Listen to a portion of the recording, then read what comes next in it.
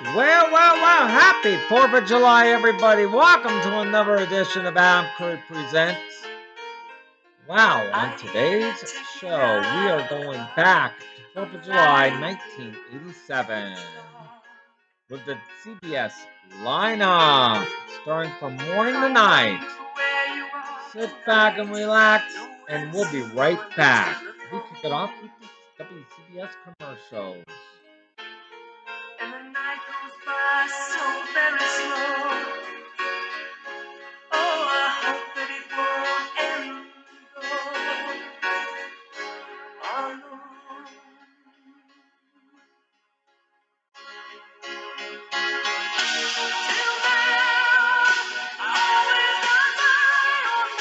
I was going to do this for Labor Day, but I'm going to do it now. To the pyramids of Lord.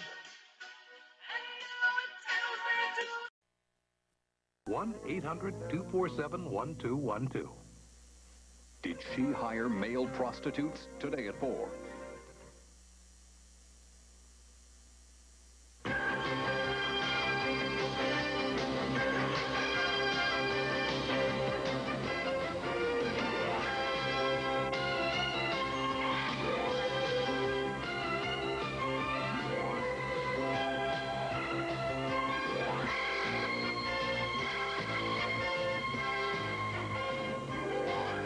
Tonight on the CBS Sunday Movie, they had it all. Successful careers, a happy marriage, but something was missing. What did you have in mind? An 8-year-old named Libby. Until they adopted a troubled child. I had a mother once.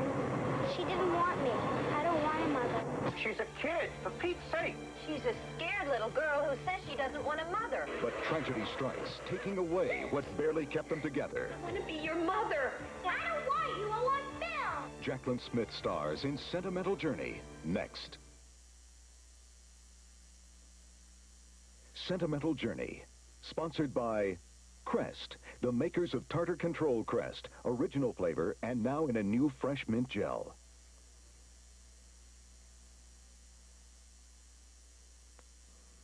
It's so like, we got the tartar buildup and he's scraping away and he's banging away with the, might as well have taken a hammer and a chisel or used a jackhammer, right? So I said, now, what about this stuff? And she told me, she said, look, when I clean tartar off of teeth, it flakes off much easier when people have been using the Tartar Control Crest. I started using it at that point. 3 months later, oh, wonderful. Geez, you must really be taking care of your teeth, right? I used Tartar Control Crest, and I'm getting better checkups. No more jackhammer. No more hammer and chisel.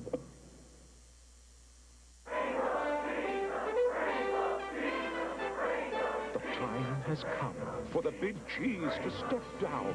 However, a new Big Cheese potato chip is here with more of what the people crave.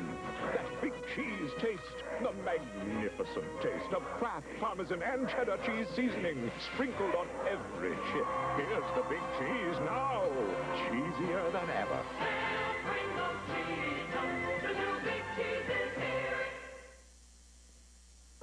Introducing the fullest, thickest, fluffiest softness of any fabric softener.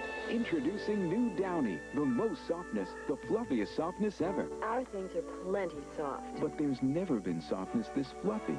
So fluffy you can actually see the difference. Downy towels fluff higher. New Downy softens best. Fluffy.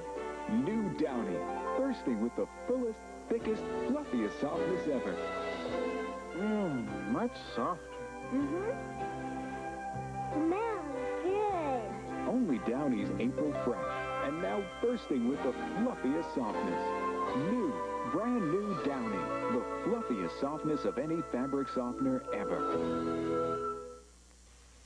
Costa Boda, Wedgwood, the house of tacos. From your best Dance, to your not-so-best. Jelly Jar. Now everything can look this spotless, even in sunlight.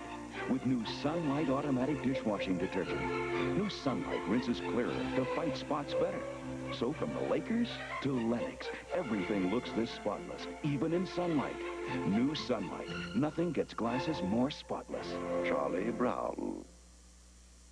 The Cinchels were in some mess. Till they got a cinch sack. Hefty, hefty cinch sack. It's a cinch to close. Said Sarah. A cinch to lift, said Sid. Said Sis. Hefty, hefty cinch sack. My mother always took Anacin. So do I. It's one of the few things we ever agreed on. Anacin, doctor recommended for effective pain relief. A couple of Anacin and the pain's gone. Fast. Doctor recommended Anacin, coated tablets and caplets. Fruit Newton sadly announces, Yes, we have no banana. We have no banana today. Real apple, blueberry, strawberry, real cherry. Of course we have big hooray, but yes, we have no banana. Newton's, a bunch of real fruit cookies with a bunch of fruits to choose from. But sorry. We have no banana today. Nabisco. McDonald's is tossing salad with turkey and ham. It's new. Chef salad. We're tossing salad fresh all day. It's a meal. It's a big new taste. It's a new chef salad. Tossed fresh to go. Any way you want to have it. It's a good time for the great taste. New chef salad. At McDonald's.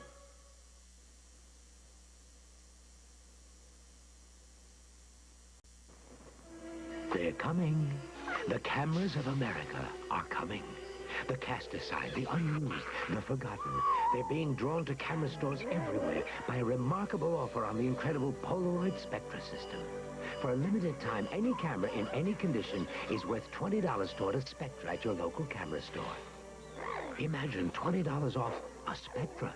It's an offer few will be able to resist. The Polaroid Spectra system.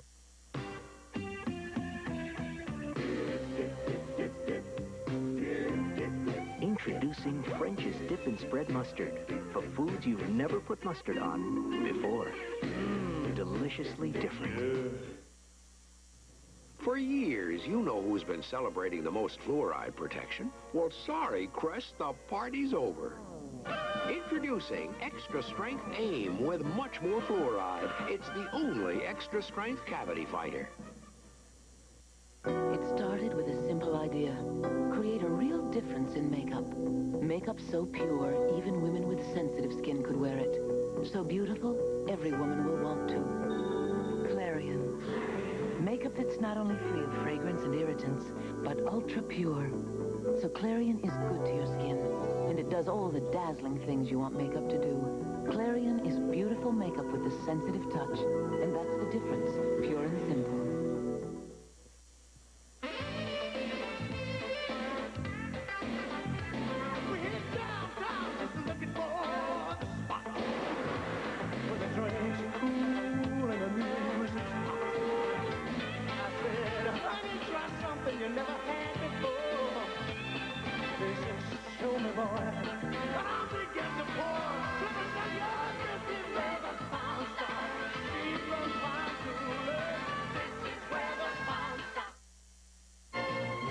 We will return to Jaclyn Smith and David Dukes, starring in Sentimental Journey.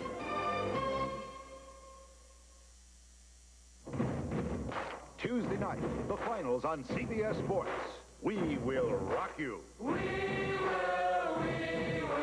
rock you.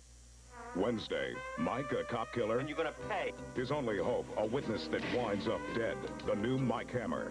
Then, the big question is who's conning who on Shell Game. And McCall faces off with a death squad who will stop at nothing except the equalizer. Wednesday. This is CBS. This summer, come see everything New York is famous for. The New York skyline. New York rush hour. New York rapid transit. New York nightlife. Even New York's Great White Way. Call now for your free vacation kit and come see the New York you never knew. New York State. You'll have a crush on lobster, your heart's gonna melt. Tails so tender, sweet surrender like you never felt. It's the Lobster Fest at Red Lobster. Lobster dishes, so delicious.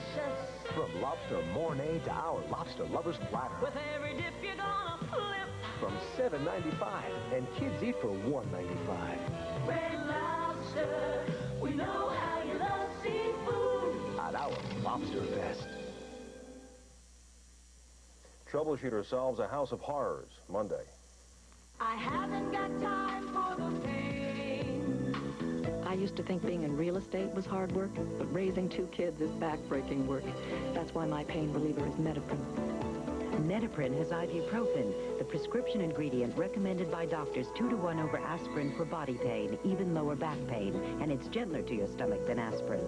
When you're the mommy, you haven't got time for the pain. I haven't got time for the pain. Metaprin, from the makers of Tylenol products. For 15 seconds, think about something you never think about. Toothbrushes. The Reach toothbrush can get your teeth 51% cleaner than the other leading brush. The Reach Dental Angle cleans even back teeth better. Reach, just think, 51% cleaner teeth. You've probably heard about pain relievers that sound new, but they're not new to hospitals. For years, hospitals have known about ibuprofen, aspirin, and Tylenol products. And today, their overwhelming choice, Tylenol. Shouldn't your choice be Tylenol, too? When Whirlpool asked me to talk about their customer commitment, I said, what am I going to say? And they said, now we've added a full-year replacement guarantee. When you buy any Whirlpool major appliance from a retail dealer, you'll be satisfied with its quality and performance, or we'll replace it free. I said, Whirlpool guarantees replacement free for a year? They said yes. I said, roll those cameras. I do have something to say. Holding out on your mother? What? You never told me Massengill douche has Effectol. I just bought it. Only Massengill has Effectol for effective douching any time of the month. Massengill adds Effectol to all 3 fragrances for a clean, fresh feeling of gentle, effective douching. I've always liked Massengill's more comfortable slanted design. And only Massengill has Effectol for effective douching any time of the month. Trust Massengill, the leader for 74 years. We will return to Jacqueline Smith and Jessica Renee Carroll, starring in Sentimental Journey.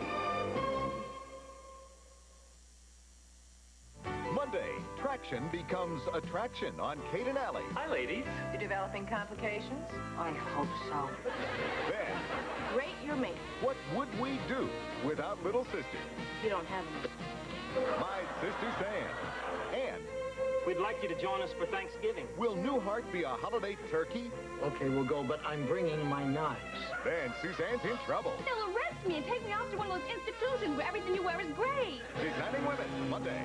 I think she's a bimbo. Yeah, she's got great legs. Have you ever met a person you would just love to hate? Hold it, big boy. Cagney and Lacey, Monday. Good evening. Here's Newsbreak from CBS News. President Reagan got some applause and some boos tonight as he delivered his first major speech on AIDS. He announced he's adding AIDS to the list of diseases that can keep aliens out of the country. He's ordering tests for federal prisoners, and he says he supports routine testing by the states. AIDS is surreptitiously spreading throughout our population, and yet we have no accurate measure of its scope. It's time we knew exactly what we were facing. AIDS experts open a 5-day conference in Washington tomorrow. Now this. I'm an apple lover. Sunny apple lover. Riunite Sunny Apple, the taste of fresh apples and natural Riunite, not a watered-down cooler.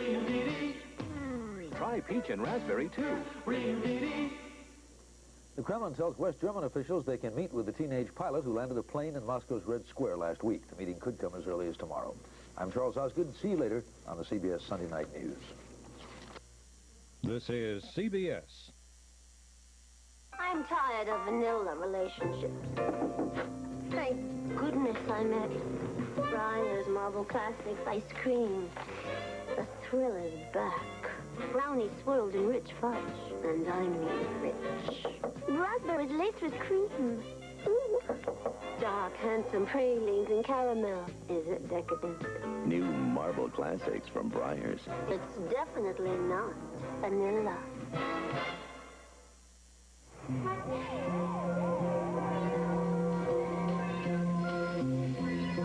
There's a another side of the sun. There's another side of the sun. There's a whole new summer waiting. Florida's never been a better bargain. Vacations include airfare, hotel, rental car, and Eastern's new value card to restaurants and attractions. On the other side of the sun, Eastern, we've got you summered. Did her husband drive this lady chauffeur to prostitution? Monday at 4.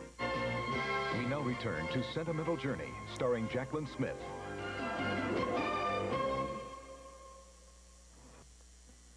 Smile.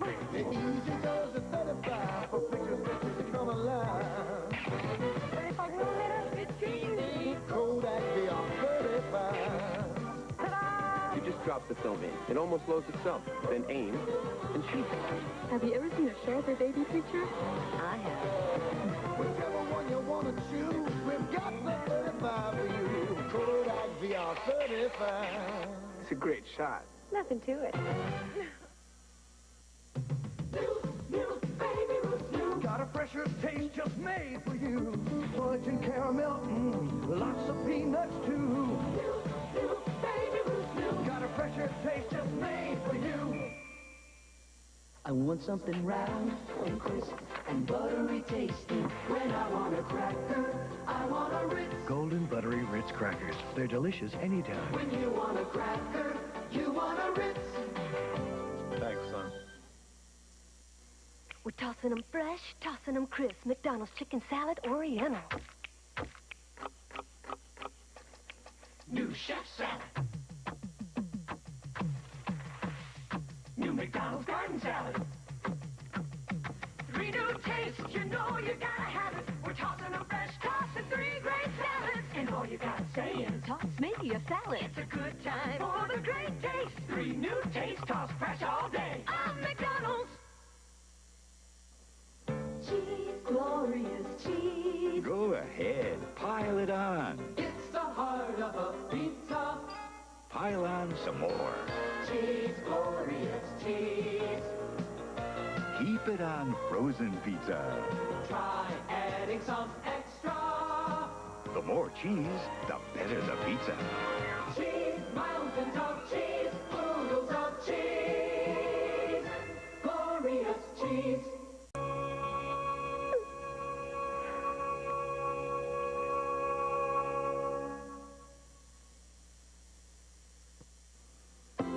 Christy Brinkley for CoverGirl Eyes. How do you get big, bold, beautiful lashes? Throw them a curve with CoverGirl Professional Mascara, created for professional models with a special curved brush. Curves so it lengthens and thickens. Curves so it colors every lash. And it lasts without smudging. For thicker, bolder, more beautiful lashes, do what I do. Throw them a curve. Professional Mascara, only from CoverGirl. After 25 years, people have had it with dishwasher powders all over their dishes.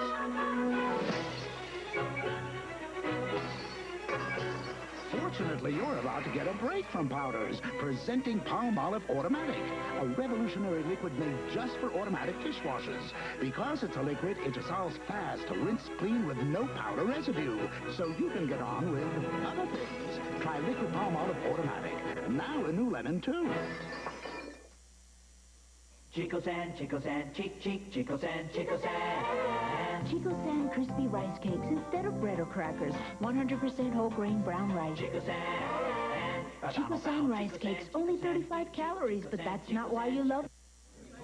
Something everyone worries about when flying is whether their carry-on luggage will fit. So Samsonite designed carry-ons you truly can carry on, like our combination suitcase and garment bag, proving once again that our strengths are legendary. I'm your fairy godmother, and tonight's the ball. Oh, you can't go like that. Not tonight. Ah, an escort. Another night. Bonbons. Bite-sized scoops of creamy ice cream wrapped in a rich chocolate coating. I'll take care of these. Why don't you run along? Bonbons brand ice cream nuggets. Simply irresistible. We will return to Jaclyn Smith and Maureen Stapleton in Sentimental Journey. this week on West 57. Could this man be on his way to the White House? Introducing Senator Joe Biden. What do you think your chances are, realistically? I honest to God believe I'll be the next president of the United States of America. Welcome to the real world of West 57, Tuesday. Sidney Sheldon's Master of the Game. The epic tale of one family who took on the entire world to become the most powerful conglomerate in history. And when they defeated everyone else, they turned on each other. Would you like to make love to me? Paid to be with me, didn't she? She said, sleep with my son. Begins Saturday on CBS, Master of the Game. This is CBS. There's just nothing like the great outdoors. It's a corner of America, a picture from our past. It's quiet towns and rolling hills where time slows down at last. The spirit of Massachusetts is the spirit of America. The spirit of the red, white, and blue. The spirit of Massachusetts is the spirit of America. The spirit that we want to share with you. For your free Massachusetts vacation kit, call 1-800-624-MASS. This is Channel 2 Newswatch. Here are Jane Velez-Mitchell and Diane Diamond. Coming up tonight at 11:15 on Channel 2 News Sunday. An irate motorist shoots 3 people in a Bronx crowd because he'd been sprayed from an open water hydrant. A 9-year-old Brooklyn girl is found strangled and shot in her building's basement. Police search for a motive and suspect. Lightning strikes a Brooklyn couple in Prospect Park, and Dennis Cunningham's opening night review of Lincoln Center's Comedy of Errors at 11:15. So join us. Gold Dome is going public. We're the nation's largest mutual savings bank, and now you can share in our future. Don't miss this opportunity. Call now and learn how you can stake your claim in Gold Dome.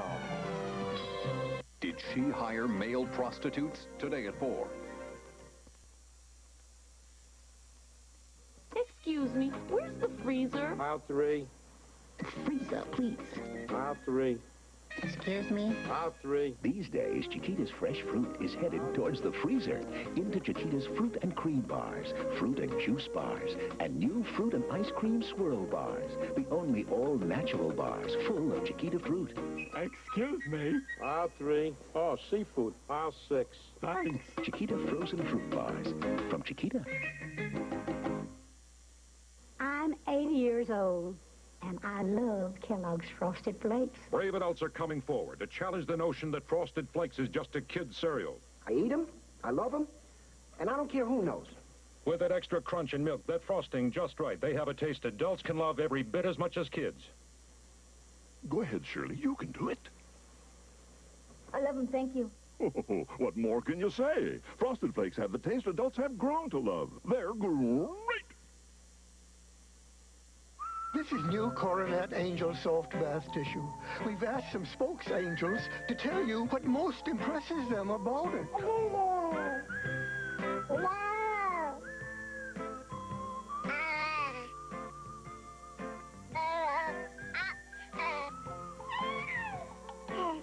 New 2-layer Angel Soft Bath Tissue, in the inimitable words of those who have tried it, is Angel Soft.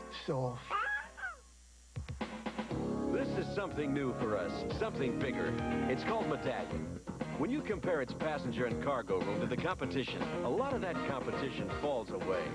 Compare horsepower, a lot more disappear. And when you consider that Medallion comes with a 6-year, 60,000-mile warranty, you just might end up right here. Now, limited time offer on Medallion, 3.9% factory financing.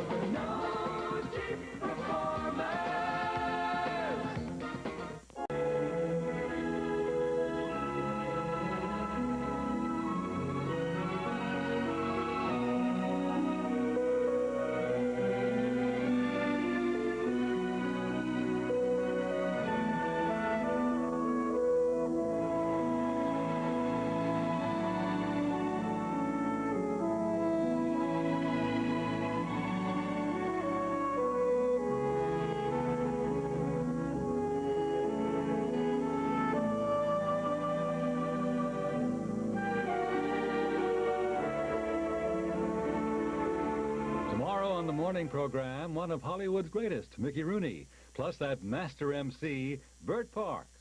Tomorrow on the morning program.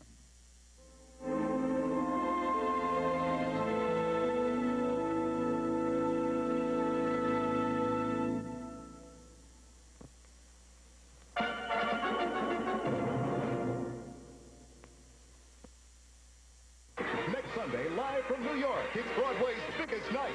Angela Lansbury hosts an evening of spectacular performances with special appearances by William Hurt, Glenn Close, Richard Chamberlain, Kathleen Turner, Bernadette Peters, B. Arthur, Bob Fosse, Gwen Burton and Cheetah Rivera, Mary Tyler Moore, Tommy Tune, Swoosie Kurtz, and many, many more. It's pure entertainment and surprises from this year's best musicals and plays to the hottest stars and performers. Find out who will win on the 41st Annual Tony Awards.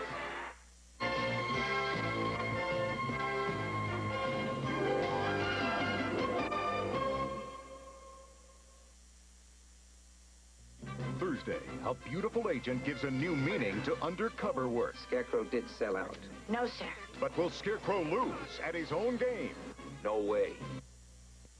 Friday. I don't have to tell you the trouble we're all in. The Dallas oil barons are in for a crude awakening. You all have stripper wells in your area. I want them shut down. Your daddy started a lot of those fields. Is this the beginning of the end for the Ewing Empire? The oil business is going down the drain. Then on hard copy. This is more than just handguns, isn't it? Military weapons hit the street. It's a dangerous neighborhood. And Andy must gamble with a cop's life to crack this story. I'm a dead man. Oh, no. And you did this to my partner. Friday. This is CBS.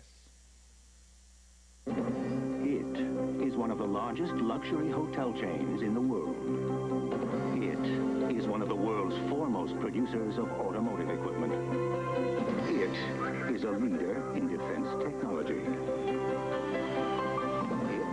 It is an insurance company with $19 billion in assets. He's among the best insurance plans for mature Americans I've seen. It is one of the fastest-growing financial service companies in America. We'll be happy to provide the financing. Let's meet in your office in the morning. It is a partner in the largest telecommunications manufacturing company. What is it? It is ITT. A new ITT, focused only on businesses that can be leaders in their fields. If you're looking for a company that knows how to build businesses into leaders, this is it. Troubleshooter solves a house of horrors, Monday. Good evening. This is the CBS Sunday Night News. I'm Charles Osgood. When the Sunday Night News continues, Japan's newest weapons in the war against Detroit.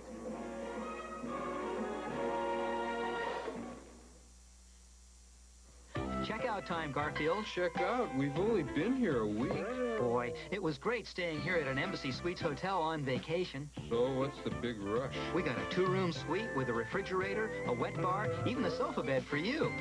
And a free cook-to-order breakfast every morning. Delicious.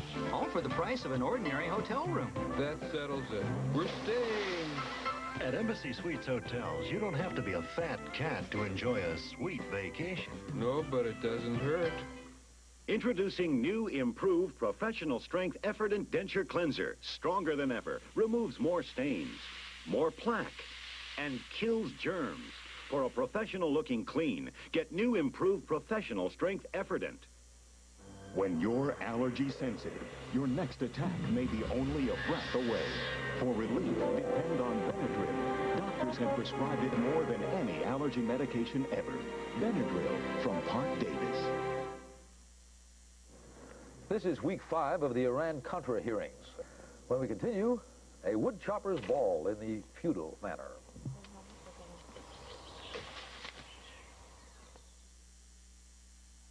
Watch this. I talk, and my words appear on the screen.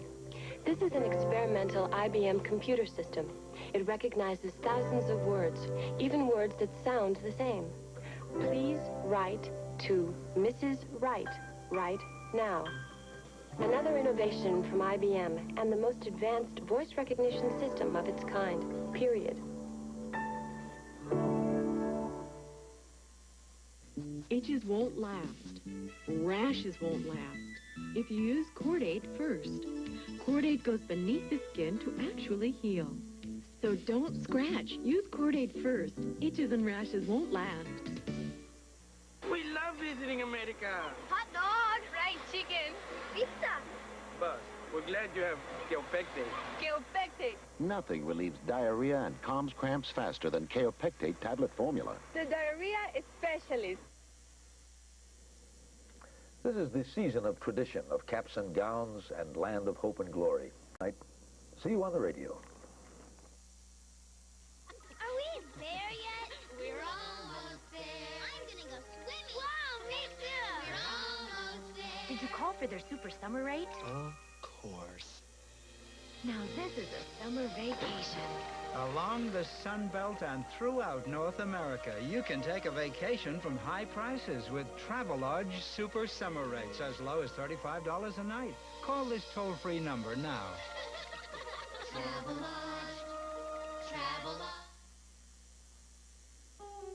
Dad, why is the sky blue? Blue? Dad, why are strawberries red? It's a good question. Nature just seems to make things best. So to make Dole fruit and juice bars, we take only the best of nature. 100% natural fresh fruit and pure fruit juice. Dad, do I ask too many questions? Yeah. It's the only way you'll learn.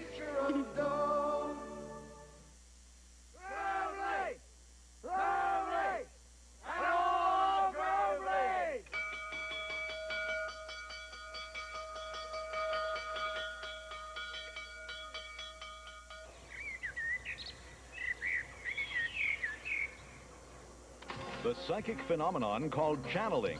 Are some of its prophets just profiteers? Forrest Sawyer with the story tomorrow on the CBS Morning News. This is CBS. The heat wave stretches through a third day and may be pushing some people over the edge. Coming up on Channel 2 News Sunday, a man goes on a wild rampage after his car is sprayed with water from a... This is CBS. Are you ready? I'm ready. Are you ready? Can I get back to you on that? You can, but Cagney and Lacey are here, and they're ready. Oh, yeah, but they got guns. Oh, come on. You're ready. Come on. I know, but why does my stomach feel like the inside of my kid's wet sneakers? Oh.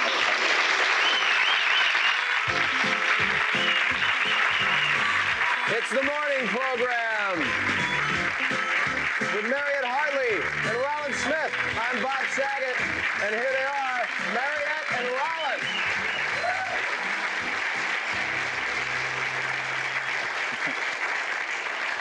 I am going to prove to America that you are not just another pretty face. Well, thanks a lot. Yes, you out there, I am that person that does these things. I used to do these things, but I'm not doing this anymore. I have a new job now. Yes. That's good. I'm glad.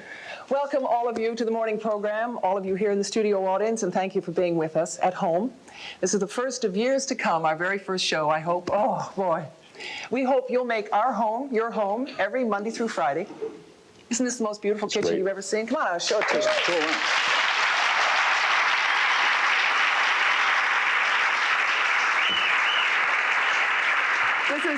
This is a real working fireplace where we'll toast marshmallows, warm hands, and get very hot during interviews. And this is an actual working refrigerator. Each one of us has his own shelf, and guess which one's is perfect? Why do I feel like Julia Mead?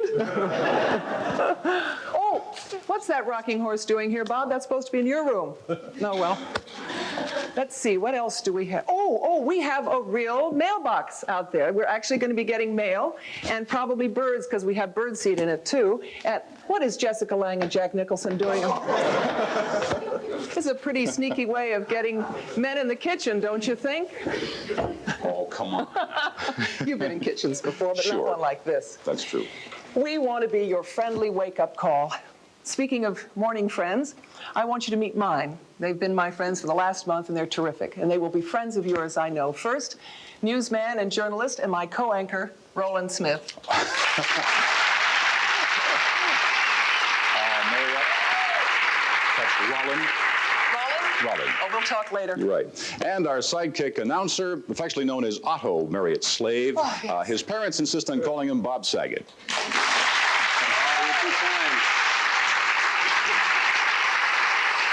I did everything you needed, Mariette. I dusted your children and sucked the lint out of your dressing room. Oh, thank you, Bo. You're welcome. We'll talk later. Yeah, now it's time, as it will be every morning, to meet our weatherman for all seasons, Mark McEwen. I I know. We'll talk later, right? No. You go. Rain or shine, you go. I've got things to talk about today. Come on over to the weather map over here. As you notice, there's a lot of sun all over the country today, but hey, let's talk about the East Coast first. That heavy storm that dumped up to 18 inches of snow over northern New England right up in here is ended, but they're having strong winds will continue to cause blowing and drifting of the white stuff. Very hazardous traveling conditions, so we're going to put myself right up here to let you know there's going to be snow up in Maine today. So watch out for that. Now, in the heartland, the big story today is balmy temperatures throughout the heartland, 50s and 60s across Kansas, Nebraska, Colorado, and South Dakota. May even reach the mid-60s this afternoon in Denver. They'll be doing the Super Bowl shuffle in Bermudas. Watch out for that. So also, I want to tell you about light rain possible for parts of southern Texas down in here. Also, rain is likely for the northwest coast, so we're going to put myself right up there so I don't get rain on myself either. That's a quick look at the national picture. Now, here's the forecast for your neck of the woods. Good morning. Bob Cooper with your Channel 6 forecast this Monday morning. Unseasonably warm weather is what we'll enjoy with sunshine today, a high near 58 degrees. Overnight, fair and temps in the low 30s. For tomorrow, more sunshine, and again, temperatures near 60. This portion of the morning program is sponsored by Vicks Sinex. With Sinex, you feel better in 1 second. Plus, it keeps you breathing for hours. Right now it's about 5 minutes after the hour, and it's Monday, of course, which means it's time for Money Watch. Yes. Christmas was wonderful, right? Mine was. Then why are you saying to yourself, oh, my Lord, what have I done to my credit cards? Isn't that true, Betsy, huh? Well, the problem is, the question is whether or not you can pay them off. And this is Betsy Ashton. Betsy is the senior correspondent for Today's Business, and she'll be with us each and every Monday as our personal finance advisor. So, Betsy. Trying to get you out of messes, exactly. Yes. What should we do about our credit card debts and rates and all that stuff? Well, if you can't pay it off at the end of the month, and a lot of you can't, because let's face it, you really did it this time, you might have an awful lot that you're paying that is sort of a surprise that you don't even know about. Do you know how much interest you're paying on your credit cards? And the fact is, look at this, the national average is 18.6%. You wouldn't pay that on a car loan, you wouldn't pay it on a mortgage, but you may well be paying it on your credit cards. Now, this is interesting when you consider that the banks pay out 7.6% for the money, then they sell it to you at this, and you can see, let's all go into the banking business, right?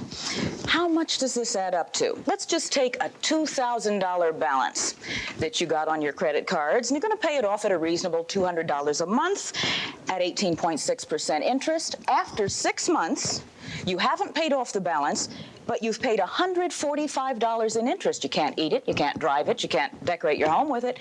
Gone. So what do we do about all that? What can we do? The good news is there are now banks and financial institutions that have some lower interest rates without jacking up annual fees and still give you a grace period, and you can find out about them. You can actually write to the Bank Cardholders of America. Their Fair Deal Bank List will tell you anyone in your area, 333 Pennsylvania Avenue Southeast, Washington, D.C., 20003. You got to send them $1. That's postage and handling and all of that stuff. But they will tell you how to get a better deal. That's great. It's possible. Great. Thanks, Betsy.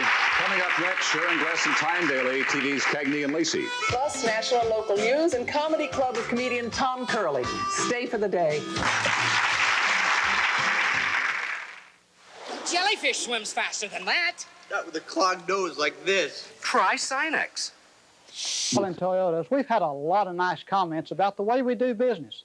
Besides making great deals and giving good service, folks tell us they appreciate no high pressure from our sales force. We just never use any high pressure. In fact, most customers tell us when they're really ready to buy. Okay, I'm ready. Just let me out of here. I'll buy this car. See what I mean? No high pressure and another happy Toyota owner. That's at Andy Ewing Toyota in Muskogee. Planning a trip to Europe, Hawaii, Disneyland, or any other place in the world? Then come to Jefferson Tours' $1 Million World Travel and Vacation Show. Come win valuable prizes like free airline tickets to London via TWA. Everyone wins generous discounts on all the vacations in Jefferson's big brochure of U.S. and international tours. Meet many exhibitors who want to help you take your dream vacation. All at the $1 Million Jefferson's World Travel and Vacation Show. Saturday and Sunday afternoon in Tulsa's Convention Center. Be there, be a winner.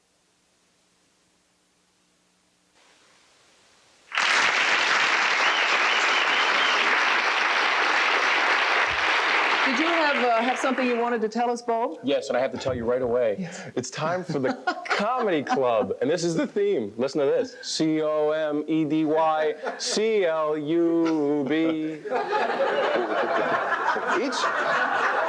Each morning at this particular time, we'll present a different comedy talent. And our first performer was born in Milwaukee. He graduated from Oshkosh State Teachers Normal College, but he's anything but normal now. Please welcome Tom Curley. Living out here on the East Coast is different, isn't it? People in the East Coast are a little stuck up. You come out here and, Where are you from? Wisconsin. Oh, yeah? Okie dokie. Why is it everybody thinks everybody in the Midwest sits around all day? Do you think butter is better than oleomargarine? Come on, man. We're not dumb. We know stuff. That's a girl. You know, we know. We're not dopes. Yeah, you guys are really different out here. One thing I noticed right away, being from the Midwest, you know, I'm 6'4.5", and coming here to New York City especially, why is everybody so tiny? I was on an elevator, all I heard was all these little people running around me, man, throwing ropes around me, want me to lay back, give me loaves of bread. Oh, yeah, you're real friendly at first. Hit 14 for us, please. Right after that, you get mean. I'll tell you, there's something out here. What is it? I guess in New York, everybody has to be tiny to fit into that one-bedroom, $400 million condo, huh? Come on, honey, cut your legs off. It's a great buy. Well, people around the country are different sizes. I'm telling you. You ever watch a Macy's Day Parade? You can see it from the marching band. Band from New York City.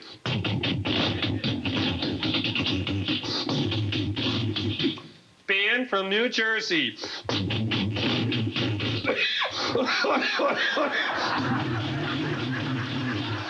Band from Connecticut. 35 cents. 35 cents. 35 cents. Band from Minnesota. Lonnie, are those balloons? No, they're people. Hey, man. Where I come from, Wisconsin, boy, I'll tell you, women are large. You know, I mean, nothing wrong with East Coast women. They're very nice, but they're smaller. Boy, in Wisconsin, you go out with a woman with the name Gretchen. There's a date, too. No picking her up in a bar or something. You go to the home. Hi, Gretchen. Brought you your flowers. I wanted a tree. White pine? Redwood. Heavy duty, really. Oh, well, I'm getting used to this city, though. It is kind of exciting. The only thing is, when I moved here, they said, boy, be careful. New York City, all that crime. Do you know what's the scariest thing in this town? The Lincoln Tunnel. I was driving through that thing. You people are saints that use it. I'm sitting there. The traffic was backed up. I'm sitting in this car in the middle of the Lincoln Tunnel, parked for like 15 minutes. All I hear is...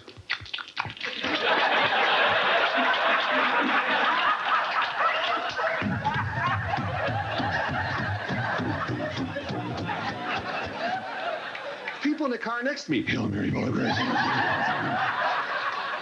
And ladies and gentlemen, there is a human being in the middle of the Lincoln Tunnel, a police officer or something, in a little plastic cage. He sits in there. That's got to be the world's worst gig, right? All day long. 1, 2, 3. You know, what a job. Yeah, you'll see him. You go through, he's a little green. I really hope that they're pumping some oxygen in there. I mean, what is that guy's kid's going to look like? Oh, I like to meet my little boy, Buick.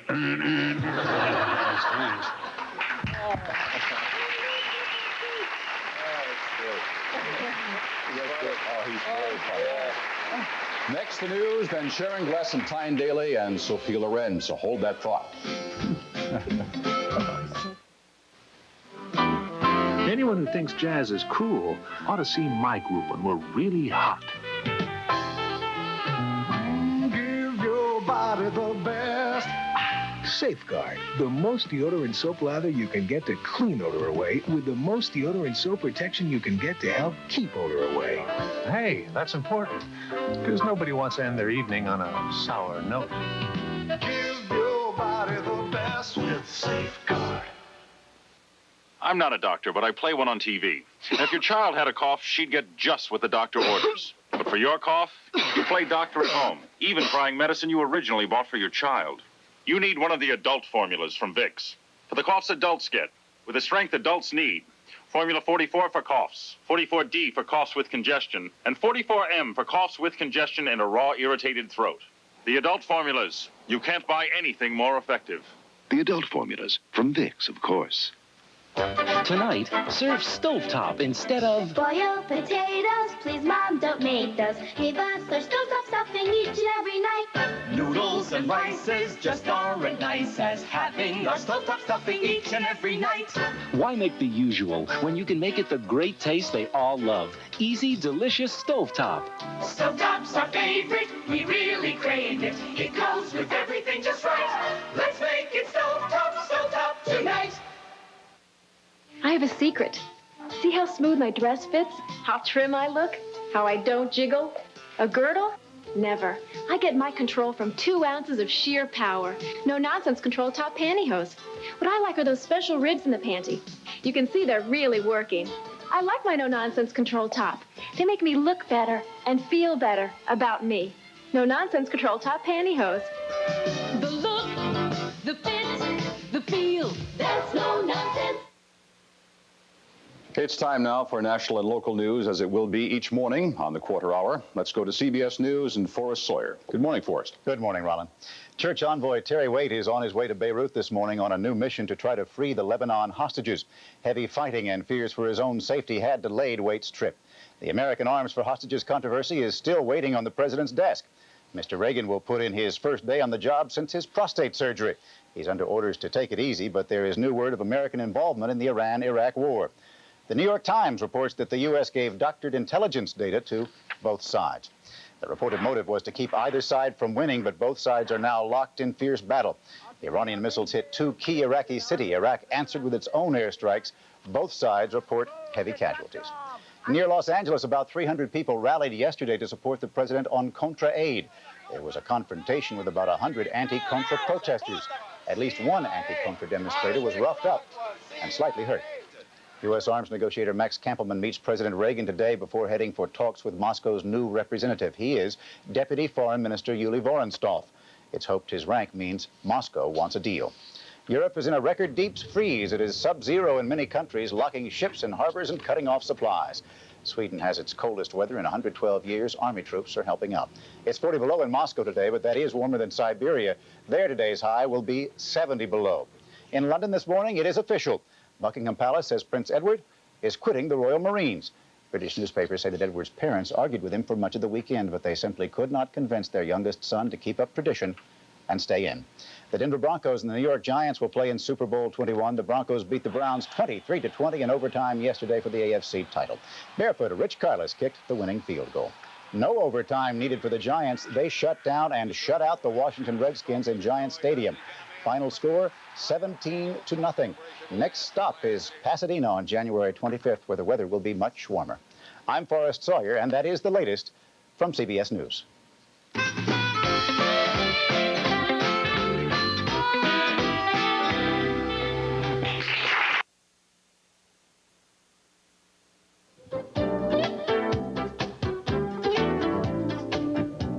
Good morning from Channel 6. I'm Robert Joffe, and welcome to Community Update. Joining us this morning is Susan Driesel from the Hillcrest Center for Women's Health. Good morning. Hi, Robert. Tell me briefly about the center. The center is Tulsa's first comprehensive facility to meet women's needs, and we're getting ready to celebrate our first anniversary. Okay. What happens at the center? What is the center all We about? serve as a referral service. We offer a wide variety of educational programs. We have exercise classes and unique clinical services, including mammography, osteoporosis exams, and initial physical exams. Okay. How does someone become involved in your programs?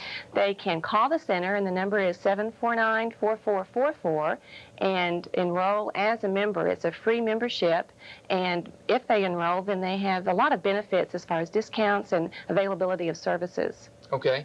When you say it's a free membership, I mean all the activities that you mentioned before are free once you're a member? The membership is free, and then many of the activities are free themselves. Okay. And then many of the activities have discounted prices for members. Okay. Briefly, tell me about the special seminar coming up tomorrow. Well, starting tomorrow, Tuesday, through Friday, from 8 a.m. till 6 p.m., we'll have open house at the center, and we're located at 1822 East 15th Street.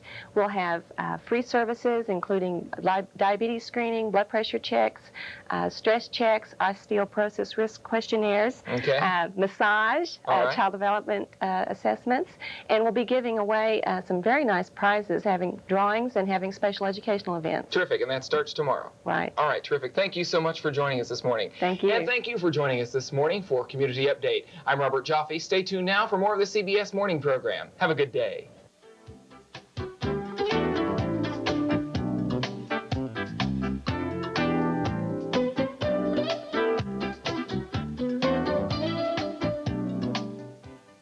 I hurt my back on the job, I experienced pain like I never felt before. Most days I could barely work. All the doctors gave me were pain pills. Until I went to the Paintrol program. Their team of professionals really cared, and they used the most advanced technology for diagnosing and treating pain I'd ever seen. I just wish I'd gone to the Paintrol program sooner. There's no reason to continue living in pain. Call the Paintrol program at Jay Memorial Hospital. Call 918-253-4284 now. Hello, I'm Bill Teagans. And I'm Jill Lyon. Look what KOTV has reeled in for 1987. It's Channel 6 Fishing Tackle Night at the Boat Sport and Travel Show on Expo Square. Wednesday, January 28th, KOTV will have free fishing lures for the first 3,000 visitors to our KOTV booth. Then we'll tackle the news live from the deck of a huge cruiser. Catch the fishing spirit Wednesday, January 28th at the Tulsa Boat Sport and Travel Show. Share the spirit with Channel 6.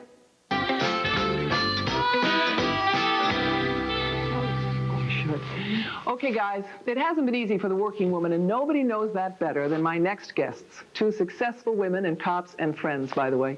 Sharon Gless and Tyne Daly, TV's Cagney and Lacey.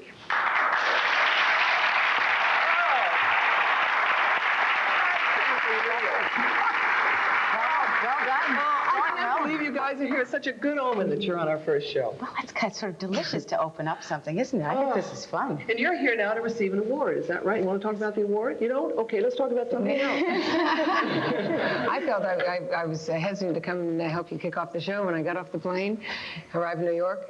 I put 80 cents in the machine to get an orange juice, and it swallows it up. I said to my boss, I said, the machine just ate my 80 cents. He said, welcome to New York, you just got mugged. Then I walked into my bathroom and knocked myself out on a ledge, and here I am to help you kick off the show. Oh, that's great. That sounds kind of like some of my experiences. Yeah. You really know where hostility... No, but I really like it. I like it. I have to... First of all, I want to say that these two women, plus Barney Rosenzweig, who happens to be here, is producing the show. If you want to pick Barney up there in the audience. These three people have single-handedly changed women's image in television series. I happen to know that. Having been involved in the Women's Committee, you know, in Screen Actors Guild, I know that people like to laugh at women, but very few people get away with actually taking women seriously. And you have done that. How much input do you have in some of the issues that you've been involved with? As much as we dare. Really? Barney's tough, huh? Right. No, it's a very open atmosphere, really, for communication. They've been very good. But depending on how much energy you have, you try and tell your best truth. It's a struggle. The hardest thing is to write that stuff every week. I have great honor to the writers because they've got to sit down and... The writers say the door is always open to us because we took it. So you really did? I mean, did you start kind of insisting on that, or it's just kind of a mutual? It's always been a pretty good relationship. I mean, if we think of ideas early enough, they'll write it. Mm-hmm. But otherwise, we certainly, as Barney says, we're the custodians of our characters, so we know the dialogue. And you've enjoyed that. Your pals off stage, I mean, drinking buddies off stage. No, we don't do that. There isn't any off-stage time. We're 14, 16 hours a day together. I mean, the work. Speaking of that, it's the life. We spent Saturday together, though. My microphone. Hold on 1 second. My microphone fell. Oh, it's my chest. Very odd. I'll just hold it here. That's cute. Is that all right? Can I use a Sharon's?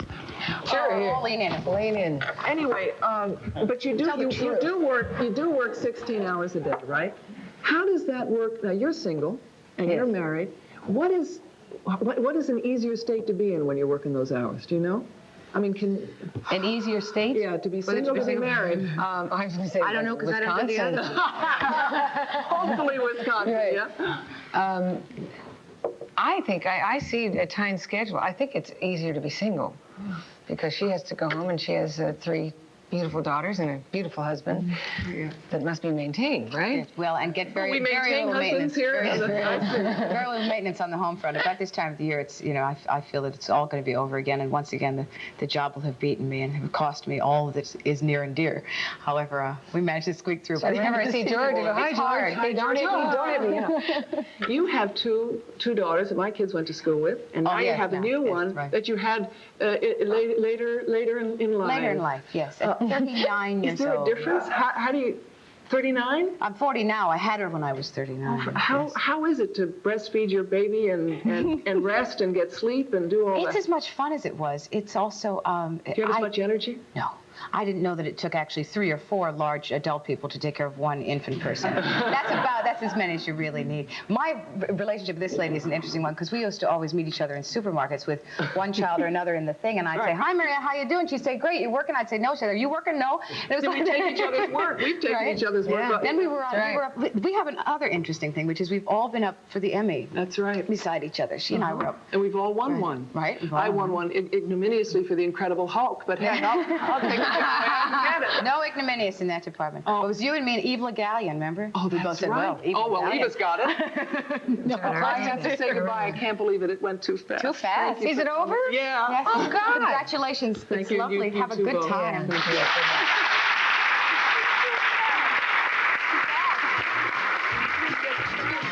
5 minutes before the hour.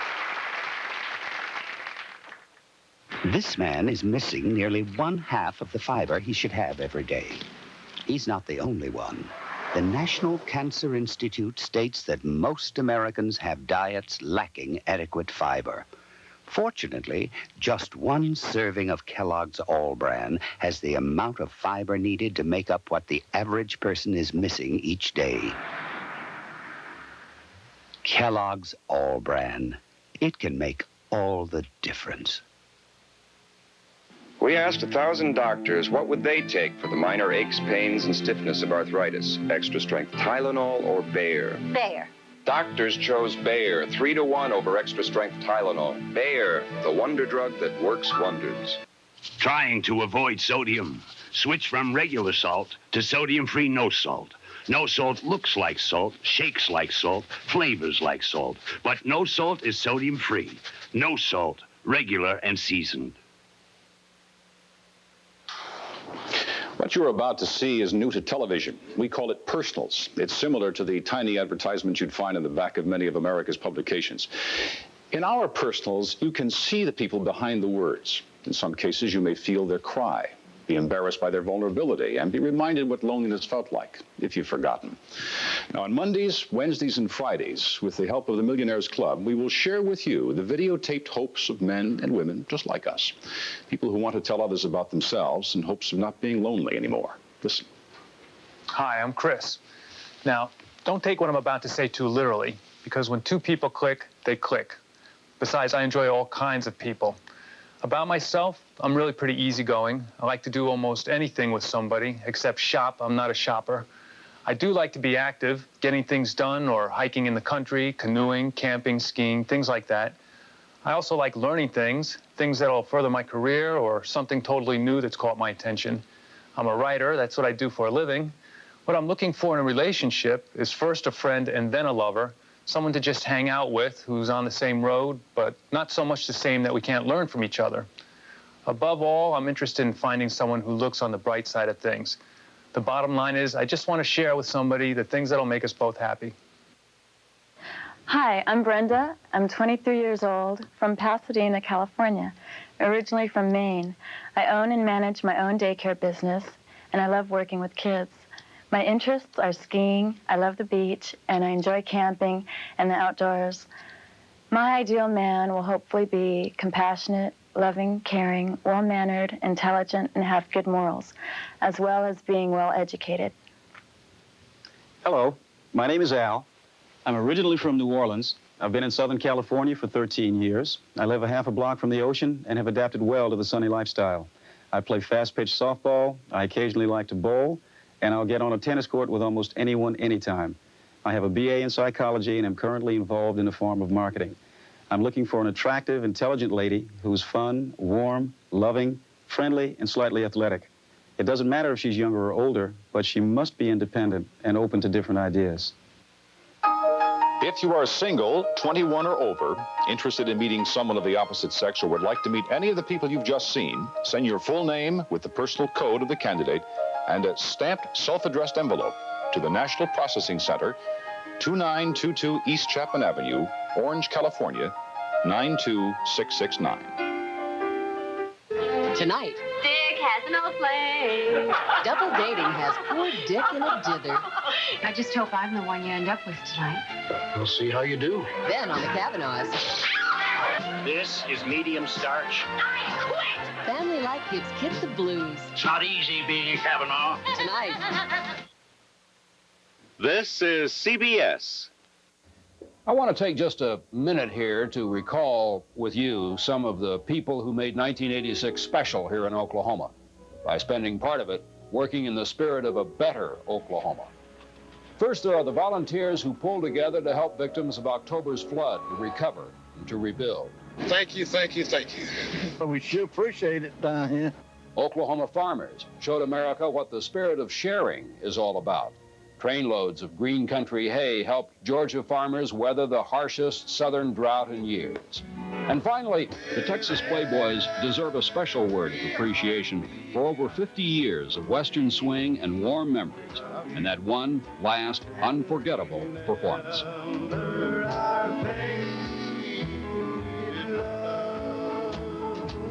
Thanks, guys.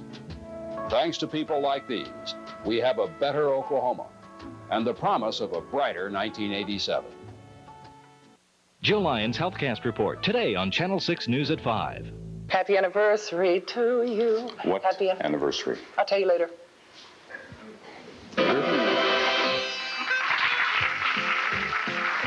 It's the morning program with Mariette Hartley, Rollin Smith. I'm Bob Saget. Here they are, Mariette and Rollin. The anniversary tree.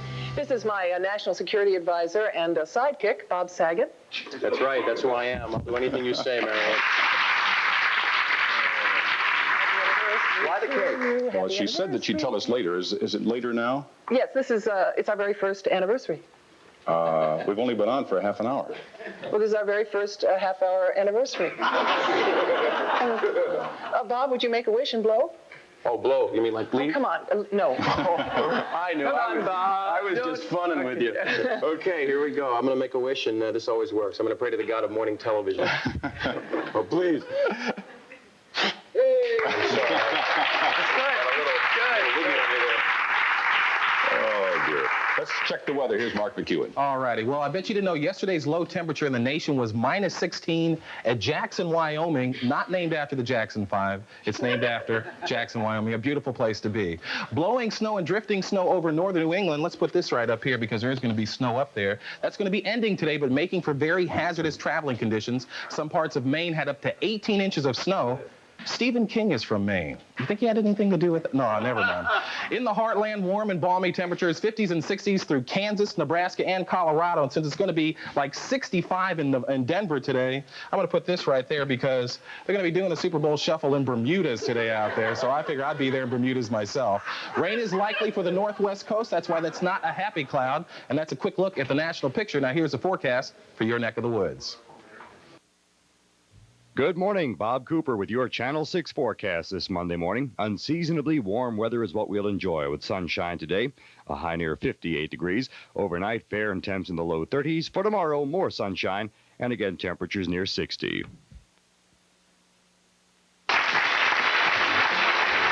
This portion of the morning program is sponsored by General Foods Corporation. Well, a big football day yesterday. I'm sure you all saw that. I don't have to tell you, Mariette, did you watch all that football? Oh, sure. I was sitting around in my T-shirt all day, and I drank a lot of beer, and it was great, Rollin. Listen, for those of you who don't know, in Cleveland, the visiting Denver Broncos edged the hometown Browns in overtime, 23-20. And Rich Carlos kicked a 33-yard field goal at the Meadowlands in New Jersey, and the Giants beat the Redskins 17-0. Phil Simms started early with a touchdown pass to Lionel Manuel. And to tell us more about the games and a look ahead to Sunday, January 25th, are two guys who are headed for the Super Bowl themselves. The #1 broadcast team in football, Pat Summerall and John Madden.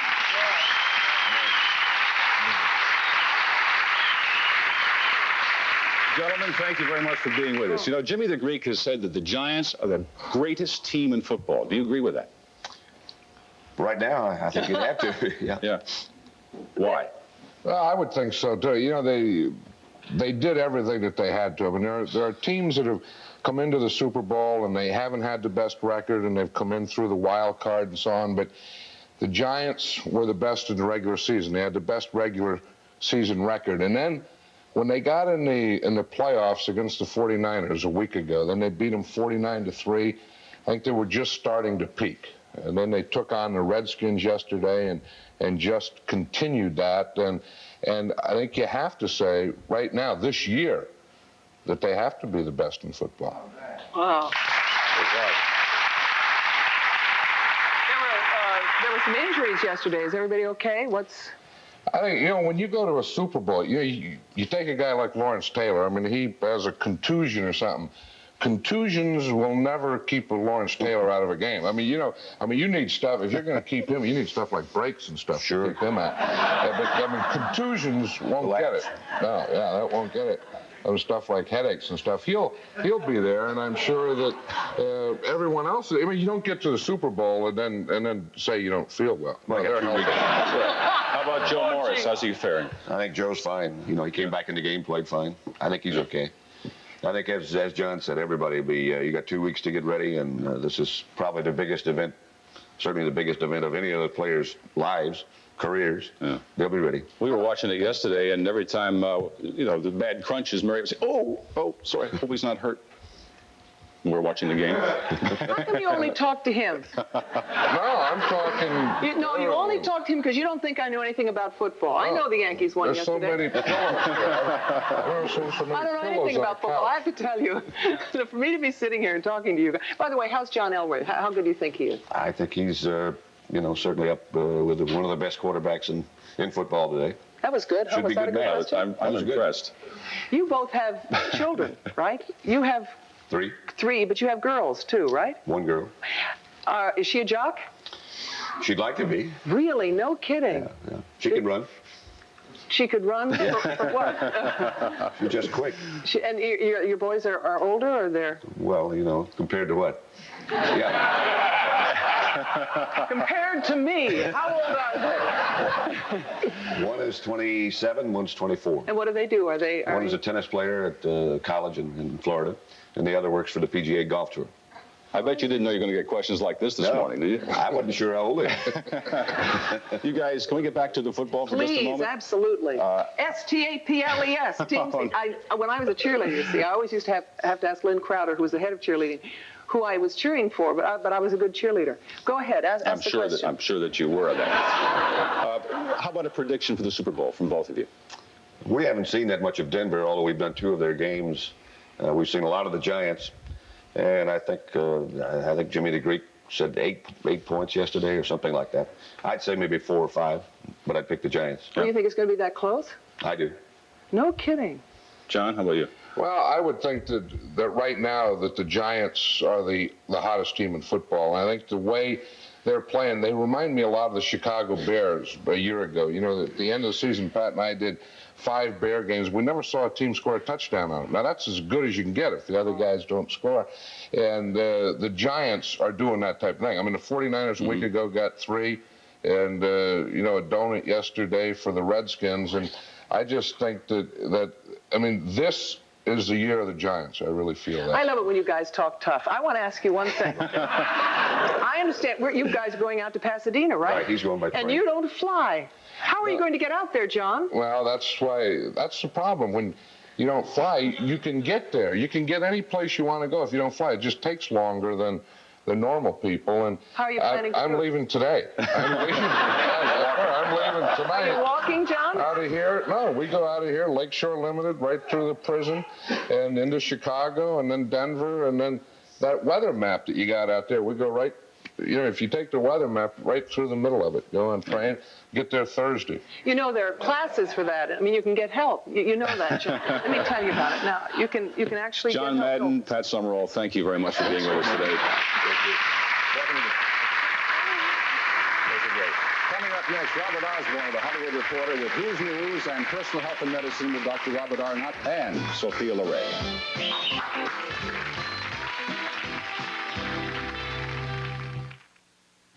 I love Graham on dry cleaning quality and prices. Expensive dry cleaning is yesterday's myth. Now, there's something new in dry cleaning called love. Love is chemistry. So is dry cleaning. You can afford our chemistry, 4 low-cost stores, and 10% discount after January 1st. With us, you feel loved, not taken to the cleaners. We're the cleaners with the heart. Feel loved. If you're experiencing blurred or cloudy vision, having trouble driving or watching television, you may have cataracts. Many older folks put off treatment of cataracts because they're afraid of the cost. If you're over 65 and on Medicare, you may qualify for virtually free cataract implant surgery. Your sight is so precious, and there's still a lot to see. Call now to schedule your free cataract examination. Don't put it off. Call today. Mariette, excuse me, just a minute. Whatever happened to that Polaroid you took of me? Oh, let at the me beginning? see. Well, it should be back here somewhere. Here it is. I blew it up already. This is my heavenly thing. Oh, you look just like Jimmy Garner. Okay. Let's see. That camera only takes pictures of Jimmy Garner. Every day at this time, our Who's News segment. Oh, I really love this part.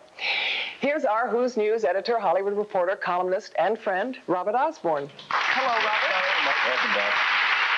Who's News, Robert? Well, over the weekend, Sophia Loren and Kirk Douglas received American Cinema Awards in Los Angeles. It's a fairly new award thing that a guy named David Guest started, a very energetic young guy, mainly to raise money for various functions and charities and everything having to do with the motion picture industry. Oh, what charities are they kind of involved Well, with? this one, they gave a big check on Friday night to the Motion Picture Home. Oh, that's one, $50,000. boy, that's one of the greatest Yeah, but charities. the thing that was great were the people that were there. There were a lot of people there, a whole big mixture of Hollywood's past and present, and we have some films, I think. Jimmy Stewart was there. He was among the people. Do we have the pictures? Yeah, there's Jimmy Stewart arriving. Also, Jane Seymour is coming up in a minute. Jane Seymour looking gorgeous, may I say. Yes. When doesn't she? Maxwell Caulfield from the Colbys and his wife Juliette Mills, Eve Arden, Robert Wagner, who was one of the co-hosts of the evening, along with Michael Douglas, who presented the award to his dad, Kirk Douglas. And Sylvester Stallone was there to give Sophia her award. But the big hoopla of the night came when Sophia arrived on the arm of Michael Jackson. Oh, for heaven's The sake. cameramen really went crazy. Michael agreed, as a matter of fact, to come only on the condition that he arrive with Sophia and sit with Sophia.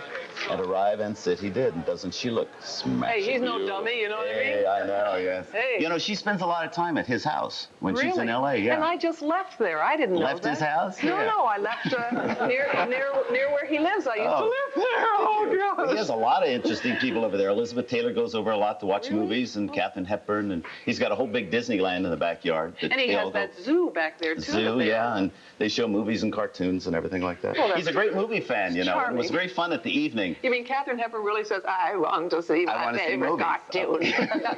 Show me the Saturday morning stuff. Yes, indeed. Yogi Berra is my Well, that's favorite. very good. I'm trying to guess who I'm that is sorry. you're doing.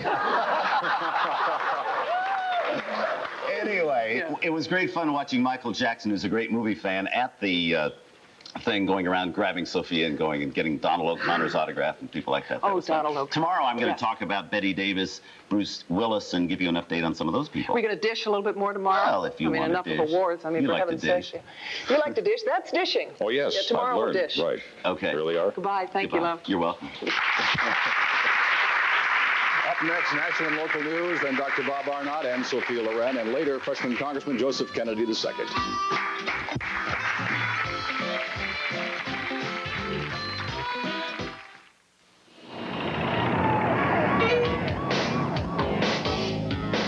It's the way we start the morning, the way we close a deal. It's the way we share a secret, the way we end a meal. Drinking all kind of coffee, good to the last drop. Hey, only Maxwell has fresh flavor. Tastes like coffee made our way.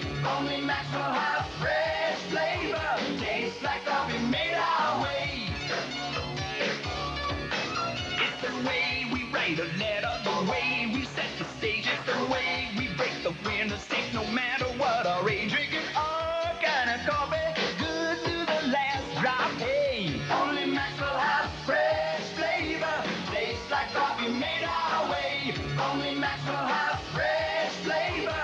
Tastes like coffee made our way. Only Maxwell has fresh flavor. If you move it, I'll be happy. Aren't you lucky to live in America? When I have a taste for the world's great chicken dishes, I have to use my passport. Your passport, however, is Tyson chicken entrees. Delicious international meals like Tyson chicken cannelloni. Tremendously tantalizing. And fortunately, Tyson prepares chicken in so many delicious ways. Tyson is the only passport you need for a world of great tastes. Perhaps I should move to the States.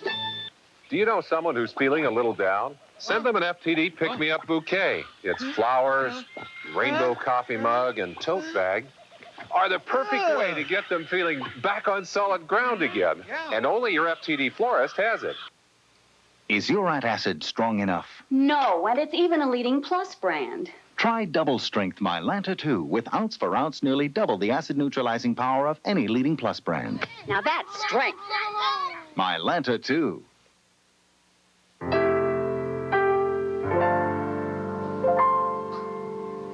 It's 15 minutes after the hour.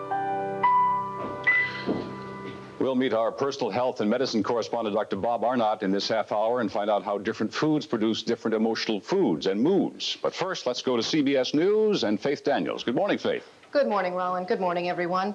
A new mission is underway this morning to free the hostages in Lebanon. Church envoy Terry Waite is now back in Beirut, putting fears for his own safety aside. The American Arms for Hostages controversy will dominate President Reagan's first day back on the job. Doctors want him to take it slow, but yet another twist in the plot is out. The New York Times reports that the U.S. gave doctored military intelligence data to both Iran and Iraq. The reported idea was to keep either side from getting the upper hand in their war. But Iranian missiles have hit two key Iraq cities in renewed fighting. Iraq answered the attack with airstrikes in Iran. Both sides report heavy casualties, the death and injury toll in the thousands. The current fighting is some of the worst in the 7-year conflict. Much of Europe is gripped with record or near record cold. Sub-zero temperatures are the rule in much of northern Europe, forcing some transportation to a standstill. Temperatures in Moscow have dropped to 40 degrees below zero. 48 deaths were blamed on faulty heaters. Even sunny Italy did not escape the snow. A new health warning this morning about heart attacks. If your doctor has warned you that you're prone to have a heart attack, you might want to take it a little extra easy in the hours after you wake up. That's when a new report says people are likely to have an attack. Early in the morning, your body is trying to respond to the challenge, really, of waking up. And that may seem trivial, but it's one of the most profound challenges which the body faces each day. Some doctors are advising coronary patients to take their medication at night for extra protection in the morning. Federal safety officials today will try to recreate the conditions that led to the January 4th Amtrak crash that killed 15 people. They'll conduct a test run of 3 Conrail locomotives at the spot where the accident occurred. They want to know if the sun could have prevented the Conrail engineer from seeing a warning signal that should have prevented the crash. A government report out today will call for federal job counseling and retraining for more than 1 million Americans a year. It comes from a presidential advisory panel which studied the problem of jobs lost because of imports and changes in the U.S. economy. Program cost about $1 billion a year. And finally, there was a battle royal in England this weekend, but Queen Elizabeth and Prince Philip were not able to convince their son, Prince Edward, to stay in the Royal Marines. This morning, Edward broke with tradition, and Buckingham Palace said he's quitting. No word yet on his future plans. That's the latest. I'm Faith Daniels.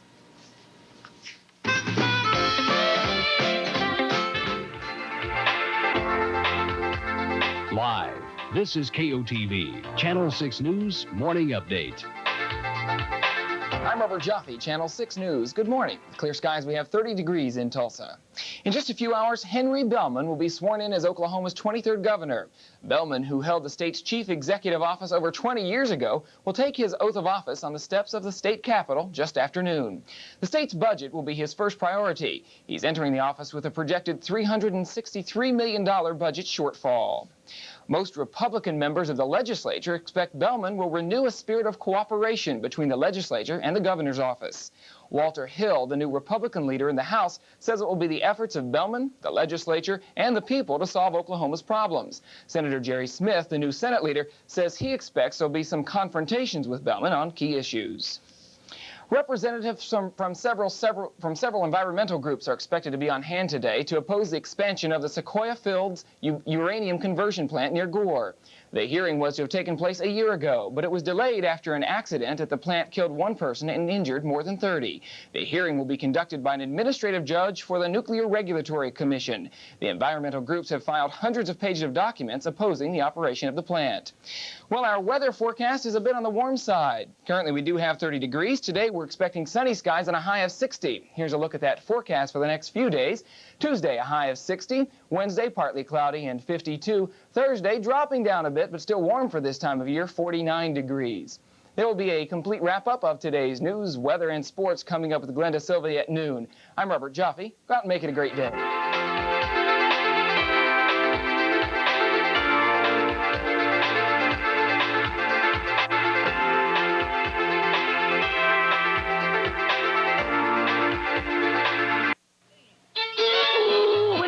You saw a price like this on a three-piece living room suite. 30 years or so ago, I reckon. That. Guess that old fool Grandpa John's mind's done gone again. I know that. Thinks it's 1950, don't he? He does. Yes, Pretty sure I know that there I know that. right up to date. Oh, yeah, and modern, too. I know that. I know old man, that. folks. Get yourself a 1950 price on a 1986 model living room suit at Grandpa John's one-man furniture store. Right next to the Kmart on Admiral. He wants to see you today. 1950 prices goes way love folks. ABC Baby Furniture and Infant Wear's famous January sale is underway. Come on in. It's ABC's biggest sale of the year with the biggest savings. All Welsh cribs, $99 or less. Choose from 22 different styles. Travel-type car seats, $39. All winter clothing, 40% off. ABC guarantees the lowest prices on all Simmons hardwood furniture. And all bedding, 20% off. Store-wide reduction, so hurry for best selection. ABC, the little people's store where you always save more.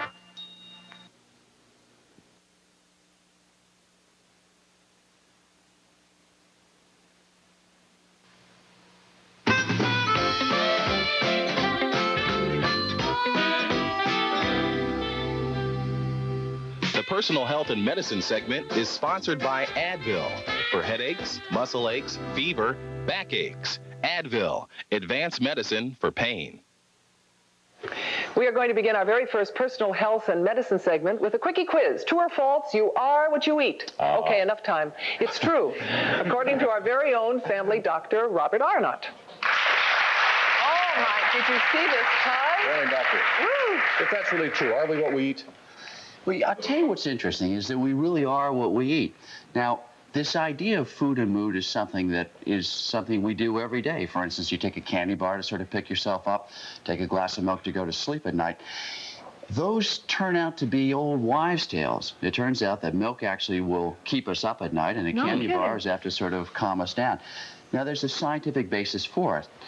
We have things called neurotransmitters that make us happy and sad and whatnot. A neurotransmitter is just a big word for chemical in our brain. And it just makes sense if you get the right kinds of foods that they make certain amino acids that then go and make a chemical that could make you happy or sad. Now, it's the very beginning part of this field, but it seems to work pretty well. What are some of those foods that control the moods, then? Well, there are really two different kinds of foods, either proteins or carbohydrates. And let's start out here. All right. Come on, why don't you move over? If you want to feel more alert and aggressive, say for a morning show like this, you really want to be tough, then about 3 to 4 ounces of lean protein will do it. Something like this for breakfast. Oh, that would be wonderful. Gosh, can you imagine eating fish or for breakfast? lean chicken. And at 3:30 in the morning, too. Wow. Oh. If you want to calm yourself down, if you feel that you really need to sort of calm yourself down. For me? Right. Okay, what do I eat? What you need are what we call junk carbos. You're kidding me. Those are carbohydrates like these. Now, in the middle of the afternoon, I'm often caught in this building with things like candy bars and soft drinks, and I usually think... Hold on. No, you've got it sewn together. He usually has those little gummy bears. Go ahead. But in any case, I use the classic Twinkie defense. I tell people that I'm medicating myself, that when in the middle of the afternoon I feel a little edgy perhaps, a little bored, can't concentrate on a task, then I take some carbohydrates. Instead of Ritalin. Instead of Ritalin. That will then calm me down. Now, if you don't like junk carbos because they are junk carbos and they have no nutritional value in them, then grains, breads, cereals, rice, these kinds of things have minerals and vitamins in them, and they will do the same job. But what you want to do is, since these act more slowly, if you know at 4 in the afternoon you tend to get a little jittery or can't quite concentrate on your taxes, Plan to eat it early. Plan about 3:30 to have a little carbohydrate snack. But what if you have like hyperglycemia or something like that? And I've heard that these kind of things pop you up way high and then they drop you very low, kind of like coffee. And hyperkinetic kids are never supposed to eat this kind of stuff. So it's completely opposite from what I've ever heard. The interesting thing is that sugars are not harmful if you don't have diabetes and you're not hyperkinetic. In fact, they've never shown that it does make you more hyperkinetic. But for a normal individual, you're probably better off having these anyhow. Or the bran muffin or something I did want to say, if you want to read more about this, it's available in this book called Managing Your Mind and Mood Through Food. And people ask all the time, does this stuff really work? Well, it's a highly controversial area, but Judy Wortman, who wrote this book, is at MIT, and she's really a terrific researcher, and it seems to work pretty well. Just quickly, Bob, parents used to tell us to eat fruit instead of candy bars in the afternoon. Well, the interesting thing is that fruit doesn't work. I mean, fruit's terrific for you, but it's the wrong kind of carbohydrate. You're better off having a cookie, a little rice, some pasta, or a bagel. And get fat. That's one thing. Thank you so much for coming. You're welcome.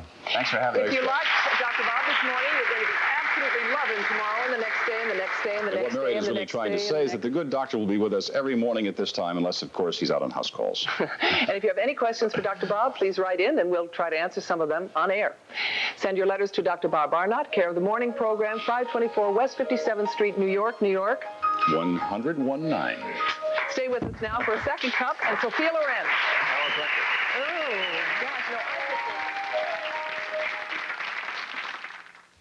When you have arthritis, mornings can be nightmares. Some days it hurts just to put on a watch. Today, people are turning from aspirin to Advil for hours of relief from minor arthritis pain. Advil contains a non-prescription strength of ibuprofen, the medicine doctors have prescribed over 130 million times in prescription brands like Motrin. Advil works for hours, and that makes mornings much easier. For minor arthritis pain, muscle aches, even headaches, Advil, advanced medicine for pain. Is cotton the moment your own? Abandon yourself to the feel. So comfortable, easy and calm. Embrace the feeling. Take comfort in cotton. Find the True Performance label on Hager Prestige All Cotton and Natural Blend slacks for men and women. This is dedicated to the ones we love. You know what your problem is, Eric? Alice? You're 43 years old, and you still eat cold pizza and donuts for breakfast. So that's it. All that sugar, all those preservatives. Hold it. Should I try Nutri-Grain? Delicious Nutri-Grain, only the whole grain, with no preservatives and no sugar added. Goodbye. Oh, wait, does this mean you love me? Yes. Kellogg's Nutri-Grain cereal. Dedicated to the ones we love. So these are Tyson chicken chunks. Golden crispy outside. 100% tender chicken inside. Delicious. Tyson chicken chunks. Great tasting chicken in a bite-sized chunk. Sometimes cooking gets a little messy. That's why Whirlpool ranges are easy to clean, with cooktops that wipe up quickly and ovens that do the cleaning for you, all to make your world a little easier. Whirlpool.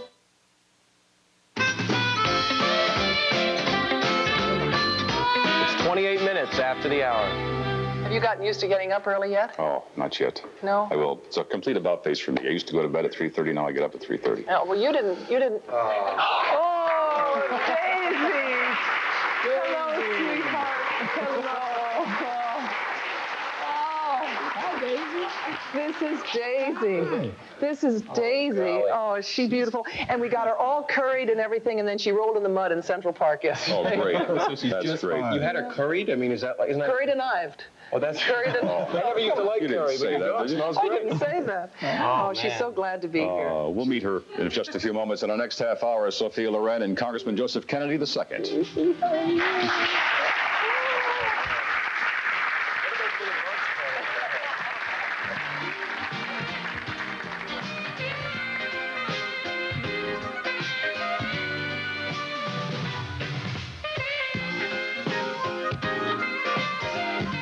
For tickets to the morning program, please write The Morning Program, CBS Ticket Information Bureau, 524 West 57th Street, New York, New York, 10019.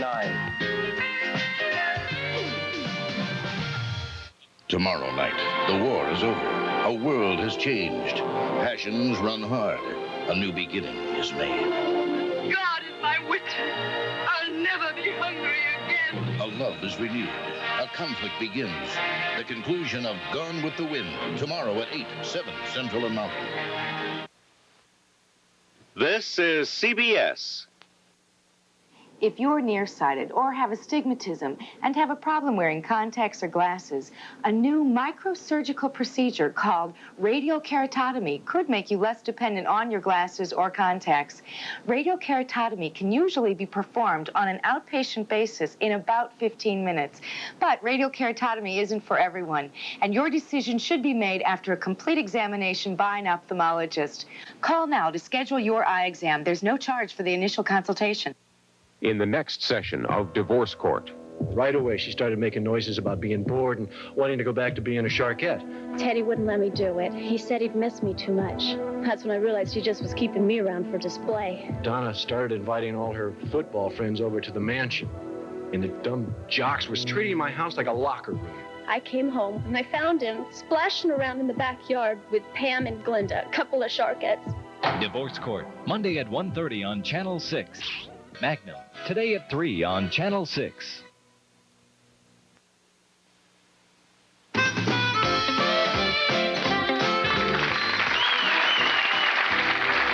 old is she? She's about 6, and she has 3 expressions. You want to see them? When she's not asleep. This is her hungover expression. Oh, poor Jade. This is her when she gets really ferocious. Right? And this is her smiling one. Oh, but she's smiling. Now, that doesn't hurt her to pull her face like that? Yes, it does, but I'm into that. She's also shy. It's Daisy. I'd like you to pull on my face later. Just mold it. Mark, what's the weather doing for us? Well, let's get over here and tell you all about the weather. Walk on over to the map. It's kind of a shame we brought Daisy out today. We could have had her out for the dog days of summer. Oh, that's a bad joke. Oh, shoot me, please. That heavy snow that dumped up to 18 inches of snow over northern New England has finally ended. There's going to be a lot of blowing of that snow, so you're going to shovel the driveway. 5 minutes later, it's going to be full again. So watch out up there, please. Very hazardous traveling conditions. Big story today is you see a lot of sunshine all over the country. The high today in Miami is going to be 67. The high in San Antonio, Texas, my hometown, is going to be 64 today. And since there's so much sun, I was going to put this here. We'll put it right there in Denver. And that is me having a good time with the sun in Denver. It's going to reach the mid-60s by this afternoon. Later on today, a little bit of rain, which is going to move into Idaho. So watch out if you're watching in the Idaho area. That's a quick look at the national forecast. Here's what's happening in your neck of the woods. Good morning. Bob Cooper with your Channel 6 forecast this Monday morning. Unseasonably warm weather is what we'll enjoy with sunshine today, a high near 58 degrees. Overnight, fair and temps in the low 30s. For tomorrow, more sunshine, and again, temperatures near 60.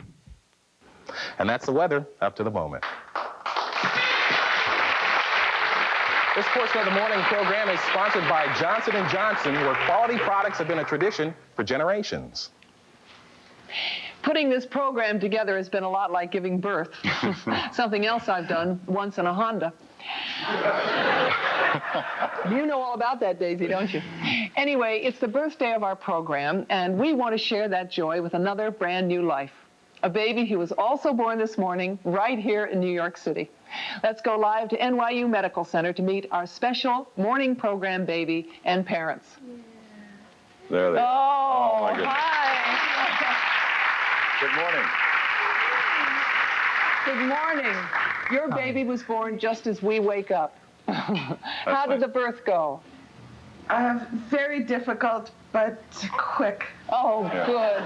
You know, Maria, we are talking to Bonnie and Ken Selterman. It's okay. Oh, is it a little boy or a little girl? Little boy. And what's his name? Kai. Kai? Kai. Do you have any other names for it? Like Rolland or Bob or Mariette? Or... We thought it'd be named the morning program, you know, but... It's cute. Can you say Saget?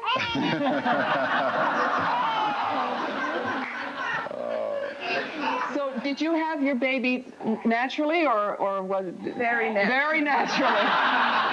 About as naturally as we did, huh? Did you really give birth in a Honda? I really did. I really did, and my husband forgot where the actual place was where we were supposed to enter, and we ended up having it almost on the street. Yeah, Bonnie and Ken, where are you guys from? New York. Uh-huh. Oh. And what do you do for a living? I'm a lawyer. We're going to be following this little baby for hopefully years to come. How are you going to raise this baby? You're going to let him cry, obviously, through every television show that you're... No. How are you planning? Are you going to breastfeed? Yes. Oh, wonderful. Yes. Oh, we picked the right family, I have a feeling. They picked us. Gee, that's great. Did anybody give you any pieces of advice on how to raise children? My mother constantly. No kidding. A lot of other people too, but I feel pretty confident that what we do naturally is right. And that baby's going to lead you all the way, believe me. I have one piece of advice. Love the kid a lot and take a lot of pictures. Yeah, we do that. Polaroid. Yeah. No, not Polaroid. Knock it off. Even an artist's sketch would be okay. He's not my first. We have another one at home. Oh, you do? We have a beautiful little boy who's 2 years and 8 months. Well, we look forward to seeing you again. Thank you so much for being such good sports. Bonnie and Ken Selterman. Thank you. When we return, Sophia Loren, humorous Rod Blunt Jr. and Congressman Joseph Kennedy II. So exciting.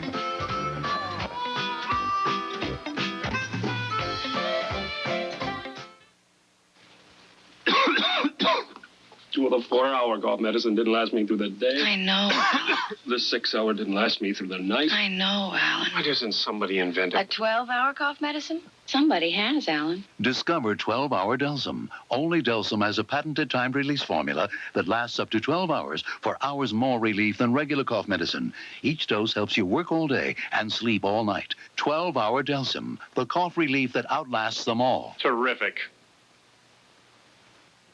2 a.m.? I've got to get some Z's. Nitol will help you get your Z's. Nitol helps you feel drowsy so you can get your Z's. Nitol will help you get your Z's. Why is my antacid Tums? Tums is effective. It neutralizes 1/3 more stomach acid than the other leading brand. And Tums is rich in calcium. To me, that's extra good news.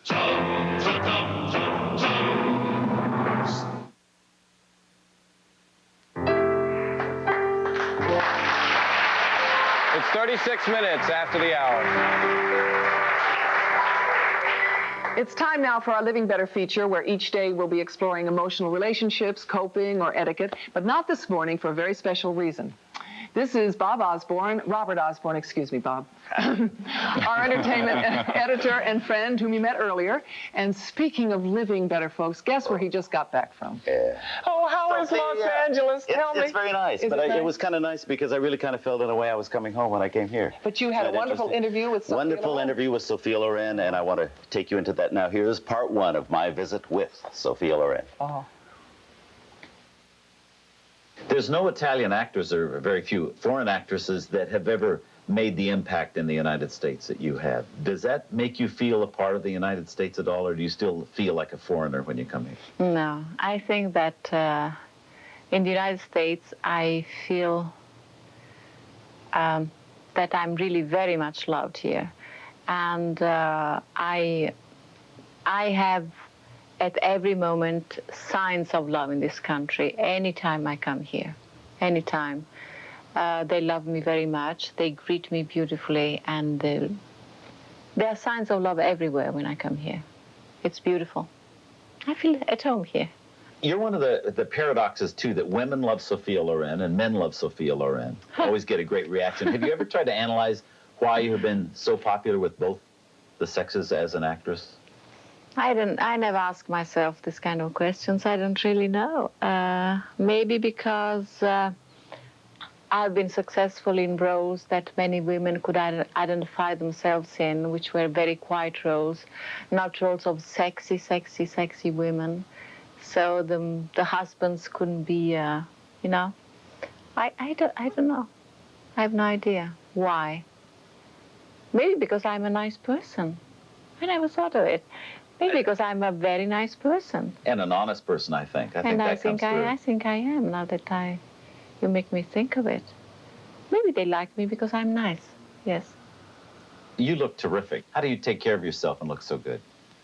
What do you do? I rest. I think I exercise a little bit. I think I eat proper food. I think I avoid smoking, I avoid alcohol, I avoid little vices, and I sleep a lot. That's all. When did you first realize that you were attractive and that you had a certain power over us with your attractiveness? Never. You've never realized I still don't know. Is this coming as a shock to you? Yeah, very shocked. I'm very shocked that you. Nobody's ever told you were attractive before. Yeah, but I mean, I never based my profession on my attractiveness. I always tried to do in my career something that was absolutely out of the sex symbol, of the beauty.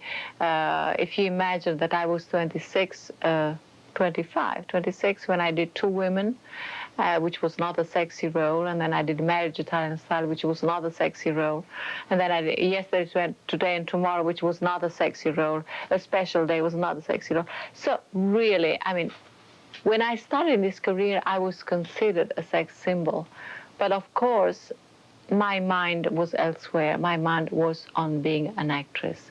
So I concentrated on the things that were good for my career, for my profession, to be able to achieve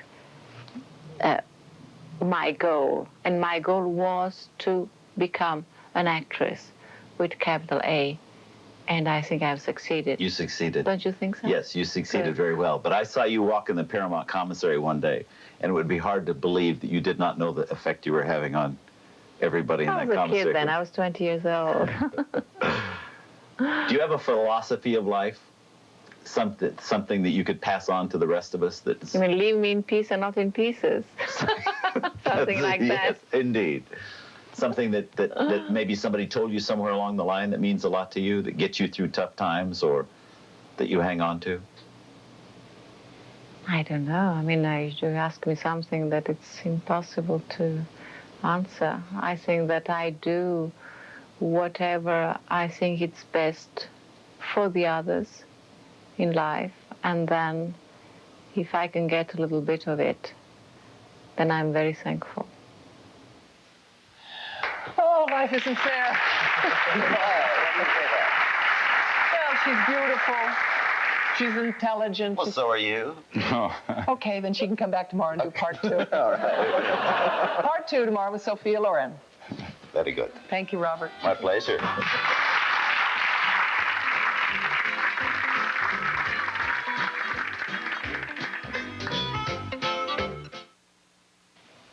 Del Monte asked 3 people with a taste for something different and exciting which drink has the blend of flavors they've been looking for. Del Monte, pineapple grapefruit. Del Monte pineapple orange. Del Monte pineapple mandarin. Del Monte Pineapple Blends, the light, refreshing taste that isn't light on nutrition. Del Monte Pineapple Blends, anytime. It's the sensible alternative. We grow refreshment. Put on the Plus. Now, help prevent dry, chapped lips with new Chapstick Petroleum Jelly Plus. Plus aloe, plus lanolin, plus a special angled tip. New Chapstick Petroleum Jelly Plus. Put on the Plus. Robitussin Night Relief not only puts your cold to sleep, it lets you wake up feeling better and ready to go. Night Relief, the nighttime cold medicine from Robitussin. Women have such busy schedules today with their work Now input your code. and their families. There's no time for irregularity. Come on, Mom, we'll have fun. Not just now. Okay. Yet women suffer from constipation 3 times more often than men. That's why there's Correctol. Its special formula with calcium added combines a mild laxative with a softening agent. It works gently overnight to help you feel like yourself again. Your sir's really improved, Mom. Correctol, the gentle laxative so many women prefer. College can be a lonely place your first year, especially if no one seems to care it's your birthday.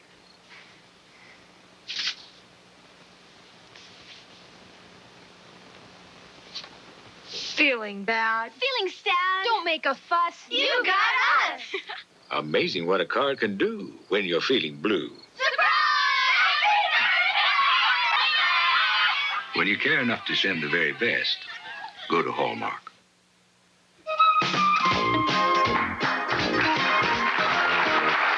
17 minutes before the hour. Our next guest is really not a guest at all. Then why are we introducing Well, him? because he's family. Oh. Roy Blunt Jr. will be with us each and every Monday at this time in our Across America segment. Roy is an author and humorist, a poet and songwriter, and no kidding, the self-appointed national chairman of the Society for the Singing Impaired.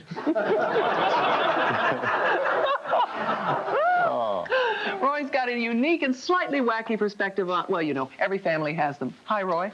Welcome, Roy. Roy, I understand there's something you think is worthwhile coming out of all this Iran-Contra affair. No. But I say that only to illustrate my point, which is that there is something useful come out of all of this, and that's deniability. The Reagan administration has reportedly conceded that it has its policy in foreign affairs is plausible deniability.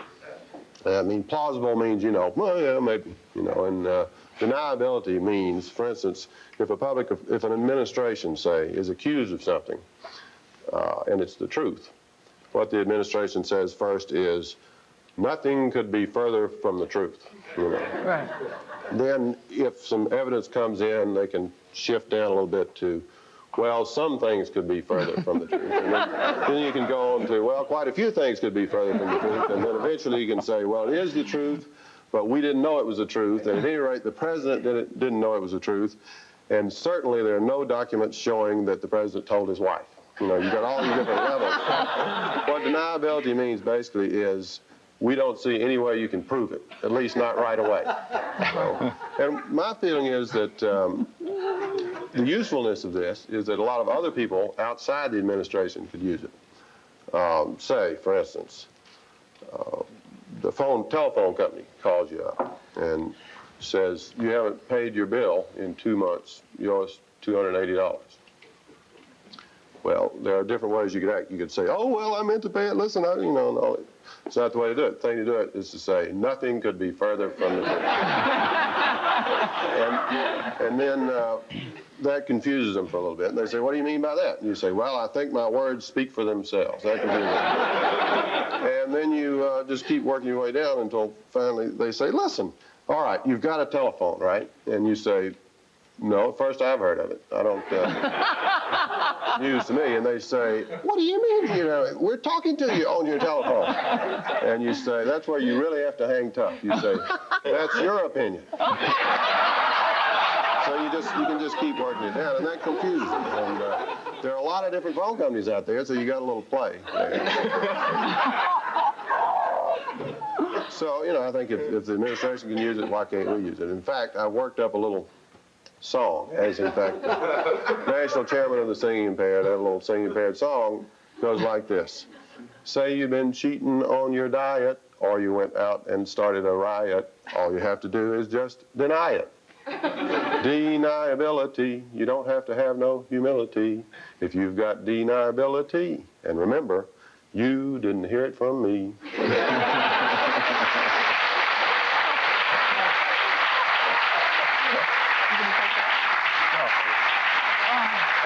That's wonderful. Some people might say there's something unethical about it. And to that I say, no, there's not anything unethical. There's not a word of truth. Right. And if there is something unethical about it, you didn't hear it from me. And at any rate, I haven't been myself lately, and I'm certainly not on television. Oh. Thank you for coming. Coming up next, freshman Congressman Joseph Kennedy II. And that's the truth.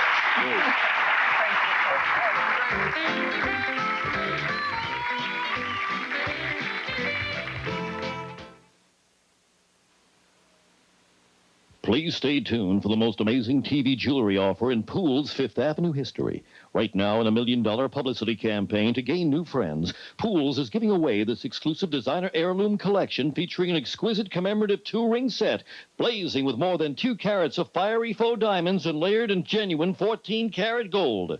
Plus this magnificent set of 4 heavy French rope chains, all layered in 14-karat gold. Plus these tri-tone rings and these tri-tone bangles layered in 14-karat gold.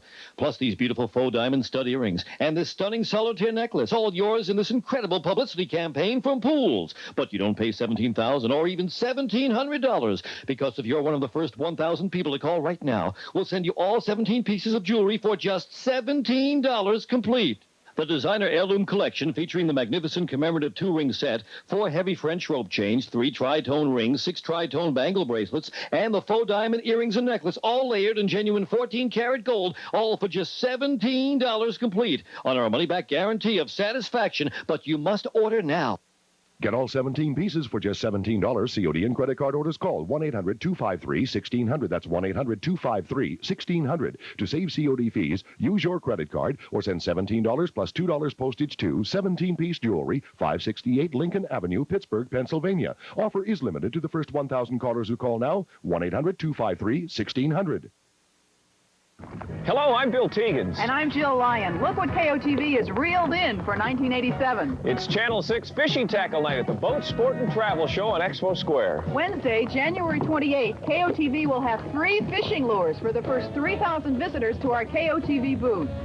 Then we'll tackle the news live from the deck of a huge cruiser. Catch the fishing spirit Wednesday, January 28th at the Tulsa Boat Sport and Travel Show. Share the spirit with Channel 6.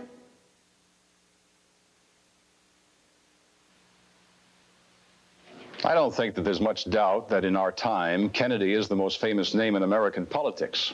Now there's a new Kennedy in Washington. He's the nephew of the late president and the son of the late senator. His name is Joe Kennedy II. He's 34 years old, and he's the new congressman from Massachusetts. Welcome, Congressman Kennedy.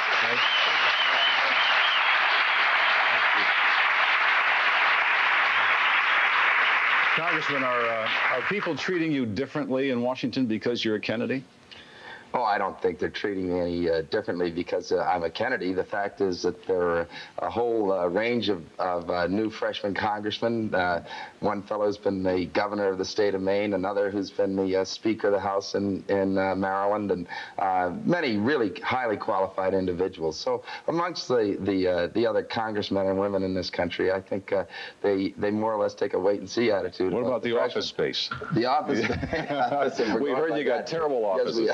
Well, anyway, well, that's from a lot of just as long as they don't muzzle you out on the floor, they can put me in whatever office they want. I wanted to ask you a personal question. I've also had in my life kind of a violent, unexpected death as a result of guns. And my feelings about guns changed radically. I was wondering about your feelings about guns. Well, I obviously with the kind of tragedy that has taken place in our family, I really feel very strongly that that we ought to have controls on our guns in this country. That there are just far too many people. A vast majority of all the murders that are committed in the United States are committed in acts of passion between loved ones, and it simply is a situation where there happens to be a gun lying around versus another type of weapon which wouldn't do near as much damage. So I just, you know, the major gun legislation was passed just after my father was killed in this country, and yet that's been undone in the last year or so. So one of the things that I'd like to do in Washington, D.C. is to see whether or not, we don't want to be taking guns away from the hunters and the like, but it does seem to me that just these Saturday night specials that people can just pick up and kill another human being, I just think it's outrageous. Yes, so do I. When you first run into Congress and get into Congress, there's probably several goals that you want to have. Besides the one you just mentioned, what else would you like to accomplish? Well, I think that what we've seen over the course of the last few years is really an abandonment of the nation's federal government to the responsibilities of investing in our middle class and in our poor. Essentially, we've written them off. We see a new budget that's just come out that essentially is slashing so much aid to education. If we're going to have a future in this country of well-educated young people that are going to be aggressively going out and trying to develop the United States in world markets. We've got to invest in education. We've got to invest in affordable housing. We've got to invest in affordable health care. These are not programs that are giveaway programs or the big spender Democratic programs that people like to refer to. This is just a basic investment in our country's future. And I think to simply be passing along our debt so that we can be doubling our Defense Department budget to our children is an outrage. And I think that it's time that the American people woke up and recognized what was really taking place over the course of the last 6 years. Speaking of passing things on to children, I, as an outsider, have always felt that the Kennedy clan geared their offspring toward social consciousness, but there was a tremendous discipline in the family. Was there a great intimacy in your upbringing, and do you plan to pass that on to your twins? Well, of course, I don't know as I'd like to consider intimacy and necessarily the kind of discipline you're talking about, but nevertheless, I think that you know, really what there is love, and that's the most important aspect. And at least in bringing up the set of twins who are now 6 years old, it seems to me the most overriding aspect is to just give them love and the kind of attention that they need. Hear, hear. I'll tell you, you have vowed in Congress to keep a low profile, Congressman. Is that possible for you to do? Well, here I am. Here you are. Hey, so much for the fullness. I think I should take a lesson from that guy who was just on your show. Yeah. Boy, Blunt. I don't know nothing about it. Your wife wasn't that thrilled about you going into politics. Have you resolved that? Well, I think that Sheila was, first of all, she's just been tremendously and terrifically supportive of me. I think she was just realistic about the fact that politics takes an incredible amount of time away from your family. I mean, with this job, even winning it, the benefit is that you're away from home for at least 3, if not 4 days a week. And with 2 little boys and with the hopes that perhaps there might be more children in our family, it is obviously a very, very demanding profession. So I think she was just recognizing that it was going to be a tremendous amount of time away from home, and she was being realistic about it. But once I decided that that's what I really wanted to do, she was okay. She's been terrific. Is your sister going to run again? Kathleen. Yeah. Real quick, like Kathleen. Real quick, like, did you get any advice from your Uncle Ted? I got plenty. Well, Teddy speaks. He doesn't have to say much to get his point across. Yes, I did. Oh, thanks for coming. Thanks a lot for being with us this morning. Appreciate it. Congressman Kennedy.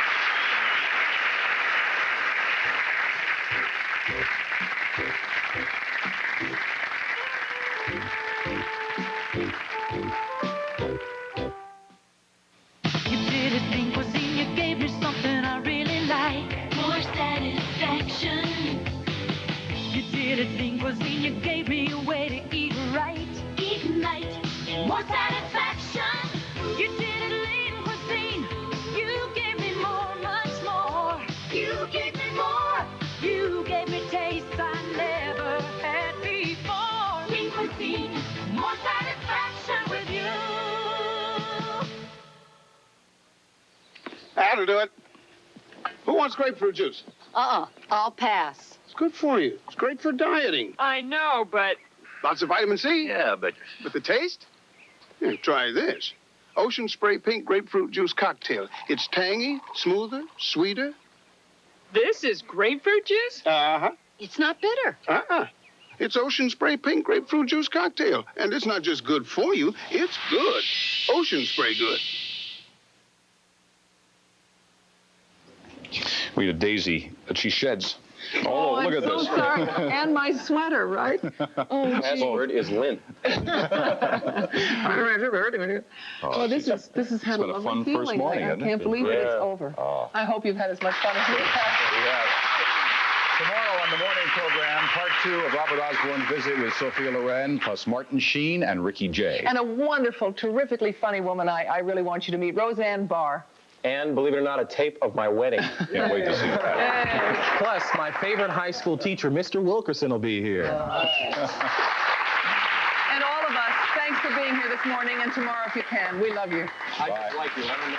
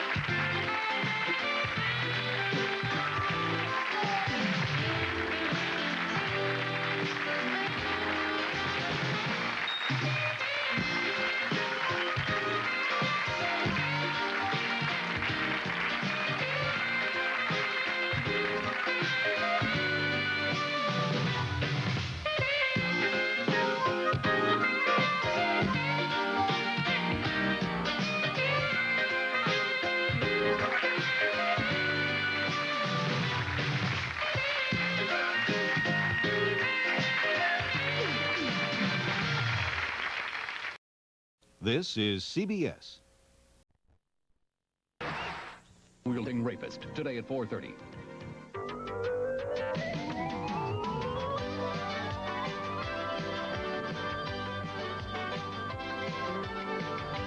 It's the home shopping game. And now, here's your host, Bob Dolan. Thank you very much. Thank you, and welcome to the home shopping game. Boy, get ready for 30 minutes of exciting fun. Our contestants are going to play for thousands of dollars in cash, and you at home can order and save on our fantastic bargains. But first, let's meet today's contestants, shall we? Here they are. He's Brian McNamee. He's a landscape designer originally from Detroit, Michigan, and she is Rosalie Russell, a homemaker from Upland, California. And welcome to you both. Nice to have you here on the home shopping game. Brian, it says here that you are a Golden Mallet champion, and I haven't the faintest idea what that means. Well, I made croquet history one afternoon by being the first player in tournament history to successfully go through the entire course on his first turn. Is that right? I thought they only played croquet in England. No, it's a small cult following out here in California. Very small, okay. And Rosalie Russell, I hear you're an active mom. Very active. I have two small children. I'm active in the PTA, and my daughter's gymnastics and soccer starting in the fall. Oh, that's terrific. Glad to have you both here on the home shopping game. Now, here's how we play the game. We will have 3 scrambled words displayed on your screen, and then the object of the game is for our players to unscramble those letters and give me the real words. I'll be asking them questions, and if they ring in with a correct answer, I'll give them letters and a guess at one of the words.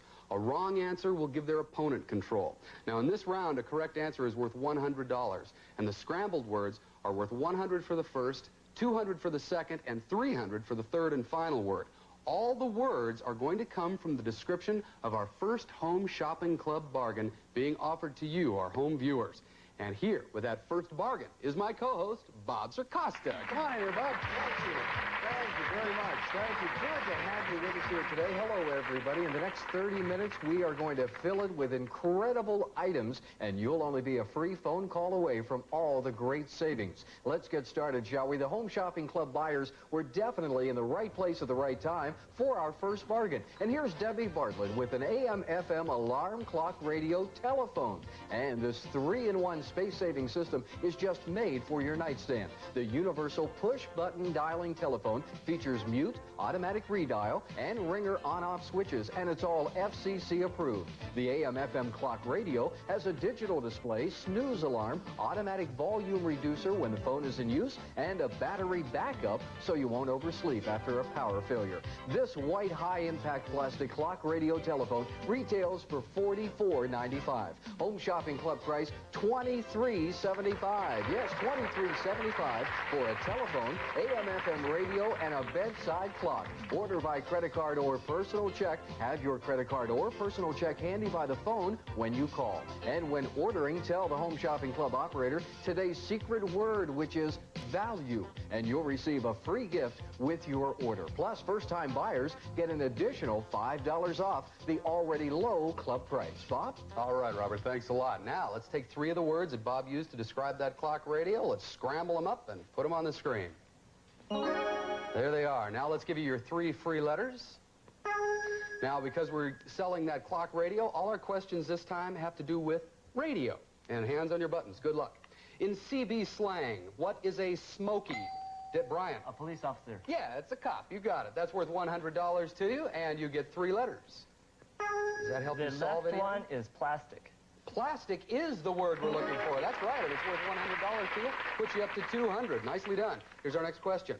On old RCA record labels, what kind of animal was listening, Brian? A dog. Yeah, to his master's voice. Yeah, it was a dog. There's another $100 for you, and 2 more letters. Does that help? No. Not yet. Here's your next question.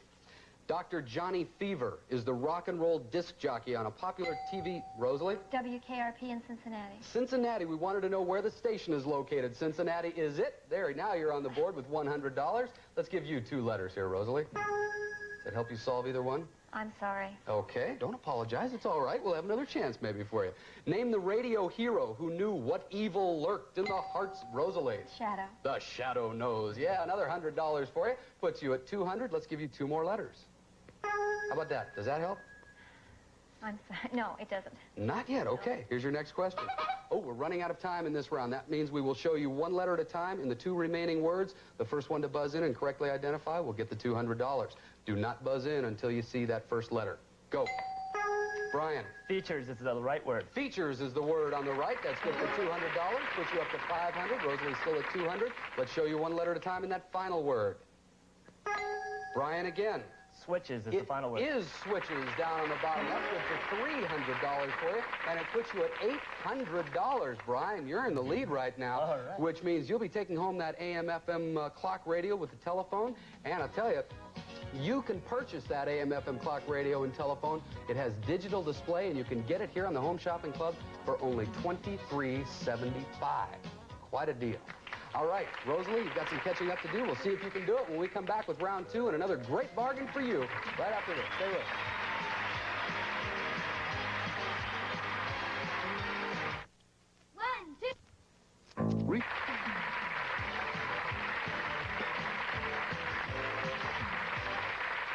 Welcome back to the Home Shopping Game, and we've got Rosalie with $200, and Brian, you have $800. Now listen very carefully as Bob describes our next item. Here it is.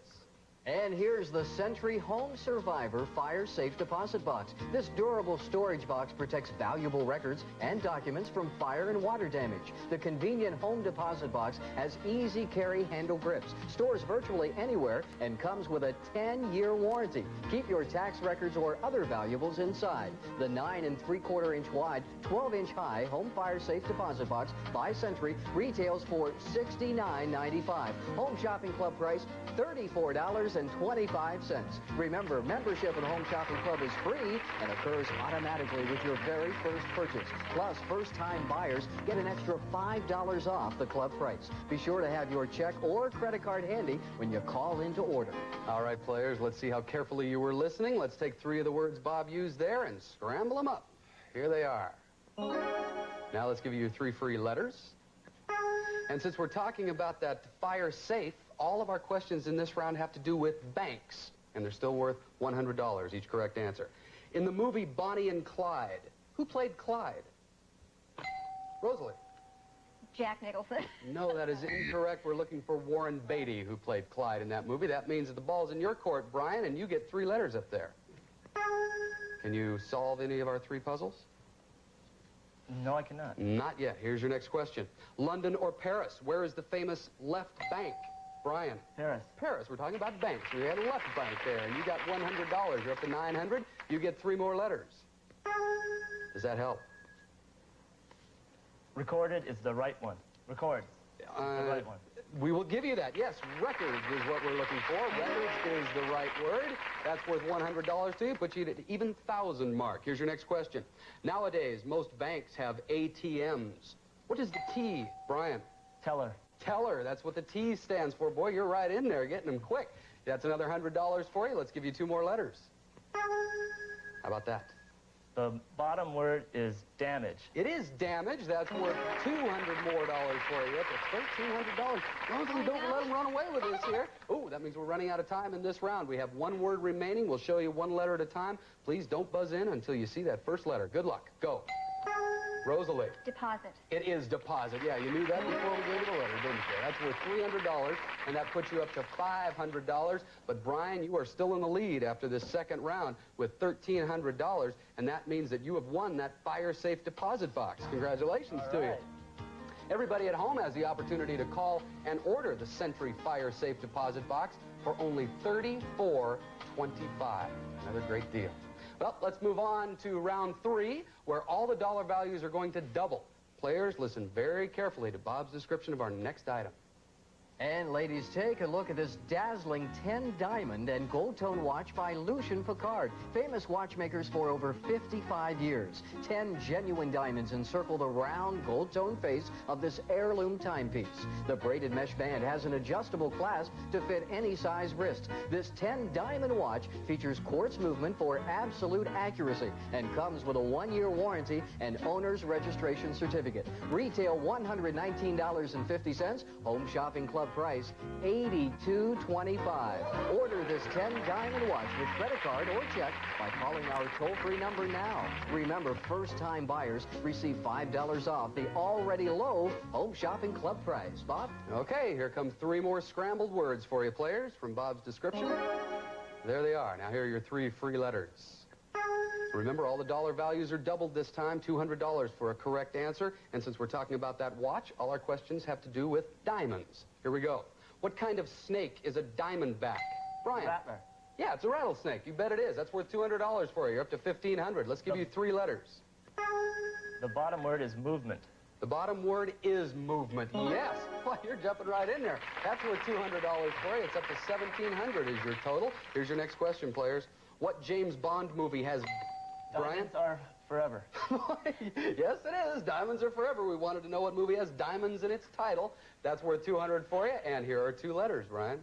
Does that help you solve either puzzle? No, it doesn't. Not yet. A 1920s gangster named Jack Diamond was a very good dancer. What was his nickname? Brian. Legs. Legs Diamond. Yeah, another $200 for you. Let's give you 2 more letters. How about that? Does that help? Yes, the right word is famous. Famous is the right word. Yeah, it's the word you're looking for. Another $400. Put your total at $2,500. That sound means we're running out of time in this round. Rosalie, you need to catch up quickly. We'll show you 1 letter at a time. Be ready to buzz in. Go. Rosalie. Braided. It is braided, yeah, and that's worth $600 for you. That puts your total at $1,100. But you haven't caught this guy yet. He's playing tough. You win this 3rd round again, Brian. You've won all 3. That means you not only have the $2,500 in cash, but you just won that dazzling diamond watch. It's gold and gold tone by Lucien Piccard. And for our shoppers at home, the 10 diamond Lucien Piccard watch is yours for only $82.25. Well, we'll be back in a moment, and we will determine who will go on and play in our bonus round. Don't go away. Round 4 coming up right after this. There's nothing worse than stepping into the shower and finding yourself surrounded by smelly, rotten mildew. Pee-you. So what's a body to do? Wipe it out fast with X14 Instant Mildew Stain Remover. X14 has 1/3 more mildew fighter than Tilex. So X14 wipes out smelly, rotten mildew stains faster than Tilex, even that ugly black stuff, and returns your shower to its clean, shining self in minutes. Mildew in the bath? Exit out fast with X14 Instant Mildew Remover. What's for dinner? That's a question you must answer 365 dinners a year.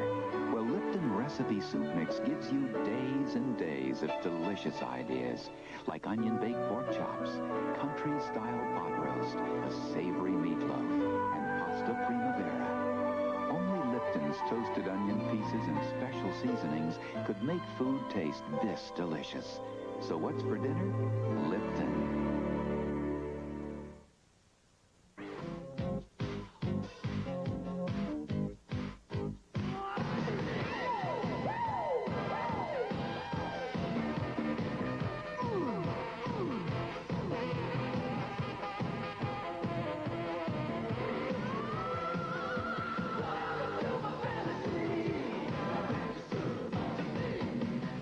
Welcome to your fantasy this summer at Chippendale.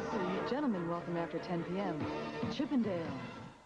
Put more on the table for less when you shop the values at Grand Union, where we continue to match the low-cost leaders' regular prices, then give you Red Dot specials. Like Keebler cookies, the 12-ounce bag in assorted flavors is just $1.29. Choose chicken of the sea solid white tuna. It's priced right at 89 cents for the 6.5-ounce can. Big savings on Mr. Big napkins, just $1.19 for the 300-count package. And look for our color circular. So pile on the savings when you shop this week at Grand Union.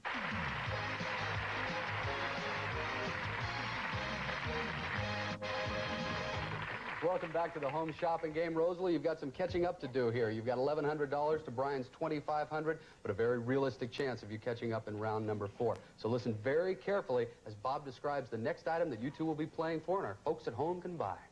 You know, there's something about 18-karat gold that is absolutely mesmerizing. Take a look, if you would, please, at this lovely bracelet. See that intense shimmer? This is fine quality Italian 18-karat gold. And what makes this 7-inch long bracelet special is the unusual C-link design. Old world craftsmanship goes into creating this unique bracelet. It weighs 1.6 grams and is 1/16 of an inch wide. The bracelet fastens securely with a spring loop clasp and is stamped 18-karat gold. Retail $119.95. Home shopping club price $45.25. 18-karat gold. Call toll-free and order your gold bracelet with any major credit card or personal check. Have the credit card or check handy when you call, and this exquisite bracelet will be on its way to you right away. Well, let's take 3 of Bob's words now and scramble them up. Here they are, players. And here are your 3 free letters. Remember, each correct answer in this round, again, worth $200. Since we're talking about the gold bracelet, all of the questions have to do with jewels and jewelry. Good luck.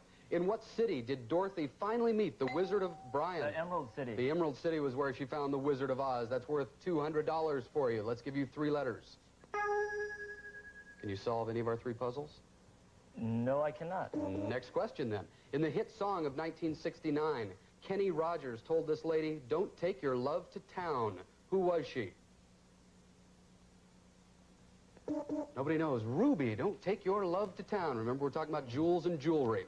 In the Grand Ole Opry, what funny lady never took the price tag? Brian. Minnie Pearl. Off her hat. Minnie left that price tag on her hat. Another $200 for you, and another 3 letters. Does that help you solve our puzzles?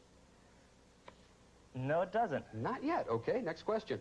In a 1984 movie, Dolly Parton tried to teach Sylvester Stallone how to be a country western singer. What was the name of the movie?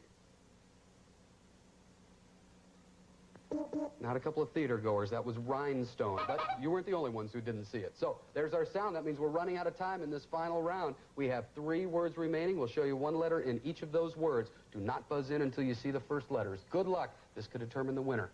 Go. Rosalie. Bracelet. Bracelet is the word on the right. Yes, it is. Bracelet. That's worth $200 to you. Puts you at $1,300. Let's continue to show letters. Brian. The bottom word is creating. It is not... It is creating. Excuse me. It is creating. Right. You know this game better than I do. That's worth $400. A little palpitation there, didn't you? You're up to $3,300. We've got 1 word left. Let's show them letters. Go. Brian. The left word is stamped. For the game, it is stamped. Yes, another $600 puts you at $3,900. Congratulations to you, Brian. Boy, did you play well. You got the $3,900, and that also means that you won that 7-inch long 18-karat gold bracelet. Everybody at home, be sure to take advantage of this unbelievable price on 18-karat gold. It's a 7-inch bracelet for $45.25. Quite a deal. Rosalie, it was kind of hard to get off the blocks with this guy over here. He plays very, very well. But you were a delight to have along here. I had a lot of fun. $1,300 in cash. That's yours to keep. Thanks for being here on the home shopping game. Well, we're going to be back to play our bonus round and the chance for Brian here to win tens of thousands of dollars. Don't go away. We'll have another bargain for you, too. Stay with us. Hi, I'm Jim Martindale, and I'd like to introduce you to the Garden Weasel. It's a revolutionary 5-in-1 tool that makes gardening fun and...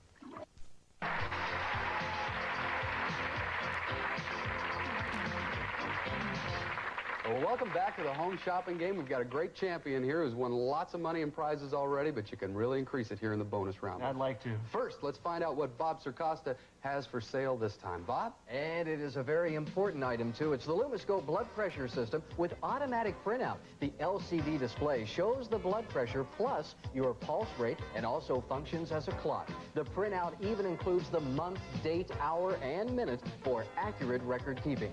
The easily adjustable cup inflates inflates and deflates automatically. Batteries, carrying case, 2 rolls of printout paper, and a 1-year warranty are included. Retail price $199.95. Home Shopping Club price is only $97.25. Have your credit card or personal check handy when you call in to order. Now remember, first-time buyers receive $5 off the club price, and you have a 30-day full refund guarantee. Well, Brian, we are going to play the bonus round here in 2 parts now. I'm going to reveal the first letter of every word in a well-known phrase or saying to you, and it is associated with that blood pressure tester. Now, if you correctly solve the phrase with just 1 letter, just the first letter in each word, you'll win $2,000 in cash. If you need more letters, you'll earn less money. You ready to go? You clear on that? I believe so, yes. Okay, well, good luck to you. You've played very well so far. I think you're going to do well in the bonus game. Let's show you your first letters. For $2,000, what is our phrase? For $1,000. Blood is thicker than water. That's it. Blood is thicker than water for $1,000. All right. You came out doing well there, too. Now, you can turn that $1,000 into a whole lot more, Brian. I'm going to show you a word from the phrase that you just solved. Now, using only the letters in that word, I want you to try to make as many new words as you can of 3 letters or more. Now, we'll take the $1,000 that you won in the first part, and we'll multiply it by the number of words that you're able to create. You'll have 30 seconds, and remember, you have to say and spell each word that you come up with. You'll be working with the word thicker. You'll have 30 seconds, as many 3-letter words or more as you can come up with. 30 seconds on the clock. Good luck, Brian. Go. Thick, T-H-I-C-K. That's 1. Tick, T-I-C. 2. The, T-H-E. 3. Rich, R-I-C-H. That's 4. 15 seconds. Rich, R-I-T. That is not a word. Okay. Keep going. 10 seconds. Hit, H-I-T. That's 5. Hick, H-I-C-K. 6. Hike, H-I-C-K. The 7th.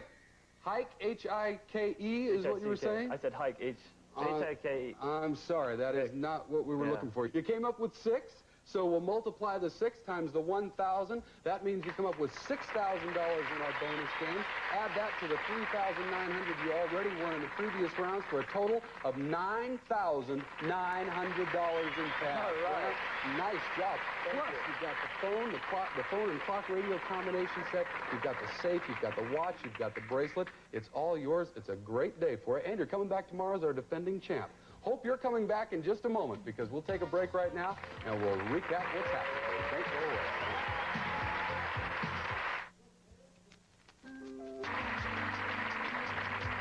Well, we'll see our champion Brian tomorrow. We'll see you tomorrow, and here's Bob Circosta to tell us about those great bargains you should have taken advantage of today. We'll see you tomorrow. Bob? And you at home can order any of today's bargains by credit card or personal check, and if it's your first order, we'll deduct another $5 off the club price. To recap, our first item was the 3-in-1 AM/FM alarm clock radio telephone. The clock radio has digital display and battery backup with a push-button telephone attached to save space, and it's $21 less than retail. Item number 2 was the Century Home Survivor Fire Safe Deposit Box. It's designed to protect valuable records and documents from damage or theft. Save over $35 when you order today. Here's a final look at this ladies' Lucien Piccard 10 diamond and gold tone quartz accurate watch with 10 genuine diamonds accenting the round face. It comes with an adjustable band and a 1-year warranty. Save over 50%. Gold lovers, this is the best. 18-karat gold. The 7-inch long C-link bracelet stamped in 18-karat gold weighs 1.6 grams and is 1/16 of an inch wide. You save more than $70 if you dial now. Rounding out our bargains today was the blood pressure system with automatic printout displaying your blood pressure and your pulse rate. Batteries and 1-year warranty included. Super priced at $97.25. And you can order from the Home Shopping Club with confidence. If for any reason you're not satisfied with any item, we'll refund the purchase price plus the original and shipping and handling charges. It's a 30-day unconditional satisfaction guarantee. Remember, our operators are on duty all day to take your order. We'll see you the next time on the Home Shopping Game. Promotional consideration provided by Clarion Hotel, Ontario Airport, headquarters for your next Southern California. Over the years... This is CBS. Yes.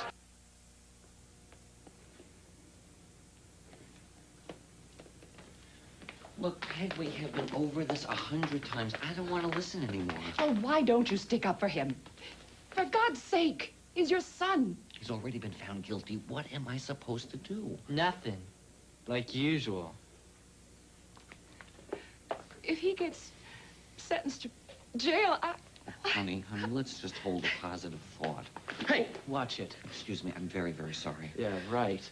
Hey, you going to see Judge Franklin? Yes, we are. Too bad for you. Well, Your Honor, it looks like it's time for you to retire. Permanently.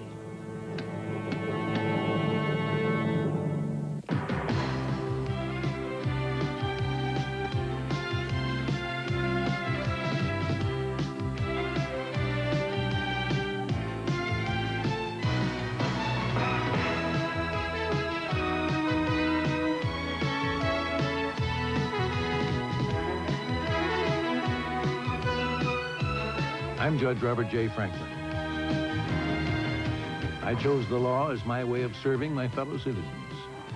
As an elected judge in the family court, I pray each day that God will give me the wisdom to always temper justice with mercy.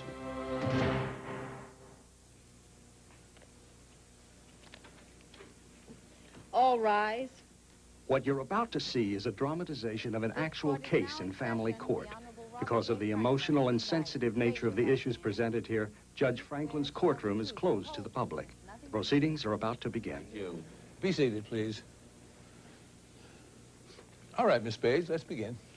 Your Honor, this is a sentencing hearing for Keith Bryan, age 16, who was found guilty at trial on 2 counts each of burglary and breaking and entering. He is accompanied by his parents, Alan and Margaret Bryan. All right, thank you, Miss Page. Before I pronounce sentence, Mr. Hellman, would you like to make a statement? Yes, thank you, Your Honor. Although this is Keith Bryan's first offense, it should not lessen the severity of his punishment. On the night of June 2nd, he broke into 2 homes in the North Side neighborhood and stole $4,000 worth of jewelry, $750 in cash, and several bottles of liquor. 2 days later, he was caught red-handed trying to pawn the jewelry. Furthermore, he has shown no remorse for these crimes. Your Honor, the state believes that the strongest deterrent for Keith Bryan would be the maximum sentence at the County Youth Authority. Thank you, sir. Mr. Gerard, have you a statement you would like to make? Yes, Your Honor. As Mr. Hellman was kind enough to point out, my client has no prior record of any kind.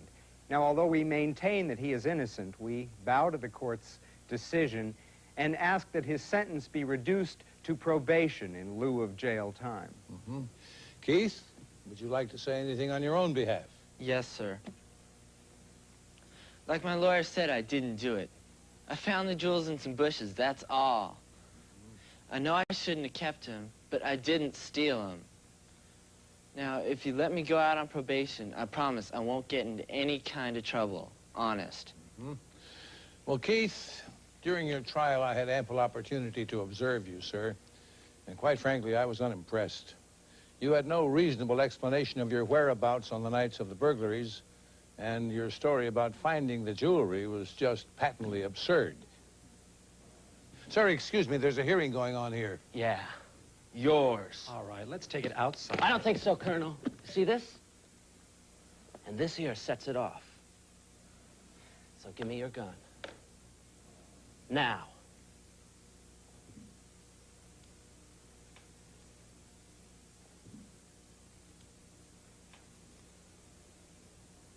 That's a good boy.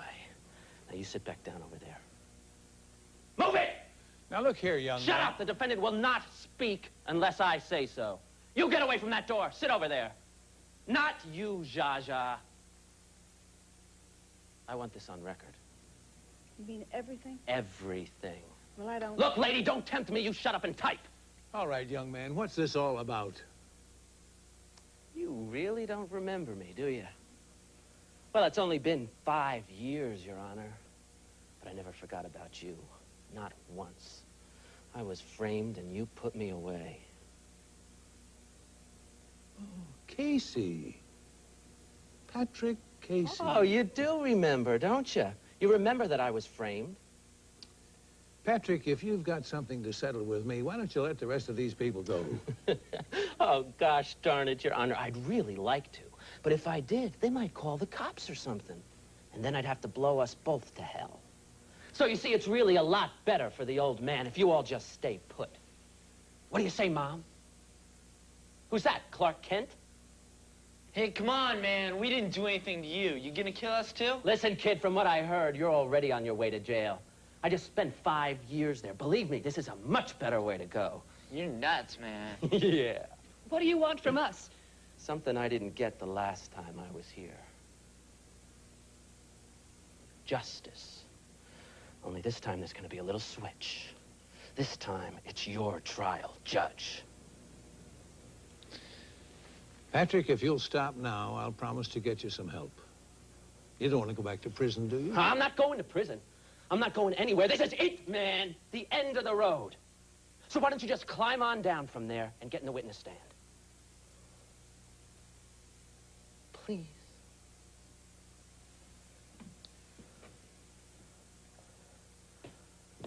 Oh, gee, thanks an awful lot for the favor, Your Honor. I really do appreciate it. Yeah, there you go. That's nice.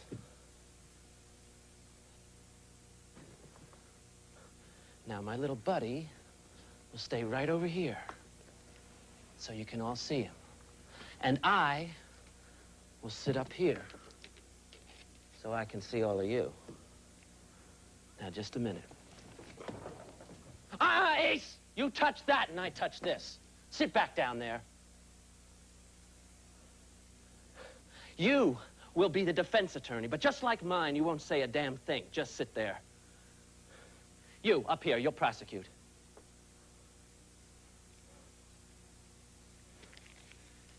Here are your questions.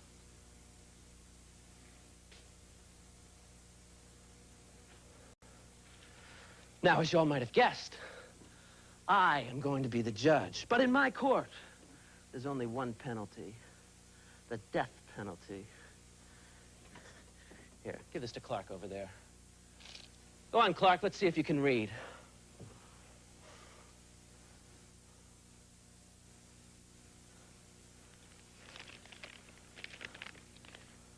This court is now in session. The Honorable Patrick Casey presiding. Pretty good, huh? I got all that stuff from TV. Keep reading. This is the state versus the soon-to-be deceased Judge Franklin. The charge is total miscarriage of justice and the screwing up of other people's lives. All right, let's hear it for Clark. Let's hear it! This court is now in session. Remember, Judge, you tell the truth, or we all go boom.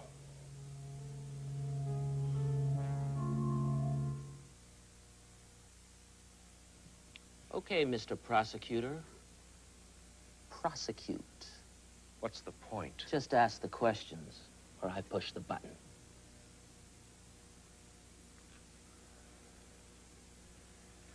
Have you ever been to prison, Judge Franklin? It's the wrong page, you idiot. Start with the first page. They're not numbered. Give me those. Should have known better. You can't trust a lawyer to do anything right. Sit back down there. You, Clark, get up here. Helen, be careful. Aw, isn't that sweet? Patrick, there is no point in putting these people through this. I'm the judge now, not you. Here, read the question. Judge Franklin, didn't you send Patrick Casey to jail even though he was innocent? No, that's not true. You robbed a store and shot the cashier in the stomach. You are wrong. I wasn't the one with the gun. The guy I walked in with did the shooting. I didn't even have a gun. The only fingerprints on the gun were yours, and the cashier and your partner both testified against you. Yeah, well, they framed me. They were just out to get me. It's like everybody else around here. You keep reading. Why didn't you let Patrick Casey's girlfriend testify at his trial? She knew the truth. She knew that Patrick didn't do it, but you wouldn't listen to her. You wanted Patrick to go to jail because you like playing good. Not good. God. Because you like playing God. Patrick, your own lawyer refused to call the girl as a witness. That was not my decision. Yeah, but this is your courtroom, Judgy. You can do whatever you want. I'm sorry, but that's not how it works. Besides, as I recall, the district attorney had irrefutable evidence that she was lying. Oh, yeah, and of course you always believe everything the DA says, don't you? You and the cops and the lawyers, you're all in this together. No, that's just not... Don't even try to deny it. You are guilty, man. Why don't you let him answer? Why don't you shut up? I told you to sit there and keep quiet. Look, what's the point of all this? It's too late to change anything. Oh, no, it's not. It's not too late for him to admit he was wrong. Is that what you want, son? You want me to say I made a mistake? Oh, no, I don't want you to say it. I want you to believe it, Judge. Keep those pretty little fingers moving. I don't want any of this to get lost. Who are you kidding? Do you think the steno machine isn't going to get blown to bits when you hit that button? Shut up! It's not some kind of little black box in an airplane. You're not going to have any record at all. You're just going to have all of Shut up! No, I've got a lot of things to put together here. Okay. She walks out of here. You take that little thing and you walk out before I press the button. Yeah, how do you like that? Well, that's very nice of you. Yeah, you stick with me, lady. It's all about who you know in this world, right, lady? Patrick, if you're willing to let Miss Gibson go, why not let everybody else leave when the time comes? You want to turn everything into a negotiation, don't you, Gramps? Yeah, what's happened to you? 5 years ago, I was here begging and pleading for a little mercy, a little negotiation. No, but you'd already made your plan with my partner, my good friend, my pal. How much time did he get for the same crime, huh? How much? He got a suspended sentence, but it was his first offense and he cooperated. Well, he cooperated, and now I want you to cooperate. So, I believe you were about to tell us about your mistakes. You know, the guys you send up for nothing. Patrick, if you want the truth, you want to know what I really think? I have never sent an innocent man to prison. Okay, everybody. Put your fingers in your ears. This is bound to be a little noisy. What are you going to do? What do you think, Clark? Wait just a minute, Patrick. You came in here to show me that I was wrong. Well, maybe I was. Maybe I didn't take everything into consideration. Now, you have more questions there. Why don't you You had your chance, old man, but you just couldn't tell the truth. Keith! Stop right there! Keith, please! What's the matter with you? He's gonna kill us anyway. That was pretty dumb, kid. Yeah, well, maybe you can scare my old man, but you don't scare me. You sure about that?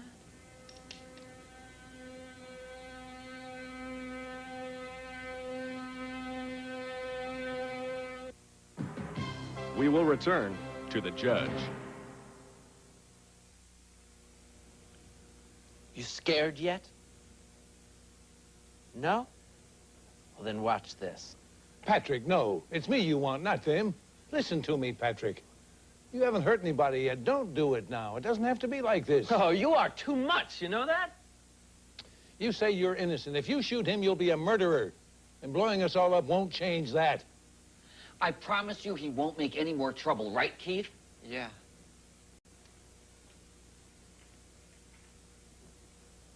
All right, Judge. Now, even though you didn't give me one, I'm going to give you a fair trial. We'll finish with the questions, and then I will pronounce sentence. Start talking, Clark. Isn't it true that you tried Patrick Casey as an adult when he was only 17 years old at the time? Yes, that is true, but... That's enough. The witness has answered the question. Go on. You sent a 17-year-old boy to prison. Why? Because you don't care about anyone else. Because you like sending kids to jail. You're, Go on. You're a senile old man who deserves to die, aren't you? Patrick, you had several prior convictions. I really had no choice. Oh, you had a choice. You could have put me on probation. You could have sent me to the kiddie farm. The laws of this state say that when you commit a crime with a gun... Those are your laws, not mine. And even if I did have a gun, which I didn't, you got no right to send a kid to prison with all those psychos. You ever been to prison, Judge? You ever been locked in a little room with a guy who wants to kiss you? Or kill you? Huh? No, I've never been a prisoner, Patrick. But I visited lots of prisons, and I agree sometimes the conditions are deplorable. Oh, you knew that, huh? Then why the hell did you send me there? Do you want the truth, Patrick? You want to live another couple of minutes? Yes, I certainly do. I sent you to prison because I have a responsibility to the law and to the people of this state. Hey, I am people, too. I know, but the people have a right to be protected from crime and injury. Oh, man, you ought to get together with Clark here. Truth, justice, and the American way. Patrick, I know you're angry, but you're too young to throw your life away like this. Oh, don't give me that garbage, man. My life stinks. Look at you. You're all set up here. You got a job. You call all the shots. Me, I got nothing. No job, no money, nothing. All I know how to do is press some license plates. Yeah, and make bombs. I learned that from the guys on the inside. How about it, Mom? That's the kind of life this kind old judge wants for your little boy there. A couple of years on the inside, and then a life sentence when he gets out. But Keith hasn't done anything wrong. Oh, sure. That's what they all say, right, Judge? Mom, I did do it. Oh, listen to this. All of a sudden, the kid is coming clean. What's the matter, Sonny? You afraid to die with a little lie on your conscience? Yeah, maybe. I sure don't want to end up like you. He's just a boy, please. Patrick, you're not a killer. If you were, we'd all be dead. Listen to me, son. I am done listening to you. This trial is over, and I have got the verdict. Guilty. Okay, everybody. Stand up and prepare to meet your maker. Hold it! Hold it, hold it. I just want to straighten something out with my son. You stay there, Clark. You lied to us. You did steal those jewels. Look, I do not have time for this.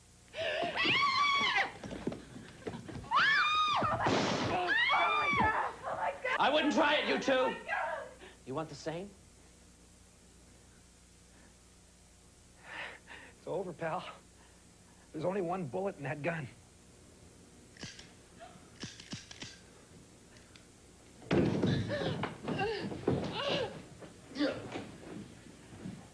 Janet, get on the phone. Get the ambulance and the bomb squad. Yes, sir. And get that ambulance here fast. Louis? I'm okay. I'm fine. I hope so. You're a mighty brave man, Louis. I always knew I could count on you. I just didn't know how much, son. Hey, that's why I get paid the big bucks, Your Honor. Next time on The Judge. Our rainbow has become a turncoat. A yuppie daughter sues her hippie parents for custody of her 15-year-old sister. I want her to be able to exist in the real world instead of some commune. But is this buy into the good life really just a big sellout? A world of designer drugs, designer muggings, and designer exploitation. That's not fair. Now, let's not get out of order here. Coming up next time on The Judge.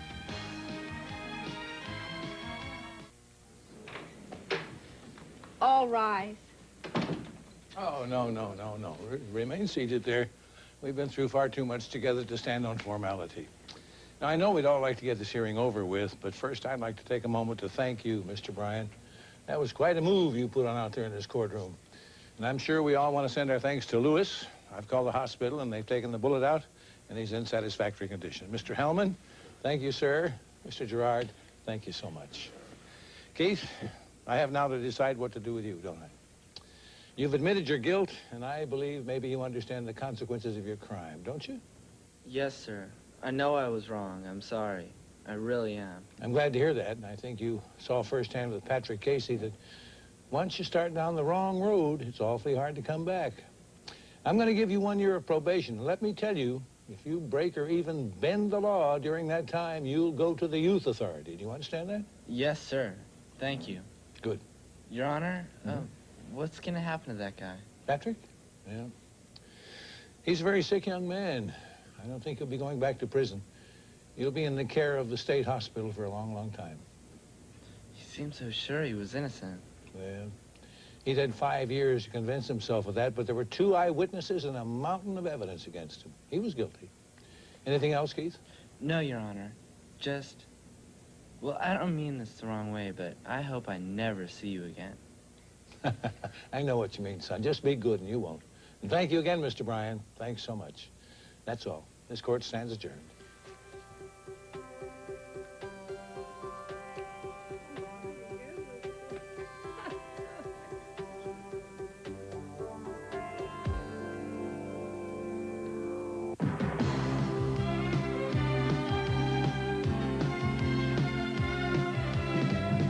In just a half hour from now, don't miss the suspenseful true story of Murder in Texas, starring Farrah Fawcett. But first, stay tuned for Superior Court, next on KST Washington.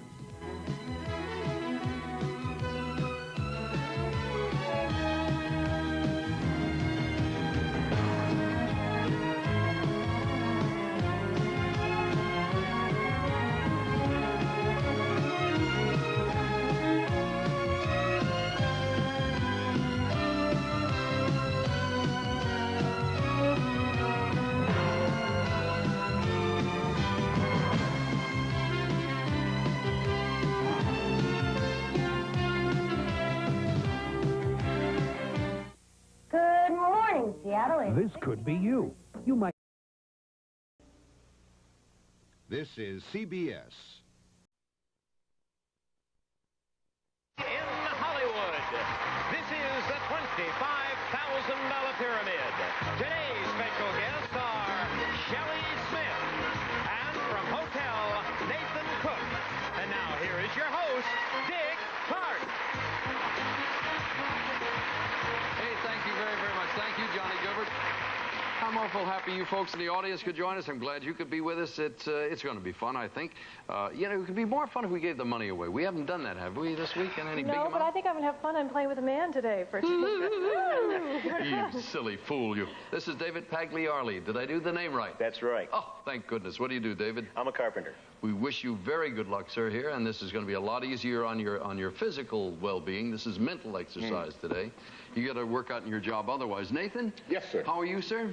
I'd like to win. I'd like to win some money. I think maybe we'd like to see that happen. Let's do it. All right, fair enough. Ruby Street will subscribe to that. She's the sales manager of something or other. A billboard company. Billboards. I knew it would. Come back to me. You got the cutest kids, and I've been saying to her, you win the money, we'll show the children. What are their names? Laura and Dorothy. How old are they? 1 and 2. 1 and 2, they'll be up on deck if you win. I know. My threat to you. You've won $2,100 and a trip to Hong Kong? Yes. All right, we're off and running. David and Ruby, good luck toward the winner's circle. These are the subjects, my friends, on this Thursday. Suspended animation, signed Hopeful, Keep on Truckin', Divide and Conquer, Through the Looking Glass, All Washed Up. The 7-Eleven is our bonus card when it turns. Shelley Smith, where do we go? All washed up, please. Guess what, folks? There it is. David, that's a good sign. You get the 7-Eleven at the top of the game. That means it's going to be a good day for you. These are things associated with soap. Things associated with soap. Ready? Go. You're not clean, you're... Dirty. And you put it under your arm. Deodorant. Mm-hmm. And your plates, they are your plates, cups. They're all your... You eat off a... Plate, dishes. That's right.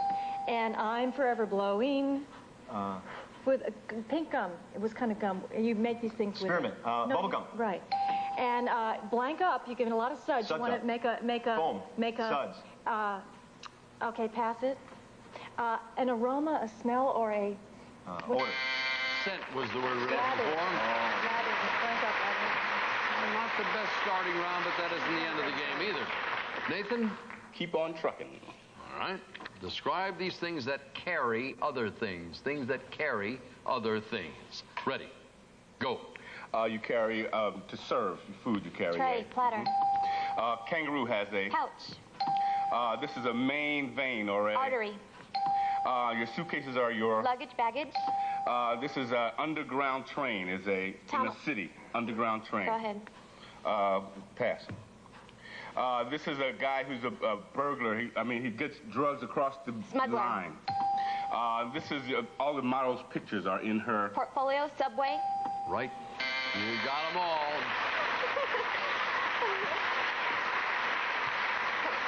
In her portfolio, Subway. Right. Subway. No, that's the way to throw the answer backwards. You got the 7 points. David, please. Through the looking glass. All right. Describe these things that have a mirror. Things that have a mirror. Okay. Ready. Go. You drive this. Is a Car. Right.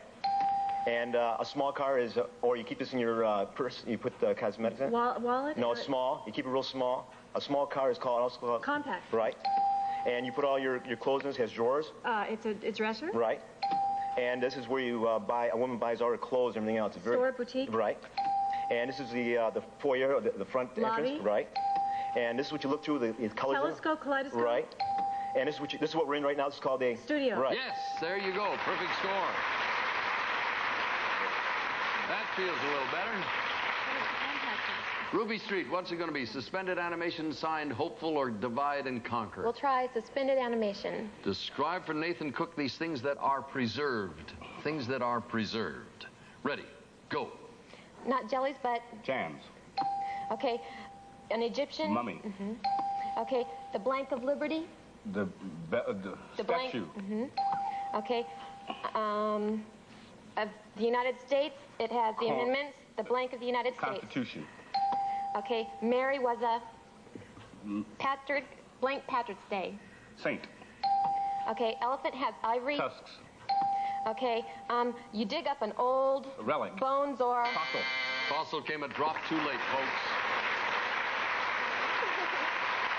Ruby and Nathan lead by 2 points, 13 to 11. Shelley and David, sign hopeful and divide and conquer. Sign hopeful. You're going to give? Yes. These are words in a column for the lovelorn. Words in a column for the lovelorn. Ready, go. Not your son, but your... Daughter. Right. And this is when you need if you're... Help. Right. And this is when you're really tight. You don't spend any money at all. You're cheap. Right. And this is my lady who I always go out with. Right. And this is the person who talks to you about drug rehabilitation, and in the school, she talks to you about your schoolwork. And Counselor. Right. And please, I really feel bad about it. Please. Forgive me. Right. And you, mother and father have a... Quarrel, an argument. No, son and daughter have a relation. Yep. Sorry about that. 4-point lead. 17 to 13. It's marginal. Ruby, you going to give or receive? I'll give. All right. Describe for Nathan Cook these things associated with math. And you'll need 18 points. Associated math. M-A-T-H. Things associated with math. And they need 18. Ready. Go. Okay, an exam or a... Test. Okay, the head of the... Class. Okay, this is 1/2, 1/4. Fraction. Okay, you do this on your hand. Calculator. Okay, 3 and 4, you get the sum or the... Total. That's the 18 points they needed. We're headed toward the winner's circle for a $10,000 try.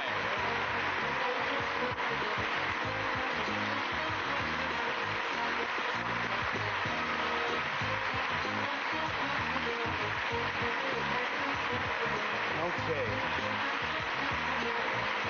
Now's the time. No time like the present, right? All right, Ruby, I told you yesterday, I'll show those kids pictures if you win the money. I've got her by the throat. You know. This is really a threat. Okay. Those kids will be so disappointed. Yes. If their picture doesn't get on television, Ruby. I'm being silly. We're going to go for the $10,000. We'll get the kid's picture on whether you win or lose or draw. Don't worry about that, but it would be fun just to have that for inspiration, all right? Let's do it. For $10,000, here is your first subject. Go.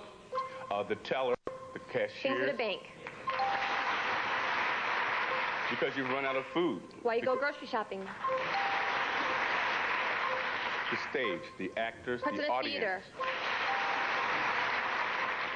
A policeman, a soldier, a waitress. In a uniform, things that are in a uniform. People wear uniforms. The peak, the snow cap. Parts of a mountain. A soda fountain banana. Things you slice in half. Things you cut. Things you dice. A dancer's legs. Things An that are acrobat's thin. legs. Muscular. A soda fountain banana. Things that are long. Slender. A school kids' lunch? Things that are split. Oh,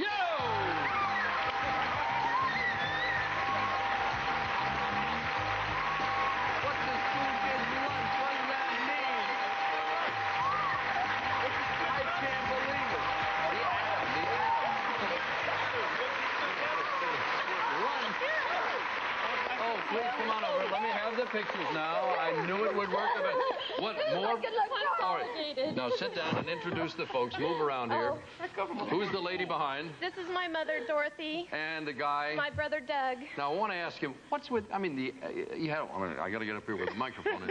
What's lunch splitting? You split your lunch money? Oh, you split your lunch? I couldn't believe they got it on that. All right. I've been threatening you with not showing the kids pictures all this time. Let me start, first of all, with the father, all right? You don't have to show them. All right. Here's the old man. What's his name? Greg. That's Greg. I now love look, Greg. look what we have here. Here's a cutie. This is little Dorothy. All right. Now, this is the devil. Look at the expression on this kid's face. And this is Laura and her big friend. Good-looking group. Congratulations. Thank you so We'll be back much. right in a moment. Don't run away.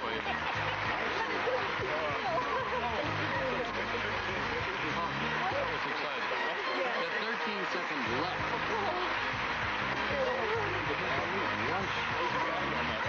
Doesn't make any sense.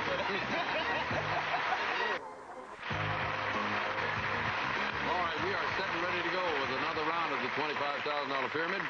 Ruby Street, I knew if I said I didn't show those kids' pictures, you'd win the money. I really did, didn't I? Terrified. I was nervous.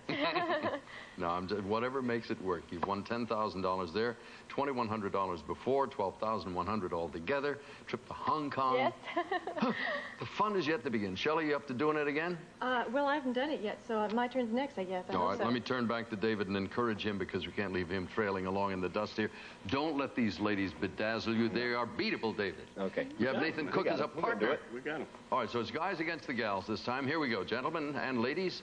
Men will pick first. We have Return to Owner, A Touchy Point, The Mailbox, Win, Place, or Show, Don't Arouse Me, The Creepy Crawler, and this time the Mystery 7 bonus is an audio system complete with compact disc player and all the goodies. Where do we start, gentlemen? The mailbox. The mailbox. Describe these things that have letters. Things that have letters. Ready.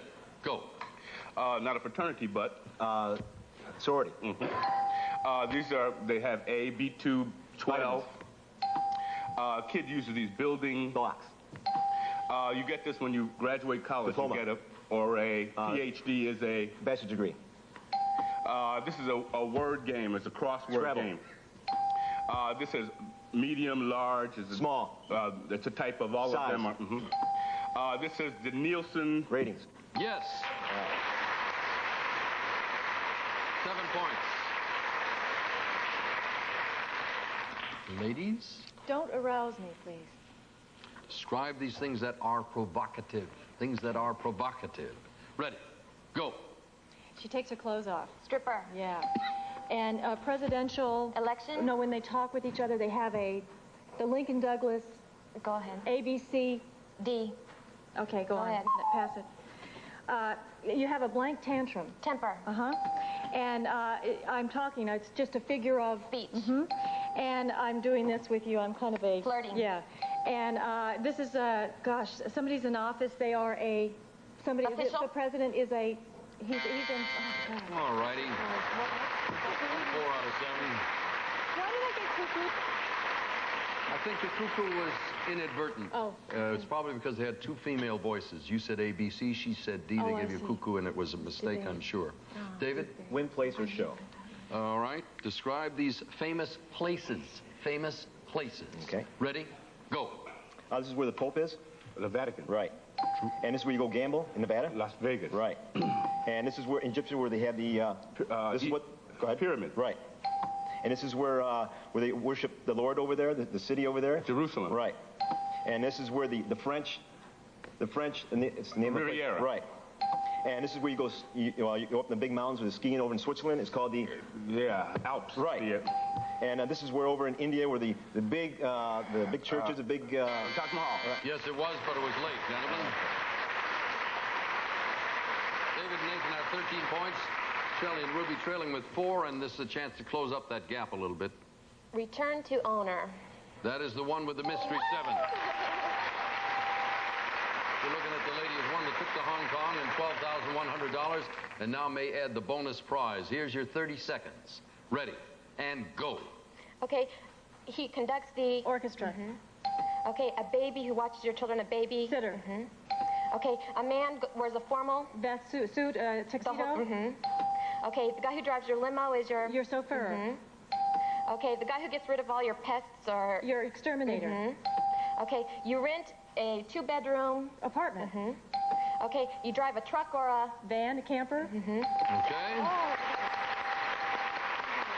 As you can see, Ruby Streets won the audio system with the compact disc player. All of those things, the orchestra, the sitter, the tuxedo chauffeur, exterminator, apartment, van, things for rent or hire is what it was, for rent or hire. Ladies, you are still trailing. A touchy point or the creepy crawler? The creepy crawler. And you want to give? Yes. Ruby, describe for Shelley these reptiles and insects. Reptiles and insects. Ready, go. Okay, this bites you and gives you a mosquito. Okay, not a turtle, but a... Tortoise. Okay, this goes to the light and flutters around. A butterfly. A moth. Okay, he eats your wood. A termite. Okay, the snake that comes up Asp. with a hood. A cobra. Okay, Jiminy. Cricket. Okay, this is the thing that crawls along on the ground with a tail. With a tail. A chameleon is a... lizard. All righty, that's it for 18 points. So many things with a tail. I can't believe you got that. David, we have a touchy point. Will you give or receive? I will give. Describe for Nathan these things associated with a finger. Things associated with a finger. Okay. They need 19. Ready, go. This is what you put on you to keep warm. Glove. Right. And I'm doing this. Snap. Right. And I pull on a pistol. Trigger. Right. And this is what you get done when you have your nails done. Manicure. Right. And little jack. This is what you get when you burn yourself. It comes into a scar, a boil, yes, blister. Right. And this is what you put on your arm when you break it. A wooden cast. No, a wooden. Splint. Right. That's it. You got it. Let's go for $10,000.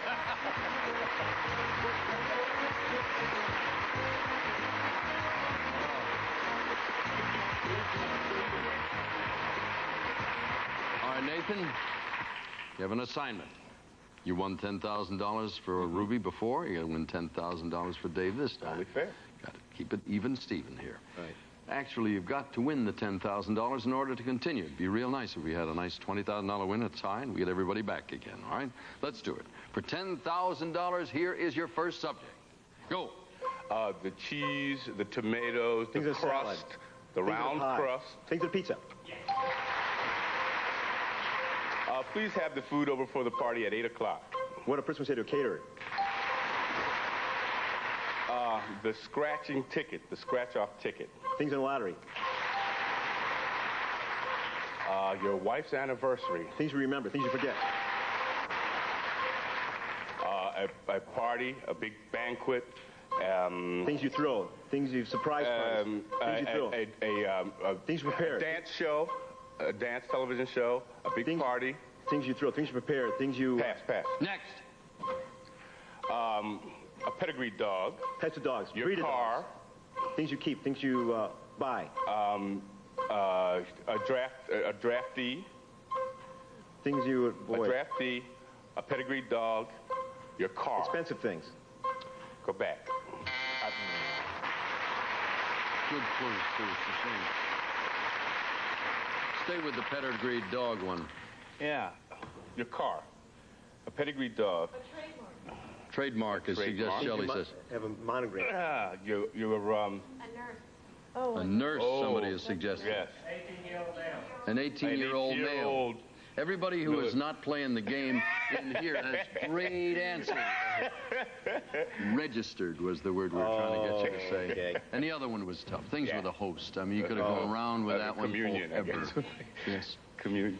All right, $2, $3, $450, $500. We'll be right back. He was unregistered, though. You had that one surrounded. Yeah. The hosting. What are you going to do? Wow. But they give you a hostess just in case.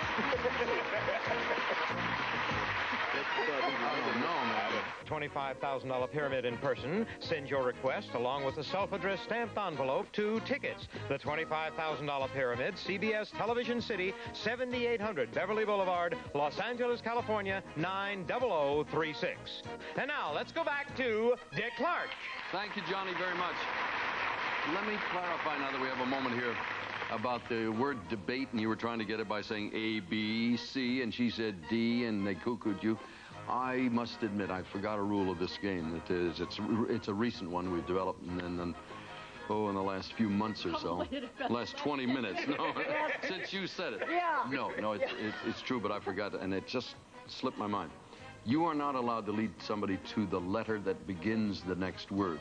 If you wanted to play that, for instance, let's say it was escargot, escargot. Yeah.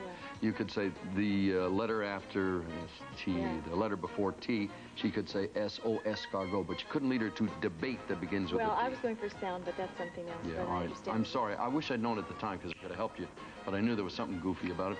You've won $12,100, an audio system, a CD player, Hong Kong trip. We'll see you, Shelley, tomorrow. Nathan, we'll meet you back here. And David, thank you so much. You're leaving us with $500. Oh, thank you. I had a pleasure. Nice to have you aboard. We'll see you on the Pyramid tomorrow. For now, Dick Clark. So long.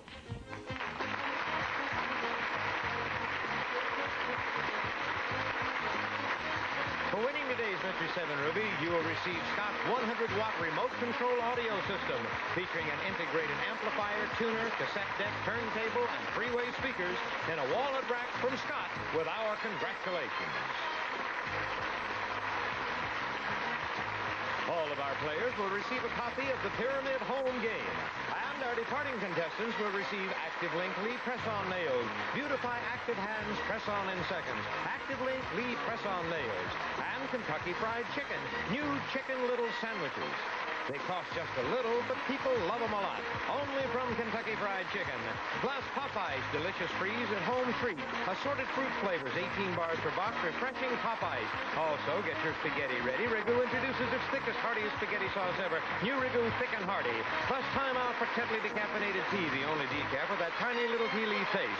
And Orapic, the safe, effective plaque fighter. Orapic, the only personal dental instrument recognized by the American Dental Association.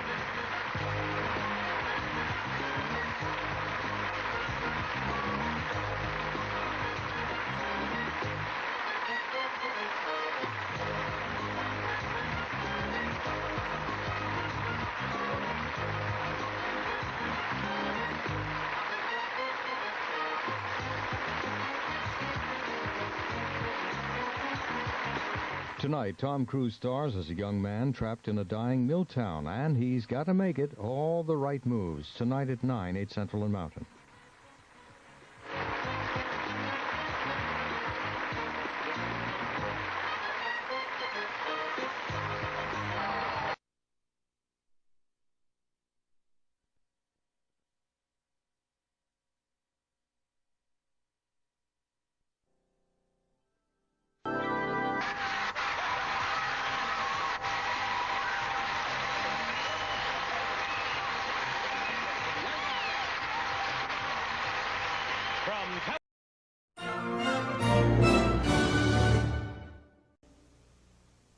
This is CBS.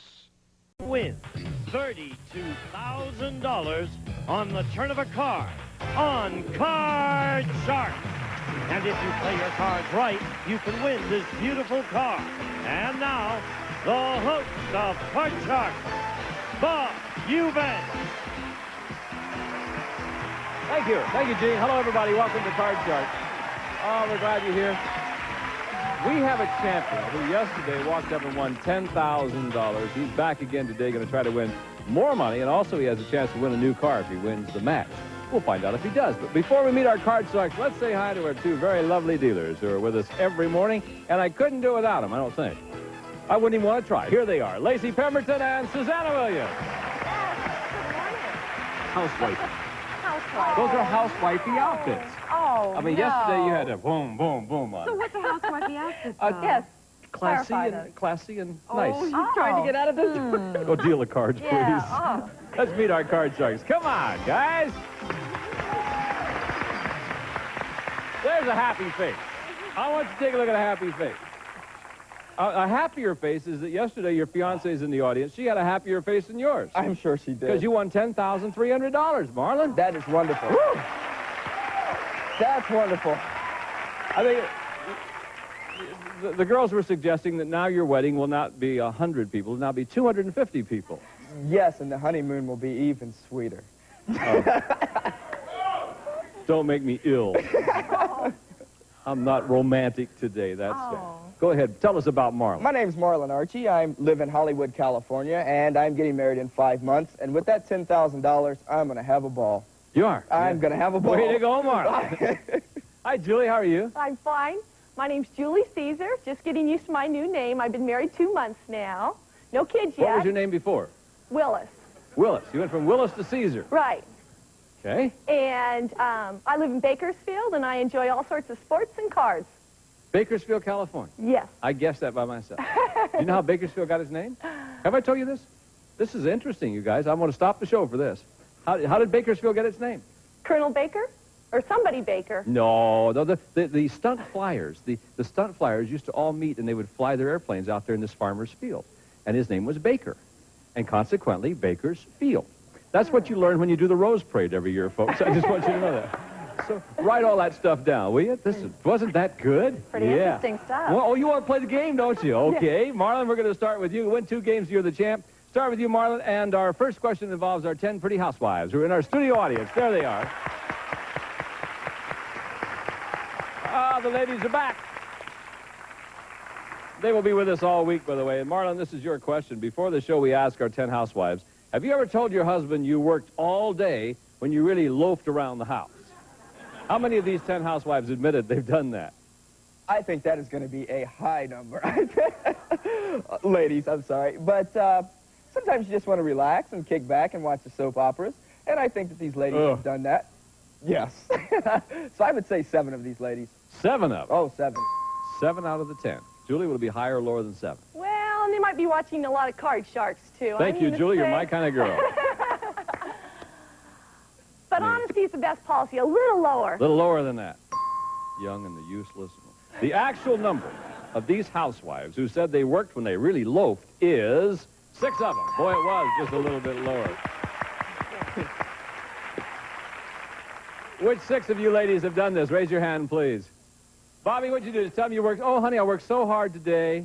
Well, the house looked nice when he came in, and so I, oh, I'm so tired. I Oh, worked yeah. so hard. And he went to get himself a glass out of the cupboard, and I spent 20 minutes before he came home shoving things in closets under beds and cupboards, and he got a glass, and half the cupboard came out after. So you got caught. Touch on, yeah. Well, all right. Ladies, thank you very much. We're happy you're here. Thank you. It's Julie. Julie, here's your first card. 7 is the card you can change if you like. I'd like to change that card, please. We can do it. 7 is an 8. Not much better, but you got to play it. I'll say higher. Higher than the 8. Cards a deuce. No. Marlon, did I hear you applauding? No, I didn't applaud. Oh, Marlon, Not at all. You rascal. All right, there's a 10. I'm going to go lower, Bob. Lower than the 10. Not lower than the 10. We didn't make any progress. Why don't we pause for these words? We'll be back, see if the cards are a little bit better. See you in just a moment. Don't go away. This game. Julie, the next question is yours, and here it is. How many children do you have? No kids. No kids. How long have you been married? 2 months. What's the matter? Not enough time yet. We surveyed 100 first graders. We asked them, does your dad make over $1 million a year? How many first graders said their dad does make over $1 million a year? Well, I do have a stepdaughter, Katie, and I think she probably thinks her dad makes over $1 million a year, and he doesn't. So sorry, they don't have a good conception of how much money really is. I'll say that would be about 45. 45 out of 100 first graders said their dad does make over $1 million a year. Marlon, what do you think? Well, Bob, I don't think that kids do have a grasp on how much money their fathers are making, but I think that they kind of fantasize, and I'm sure they live in big houses and have nice cars, so I would say it would be a little bit higher. It might be higher than that. Yeah. The actual number of first graders who said their dad makes over $1 million a year is 28 of them. No, it wasn't higher, it was lower. I think those kids know. Julie, what do you want to do with this? Change that card, please. Well, why don't we do it? Lacey's got a new one for you. The 8 is an 8. Oh, lower! Lower, yeah. And no. Marlon, the 10 is still your card. Let's go lower, Bob. Well, let's see if it is. Is it lower? Yeah. Sure. Let's go higher. Higher. How about higher? Got it. Yeah. Claire Freeze. I want to go higher. He's going on. Is it higher than the 9? No, not higher than the 9. Oh, you guys are not making any progress at all. Let's try another question. This is yours, Marlon. Marlon, we surveyed 100 ministers.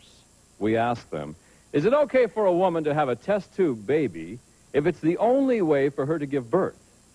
How many ministers said it's okay for a woman to have a test tube baby? I don't believe that a minister would think that. I wouldn't think that myself. There's a lot of kids out there to be adopted, and I think that's one way to do it. So I would say that would be low. I'll say 25. 25 out of 100 ministers. Julie, what do you think? Well, I think ministers really start thinking about the religious aspects and probably even a little bit lower. Even lower than that? Yeah. We'll see. Actual number of ministers who said that it's okay for a woman to have a test tube baby is 67 of them. Wasn't lower, it was higher. Marlon. Change that card. All right, let's get rid of that 10 right now. 10's now. Jeez. But it's a different color. Let's go lower. Yeah. Let's go lower. Lower than the 10. 8. Yeah. Let's go higher. Is it higher? It is. Yeah. Let's go lower. Lower. Is it lower? No, not lower. Boy, you guys are tough. All right, Julie, you got the ace and a free chance here. Lower. Lower it is. Sure. Higher. Higher. Got it. Freeze. Freeze on the 7. All right, we'll freeze right there. That means that this will be the fourth and final question of this game. Someone has to win the game on the next play of the cards. Control is what you're after. You know what we call this, don't you? What is it, Marlon? Sudden death. Sudden death. Oh, yes. Makes me nervous to think about it. Julie, this is your question. Educated guess question. Sudden death. Whew. In 1860, how many days did it take for a stagecoach to go from Los Angeles to San Francisco? In 1860. Well, I think that that's going to take a lot longer than it does today. So I'll say... I think that's very good logic. You think so? Okay. How about 5 days? 5 days. Marlon, higher or lower than 5? 5 days. Well, I believe that would be lower. I think that the horses can run a little faster than that. So I would say a little bit lower. Listen to our audience. Ho, ho, ho, ho. Actual number of days it took in 1860 for a stagecoach to go from Los Angeles to San Francisco is 4 days. Ho, ho, ho.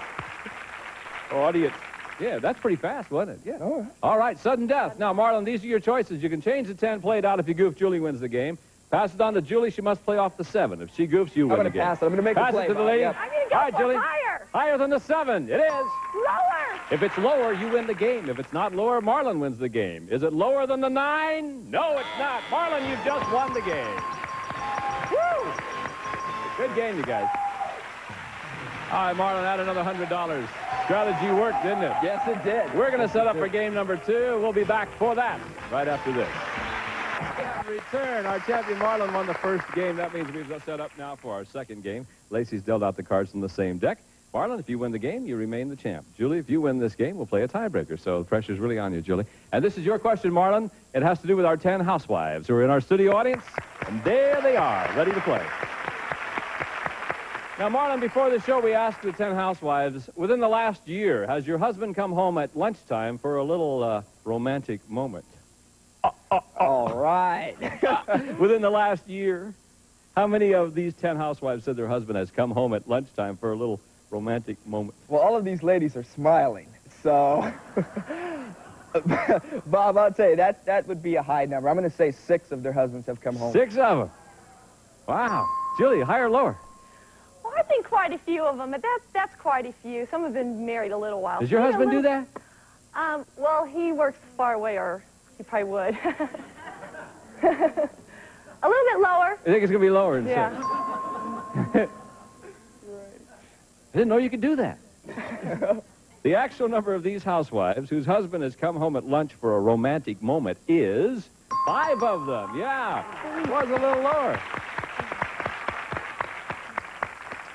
So that means if all 10 of them are smiling, 5 of them are happy because the husband has. 5 of them are happy because the husband didn't. Which 5 of you ladies Your husbands have come home for a romantic moment there. Raise your hands, please. Well, I'll be darned. Nettie, you rascal, you. How often does this happen, Nettie? Quite often right now. How long you been married? How long you been married? I've been married 36 years. In the last 2 years, our children, 4 children, has gone away from home. They're all out working. And I've been about 5 minutes away from the office, so life is good right now. Woo! You know. All right, Nettie. Boy, 36 years, he still finds his way home at noon. I can't even drive a car after being married 36, I'll bet you. You ready, Julie? Yes. Okay. Here to go. Oh, look at there. Lower! Lower than the ace. Higher! Is it higher? No. No, it's not. Marlon, now. Here we go. Here we go again, my friend. 5. Higher. Higher. Higher than the 5. Nope, not higher than the 5. No progress there. No progress. Julie, got a question for you. Okay. We surveyed 100 single women. We asked them, looking back at the men you have dated, would you say that at one time most of them have lied to you? How many single women said most of those men have lied to them? Well, I've dated quite a few different guys when I was single. And most of them I thought were pretty honest, although there's quite a few women out there that think all men will lie to them. So I think it's going to be kind of high, 72. 72 out of 100 single women said most of the men have lied to them. What do you think, Marlon? Single man, Marlon? Well, Bob. Well, Bob. Yeah, well, Bob. Should be my first name, Well. I don't think that that men would classify it as lying. You're stuttering, Marlon. Why are you nervous? Boy, I think that's going to be lower. Yeah, I'll get out of that one and go lower. Thank you. Have you ever lied to a woman, Marlon? No, I haven't lied. I just didn't tell the whole truth. Gotcha. Yeah. You didn't right then either. The actual number of single women who have said most men they have dated have lied is 87 of them. Yeah, even higher than the 72. Okay, Julie, got the ace. Good card, lower. I knew you'd say that. Lower. Is it? Yeah. Freeze. Freeze. Okay, maybe we'll freeze right there. And we will pause for these words, and we'll come back to find out who's going to win game number 2, our champ or challenge. Welcome back to Card Sharks. Let's continue and find out who's going to win game number 2 now. Marlon, the next question is your question, and it goes like this. Surveyed 100 top business executives. We asked them, do you have a television in your office? How many top business executives do have a television in their office?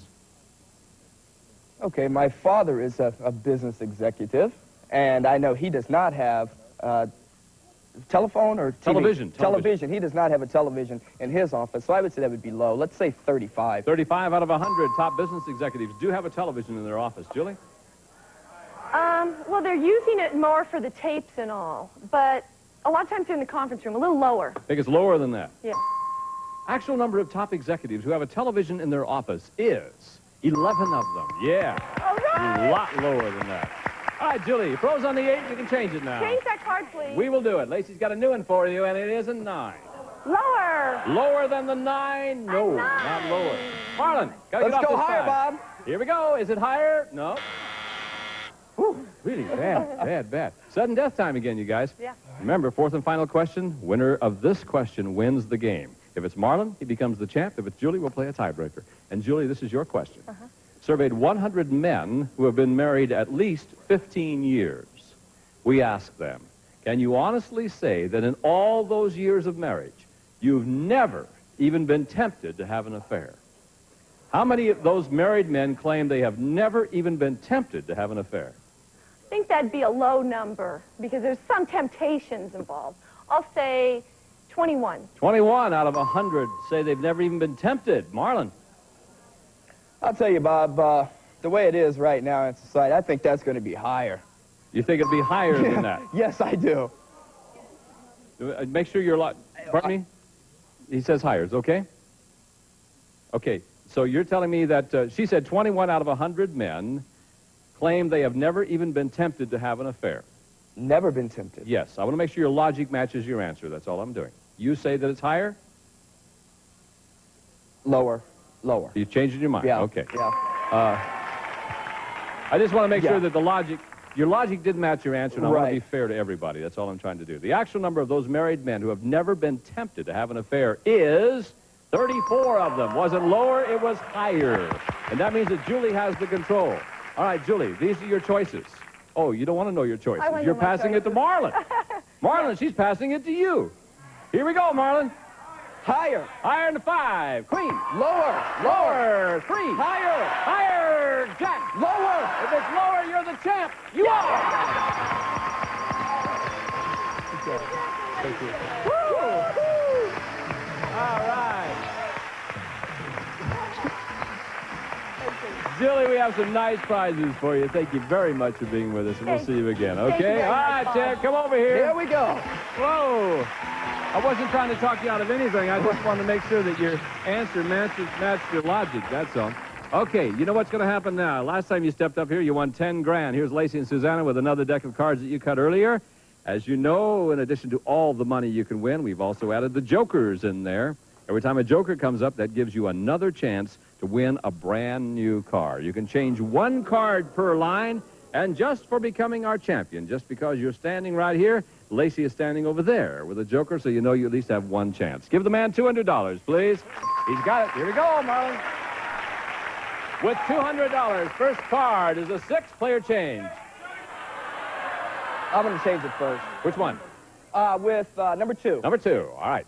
Here we go. 6 is a 9. Now you got 200.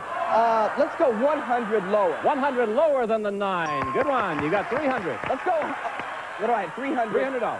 Let's go 150 higher. 150 higher than the 5. Whoop, no. It's okay. You got a deuce now, and you got 150. Let's go all of it higher. Sure. All of it higher than the deuce. Queen. 300.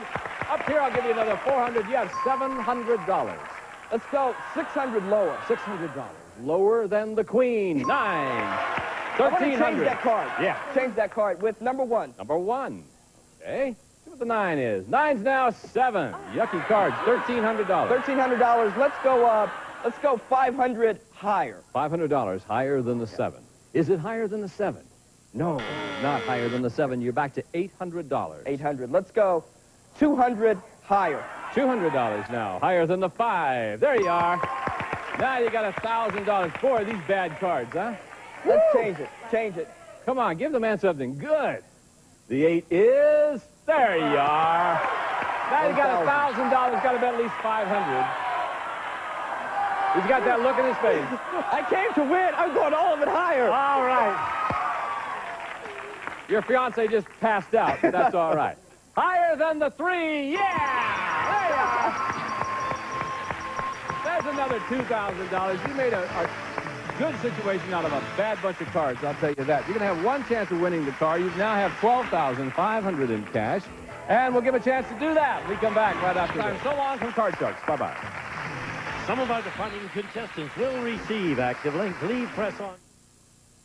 Seen that show? That show? What the friend you talking about? Would you calm the foe down, please? That show on Game Show Network, you know, where they partner up, ask questions, Are you friending with me? I'm not friending with you. You're friending with me, I'm gonna foe you up. Why you gotta be such a fat friend about it? Have you seen the show? They partner up, they gotta trust one another. Oh, yeah, I seen that show. It's a good show. Friend today it is. Hey, watch your mouth. It's just a game show. Friend or foe, weeknights at 10:30 only on Game Show Network. The friend you looking at? Oh. Glass works made with vinegar. Bakos. Add that delicious bacony crunch to all your salads. Bakos.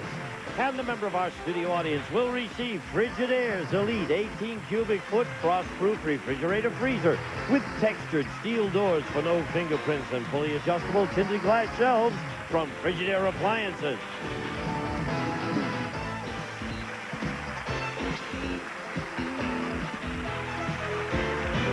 This is Gene Wood speaking for Card Sharks, a Mark Goodson television production.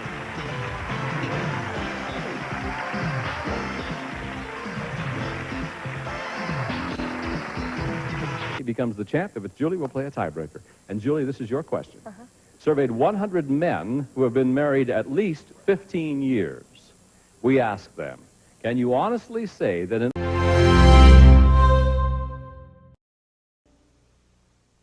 This is CBS. This is The Price is Right, number 6472D, videotape 32587. This is for real. Here we go, everybody. Here it comes! Television's most exciting hour of fantastic prizes. The fabulous 60-minute Price is Right.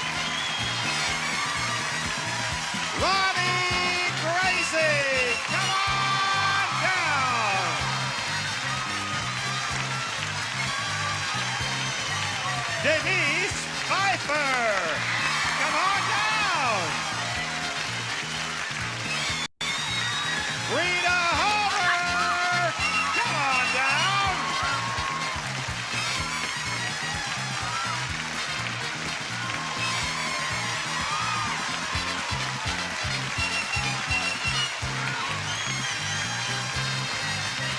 And Daniel Scherer, come on down. You are the first 4 contestants on The Price is Right. And now, here is the star of The Price is Right, Bob Barker.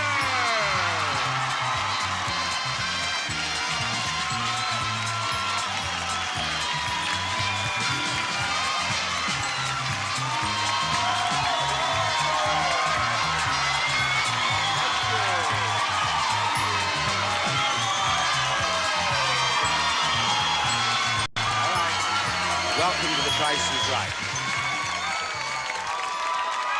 Thank you. Thank you. I want you to save a little of that enthusiasm to help me wish one of our producers a happy birthday. Oh, yes. Over here. Here is Phil Wayne, whose birthday it is. And Phil, all of us wish you a happy birthday. And I want to say, now, I have often kidded around here on the air about Phil. Phil chooses the contestants for The Price is Right. And when you think of the success of this show, and you start looking at the ingredients that have made our success possible, one of them certainly is contestants. Contestants are the lifeblood of Price is Right, and this is the guy who chooses them, and I thank you for doing a fine job. He does a lot of other things, too.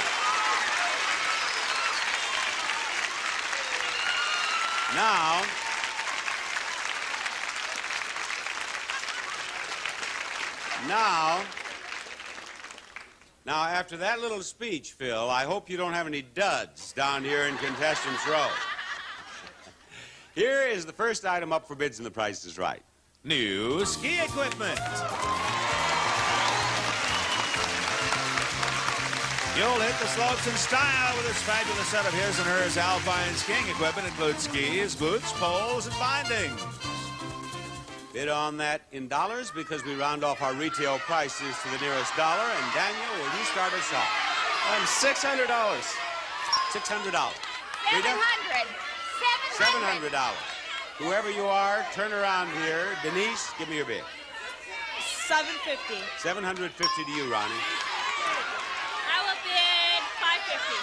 Her bid is $550. The actual retail price is $1,427, and Denise wins one. Denise is going to play pricing game number 1, and she's going to play it right here. Hi there. Thank you. Now let's show Denise a couple of prizes, fellers. A comfortable love seat and stylish luggage. First from the Earhart luggage, fashion and durability combined in this British tweed collection featuring richly quilted interiors and bumper guard binding from Amelia Earhart. And second, a comfortable love seat. From Berkline's Dallas collection, a luxurious contemporary love seat featuring tuxedo styling, tufted insured pillowbacks and cushions, comfortable seating with a fashion flair from Berkline. Denise, you are going to play clock game. You have 30 seconds in which to win both prizes. You are going to bid on the luggage and only the luggage to start. Now, have you seen the clock game on The Price is Right? Yes, I have. Then I do not have to explain it. No, you don't. All right, let's show everyone the price of the luggage. Don't try to help us, audience. The clock will start with your first bid in the luggage, Denise. 300. Higher. 400. Higher. 500. Higher. 600. Higher. 700. Lower. 750. Lower. 650. Higher. 670. Higher. 680. Higher. 690. Lower. 691. Lower. 680. Higher. 681. 82. 83. 84. 85. 86. Higher. 87. 88. 89. There you go, 88. Now, you know, Denise, you play this game very well. Your problem is you don't know the difference between higher or lower. When you get that straightened out, you have no problems at all. Now, you won that in 17 and a half seconds. Let's do a little bit better, and you'll have the love seat, too. Let's show that price, please. All right, Denise. The clock will start with your first bid in the love seat. 500. Higher. 600. Higher. 700. Higher. 800. Higher. 900. Higher. 1,000. Lower. 900. 950. Higher. 960. Higher. 70. Higher. 980. Lower. 961. Higher. 972. Oh, Denise, it's 973. One more instant and you would have had it. But you do know how to play the game, but you know you got to work on that higher-lower business. Yeah. Bye-bye. We'll play another pricing game after these words. All right, Rod, who's our next player? Bob, it's none other than Bridget Bickford. Come on down. You're the next contestant on The Price is Right.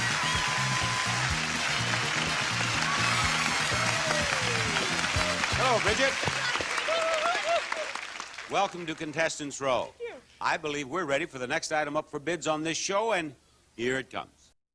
A handy garage trash compactor. The Genie Beast Garage Trash Compactor turns 5 20-gallon cans of trash into one small cube that wheels to the curb. The Genie Beast. Bridget, what do you bid on that?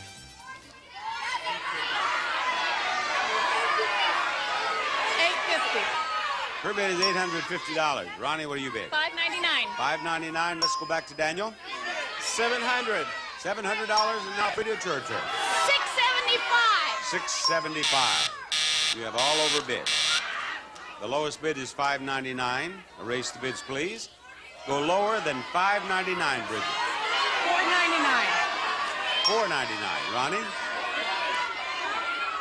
$500 even. $500 even. Okay, Daniel. $525. $525. $450. One of them is exactly right. Is it Frida? Was it Frida who's exactly right? Because we've had that trash compactor on the show before, and a lot of you have seen it, and you know the price. Is that right? Is the price $450? Well, I won't even read this then. I guess that's... No, I better. The actual retail price is $450. Frida, you win a $100 bonus for a bid that is exactly right. You got it exactly right, so you get to reach in the $100 pocket, pull out that $100 bill. There you go. There you are. Now, Frida. Oh, yes, darling. Oh, thank you. Yes. Now, you've won the trash compactor. You've won a $100 bonus for a perfect bid, but I have more good news. Yes? Frida, what's the matter? Is this thing bothering you here? Not too much. Get over there on the other side of it. Oh. There you are. Oh, that was very good. We played jump rope here. Frida, I have more good news. You could win that. A new car!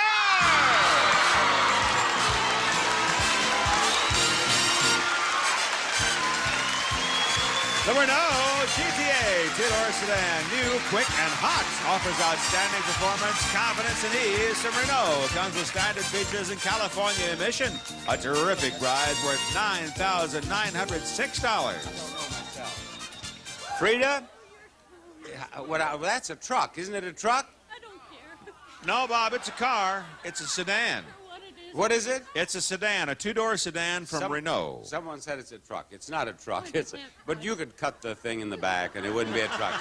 My money in. Where are you putting that, Frida? Where all old ladies put their money. Is that where all old ladies put their money?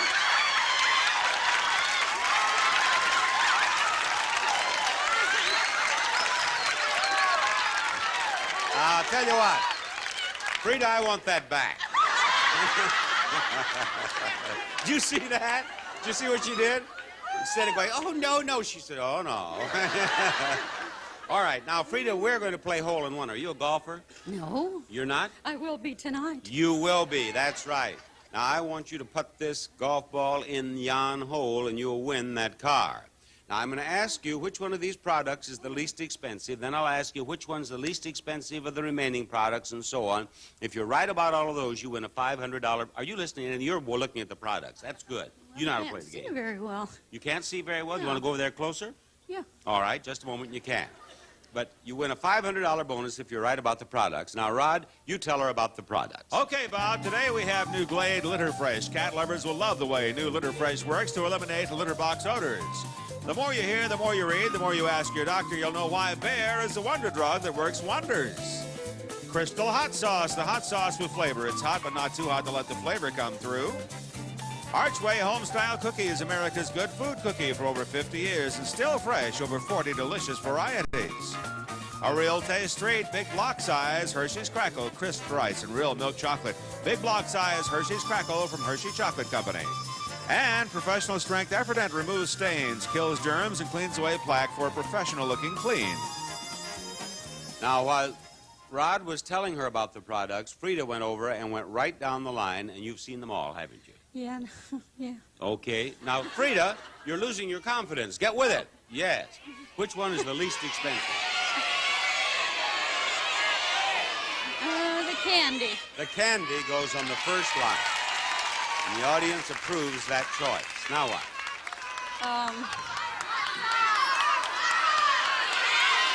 Let's see. I think the hot sauce. The hot sauce on the next line. The audience likes that, too. Oh. Now what?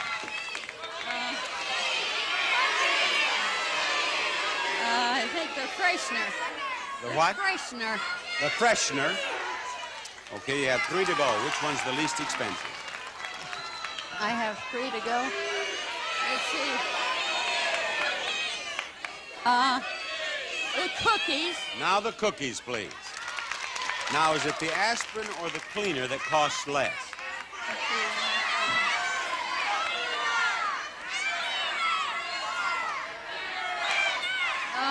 The aspirin. Aspirin. And then the cleaner on the last line. And I get the impression that you folks think she's got this. Do you? Do you? No? Well, let's find out. How much is the candy? 50 cents. What's the price of the hot sauce? 99 cents. How about the freshener? $1.49. Are the cookies more? Yes, they are. $1.79. What about the aspirin? $2.89. Listen, Frida, if that cleaner is more than $2.89, you've won $500. How much is that cleaner? $2.39. Well, now listen, no, Frida, you still putt from that line clear up there. It's a little old short putt you won't have any trouble with. Thank you, Holly. Now, what? And we'll do exercises first. All right, go ahead. You do your exercise. You want to... She wants to do her exercises first. Now, I have to do this putt to show you how easy it is. And, Frida, this you'd think is not important. And in some ways it isn't. But in some ways it's terribly important. I have, you know, the bets backstage are getting bigger and bigger. We're going to be investigated by the Vice Department if we're not careful. You have to hold that. That's right. You do watch. All right. I want to make this. I want to make this. I do. You did. Did. Now, Frida, you get up there. What? I hope I'm that good. Well, you'll never be that good. No one will. But if you'll do well, Frida, now you just take your time. Put the ball any place you want to. What? What? 3 shots. Now, Frida, not 3. But she's right. You know, we've changed it from hole-in-one to hole... Get back here just a second. Now, just pretend the ball's there, and let me see how you're going to do it. Show me. Just move that, Holly, will you, please? Now, just show us how you want to do it. Just. All right, that doesn't look bad. That doesn't look bad. Just step up there now and do it right in the hole and that's it. Now just keep your head steady over the ball. Get that right straight here. Why don't you put it just a little bit. There, now you're right on, right, there you go. There you go. Now just take it right straight back and in the hole. You got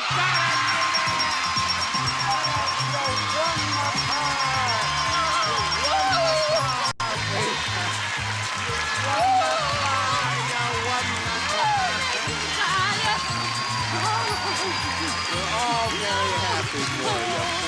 You really are. You did it. You did it. We'll be back after these words. Congratulations.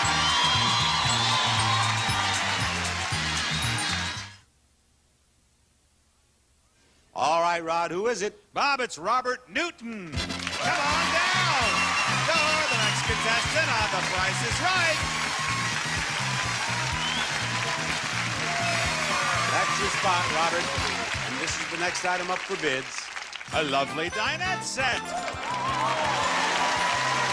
Al fresco by Lion Shaw. 5-piece dining set influenced by European designs. Al fresco's streamlined styling is comfortable and practical. Give me your bid, Robert. $349. He says $349. Bridget says $800. $800. Ronnie. $750. Her bid is $750. Now, Daniel. $900. $900. One of you is exactly right. Oh, I tell you, we're hot today. Actual retail price, $750. Ronnie, you get up there fast. Going to reach right back into that $100 pocket now. That's 2 in a row, right on the nose. Ronnie, here you are. Reach in there, pull out that $100 bill. And we won't waste any time. We'll get busy winning these prizes. A handsome baker's rack and the new grandfather clock. First, the baker's rack. One of the most popular pieces of furniture, has a multitude of uses for plants, books, even TV or stereo. Made of wrought iron with brass trim from Corsican. And second, a Pearl grandfather clock featuring Westminster chimes, lyre pendulum, and German movement, and a hand-finished hardwood cabinet. It's a great American tradition for great Americans from Pearl. Bob? May we have the one right price? It is $1,650. You tell us which one of these is $1,650. You win them both. Is it the baker's rack over here, or is it the clock over there? The clock. The clock is $1,650. Does she win both of these prizes? Show us, Janice. You certainly do. The baker's rack is $1,275. Congratulations. Thank you, Showcase Showdown #1 after these words.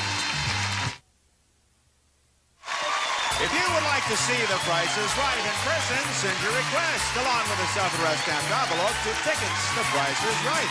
CBS Television City, 7800 Beverly Boulevard, Los Angeles, California, 90036.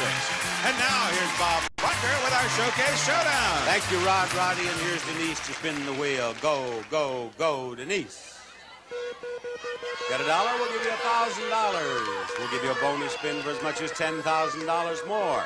The contestant nearest to $1 without going overs in the showcase. You have a nickel. Spin that wheel again if you wish. And of course she wishes. She's not going to win anything with a nickel. I'm getting all choked up here. It's ever since Frida won that car with that great putt. You have a nickel, and you are going to add to the nickel 45 cents for a total of 50, and you're the leader, and here's Ronnie. Spin that wheel. Here she goes, trying to beat 50 cents.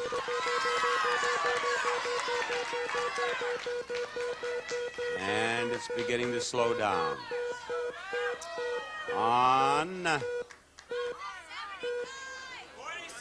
40 cents, spin it again. 40 cents to build on. This is spin #2.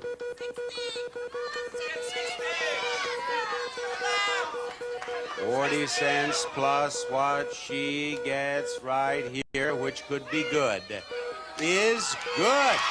85 cents. All right, Frida, let's see if you can spin as well as you putt. Go, Frida. There she goes. She's trying to be 85 cents. And Frida may have done it. You did it, Frida. You have 95 cents. You don't want to spend any more, do you?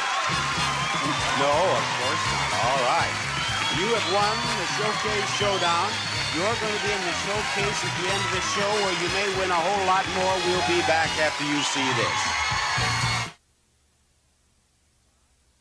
Who do you have for us now, Rod? Bob, I'll bet it's going to be Josephine Smith. Come on down. You're the next contestant on The Price is Right.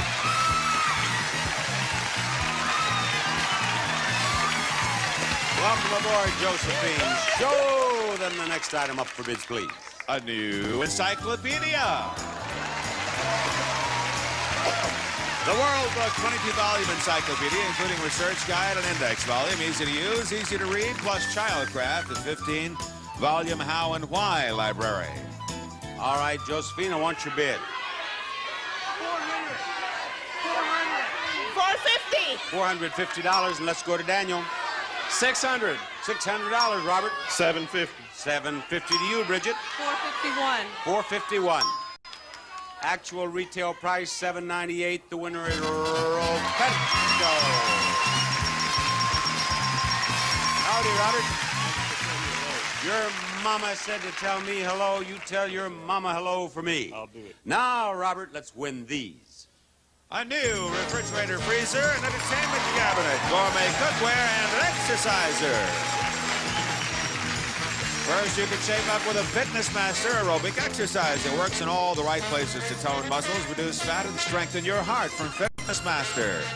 Second, a new refrigerator freezer. The Hot Point No Frost refrigerator has a large 22 cubic foot capacity that includes a giant 7.23-foot freezer.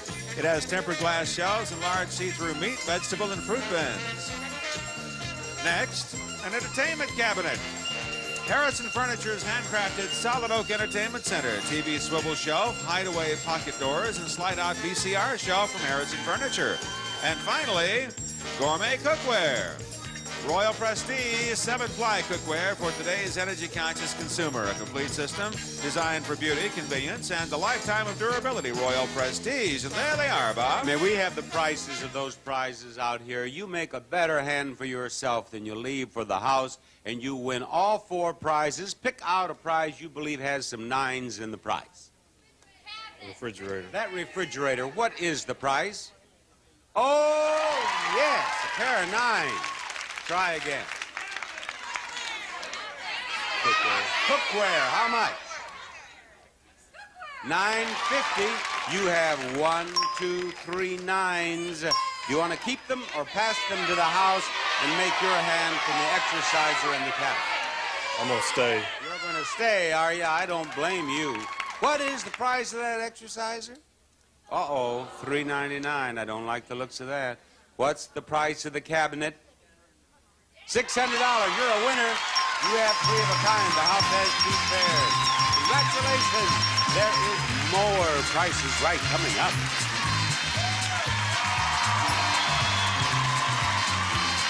Stay tuned for more pricing games and the fabulous showcases, which are coming up on the second half of The Price is Right.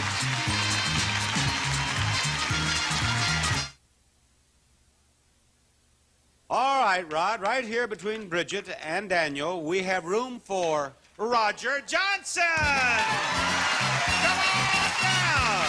You're the next contestant on The Price is Right.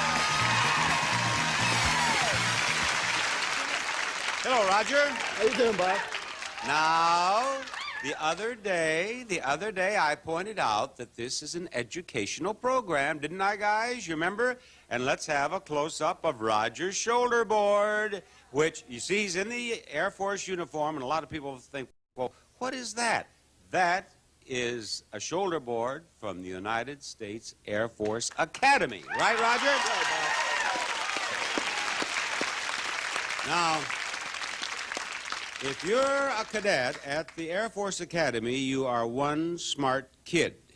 Are you up on our games? Are you going to come in here and wipe out everybody? That's right, Bob. I'm ready. All right.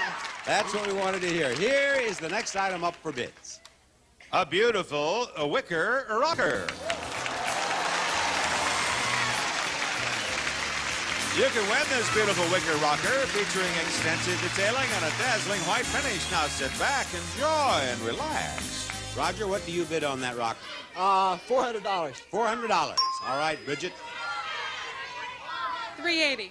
Her bid is $380. Josephine. $650. $650. And now Daniel. $651. His bid is $651. The actual retail price is $450, and Roger won it.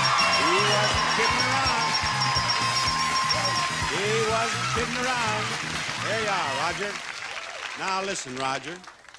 I don't know how you're getting around these days, but I'd like to put you in that. A new car!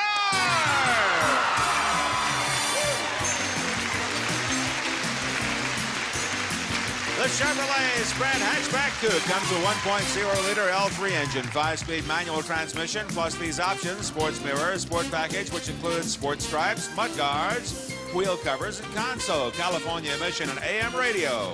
We're going to play 3 strikes, and there are the 3 strikes, ladies and gentlemen. Into the bag they go. The numbers and the price of that car are 1, 2, 5, 6. 1, 2, 5, 6. I want you to reach into the bag, Roger, and pull out a number, and then tell me whether it is the first, the second, the third, or the fourth number in the price of the car. You light up the numbers and the price of the car before you get 3 strikes, and you win the car. 6. First one. The first number is 6. You're right, Roger. Roger, you have done nothing wrong since your name was called. Now reach into there again. Number, you got it. Number. Oh, strike 1. Don't do that again now, Roger. I don't want to have to worry about you. Come on. Get a number out of that bag, Roger. Get a number out of that bag, Roger. Get a number out of that bag, Roger. Oh, Roger. Now, there are 3 numbers and only 1 strike left. Surely you're going to get a number this time. Get a number, Roger. He has 2.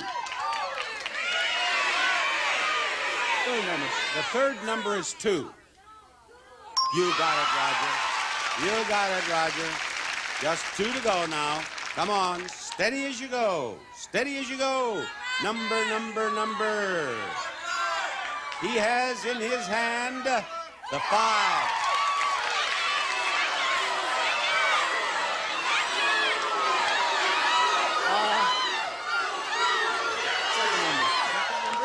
The second number is 5. You got it, Roger. Now, Roger, all you have to do is reach in that bag and pull out that last number, and that is your car sitting over there. Pull it out. Is it a number? Roger, I'm sorry. Oh, I am sorry. I wish you had won the car. Thank you, Roger. Thank you. We'll try again after we do a little business with you. All right, Rod, what is the next name on your list? It happens to be Kimberly Morrow, Bob. Kimberly, come on down. You're the next contestant on The Price is Right.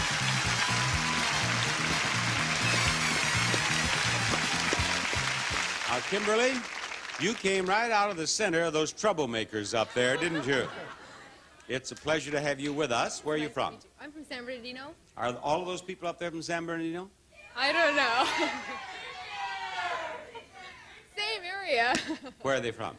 Big Bear. Did you all get together and come on a bus or something? No, we just met in line. You just happened to meet in line? Uh-huh. Well, that is a coincidence, because here you are, you're all neighbors, and here you are in contestants row, and there they are cheering you on, and if you win a lot of money, of course, you'll buy dinner or something, right? Well, let's give you that chance. Here's the next item up for bids on our show. A new microwave range. A Whirlpool eye-level microwave range with self-cleaning lower oven, digital meal timer clock, and lift-up cooktop. Microwave oven has a solid-state meal sensor temp probe from Whirlpool. And to the winner of this microwave range goes a supply of tea. Next time, say time out for Tetley, the tea with 100 years of experience in every tiny little tea leaf. Tetley tea. Kimberly, do you have a bid for me? $600. She says $600. What do you say, Bridget? $1,250. $1,250. And now Josephine. $1,275. Her bid is what? $1,275. $1,275. Daniel? $1,400. $1,400.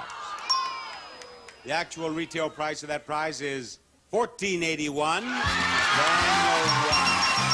Daniel has been in contestants' row since the show began. He was worried about facing his commanding officer, and now here you are up here, upheld the honor of the United States Navy. And Daniel, we want you to win this. A new jukebox. The Sapphire 90 jukebox from Rowe features 200 selection photo, 130-watt amplifier, and full stereo system, digital display, and exciting lighting that can dance to the beat of the music. A prize worth $3,393. Oh, that girl do dance up a storm, doesn't she? Now, we're going to play Secret X. To win that jukebox, you get 3 X's in a row across there, 3 X's in a row across here, 3 X's in a row across here, 3 X's in a row diagonally there or diagonally there. There is a secret X in one of the red squares right now. I'm going to give you a free X, and you may win 2 more. Put that in one of the yellow squares where you think it might be useful. Very good, good spot. Now, with the 2 X's I mentioned, you can win prizes. And, Rod, do you know what those prizes are? Oh, I do, Bob. From ND Knits, action shirts for boys and young men. Popular styles, priced right and true to size. ND Knits, quality made in the USA. And Entermatic plug-in lamp and appliance timer. Automatically controls on and off cycles from Entermatic Incorporated. To win the shirts and an X, tell me, are the shirts $25 or $39? $25. $25 is right. You've won the shirts and you get another X. There you are. And that could be a winner right there. Now, is the timer $10 or $17? $17. $17 is right. You can't buy anything for $10 anymore. All right. Now, the only way you can lose is for that secret X to be in the top one. If it's there, you win with those X's. If it's there, you win with those X's. Give us a winner here. Give us a winner here. Oh. I tell you, what's happened to us here? We had Roger, the Air Force cadet, with only 1 number to go, and then he got that miserable strike. We had this handsome young sailor here. He had only 1 way to lose, and he lost. Maybe it'll all change when you come back to spin the big wheel, huh? Sure hope so. All right, Daniel. It just might. We may give away a bundle with that big wheel after this bit of business.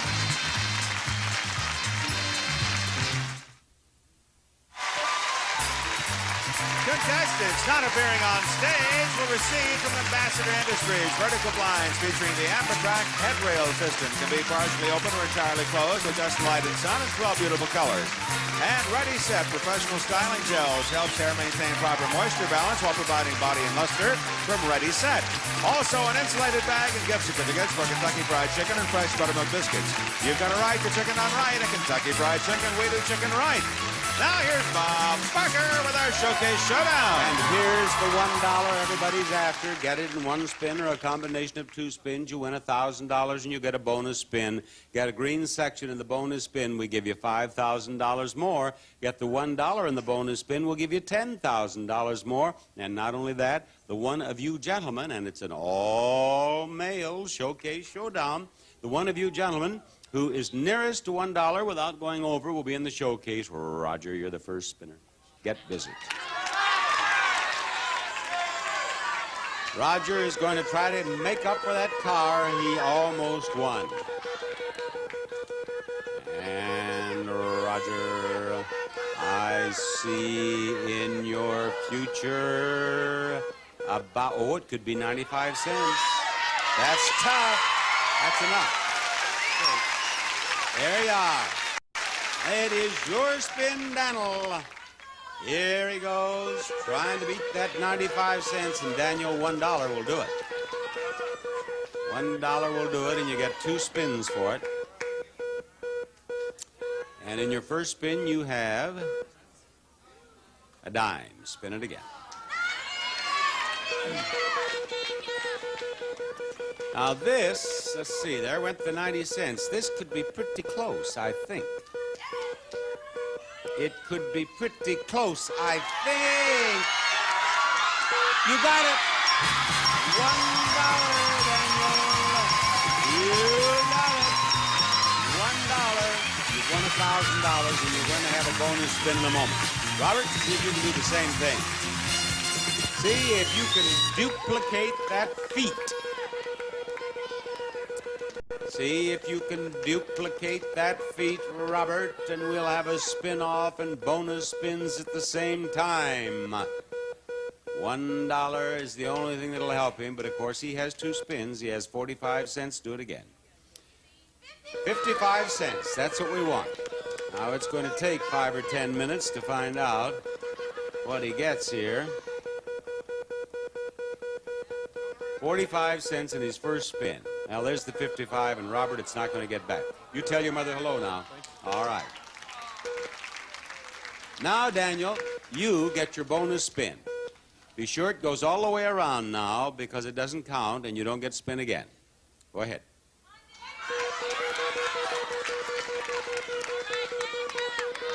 All right. This is it. Slow down there. Slow down there.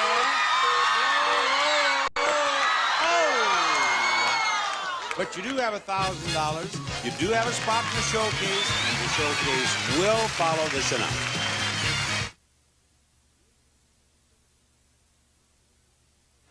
The top winner in the showcase is Frida. The runner-up is Daniel, and this is showcase number 1. This showcase begins with an adorable bunk bed. To delight the youngsters, this pair of big tubes bunk beds are just the thing. Made of corrugated board with a brightly colored vinyl finish. They're great for the small bedroom. Mattresses are included.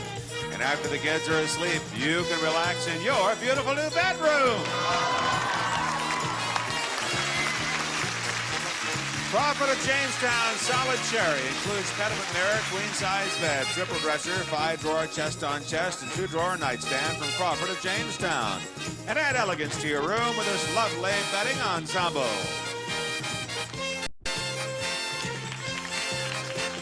From Norman's of Salisbury, a reversible high-loft comforter with button quilt detail paired with pillow shams from Norman's of Salisbury. And for a comfortable night's sleep, this mattress set from Loving Care. So much depends on how you sleep. Discover Loving Care Lifespan, one of America's premium mattresses featuring the lumbar support system. And the whole family will enjoy a spin on your new car.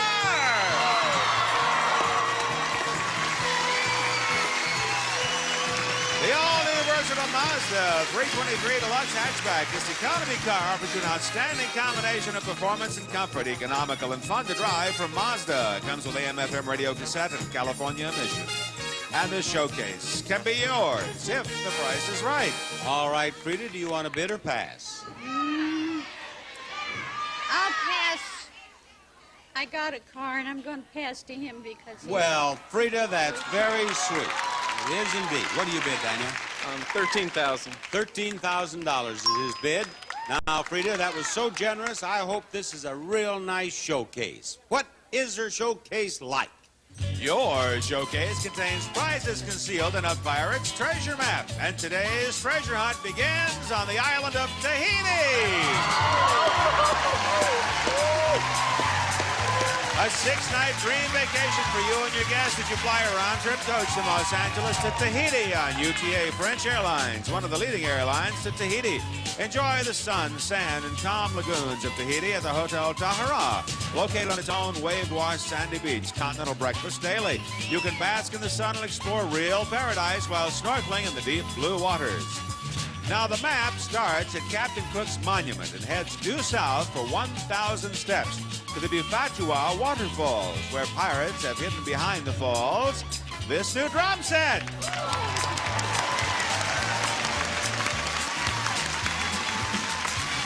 Featuring the Remo 5-piece drum set consisting of tom-toms, bass, snare, and floor drums with a pair of Zildjian cymbals. From there, the map directs us south 1,500 paces to the ruins of the temple Mare de Arahu Rahu, to another pirate treasure, this new motorcycle. The Kawasaki KZ305B2, styled like a cruiser with a 4-stroke engine, 6-speed transmission, and electric starter from Kawasaki. Then the map indicates an eastward path to the Taravao Bay, where the pirates have hidden under some fishing nets a brand new sailboat. This is the exciting Catalina 22, a trailable racer cruiser sloop rig that sleeps 4, has pop-top hatch for greater convenience. The Catalina 22, trailer included. And this showcase, containing prizes concealed in a pirate's treasure map, can be yours if the price is right. Frida, if you win this showcase, with those drums, you could form your own rock band. You could you could ride your motorcycle to your gigs. Yes. What do you bid?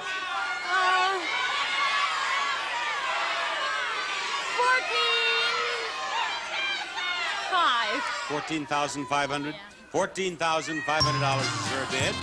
And Daniel gave us a bid of $13,000. Which one of them is won? We'll find out after we have a look at this.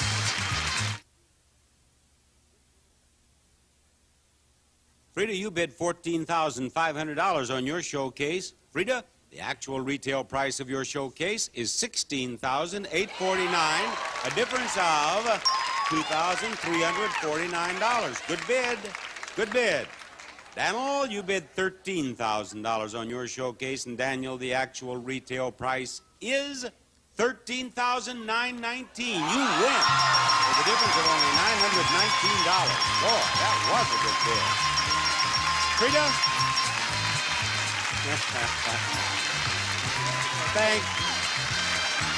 Thank you for being on the show, Frida. You were a great contestant. Daniel, congratulations. Gloria, nice to meet you. Let's go have a look at these prizes, should we? Let me just say, Bob Barker saying goodbye, everybody.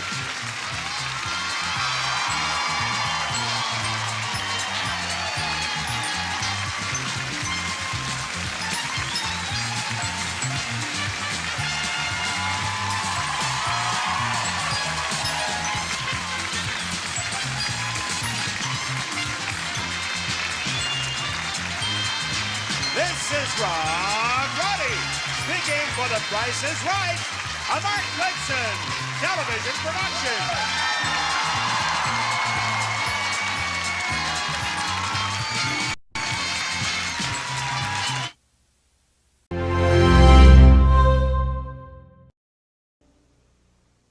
This is CBS. Oh, well, hi. What a nice surprise. What, is something wrong? Oh, darling, don't let us alarm you. No, sweetheart.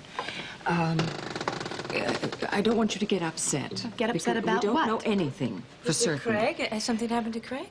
Mama, I got a call from David Stewart, who was in Greece with Betsy. What is David doing in Greece?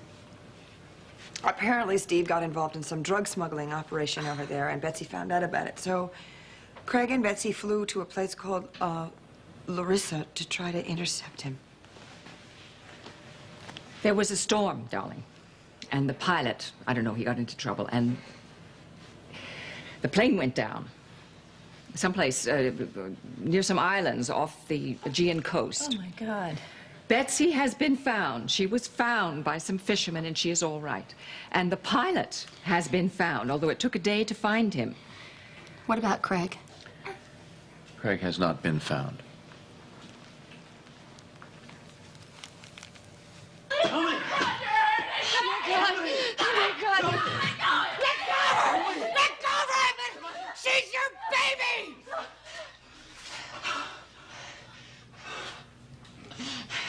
What did you say? Are you okay, Lily? Are you okay? Did he hurt you? Are you He okay? didn't hurt me. He did not hurt me. I am fine. I was upset about Craig. I'm fine. He didn't do this to me. You said she's my baby. Lily, get out of here. This Lily, is get out the of here. child you had, isn't Lily, it? please, go. This is... Answer me! It was Lily, wasn't it? Oh, my God, everything is suddenly starting to make sense. What sense was he talking about? Out of here! I'm gonna No! No! Oh, my God. No! Not till you tell the truth. And this time, no lies! What truth? What is he talking about? Tell me! It's too late to turn back now. Now, either you tell her, or I will.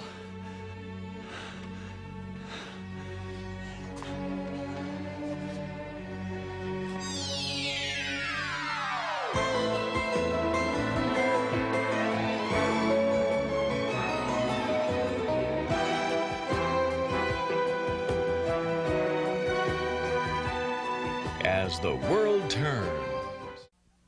Lily, just go. I need to talk to Rod for a minute, please. I'm begging you. No, I'm not going anywhere until somebody tells me what's going on here. What is he talking about? I'm talking about Iva. Just shut up. I mean, Just she shut up has a right to know who she is, Iva. You know, the same way I have a right to know. You said that I am his baby. What does this mean? Lucinda was going to tell you the truth. What truth? That you're adopted, Lily. Lucinda's not your mother. No. She's not your natural mother. No, it's crazy because she would have told me something like that. She didn't tell you because she didn't want to hurt you. I can't believe this is happening to me. It's happening, Lily. It's true. You mean you're telling me my mother knew about this all these years and she never told me? Why? Why would she do that to me, Iva? Answer her, Iva. Tell her the rest. Just stay out of this. Just stay Will you just let her know? She's gonna find out from somebody. Just... For God's sakes, find out what? Will you two stop talking like I'm not in the room? I am here.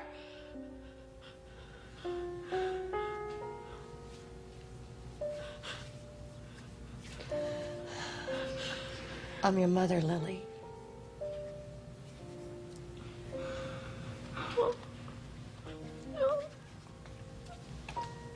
And I'm your father.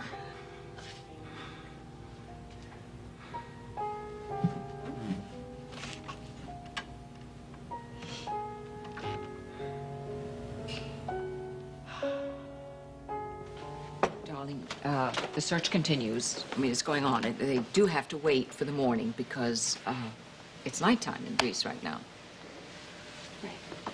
Look, we have every reason to believe that Craig will be found. I mean, after all, it took them almost 24 hours to find the pilot, and he's in reasonably good shape. And, oh, Mama, there are all those tiny islands, and they've got to cover all of them. How is Betsy? She's badly shaken, but other than that, a few cuts and bruises, she's fine. And is Steve with her? No, he's been incarcerated in a Greek prison for his involvement in this drug smuggling. Poor Betsy. Darling, this is just so devastating. It is so Mother, upsetting. I am not upset. I'm not upset. Now, Marco's right. They found Betsy. They found the pilot. And there's every chance that they will find Craig, too.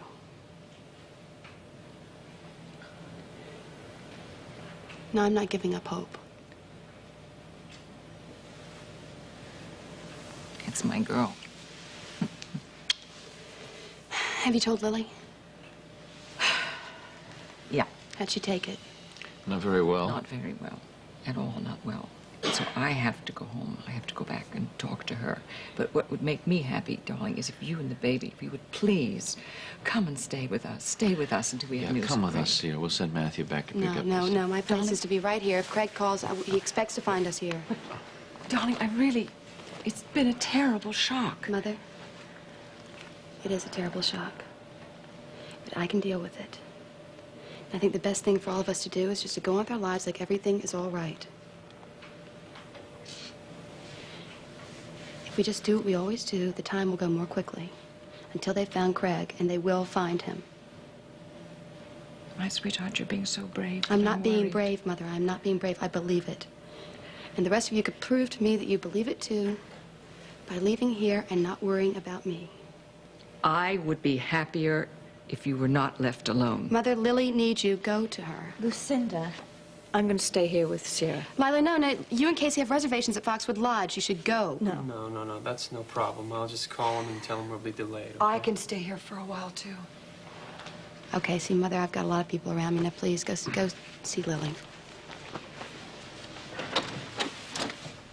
I'll call you when I get home. I do love you so much. I love you too. And tell Lily not to worry.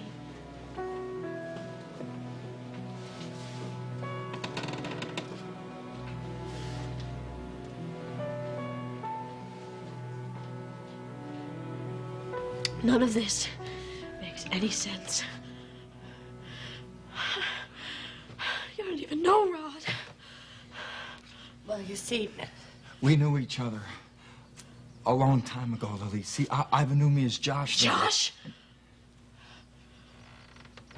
He's your cousin, Josh. Yes, Josh. but it does... I can't believe this is happening. First Craig may be dead, and now this? I must be losing my mind. I am losing my mind. I didn't want you to find out like this. I wanted to wait till after graduation to tell you. But even then, you weren't going to tell her the whole truth, were you, Iva? No. What were you gonna tell me then, huh? Only that you were adopted. Why? Because I thought it would be too much for you to find out all at once. God. Oh, God. I don't know what you're going through right Do you? I don't think you do. I'm in complete confusion. I don't know what's going on. You're supposed to be my best friend. My best friend. You, of all people. Oh, God. Now listen to me, Lily. Listen to me. Lily, please. You've got to understand that I didn't know where you were for 16 years, and when I found you, I wanted you to know. Lily, I wanted you to know everything.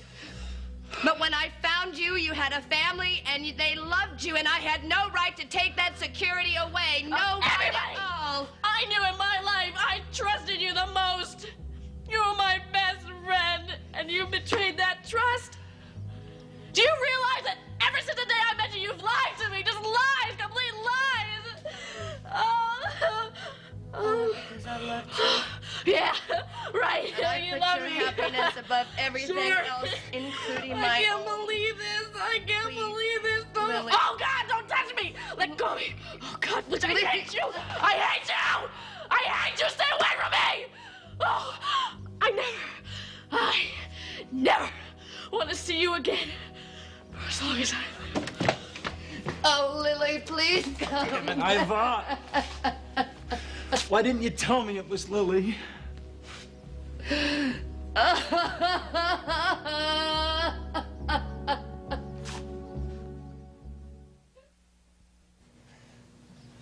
I gotta go after her. I gotta go after her. Get your hands Just off answer me. me. Why didn't you tell me that my daughter was Lily? I had a right to know. You had no rights after what you did to me. If you would have told me, none of this would have happened. No, you would have gone straight to Lily, and that is the last thing that I wanted to help. All right, maybe you think I have no rights in this situation here. But what about Lily, huh? Or don't you think that she had a right to know this? Right to know what? The shame that you put me through? How she was conceived? To know that she's a child of rape? Oh, God. This is everything that I was afraid of happening. Once it started, it couldn't be stopped. Now Lily's gonna want to know everything. And she's not gonna rest until she finds it out. And I didn't want my daughter to live her life that way. I lived 19 years of my life. God, Josh, why did you come back here? Why didn't you go when I begged you to? Because I needed to know the truth. I had to see my child. And I didn't want you anywhere near her. Because I knew exactly what you were capable of. And I saw it again right now. You mean you can't believe that is what you thought? If you would have just stopped and just listened to Lily, you would have found out what she was doing here. She came here because she was upset about Craig, and I just was trying to find out what happened to Betsy. And Betsy's okay. What? Are you sure? Yes, I'm positive.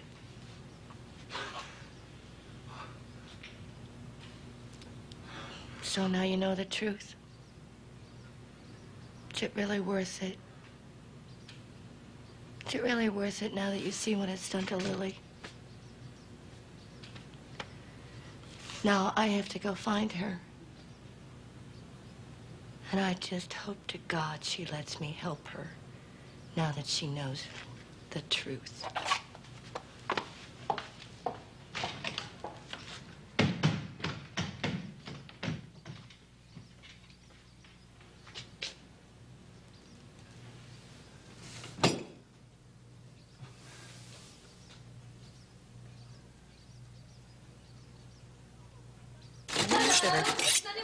Oh, my goodness. Sabrina? Hello. So big I about thought you were up at the Stewart's with Bob and Kim. Yes, I was, but I decided to come back a few days early. But started on the mural. Oh, I haven't congratulated you for that commission. I think that is just wonderful. Thank you very much. Actually, there are a few things on the farm that I wanted to incorporate into the mural. If you don't mind, that's why I'm here. Mind? Oh, we'd be flattered. That'd be wonderful. Are you tired, sir? Yeah. As a matter of fact, I am. I kind of been doing double duty at Mona Lisa and Diana's, with Craig and Lisa both gone. In that case, why don't you take a break and come with me to the pond while I sketch? Gee, I'd like to, but I got a lot of stuff I got to take care of around here. Maybe later, huh? All right. Well, I wouldn't want to take you away from your work. Sabrina, I did a nice fresh roast chicken in the oven here and some coleslaw. Would you like to join us for supper? Yes, I'd love to, if it's not too much trouble. No, it'd be wonderful. I'll set another place. Thank you. Well, I'll go and sketch then. I'll be back in a bit. Mm-hmm. I can't help but notice you. You seem a little uncomfortable around Sabrina these days. Well, I am. Ever since Franny told me that she thought Sabrina had some sort of a crush on me. At first, I thought it was just Franny, but now I'm beginning to think that there might be some truth behind it. Yeah, I kind of noticed that, too. Well, I mean, who can blame her? I mean, after all, you're such a handsome, nice young man. But you'll probably have to have a talk with her, I think. I hate having to bring up things like that. No, you're right. I am going to have to say something to her then.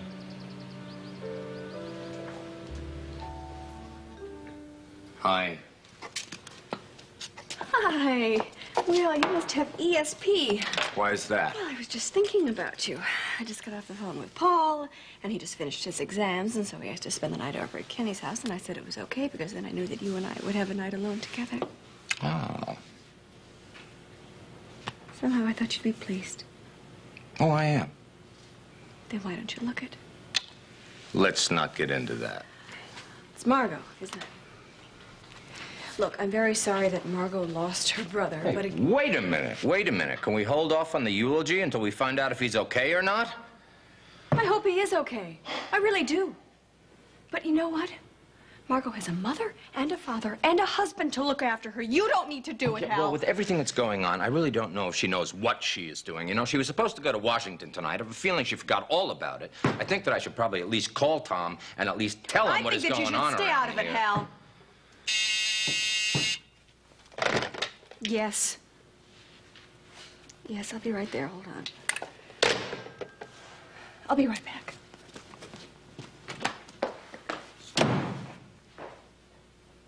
Stay out of it,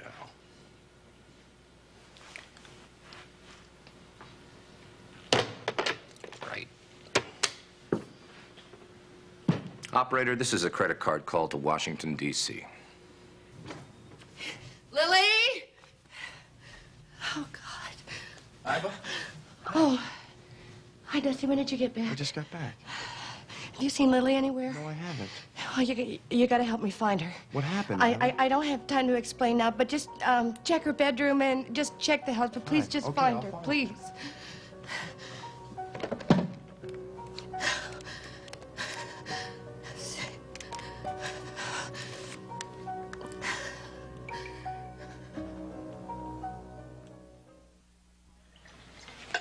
Can't believe how much Bryant has grown. He's really grown big. He's going to be nice and tall, like his dad. You know, you all need to stop walking on eggshells around me. I'm fine, really. I don't know how to explain this to you, but I have a feeling. I'm feeling deep in my heart that Craig is going to be all right. What time do you think they'll resume their search?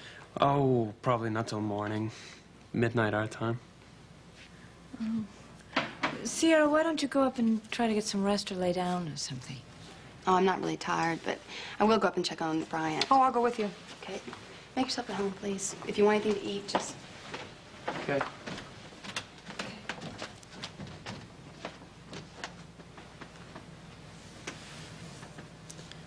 How are you feeling? Numb.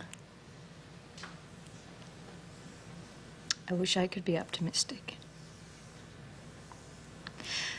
But I know the realities of chances of Craig being out there for 2 days and 2 nights. My God. Don't do this to yourself, huh? I can't help it. I know the reality. Well, then we're gonna have to pray for a miracle. I remember your daddy when he first saw you in the hospital. You were there in your mummy's arms. And he said you looked so fragile. Yeah, you were so fragile he was afraid to hold you. Oh, come here. There you go. Oh, but once he did, he knew everything was going to be okay. Yeah. And that he would never, ever let anything happen to you. Never. Craig said the feeling of what it was like, just incredible. To hold a child and know it was your own.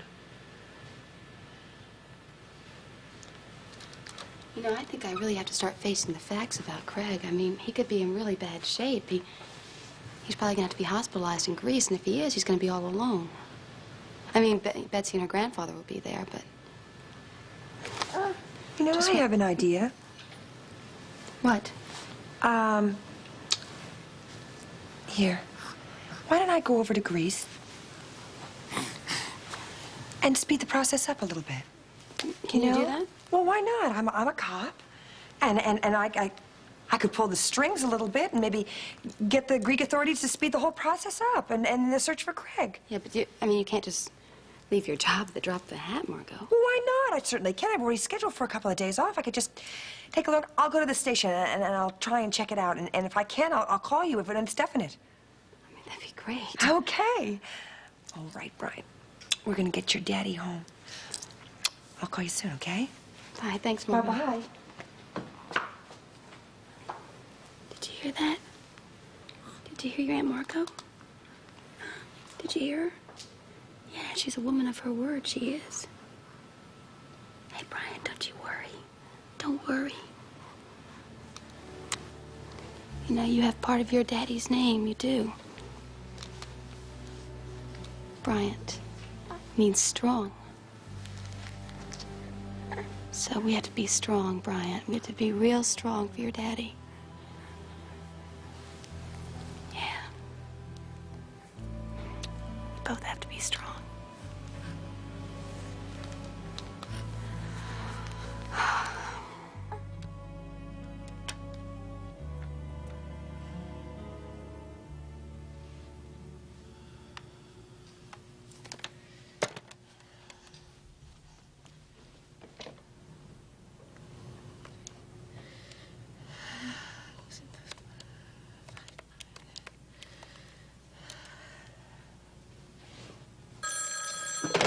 Hello? Lila? Yes. Hi. It's Iva. Look, I heard about Craig. Are you okay?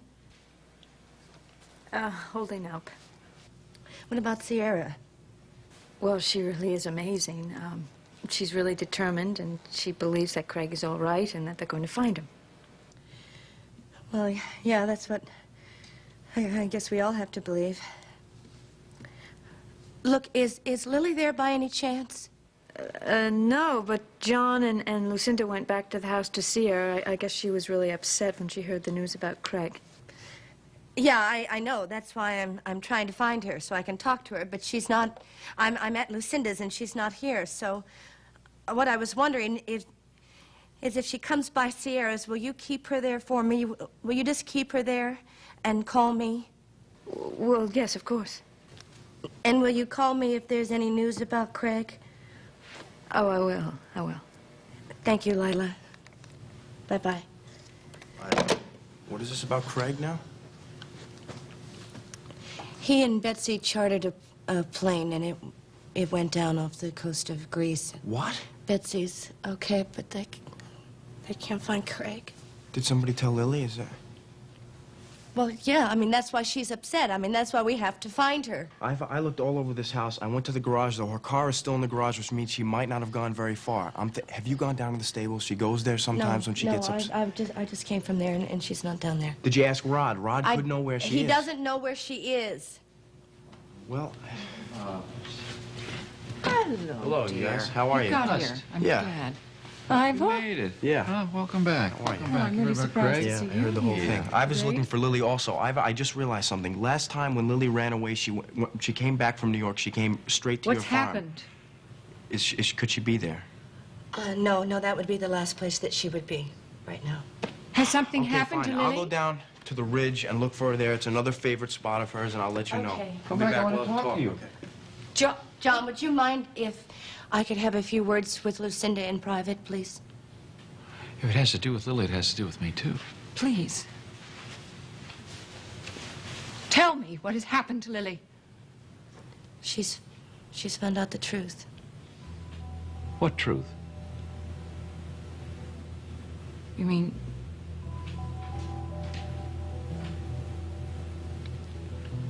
She knows that you're her natural mother. Yes. And she found out in the worst possible way.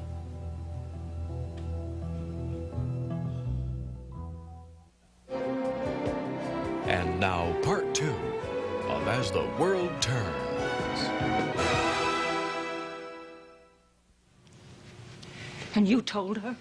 You told her after all this time, all these months of negotiating with me, you just told her. You just told her. Why did you tell her? What was our talk all about? Why did you tell her today? Today of all days. Come on. Come on. Ivor, what happened? I went by the stables looking for Lily. And I heard her scream at Rod to let her go. And she sounded very upset. She is upset. Craig! I know that now. But at the time, I misunderstood. Misunderstood what? I walked into the stable. And I saw her struggling with Rod. And her blouse was torn, and she had been crying, and I thought... But Ivor, what did you think? Did you think that he was doing something? Doing something? But apparently, her blouse had been torn when she ran through the woods because she was upset about Craig. Oh, this does not make any sense. You saw that, and then why would you tell her something that you've been holding back for so long? I didn't mean to. It just came out. Why? Because I saw her... Because I saw her struggling in the arms of Rod Landry, her father. Oh.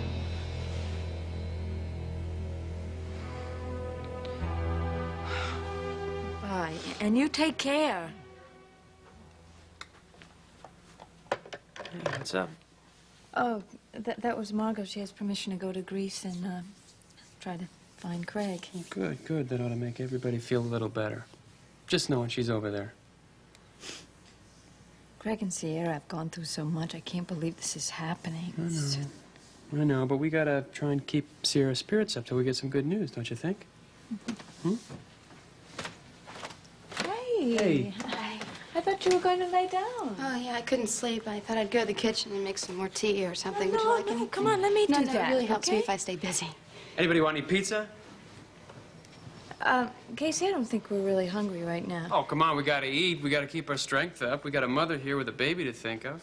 Why not go get us a slice or something? Well, you know, You're right, though, to keep busy. Maybe we should just straighten up the whole apartment. No, Lila, you don't have to do that. You really don't. I want to. Hey, look, we can start by taking this away. I'm sorry, it's just that Craig sent those to me from Rome. I'd like to keep them out. I'm sorry, I didn't know. I'll be right back.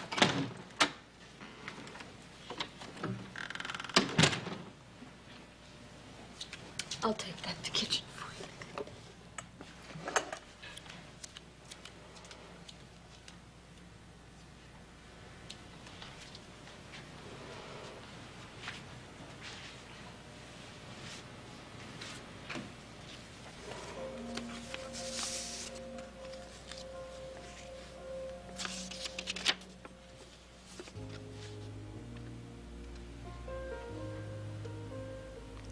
My darling.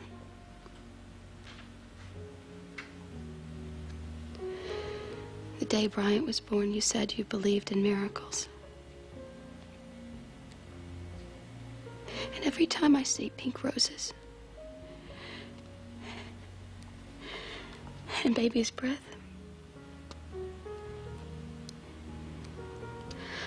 I'll remember that miracles are possible. The miracle of our love. As eternal as this city.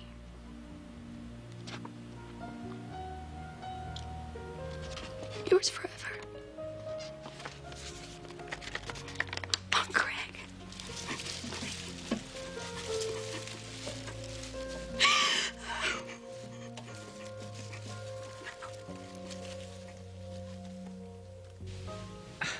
Rod? Is the father is Lily's father? And you let him work in my stables? Did you want him to get to know Lily? Oh, no, what was your my plan? family, What were we you tried doing everything there? we could to get him to leave. We tried everything. You tried everything except talking to me. Why didn't you come to me? I couldn't. Why not? Because I'd have to tell you everything. I think it's about time that you did tell me everything. I think I've earned the right to hear everything that there is to know about this. All right, dear, okay. Josh, Rod is my cousin Josh Snyder. And we're not blood related. God. Well, Iva, what happened?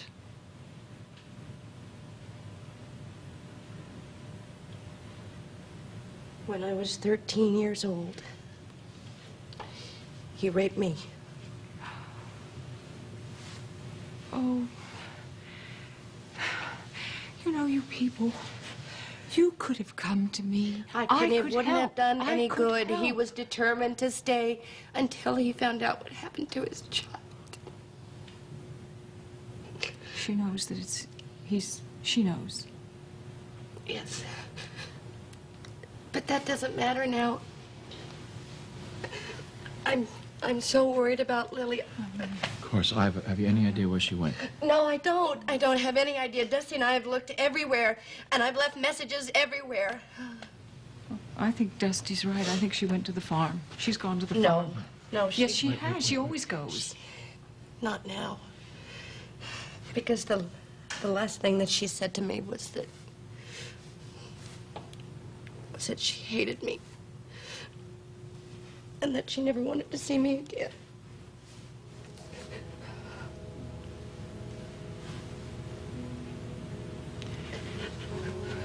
Iva. Iva. It's going to be all right, and I'll tell you why. It's going to be all right because she's brave, and she's strong, and she's tough because she's my daughter. She's tough because she's your daughter. Hello. Hi. Finished sketching? No, I came back to see if I could help your mother with dinner. Oh, I think she's got things pretty much under control. She's out in the hen house feeding the chicken. You never did come down to the pond. No, I've had a pretty busy day. Sorry. Well, I can understand that. I don't know how you manage it all. Have you heard from Franny? Yes, as a matter of fact, she calls 2, 3 times a day. She had a real great time in Yale. Now she's off in Boston. Well, you'll probably hear from her before I do. So when she calls again, please give her my best. I will.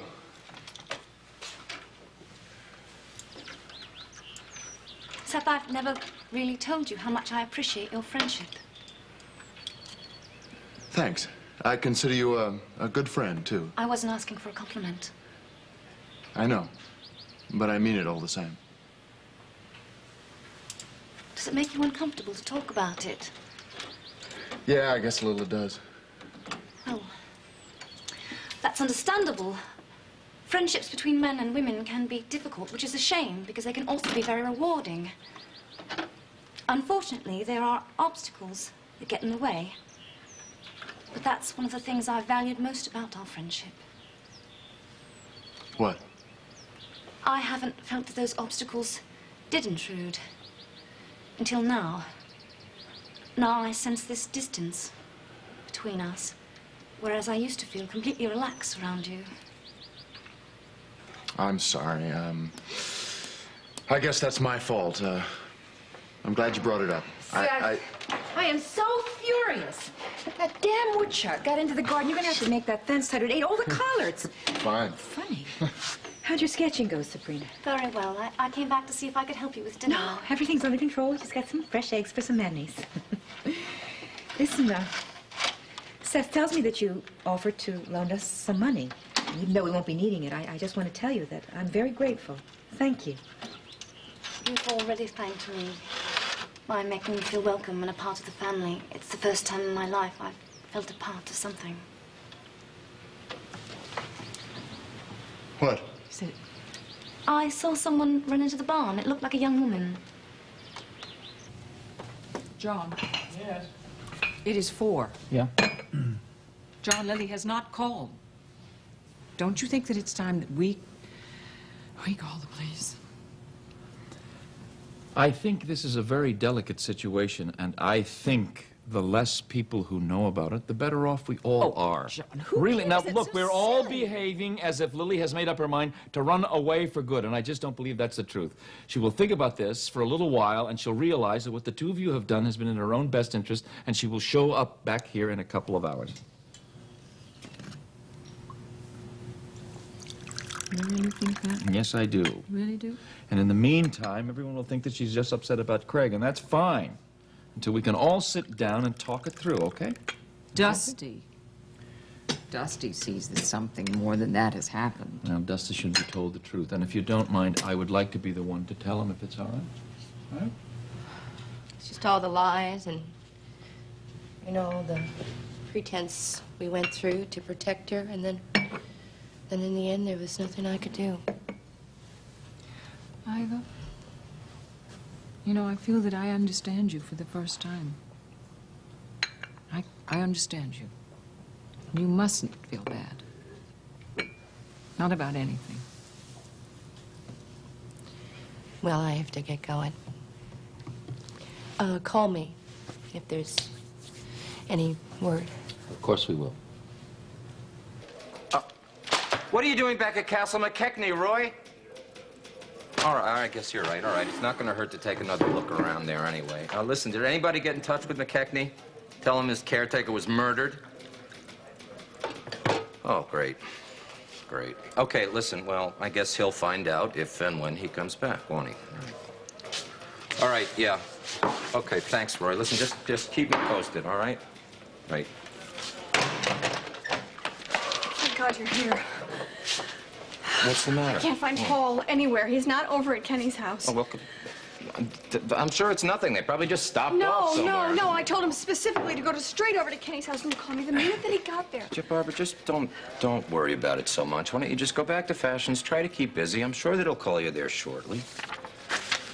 Sorry, I bothered you. No, wait. Just calm down. I don't want to 1 calm minute, down. will you, please? It is very apparent to me, Hal, that you are more concerned about Margot than you are about me and Paul, and if that's the case, that's just fine. At least I know where I stand. That is not true, and you know it. I'm sorry. I just don't think I'm being unreasonable to be concerned about Paul, not when James is out there running around somewhere. I'm sorry, you're right. You're right. I'm just nuts. Listen, why don't you go back to Fashions, keep calling Kenny's, maybe see Paul might call you there. I've got a few things that I have to take care of here, and then I'll be right over as soon as I can, okay? I need you so much. Excuse me for interrupting. Oh, it's fine. It's just fine. I'll see you. See you later. See you as soon as I can, all right? How you doing? I think I got my head straightened out now. Any further word on Craig? No. Margot, you're probably going to hit the ceiling when I tell you this, but I think that you should know that I called Tom. You did what? I thought that he should know what's going on here.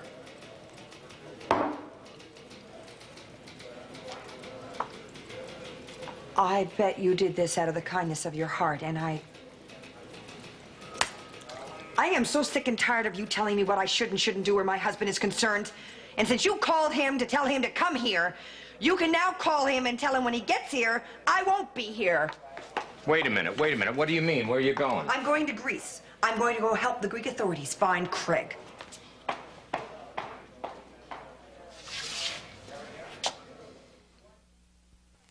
Well, Ambrose put a squad of detectives. I don't care what it costs. I just want Lily found before something happens. Yes. Thank you. Hello? Any word? No, nothing. I've been all over your grounds. I went to the stables. I've been to the ridge. Lily's not here. You went back to the stables? Yes. Was Rod there? Rod wasn't there. All the horses are in. No one's out riding. Well, her clothes are upstairs. That's good. Thank God. I'll tell you, there's one thing that's missing from her room. I don't know if it means anything or not. There's a small cat that Holden carved for her over the summer. It meant a lot to her. She kept it by her bed, and it's not there. And I don't know if that means anything. Another thing is, why is Ivor so sure Lily wouldn't go to the farm? That's exactly where she'd go, Miss Walsh. She always does that. Not today. She wouldn't go to the farm today. Why? Is there something you haven't told me yet? Because... I think I'm going to go out and take a little walk. There's something I have to take care of.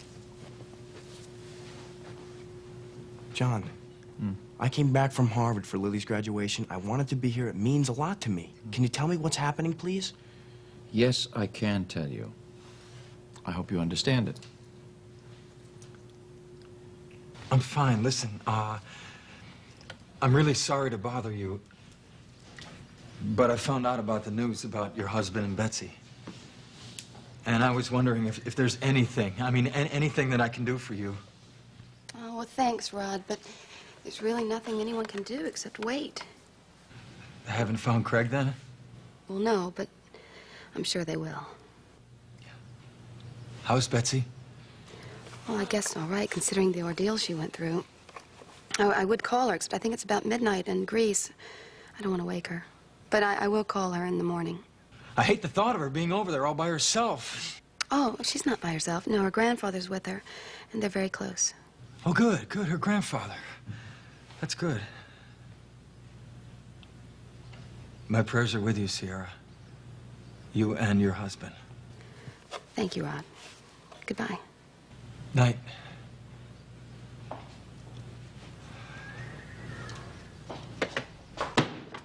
Well, young man, Mr. Snyder,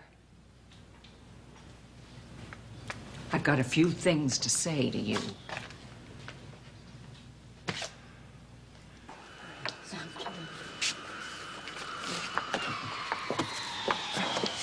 Would you like a magazine? No, thank you. All right. Oh, and miss, can you tell me from what gate the connecting flight to Athens, Greece leaves from in Chicago? I believe it's gate 17, but I'll check it out for you. Thank you very much.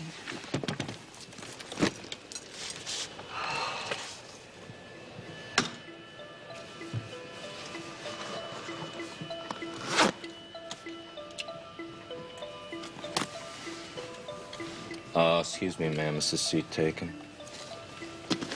No. What are you doing here? Well, I guess I'm going to Greece to help you find your brother. This is CBS.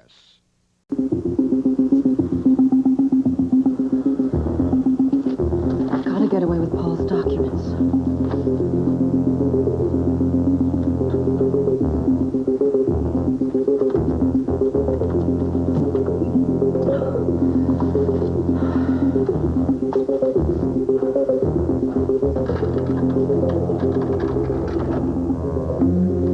Well, my dear, are you enjoying yourself?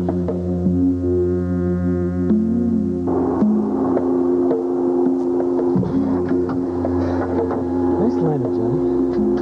Yeah, I've come to this runway 100 times. I assume you remember the way the blurs, though. How could I forget? Go. Wait a minute. Forget something? Yeah. My persuader. Johnny, we are in France. Do you have a permit for that? International license. All set? Set as I'll ever be. All right, let's do it.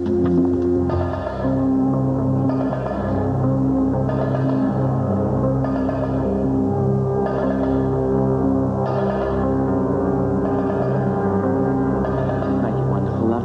Hi, now, can you remember now, this is just a rehearsal, so if you hear anything wrong, you tell me, okay? Where do you want to start, Chelsea? How about Since I Fell For You? Yeah, great.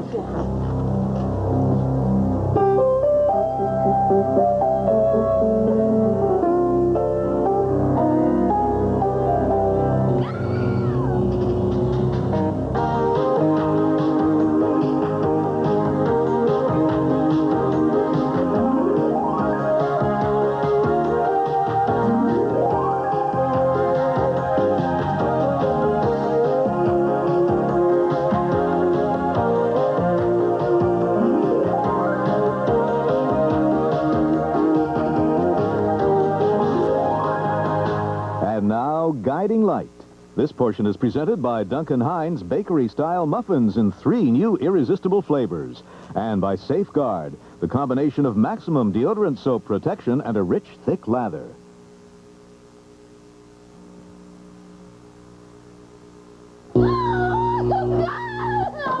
Chelsea, are you all right? What in the world was your microphone's not almost electrocuted her. Chelsea, say something. I'm okay, Jason, I think. I don't believe Oh, it. God, it's burned. Come over here. Look, Brad, get some ice.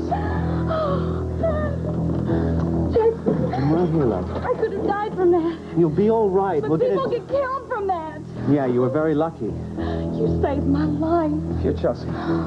Have some brandy. Go on, drink it up. It'll Can't. calm you down. I'm really sorry, Chelsea. It's not your fault.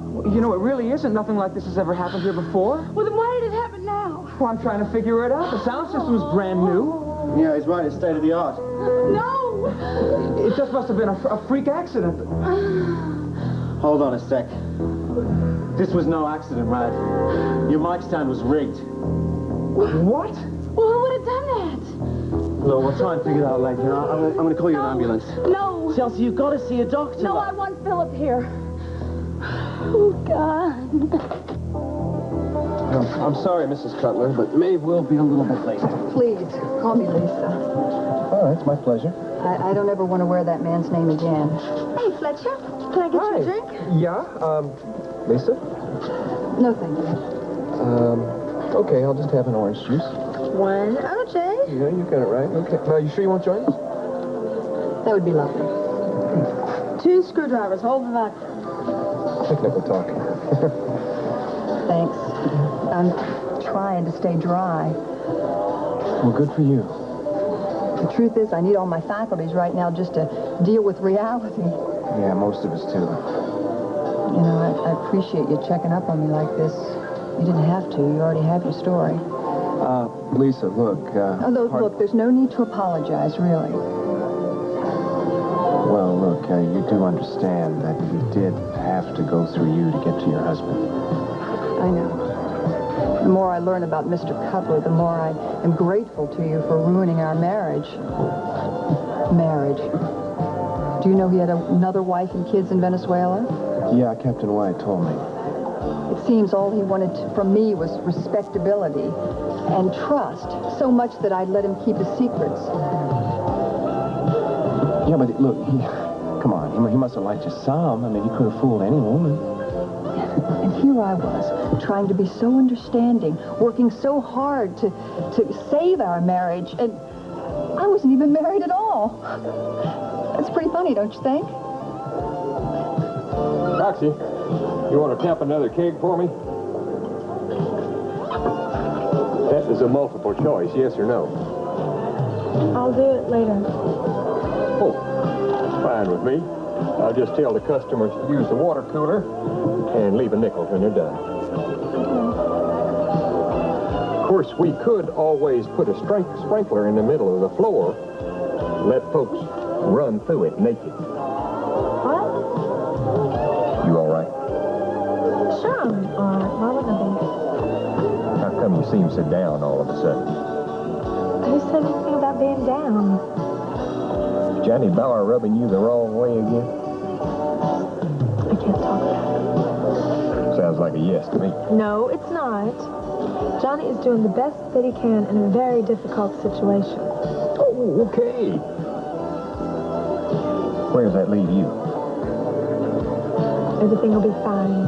Just has a few loose ends he needs to tie up right now. Why are you so nervous, my love? Oh, I'm not nervous. But you're trembling. I never know what to expect from you, Paul. Nor I from you. We are equally matched, huh? Well, you do have the keys to my room. For your own protection, I know how restless you get, and my men are trained to shoot on sight. You didn't come to me last night. No. I thought you needed your rest after our long flight. Actually, I did. But who would have thought you'd be so considerate? Did you sleep well? Well, I barely closed my eyes all night, but you know that. Oh, poor Christine. The waiting is the hardest part. Please. You know, I've always loved you in this. I bought that for you in Milano, remember? Yes, I remember. Well, now you really must go back to bed.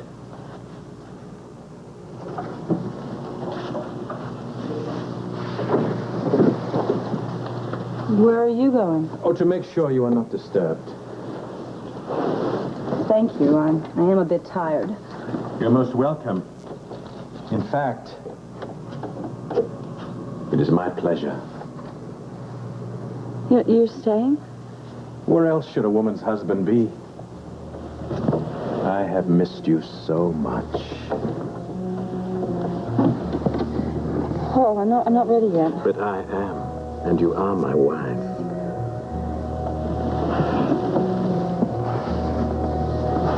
Paul, you can't do this. There are laws. We're not in America now. In France, when a woman says I do, she does. Whenever her husband wishes it.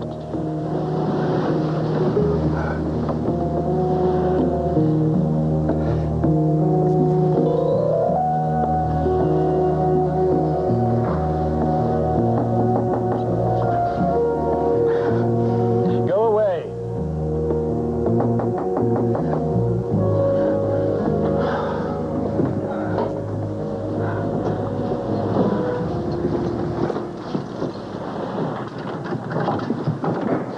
What do you want? Pardon, monsieur. It's urgent. More urgent than my first day alone with my wife. But it cannot wait. It's time. Very well. We will have our reunion another time.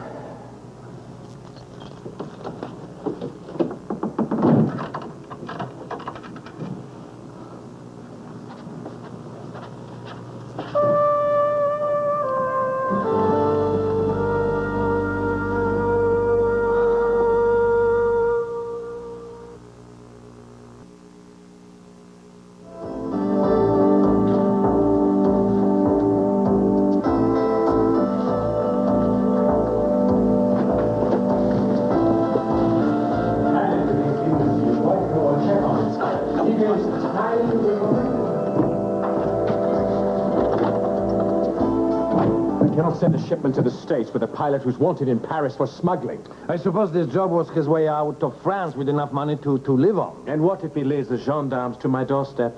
Not so good. I will not be used by a common hoodlum who doesn't even know how to run away. What do you wish me to do, monsieur? Deal with him. With money or... Well, it depends on how much you've told him. Just make sure he never talks. Oui, monsieur. Well, is there something else, Gerard? I did hear of another pilot. He might be available. What kind of pilot? An American. They say he is desperate for cash. Show me one who is not. He arrives tomorrow from Greece. Does he have a name and a passport? Davis. D'accord. Well, make this Davis an offer. Oui, monsieur. But make sure you check on him first. Monsieur Valero, are you going somewhere? I have business to attend to, and so do you. I will make call right away. And just make sure you keep an eye on my Christine. She gets lost too easily.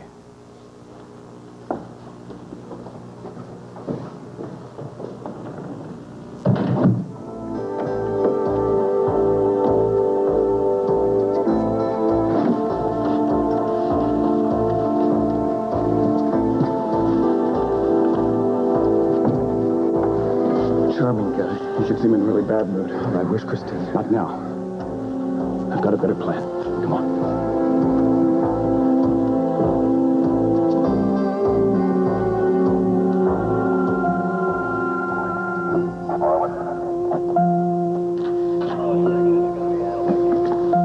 So the microphone was live all along. It happened as soon as she touched it. How long did all this take? 1, 2 seconds. She screamed and I jumped. Why were you here, Mr. Fremont? Chelsea had some new arrangements. She wanted my opinion. If it hadn't been for Jackson, I would have been killed. It's quick thinking. How did you know what to do? I've seen this thing happen before in England. I know it can happen, but that time it was an accident. It's definitely sabotage, Captain. Hey, look, I told you it wasn't my fault. Unless you did it. Yeah, that's enough, Jones. Now, Mr. Crawford, I'm going to ask you to be as precise as you can. What time did you get here today? Around 4 o'clock, same as always. I come in after the lunch shift. So anyone could have had access to the microphone, huh? Customers, waitresses? No, nobody. We close after lunch. I set up the mic myself before we opened for dinner. Interesting. Hey, look, it was fine then. Any idea who might have tampered with it? Well, I found the window in the men's room open. Maybe somebody crawled in between shifts. Check it out. Now, Miss Reardon, can you think of anyone who might want to hurt you? I can't give you any specific names, no. How about a motive? Chelsea? Chelsea, you all right? I just burned my hand. Oh, my God, they scared the hell out of me on the Sorry to phone. bother you, No, Philip. no, don't be silly. What happened? Someone tried to electrocute her. J'ai cassé les poignets de mes valises. Le temps de mes Paris-Venise. Dans l'avion où décolle. Why did we come back to the airfield? We're more anonymous here. We came to get Christine. I know. But the villa's crawling with security. We'd never make it out with them broad daylight. They want to sneak her out at night? It's our only chance.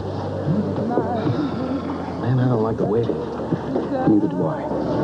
But the plane's not refueled yet, and even if we tried to grab her, they'd trap us here before we got off the ground. That's true. Once they find out she's gone, this will be the first place they look. Well, if we can't outman Valaire's army, maybe we can outsmart them. Oh, yeah, I'm all for that. How? First, we tip off Christine. Have her meet us at the south door after dark. If we pick her up, head straight for the runway. How do we tip off Christine? Send her a telegram? I'll go back and tell her. Are you crazy, man? Monsieur, voulez-vous quelque chose à boire, quelque chose à manger? I'll have some beer and bread. Je voulais dire bière. Beer bread. Bon, monsieur? Vichy. Vichy? Bon. It was tricky enough getting in there the first time. This time, I'm going in the front door, no tricks. Johnny. Except one. They're expecting a pilot named Davis, right? An American. Have you lost it? Valere knows you. But the other guy doesn't, and he's the one who's doing the hiring. Now, all I have to do is wait for Valere to leave, present myself as Davis. What happens if Valere comes back and you're still there? I'll have to use my persuader. I'll go unarmed. No way. It's the only way. Oh, come on, they're not Girl Scouts. They're going to frisk you. Got a better idea. Let's hear it. I'll be Davis. Forget it. It's way too dangerous. Safer than sending you. Nobody knows me. But you're not a pilot. One false move could blow your cover. I don't have to fly anything, and when we get back to the plane, you can have your bomber jacket back. What if they quiz you on flight procedure? Why would they? They want a pilot to fly the plane. They're expecting one. Okay. What kind of aircraft are you checked out on? Hey, man, I can fly anything with 2 wings. I don't do satellites. Johnny, come on. I'm a lawyer. I can talk all day and not say anything. I'll just be cocky like you. Do you speak any French? Does Davis? Ross, they could talk about slicing and dicing you in front of your face and you'd never even know it. Why would they? They want a guy to fly the plane. Ross, you don't know who you're dealing with. Neither does Davis. I'm just a hired hand to them. I am nobody. You really hate this guy, don't you? More than anyone I've ever met. Yeah, well, that settles it. You're out. Ross, you don't clouds a man's judgment. We need a cooler head in this situation. Maybe you're right. You know I'm right. Listen, I can just breeze in there as nonchalant as you please. You'd go in there and probably explode any minute. All right. But I'm going along with you to back you up. I'll keep an eye on the grounds outside. I'd like that. Welcome aboard. Thanks, Ross. I really appreciate this. Don't thank me yet. You just pray that we can pull this off.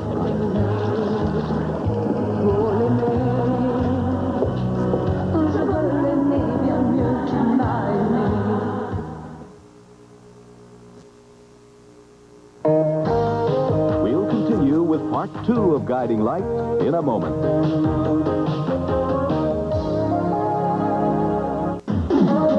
This portion of Guiding Light is presented by Attend's Bladder Control Protection and by Crisco Oil. Light-tasting Crisco Oil sets the flavor free.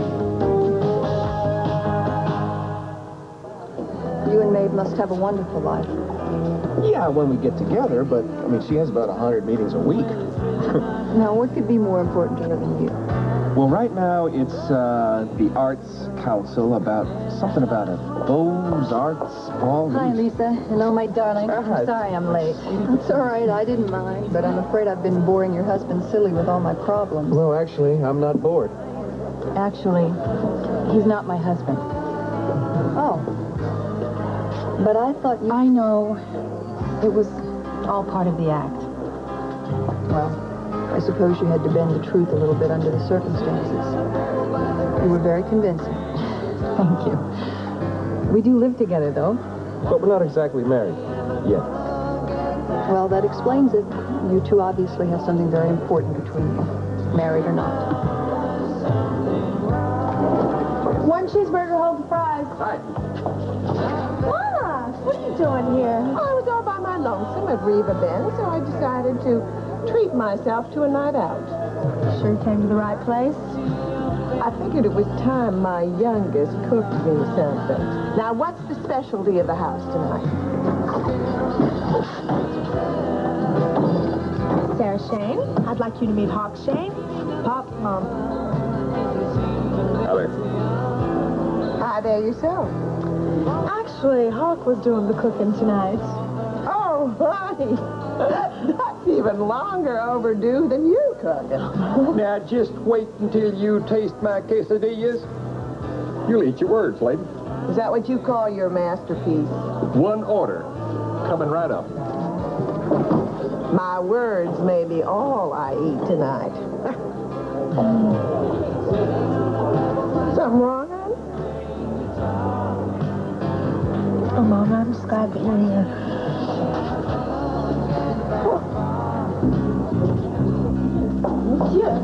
Monsieur Valère n'est pas ici. Valère? Oh, some other guy I'm looking for. Which other guy is that? I don't know how many guys you got looking for a pilot. It was Jerry, Gerard, Geraldo, something like that, and they pointed me this way. And whom shall I say is calling? Davis, king of the ozone. All right, Denise. I want to speak to him. You're the man doing the hiring, eh? My name is Gerard. I wasn't expecting you until tomorrow. I got so tired of this Mediterranean cooking. You ever been to Greece? Not as yet. Don't bother. They take all their food and they wrap it all up in grape leaves. Go figure. I mean, women, they look good in gray, please. I'm not interested in your holidays, Monsieur Davis. How did you find me? Well, I got a message at the airport that you wanted to see me. I didn't tell anyone to send you here. I know that. The truth is, I just got in from Greece, and I'm tired, and I'm hungry. I thought I'd get some lunch, maybe a little soda. This is not a hotel. I'm working for you, aren't I? You're not my pilot yet, Monsieur Davis. Damn right. Not until I hear how much you're paying. Is this stuff going to the States? The fewer questions you ask, the better. Well, see, the fewer questions I ask, the more expensive I am. You'll be well paid. What kind of a plane do you fly? Anything with 2 wings. I don't do satellites. Very amusing. I trust you are properly licensed. Clean as a cockpit. Can I see your papers? I left them at the airfield. I think my contact will take a look at it. Oh, suit yourself. I certainly will. Have you been to a town called Springfield? Springfield what? Illinois? Ohio? There's one in Minnesota. Not many people know one in Minnesota. Monsieur, pardon. C'est Monsieur Valère pour vous. Oui, monsieur. Oui, oui. Listen, honey. Yes, ici. Suppose I could use, you know, the facilities? Pardon? Oui, oui. Latrine? Ah, oui. Dans le hall à gauche. Yeah, right, I'll find it. Oui, évidemment, évidemment. Oui, monsieur.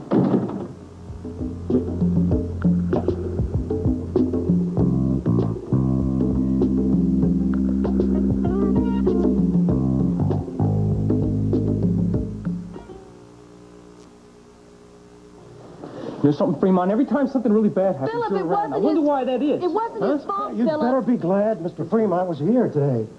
He saved your lady friend's life. What? Yeah. The microphone was electrocuting me, and Jackson jumped in and kicked it out of my hands. Any delay could have been fatal. It's the weirdest sensation. It was like I was frozen right there. I don't know what to say.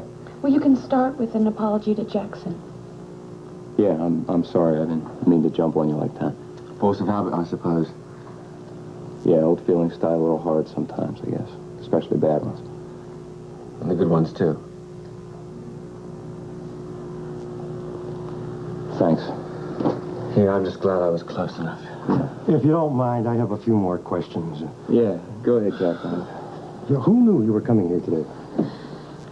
Rad, Jackson, Philip. But I come here all the time. It's no big secret. Is that window still open? Yeah, but nobody over 50 pounds could get through it. Either the Perks a kid or he had to come through the front door. No, this is no kid stuff. You say you never let anyone in? No, just the phone man. What phone man? It must have been him. Some guy came in to check the lines. Now, why didn't you tell me that before? Well, he was just a uniform. I was trying to remember people. Did he show you any credentials? Sorry, I saw the uniform and it... Yeah, okay. Give Jones here a description. So send it out over the radio. Did anyone have a reason to want to hurt you? Yeah, actually, both of us. Yeah, what for? We've been doing a series of articles for the Mirror on art forgery and theft and stolen goods. I've seen your articles. We don't get much of that in Springfield. Yes, you do. That's the point. Well, what makes you think that this incident was connected? Well, we've had a lot of threats before, but this is the first time it's really gotten violent.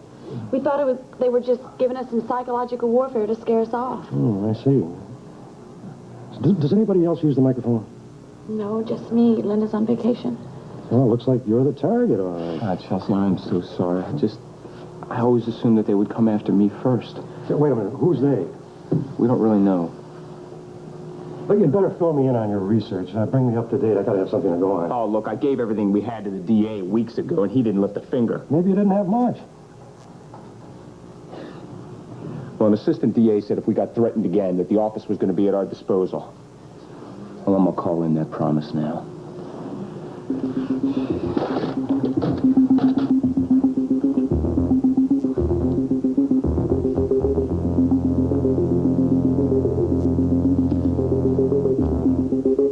Legally, we are still married, which means you are having an affair with my wife.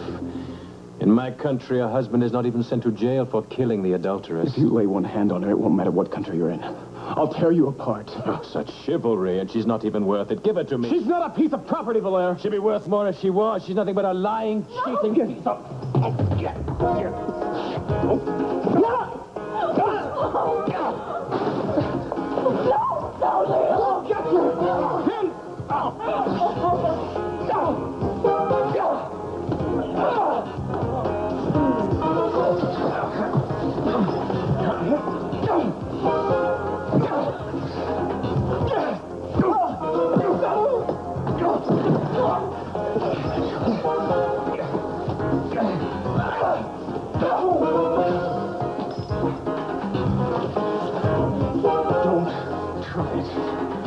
I scarred you once already. Don't think I won't do it again.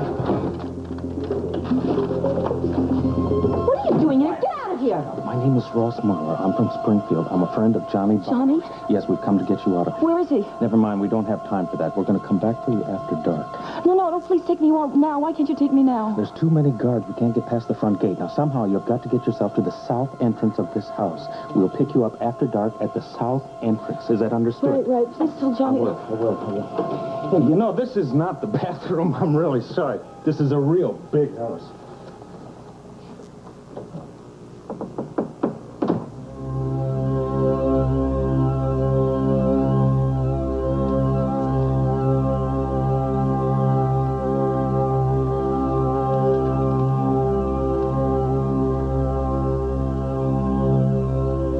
Oui, monsieur. Oui. I don't like his manner. These pilots are all the same. No, pas du tout. I said à gauche, monsieur, to the left. You went à droite. I am so sorry. I mean, like, this is such a big house. I mean, sorry. You have a problem? Yeah, well, I'm so embarrassed. I got lost going to the bathroom. Don't worry, all my charts are in English. You know, I have talked to your last employer. And? You have quite a record, Monsieur Davis. Not many men fly Chinese spies into Russia and live to brag about it. Well, who's bragging? So do we have a deal? Be tomorrow at the airfield in the morning, 9 a.m. And the money? Half before takeoff, half when you land, if you land. Nice doing business with you. Au revoir, monsieur. Whatever. Denise, if there are any more phone calls for me, I'll be in the sauna. Oui, monsieur. And bring me a drink. Oui, monsieur.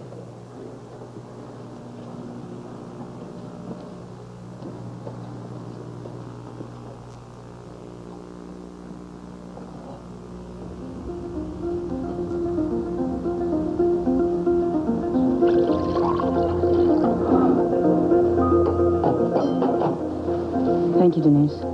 For what? I saw nothing. Do you know what plans Paul has for me? No, but he's expected back in half an hour. He's going to want to spend the whole night with me. Oui, madame.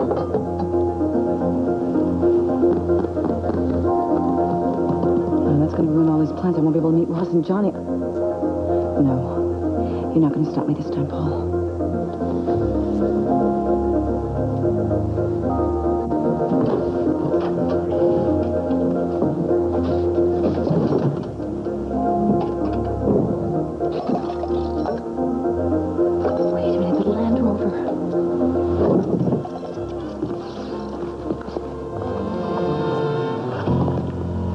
Well, kiddo, it's now or never.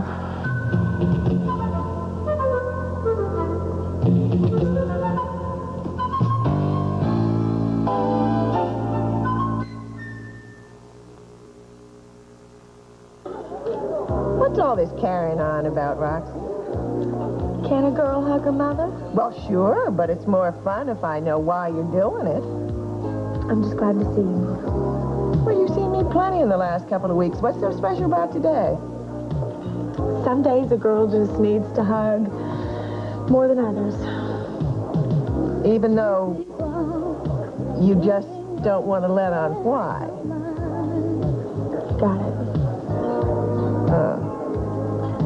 Well, that's fine with me. I'm happy to just pass the time of day. How's that nice Johnny Bauer doing? Why you ask? No special reason? He's getting better and better every day. What do you mean by that? I think Johnny's finally realizing exactly what's important in life. Such as somebody I'm looking at right now. Here we go, ladies. Oh, Two of the best I ever made. Here we go, it's right. Yeah, I bet you never in your life tasted quesadillas like these. Well, what's in them? Leavings from Thanksgiving? Chicken, peppers, and extra hot sauce. Just the way you like it. Yeah, well, it looks like that mess you used to mix up when you were patching up your tires. Same principle. It's all a matter of slapping them down before they harden. Oh, well, then we better get at them, right? Ready when you are.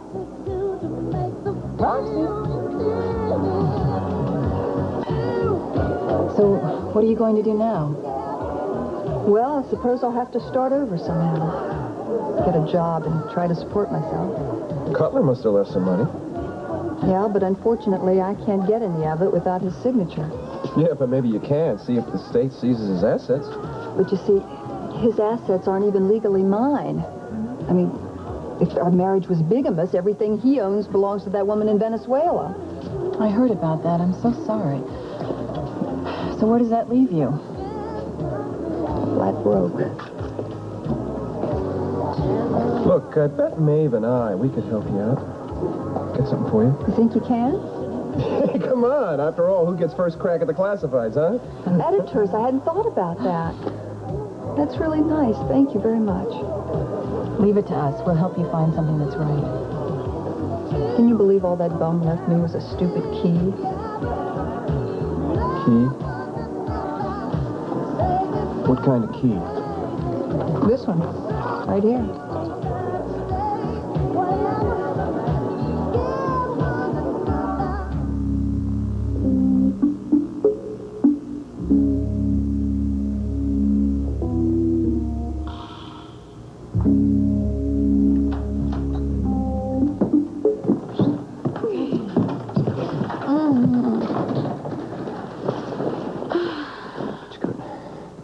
Got it? Uh-huh.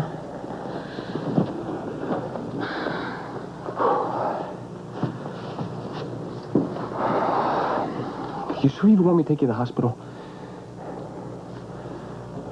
I want to explain to you about shredding your manuscript. Chelsea, that's not necessary. Come on, sit down. Philip, I know it was none of my business to tamper with any of your things. Chelsea, it's all right. I understand. I really do. I just didn't want you to get hurt. I know that. I know. And you were right. I had tunnel vision. I couldn't see anything but the article and the deadline. I'm sorry.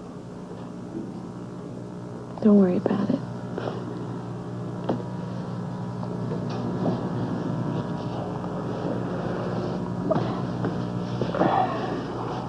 Well, that's all I was going to say. Well, you don't have to go yet. Why not? I want to look at your hand again. Come on, sit down. It's just your average lobster claw. Chelsea, I really think that this is something that a doctor ought to look No, at. it'll be okay. No, I don't, I'm not sure that's... You'll be fine, really. Well...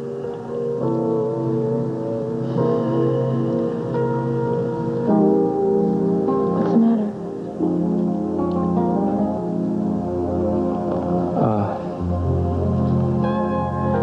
When I got that phone call, before I knew that you were all right,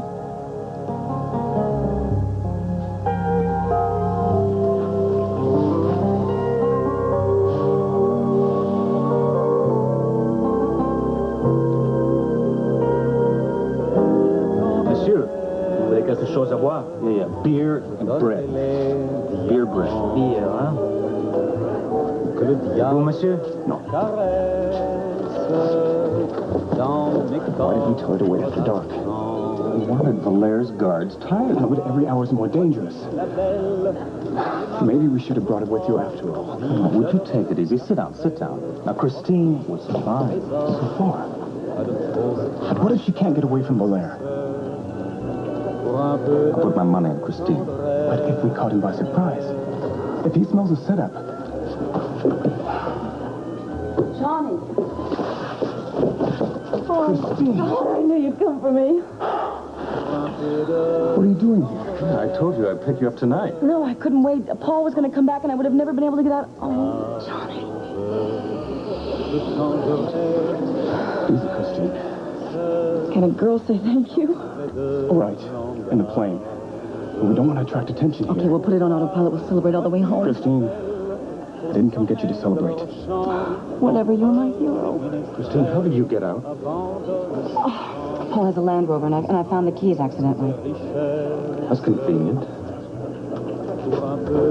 Isn't it strange that Valere didn't bother to hide the keys with you in the house? He didn't plan to kidnap me. He probably just didn't have time to check out the place. He hired all those guards. Well, he always has guards around, and they weren't just for me. They may have followed you. Why should they? I told the men at the gate I was going shopping. Shopping? Why wouldn't they stop you? Frankly, I think Paul was a little bit too proud to tell him he was holding me prisoner. And they just let you go. They even saluted me. Oh, this is too easy. Wait a minute. You're underestimating my acting ability. No, Valere's not that careless. No, I don't like it either. Well, what should we do? I say we get that plane in the air. Fast.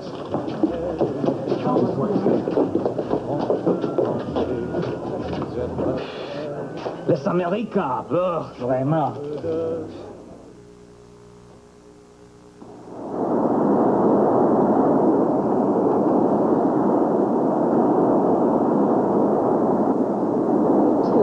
Just wonderful. Thank you. I couldn't agree more. Never thought it would be so easy. Look at this. We got in and out so fast that the coffee's still hot.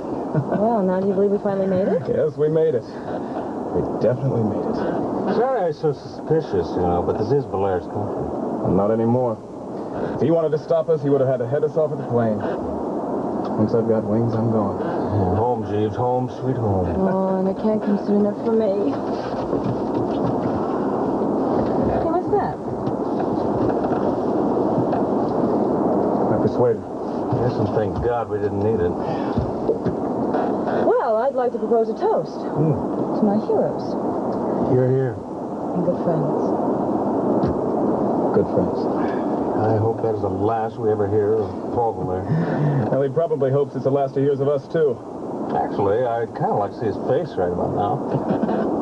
He probably doesn't even know she's gone yet.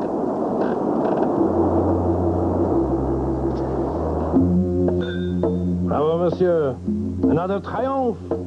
Child's play with very foolish children. How did you know the American would come for her? Johnny Bauer thinks he's a hero, and heroes never leave well enough alone. So you let him be the hero? I knew his every move from the moment he landed. Even went to tell my guards to turn their backs so he could get into my grounds. Oh, I wish they had taken her then. I wouldn't have had to play this charade.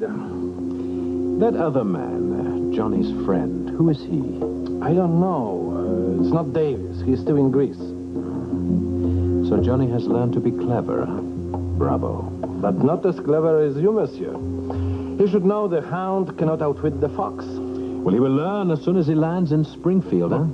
And as soon as American authorities check his airplane. And your little going-away present. Enough heroin to put Johnny and the fair Christine behind bars for the rest of their lives.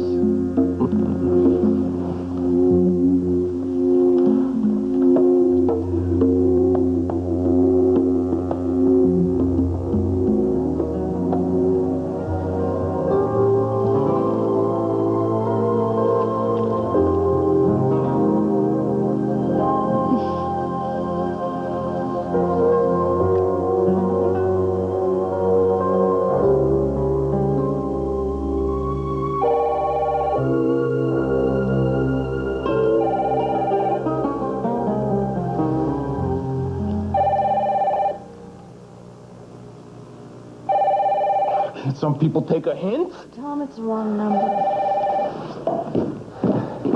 You got a wrong number. Want to bet? Who is this? Miss Reardon's accident was just a warning. The next time will be her swan song.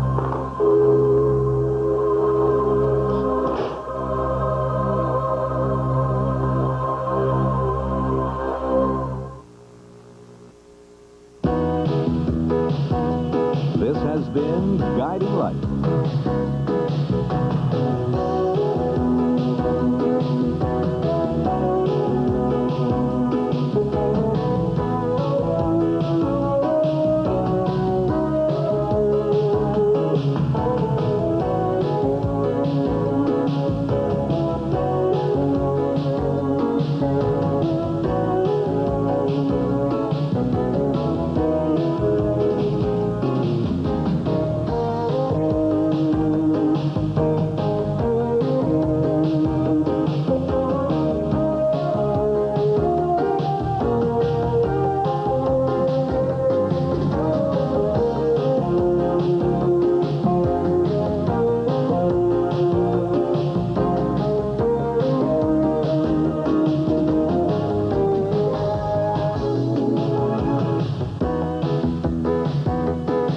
Fashions by Juliana Originals.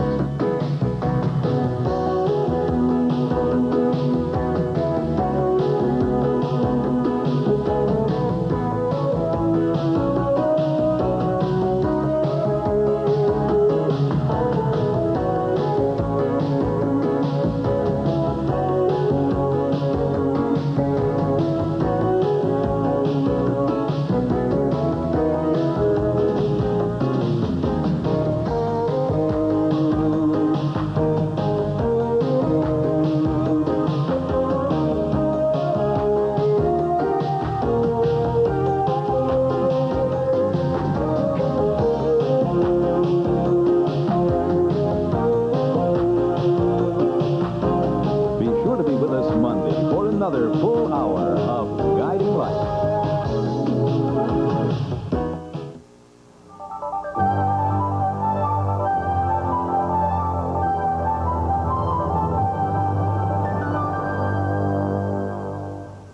This is CBS. Don't miss Clint Walker in Night of the Grizzly, Thursday at 8 on KST Washington. This is Divorce Court, presided over by Judge William Keene. In the case we'll be seeing today, Mark Wheelwright is suing Marcia Wheelwright, his wife of 2.5 years, for divorce on the grounds of mental and physical cruelty. Mrs. Wheelwright is countersuing on grounds of adultery and mental cruelty. All right, I call this case of Wheelwright versus Wheelwright. Is the plaintiff ready? Ready for the plaintiff, Your Honor. Is the defendant ready? Yes, I am, Your Honor. Mr. McNicholas, it's a pleasure to have you in my court again. Always a pleasure to be here, Your Honor. Do you want to make an opening statement? I do indeed. May I proceed? Yes. Your Honor, the plaintiff, my client, was a loving and generous husband whose wife took the expensive gifts that he gave her and sold them for her use with her lover. My client asked for a divorce on the grounds of physical and mental cruelty. He asks for the 25-room home, the horse farm, and all the furnishings, all worth approximately $4,500,000. Under the circumstances of this case, Your Honor, no spousal support to the defendant wife is in order. Thank you. Ms. Startland, it's always a pleasure to have you here in my court. Thank you, Your Honor. Do you want to make an opening statement? Yes, I do. Mrs. Wheelwright has been treated like an object by her miserly husband and his jealous children. Now, Mr. Wheelwright, a polo player, plays more than the horses. He plays the field with women, too. He openly has a mistress, and we ask for a divorce today based on adultery and mental cruelty. We ask for a 65-35 division of marital assets, the horse ranch, and $5,000 per month spousal support. Thank you, Your Honor. Call your first witness, please. Plaintiff will call Mr. Wheelwright to the stand, Your Honor. Step forward, please. Now taking the stand is the plaintiff, Mark Wheelwright, a successful gallery owner and antique dealer. His wife accuses him of miserly behavior, although he's worth several $1 million. She also claims he's committed adultery with Doris Warwick, a wealthy heiress. I do. All right, Mr. McNicholas, let's proceed. Your Honor, we have here Exhibit 1 for identification, which I'd like to approach the bench and show the witness. That's the premarital agreement? It is indeed, Your Honor. All right, you may. Thank you.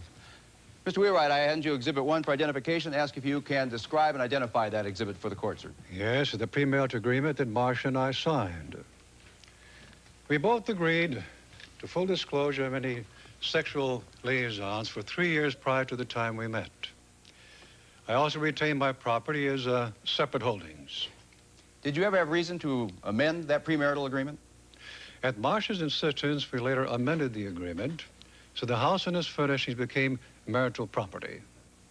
We also agreed that any violation of the agreement invalidated Marcia's claim to that property. Can you tell us why you decided upon the agreement in the first place? Yes. I thought it represented even greater commitment between Marcia and me, that we married for love, not money. In fact, I was always generous with her. For our first anniversary, I gave Marcia a triple strand of pearls. Very expensive. But I quickly learned that any gift to her meant not love, but only a desire for pricier things. And did you go along with her requests for pricier things, Mr. Wheelwright? Yes. I was still so much in love that when she asked, I gave her 2 miniature paintings from my antique store that she admired. Then she started talking up things like horse ranch, playing on my interest in polo. So I bought a small ranch, although both my children suggested that I had married a gold digger.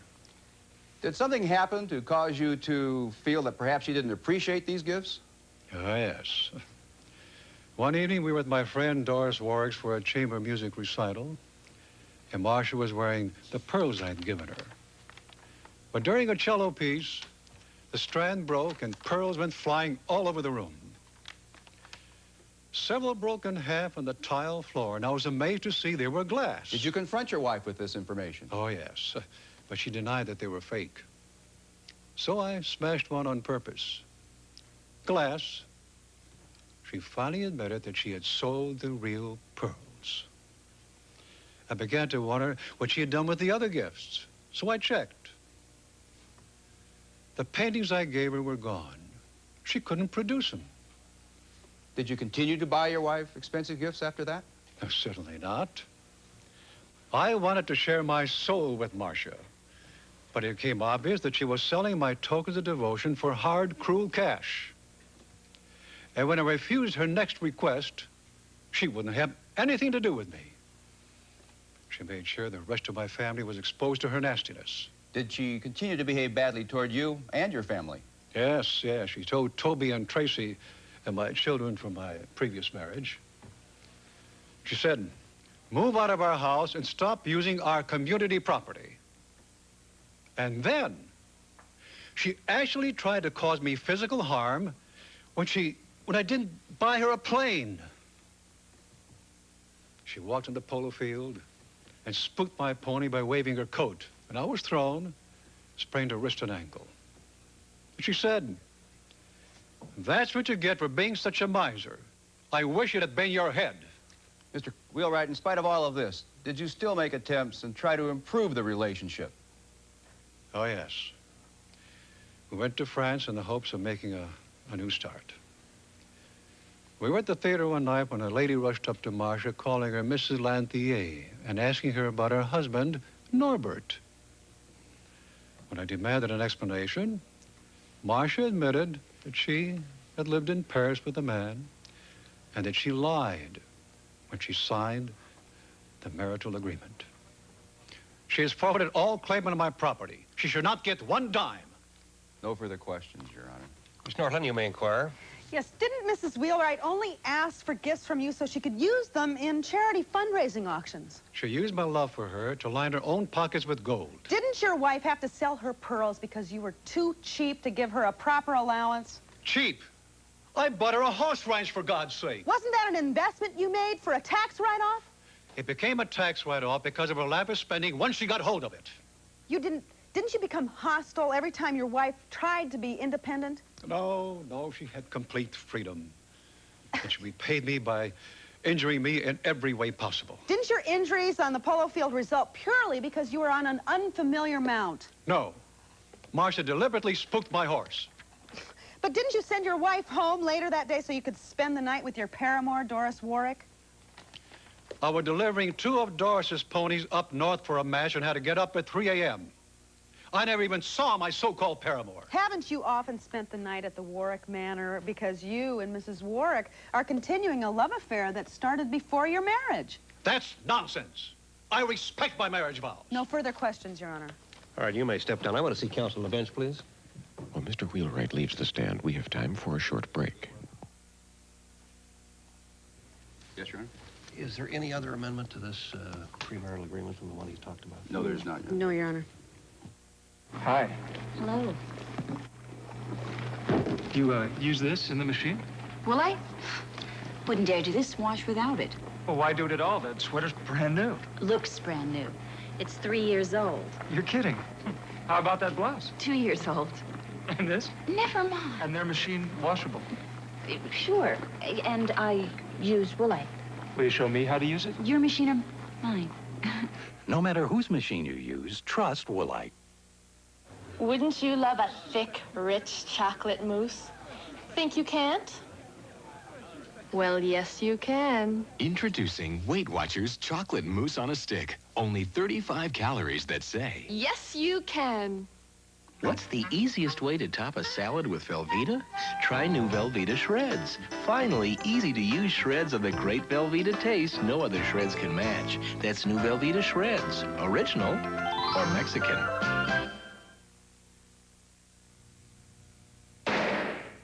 I'm a professional corrections officer. I enjoy good paid job security and advancement opportunity. One call to Corrections Officer Training Company was all it took. I received 8 weeks of excellent training, and they even helped me find a job. Corrections Officer Training Program is training today's finest corrections personnel for federal, state, and local institutions. It could be just what you're looking for. Call 1-800-228-0917 right now and ask for enrollment information. Hemingway, the lover. Oh, Ernest. A life more turbulent. Sober up. More sensual. I love you. More passionate. You are the woman who shares my bed. Than any fiction. We used to make love. From stolen moments to carefree days. I'll meet you in Paris. From silent agonies to violent goodbyes. Somebody walk out on me! Somebody! 4 remarkable wives, 1 legendary man. Stacy Keach is Hemingway. Tonight at 8. We return now to divorce court. About to testify on behalf of Mark Wheelwright is his 25-year-old son, Toby. I do. All right, let's continue. Did your stepmother ever demonstrate behavior that caused you to become suspicious of her motives for marrying your father? Yes. Whenever Marcia and I were alone in the house, she'd always ask questions about the furnishings and the paintings, always ending with, I wonder how much that is worth. One night, the dining room was set up for dinner for 12, and she exclaimed, I bet if you added this all up, there's millions in here. Soon after that, she started really working on Dad. What do you mean, working on Dad? Well, she talked about nothing else besides that premarital agreement. She said that if the house and the furnishings weren't in both their names, she wasn't a real wife. She brought it up day and night, breakfast, lunch, and dinner. At my dad's annual client dinner, she walked around and exclaimed, I'm a guest here also, just like you people. Then she started crying. Did you ever see your stepmother cause any physical harm to your dad? Yes. Dad one afternoon was showing us some new watercolors that he had bought. Marcia was on her 3rd screwdriver by then, and she said that the only thing worse than bad art was a jerk foolish enough to pay good money for it. Then she flung her drink at my father and the glass shattered. Thank you. No further questions, Your Honor. Cross-examination. Yes, didn't that glass shatter when your father slapped it out of Mrs. Wheelwright's hand? I don't remember it that way. And weren't they arguing because your father was making a fuss over watercolors that were done by Doris Warwick? They were arguing because Marcia didn't like my father spending money on anything else but her. And don't you stand to lose nearly $1 million should Marcia Wheelwright win this case? I have a very large trust fund. I am here testifying for my father, not myself. No further questions, Your Honor. All right, you may step down. The plaintiff rests, Your Honor. All right, Miss Thornton, call your first witness. Yes, I call Marcia Wheelwright to the stand. Step forward, please. Now taking the stand is the defendant, Marcia Wheelwright. Her husband claims that her avaricious nature has led her to convert gifts of love into cash. He also claims she has not lived up to the terms of the premarital agreement and therefore forfeits the marital assets. All right, let me hear from the defendant. Yes, Mrs. Wheelwright, did you have any misgivings about signing the premarital agreement when you were married? Well, the sexual disclosures didn't bother me. It even sounded like a good idea, but it was the separation of assets that seemed unnecessary. But I signed, and then Mark's financial concerns became downright cheapness. He made me turn over all my receipts to him like I was some employee on a company expense account. Were there things that your husband did that you had trouble living with? Yes. He tried to use money to control me. Sure, he gave me a wonderful little miniature painting, which may have had some value, but I couldn't use it to pay for a taxi or to buy luncheon when I was in town shopping. And when I complained, he said, "Why should I shovel money at something that's already been bought and paid for?" I never said such a callous thing. All right, just a minute. Just be seated. I've heard from you. Let me hear from your wife. Let's go. Did this attitude bother you? Sure, I felt like a thing, like a possession. I even wanted to start up a little business so I could become more self-sufficient, but Mark refused to loan me any startup cash. So finally, just to get out of the house, I became involved in charity work. And I wanted to donate money as well as time, but of course I couldn't get Mr. Scrooge to donate a dime. How were you getting along with your husband's children at this time? I wasn't. And it's not that I didn't try. But from the beginning, Toby and Tracy treated me like I was a leper. The very first time I met them, Toby said to me, "You're not going to last 6 months if we can help it." That same night, I heard him telling his father that I'd asked to see bank statements, and I had never said anything of the sort. Mrs. Wheelwright, why did that woman in Paris identify you as Mrs. Lantier? Norbert Lantier and I became very good friends. His daughter was marrying into a very proper French family, and, well, Norbert is bisexual, and he's divorced, and he was raising his daughter by himself. So right before I returned to the States, he asked me if I would pose as his wife during the marriage preparations. Of course, Mark wouldn't believe that there was nothing between Norbert and me, and he said, "You're not the only one that can play the bed-hopping game." Do you know what your husband meant by that? Oh, yes. After Mark heard about Norbert, he grabbed me by the hand and he dragged me out to Doris Warwick's chateau. And while there, he paid attention only to Doris. He would kiss her and touch her when he knew I was watching. I became upset, and I took the next train back to Paris. I headed there, and all by myself. And did you really get to Paris? No, I kept thinking about how Mark was just trying to make me jealous, that I should go back and try to make up and not run away like a child.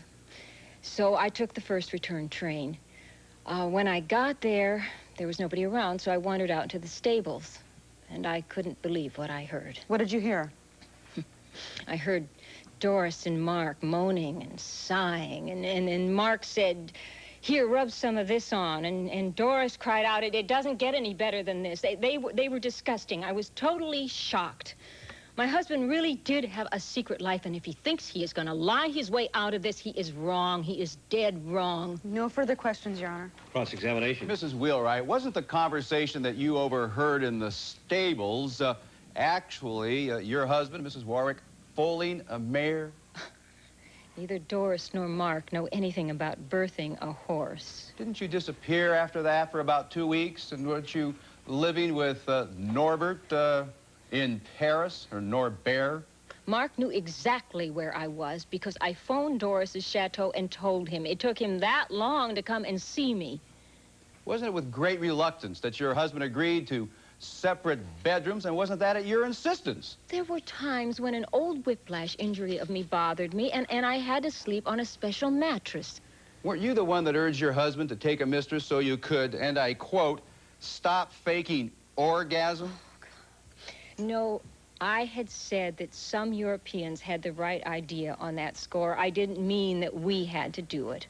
You accuse your husband of controlling your life, and yet he turned over this very expensive horse farm to you and to manage and to control, did he not?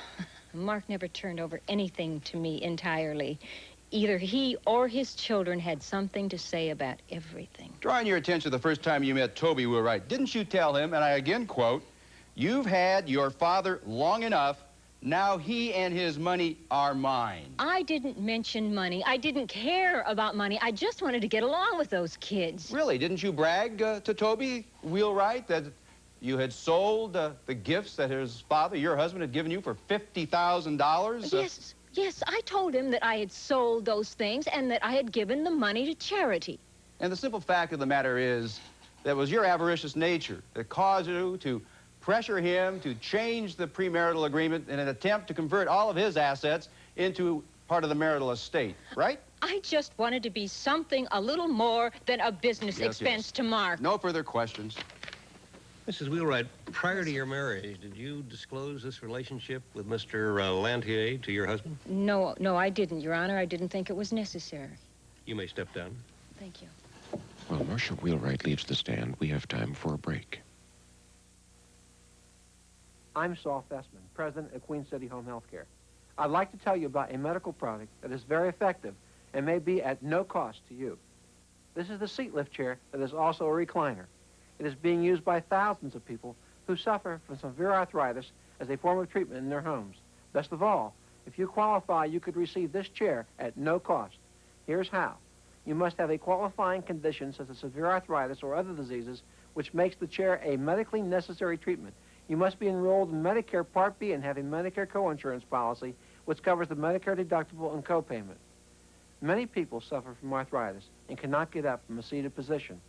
This chair will give them the freedom to get around and help them avoid falls and injuries.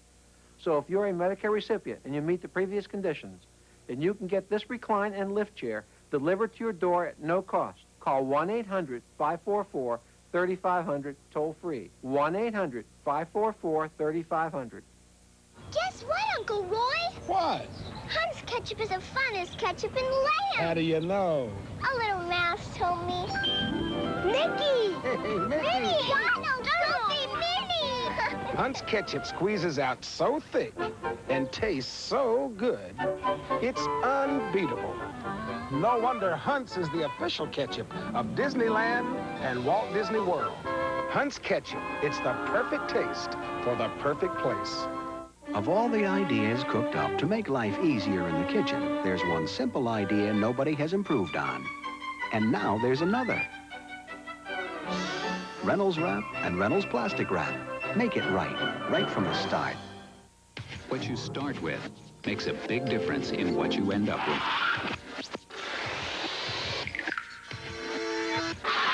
Start with Reynolds Wrap. Make it right from the start.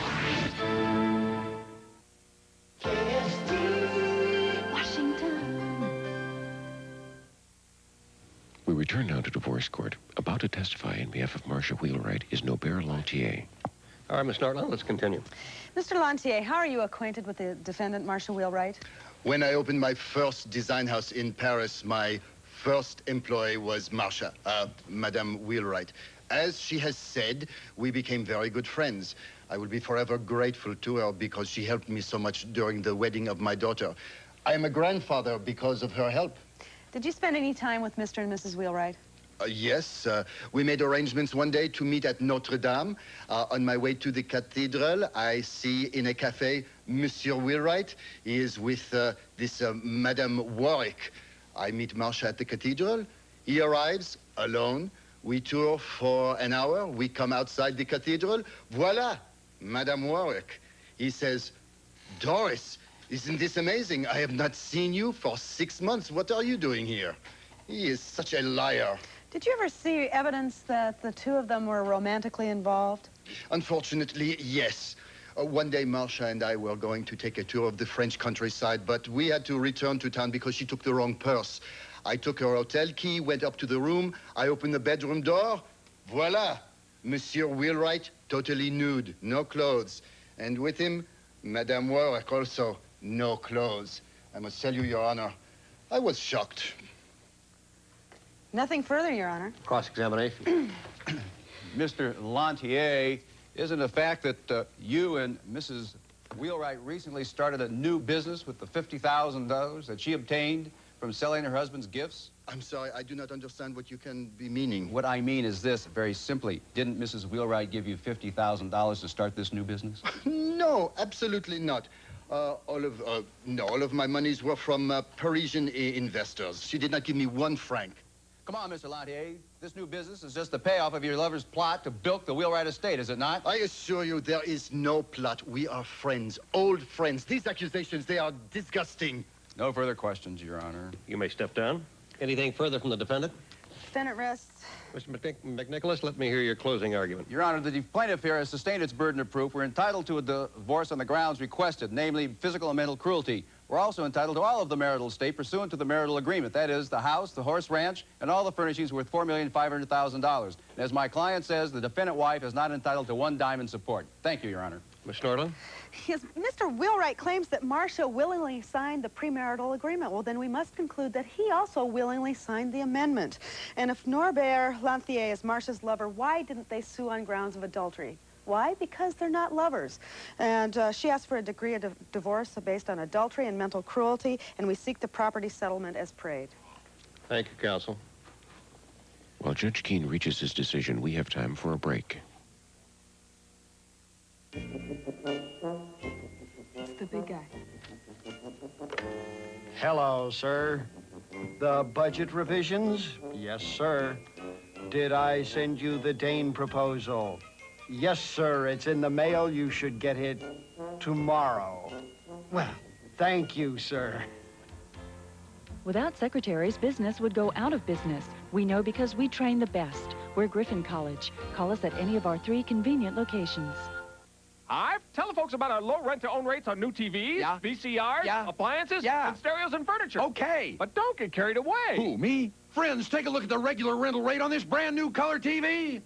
That's what we think of the regular rental rate here at Primetime Rental. Hi. Here's our manager. He wants to raise our rates. No. That's what we think of our manager here at Primetime Rentals, where you can rent with an option to buy. With no credit needed.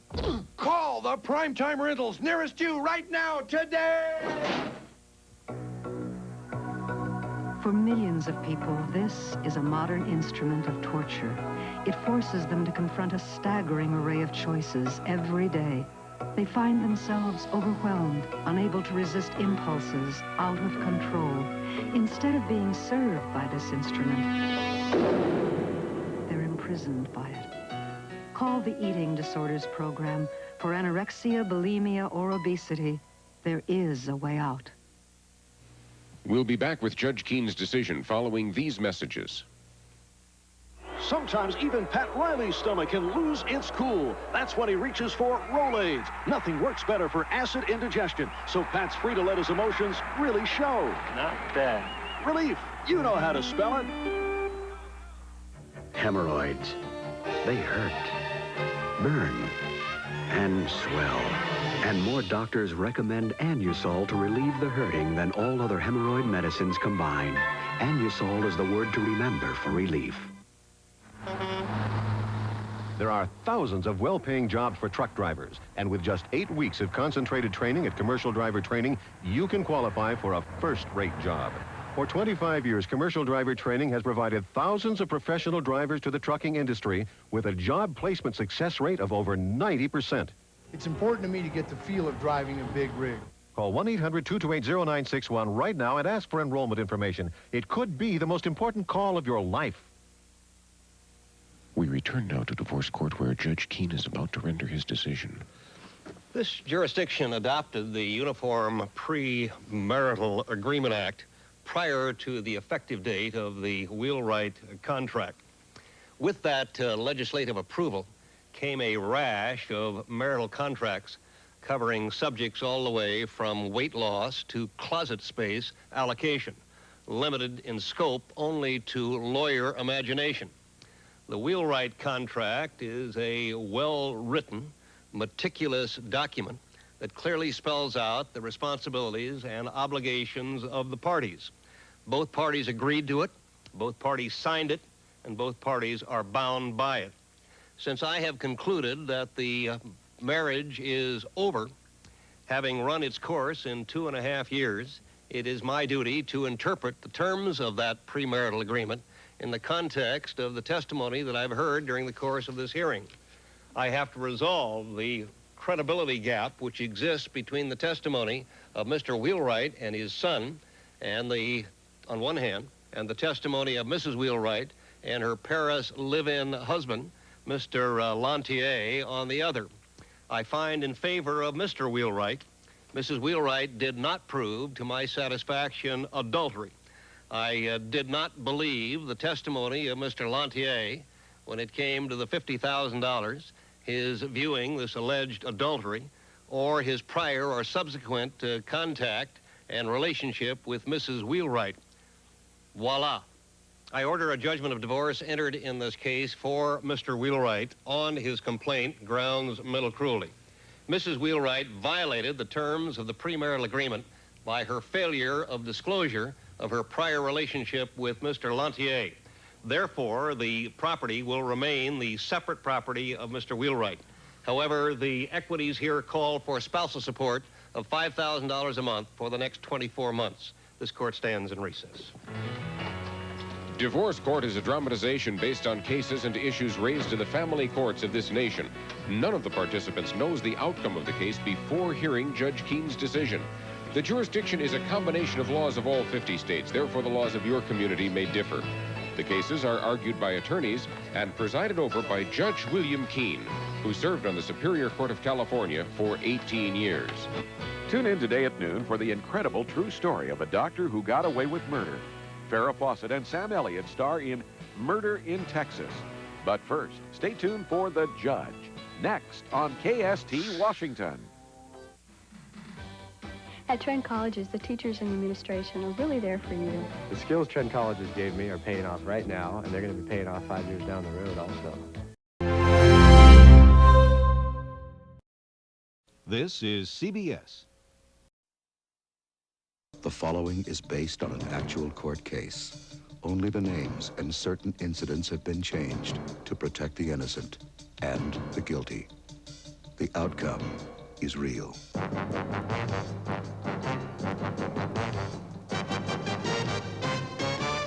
Every year, over 6 million people come to court seeking justice. The decisions handed down make headlines all across America. You are about to enter the courtroom and witness one such trial in Superior Court. Your Honor, Victoria Todd for the plaintiff. Through his careless disregard for his tenant's safety, Gerald Pinter, owner of the Park Lilac Apartments, literally left the window open for a knife-wielding rapist to enter. My client, Dolores Fox, lost her baby after a vicious rape. Mr. Pinter should pay $2 million for my client's mental and physical pain and suffering. Your Honor, Maddox West for the defense.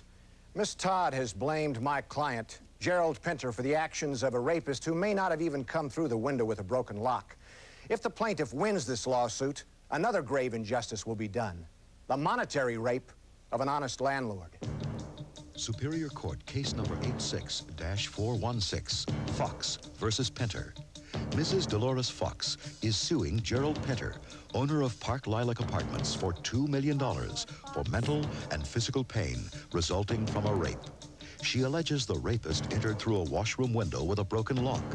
Mrs. Fox claims that the landlord provided inadequate security for his tenants. The whole truth and nothing but the truth, so help you God. I do. Please be seated. Mrs. Fox, can you tell the court why you chose to live at the Park Lilac Apartments? Well, I've always been a little nervous about security living in the city, and everyone I knew said I'd be safe there. Well, what security measures were taken at this high-rise? Well, they have deadbolts, security locks, peepholes on the doors, and only the tenants have the key to the iron safety gate to the garage. And then there's a buzzer system, so you can buzz people. They can't just wander in and out, and I thought I'd be safe. Well, how long have you lived at the Park Lilac? My husband and I moved in 2 years ago. And what is your monthly rent? We pay $1,200 a month to Gerald Pinter. Gerald Pinter is the owner of the Park Lilac and other apartment buildings, is he not? Yes. Mrs. Fox, can you tell the court what happened to you inside the supposedly safe premises of the Park Lilac building on the night of May 5th? I was raped. He got in through the basement window and went to the laundry room, the one with the broken lock. Move to strike. Speculation. All right, motion's granted. Strike everything after the word raped. Tell the court the sequence of events on the night of May 5th. Well, Sam, my husband, he was playing drums at the Sunset Club. I usually sing with the trio, but that night I was feeling very, very queasy. It was morning sickness, I guess. Anyway, I decided to just take off that night. Later on, I was feeling better, and I went down to do some laundry, and it was then that I noticed the window was propped open. Did the open window alarm you? Well, no, not then. I thought one of the tenants had opened it, because it gets hot in the laundry room. Did they do this often? Well, no, usually they can't, but it was broken, and it had been for a month. Had you reported the broken lock to the manager? Oh, yes, but it was still broken. After you noticed the open window, then what happened? Well, then I closed it, and I took the laundry to the elevator. Now, I thought I heard footsteps, but when I turned around, there was no one there. Go on. Well, then I took the elevator to the second floor. That's where our apartment is. And when I got out into the hall, there was no one there, and I thought, it's all right, you're all right. My arms were full of laundry, and when I passed the stairwell, he grabbed me from behind. He put his hand over my mouth, and there was this knife where I could see it near my... I'm sorry, Mrs. Fox. The court can barely hear you.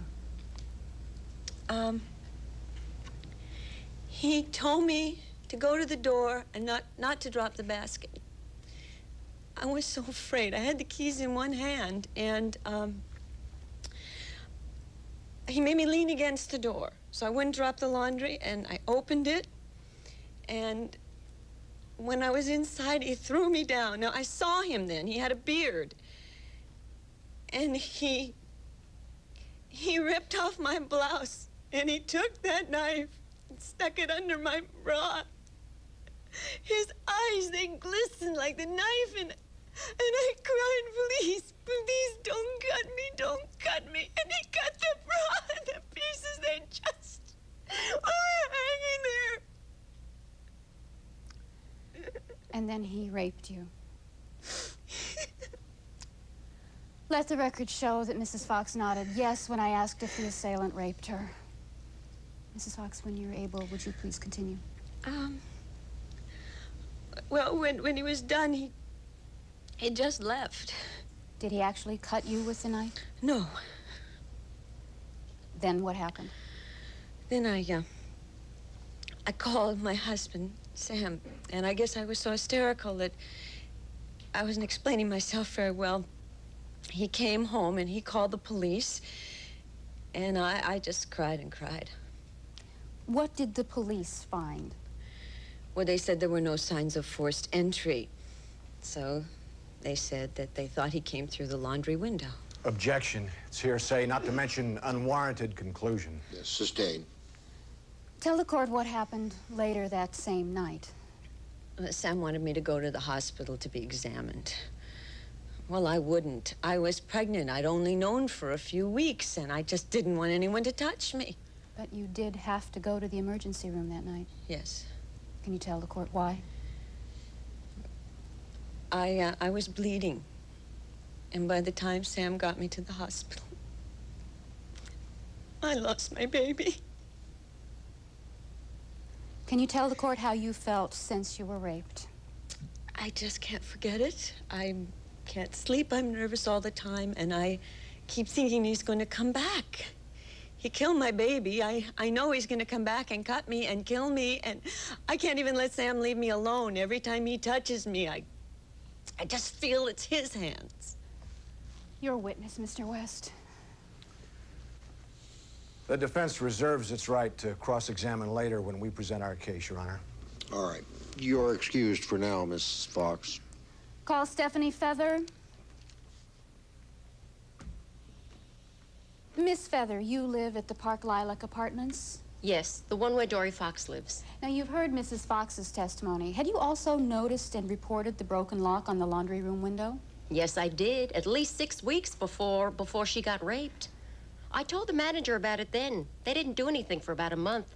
So I attached a letter to my rent check, and I mailed it directly to Gerald Pinter. And what did this letter say? That if the lock wasn't fixed by the next month, I was going to put all of my rent money into an escrow account until it was fixed. Did you feel that this was an overreaction? Oh, absolutely not. All the single women I know are very concerned about security. There's been a rash of rapings and muggings in the neighborhood. Leaving the window lock broken was like an invitation to a rapist. Objection. It's hearsay, not to mention unwarranted conclusion. Yes, sustained. Tell the court, why did you complain to the manager? Why didn't you just have the lock fixed yourself? It isn't mine. Lots of people in the building use the laundry. The management is supposed to fix it just like they fix the pool. Miss Feather, has the lock been fixed? Oh, sure. The manager had a locksmith there the next day, the day after Dory got raped.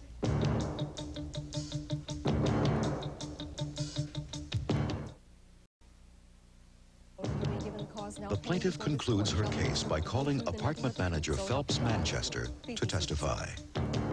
Mr. Manchester, what is your employment? I'm the Park Lilac manager. You're employed by Gerald Pinter? Yes. Is it part of your duties to see that the public areas of the buildings are cleaned and kept in good repair? Yes. The laundry room in the basement falls into such a category, does it not? Yes, it does. Now, Mrs. Fox and Miss Feather have both testified that they reported the broken laundry room window lock to you. Do you recall those reports? Yes, I do. Now, not only that, but Miss Feather says she wrote a letter to Mr. Pinter concerning the lock. Do you know anything of that? Yes, Mr. Pinter called me himself about that letter. Asked me what I was doing about the lock. And what did you tell him? Same thing I told the ladies. I called Acme the day it was reported. They sent a guy out who fooled with it for a while, but he couldn't get it fixed. Said the lock had, the mechanism had a broken part, which was out of stock. So I told him to get the part. Now, I put a heavy rubber band on it to hold it shut, but it broke. The night of the rape, May 5th, did you accompany the police on their inspection of the premises? Yes. And did you attempt to do anything about the window at that time? I tried to wedge it shut. Mr. Manchester, when was the window properly fixed? Well, the next day I called Acme and asked if the part was in yet, and they sent the guy out and he fixed it. Then the window was fixed on May 6th, is that right? Yes. The day after Dolores Fox was raped. That's right, too, isn't it? Yes, ma'am. Your witness, Mr. West. Mr. Manchester, how long have you managed the Park Lilac? 5 years. And during those 5 years, have any of your tenants been assaulted? Well, we had a couple of purse snatchings. Inside the premises? No, just outside. Have any of your tenants been raped? Until this incident, no. So, the building has been maintained safely? Objection. He's calling for a conclusion that the court should make. Yes, sustained. No further questions. All right, you're excused, Mr. Manchester. Mr. Todd? Your Honor, the plaintiff rests. We have shown Dolores Fox was raped at knife point by an intruder. This vicious rape led to the miscarriage of her unborn child. There was no sign of forced entry except for the open laundry room window with a broken lock. Your Honor, the plaintiff's counsel should save her summation until the defense has presented its case. Bruce Bowers was arrested 2 days ago, and on being identified by Mrs. Dolores Fox, charged with rape. I request the bailiff bring Bowers from the security cell to the court. All right, bailiff is so ordered.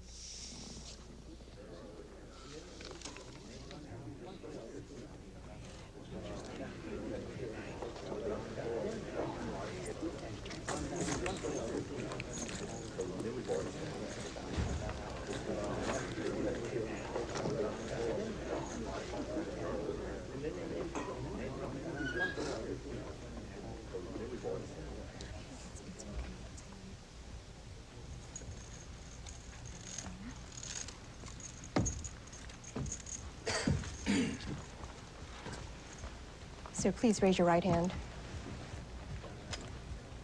Do you swear in the cause before you to tell the truth, the whole truth, and nothing but the truth, so help you God? Your Honor. Mr. Bowers.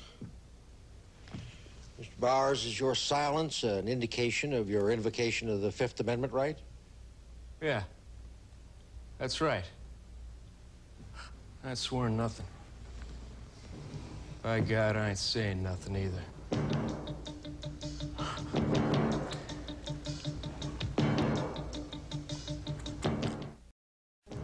When Bowers refused to testify, the defense attorney called Detective Reginald Green to the stand.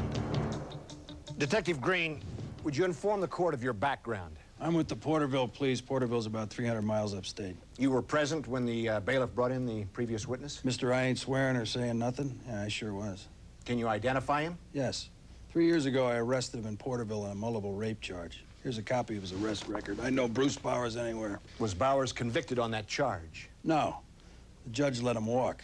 Said our lineup procedure was prejudicial. It was late. The guys couldn't find anybody with a beard.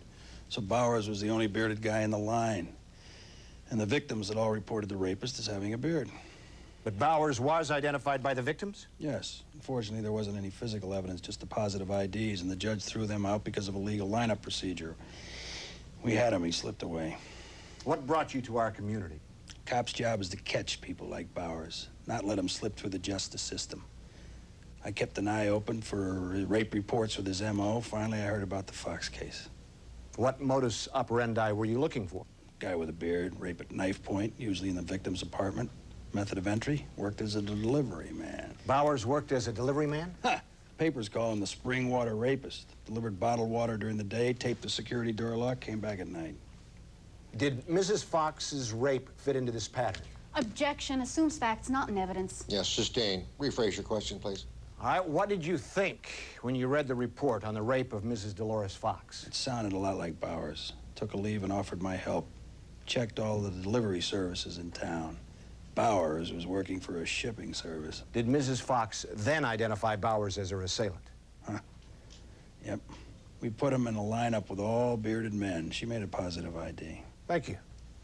You're a witness, Miss Todd. Detective Green, to your knowledge, has Bruce Bowers confessed to the rape of Dolores Fox? Nah, he's been through all this before. He knows enough to keep his lip zipped. Well, since there's no confession, your version of how he might have entered the building is sheer speculation, isn't it? I just described how he did it in Porterville. It's up to the local police to say how he did it here. Thank you, Mr. Green. No further questions. I call Edward Harland. Mr. Harland, you are a criminologist working in the police crime laboratory, are you not? Yes, sir. Have been for 18 years. And did you recently examine the security door at the Park Lilac? Yes, I did. Detective Saunders wanted to know if tape had been used on the lock. The one on the door between the building and the garage. Had tape been used on the lock? I took some scrapings and I found a residue of a new adhesive polymer. That's the kind of glue that's used by just one manufacturer, Safe-Tite. On what product does the Safe-Tite company use this adhesive? Strapping tape, the kind used to seal boxes for mailing and shipping. And did you find this brand of strapping tape at the delivery service where Bruce Bowers worked? Yes, I did. I took this partly used roll from the workroom there and ran a comparison. And your findings? Well, tape from this roll or a similar roll of Safe-Tite was placed on the lock of the security door of the Park Lilac. And on examining it, I found it strong enough to keep the lock from functioning properly. Thank you. No further questions. Mr. Harland, did you find Bruce Bowers' fingerprints on the security door? No, ma'am. When you examined the filament, were you able to determine when the tape had been placed on the door lock? No, ma'am. Well, then for all you know, that tape may have been placed there well before the night of the rape. It's possible. Or after the night of the rape. That's possible, too, isn't it? Yes, ma'am. I guess it is. Well, is it or isn't it? Yes, it is. Thank you. No further questions. I recall Mrs. Dolores Fox for cross-examination. Mrs. Fox, did you see the man who raped you enter through the laundry room window? No, I didn't, but... Did you see him in the laundry room? No. Well, then why do you believe that he entered in that way? Because when I left the laundry room, I heard someone following me. Excuse me, Mrs. Fox, wasn't your previous testimony, I thought I heard somebody following me? No, I don't think so. Request testimony read. Mrs. Fox, I thought I heard footsteps, but when I turned around, no one was there. Mrs. Fox, did you recently view a police lineup? Yes. And did you identify one of the men in the lineup as your assailant? Oh, come on now, Mrs. Fox, come on. It's a simple yes or no question. Or is it more complicated than that? A positive identification of a rapist who used tape on locks would weaken your assertion that the rapist came through a laundry window, wouldn't it? Objection, argumentative. Yes, sustained. Strike counsel's remarks. Well, then I return to my unanswered question. Was Bruce Bowers, the man in the lineup, the same man who raped you? He didn't have a beard today. I'm not sure. Really? What did you tell the police? I told the police that I thought it was Bowers, but now I'm not so sure. What made you change your mind, Mrs. Fox? Was it the testimony that Bowers used tape on locks instead of crawling through open windows? Objection. Counsel is harassing the witness. Sustained. No further questions. Nothing further, Your Honor. All right, thank you, Mrs. Fox. You may step down. I'll hear closing statements, Miss Todd. Yes, Your Honor. I want to try to correct the drift I see this hearing is taking. Counsel for the defense has brought in an accused rapist. He's confessed to nothing, been convicted of nothing. And yet, by implication and innuendo, his method of breaking into a building has been made to seem relevant to this trial. It is not. What is relevant is the testimony that has proved that Gerald Pinter, owner of the Park Lilac Apartments, did not provide the security his tenants were paying for and had a right to expect. What is relevant is the fear and the pain and humiliation suffered by Mrs. Dolores Fox when she was attacked and raped in her supposedly secure apartment building by a man who entered through whatever means. And what is relevant is the emotional pain she suffered when she lost the baby she was carrying. Your Honor, it is a well-established principle that the plaintiff must bear the burden of proving negligence. They have failed to carry that burden in this case. They have not proved that the rapist came through the laundry room window with a broken lock. In fact, there is stronger evidence that he may have used another route. Lacking proof of negligence by the landlord, the plaintiff's claims for damages must be disallowed. All right, thank you, counsel. We'll stand in recess while I consider the evidence.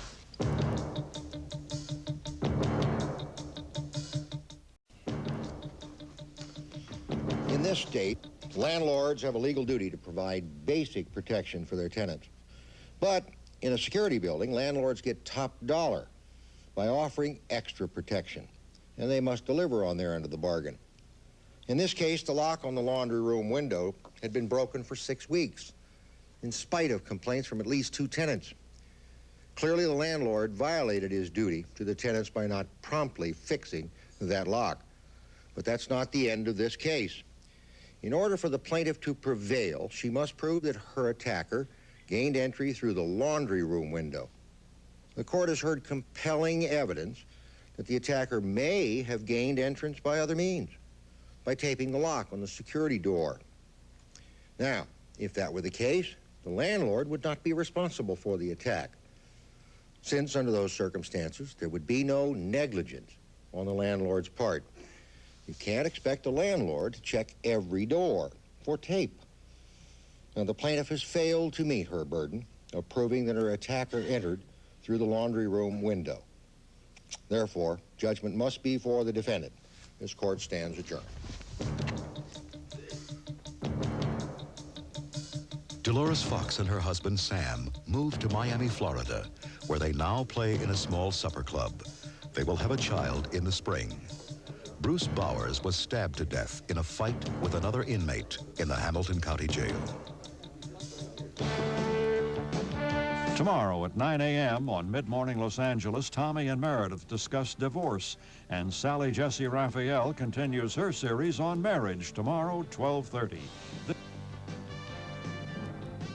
Superior Court is a Ralph Edwards, Stu Billett production in association with Lorimar Telepictures.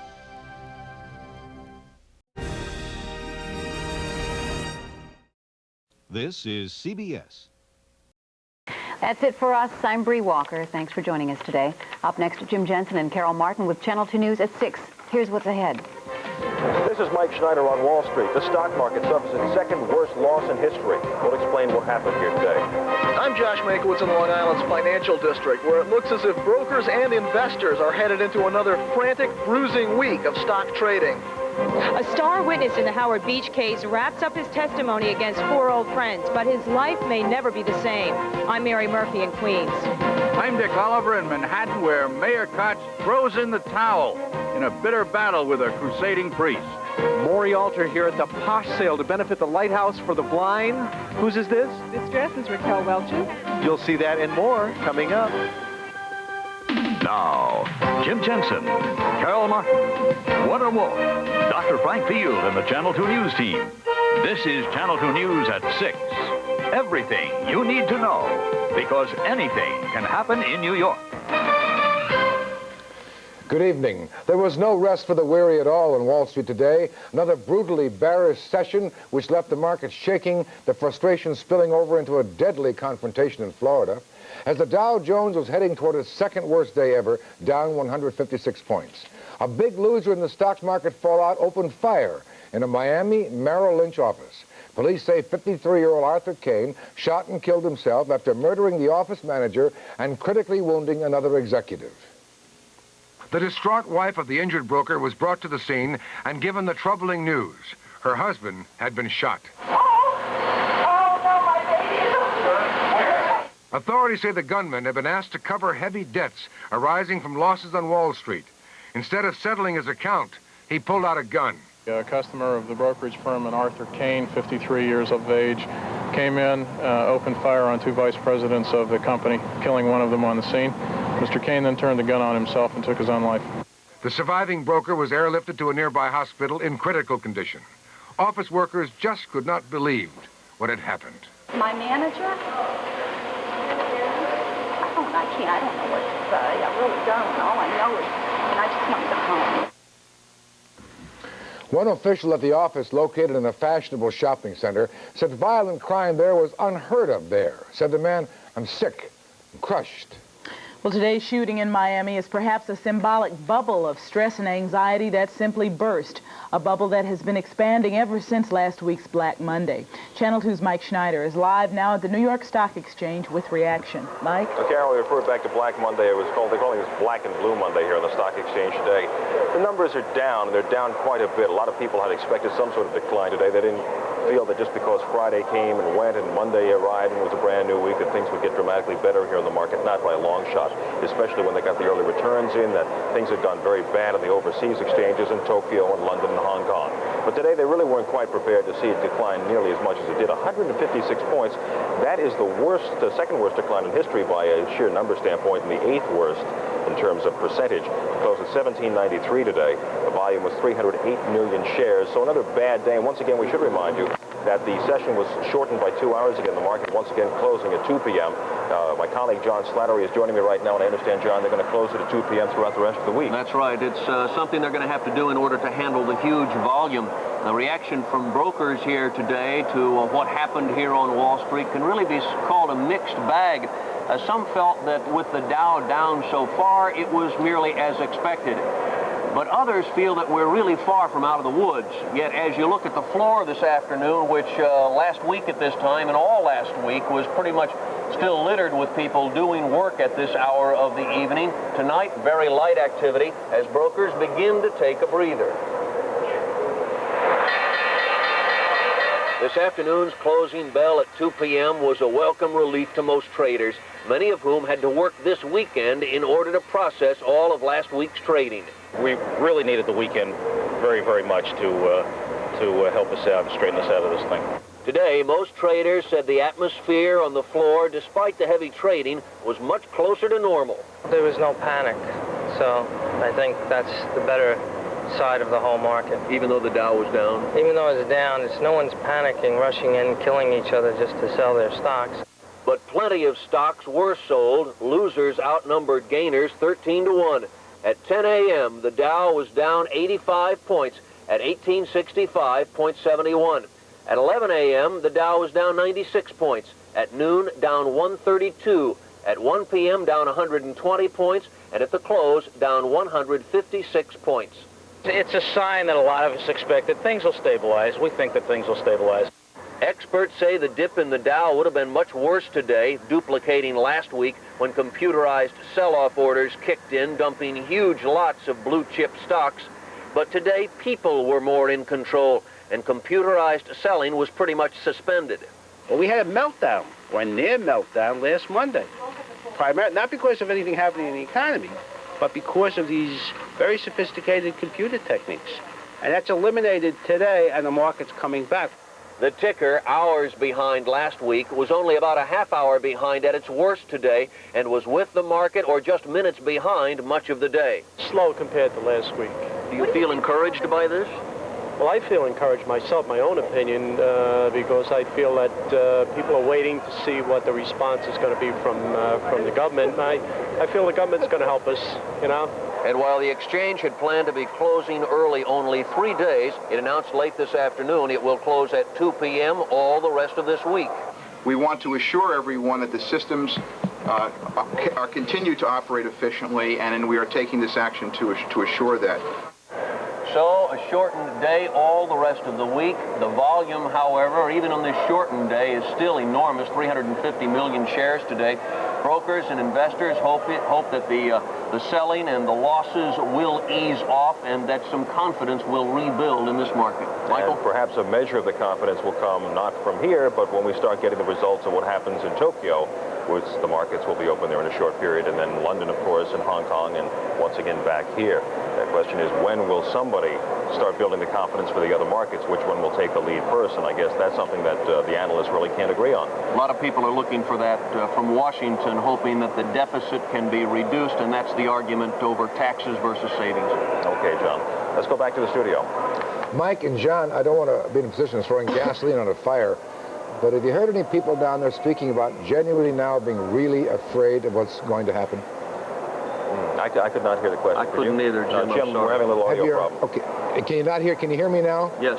Yeah. Have you met any people down there who now say they are genuinely frightened about what they think is going to happen? Sure, yeah. Especially the younger brokers who, as we pointed out earlier, they have never really seen a bear market before, and they are frightened. And an awful lot of people who've taken their paper profits, reinvested them in more paper, expecting to have a huge windfall, have suddenly seen that completely wiped out. So now they're back to what they may have had a few years ago, square one. They may have had hundreds of thousands of dollars, and now they're pretty much wiped out. Some of the older brokers, we might add, express more confidence in where things are going, but we can't tell if they're truly more confident or just better at covering up their anxiety. Mike, John, thank you very much. Good reporting, gentlemen. Once again, the worries on Wall Street spread all over the world today. Stock markets overseas taking a brutal beating. Hardest hit was the Hong Kong exchange, open for the first time in 4 days. This was their Black Monday. Stocks plunging 33%. Hong Kong's worst one-day drop on record. In Tokyo, the drop was not so steep, close to 5%, but it's still the third biggest decline in the history of Tokyo's market. In London, despite fast and furious trading, the story was about the same. Stocks sinking more than 7%. And the dollar was also down today throughout the European continent. That could force up interest rates in this country to attract foreign investor money necessary to finance the United States budget deficit. And Jim, with all the focus now on that deficit, President Reagan began talks on it today with congressional leaders. Those talks are expected to focus on ways to trim the deficit by at least $23 billion, including possibly massive spending cuts and possible tax hikes. Although many Democrats are blaming the president for the deficit, the first session was described as hopeful. We do have some fundamental agreements. One of them is that we surely will go forward and achieve the $23 billion deficit reduction. The president said we're here to come together and get some agreement on the figures. I'm not going to lay any preconditions. I said the other night that all's on the table except Social Security, and we'll go from here. Well, President Reagan has indicated he is open to almost all proposals except cuts in Social Security. The talks continue tomorrow afternoon. Jim? While much of the economic turmoil is focusing on the big investors and their big losses, the small investors are sitting in the shadows, nervously watching their money. That story from correspondent Josh Menkowitz. 1 week after Black Monday, stockbrokers are discovering their clients' moods are still dark. They're extremely nervous. And what I've been telling them is to stay calm. It's my job to help them to protect their capital. Good afternoon, Todd Selter. Talk to me. The sense here in Great Neck is that while many continue to sell, their confidence either shaken or destroyed, some investors are looking for bargains, picking up cheap stocks while the market's low. Sometimes they get lucky.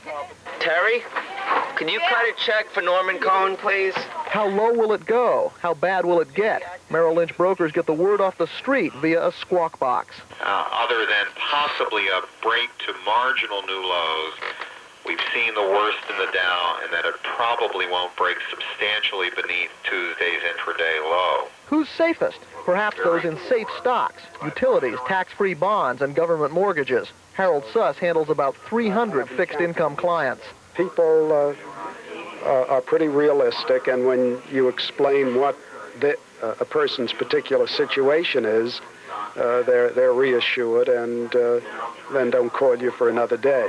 Brokers had been hoping that shorter trading hours on the exchange would give everyone a chance to catch their breath and perhaps bring some stability to the market. But today's steep drop didn't do anything to restore investors' confidence. At the Charles Schwab offices in Great Neck, investors crowded around the Quotron machines and offered their own theories as to what caused the collapse and how to pull out of it. If the president doesn't reduce the deficit, everybody loses. But we're all going broke here, and I got that window there. The value of my assets went down in half. And my attitude is just to sit back and wait and probably take a few years to recover. Both buyers and sellers tonight are looking at another week of uncertainty. Brokers are saying keep calm, but their customers don't see anything calming on the bottom line. In Great Neck, Josh Mankiewicz, Channel 2 News. Well, coming up, a shocking story from the witness stand. When Channel 2 News at 6 returns, a star witness in the Howard Beach trial finds himself in the hot seat. Plus, we'll have this report. Know anybody who takes the Lincoln Tunnel to work? Well, if you do, they could be in for a much longer or a much shorter commute, depending on whether they take the car in or ride the bus. I'm Jane Velez-Mitchell, and I'll explain. It's all part of a controversial new proposal.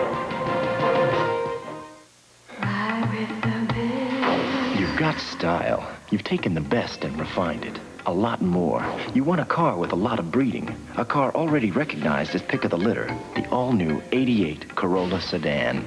It all starts at your Toyota dealer.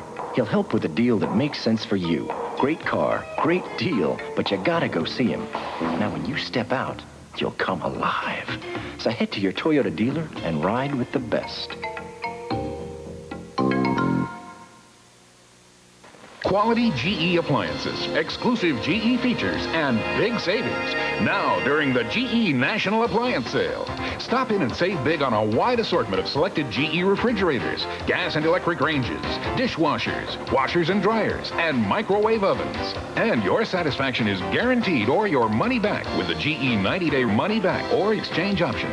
For the premier dealer nearest you, call the GE Answer Center service, 800-626-2000. Now a beam of light can end your hemorrhoidal suffering. At Laser Surgery Care, a physician will use the light of a laser to remove your hemorrhoids effectively. Recovery can be quicker, easier, and with less discomfort than other treatments. And normally there's no hospital stay. Why wait? Call Laser Surgery Care now. There's no more need to suffer in silence. Call 212-OK-LASER. That's 212-OK-LASER. Call today. Until now, only a few gourmets knew about Melita Extra Premium Coffee. But the news is starting to filter down. Rich, full-flavored Melita Extra Premium. Coffee so smooth and mellow, it could make the competition bitter. Melita makes it all so easy, because Melita makes it all. Ah, Melita. This was the last day of testimony from the star prosecution witness in the Howard Beach racial trial.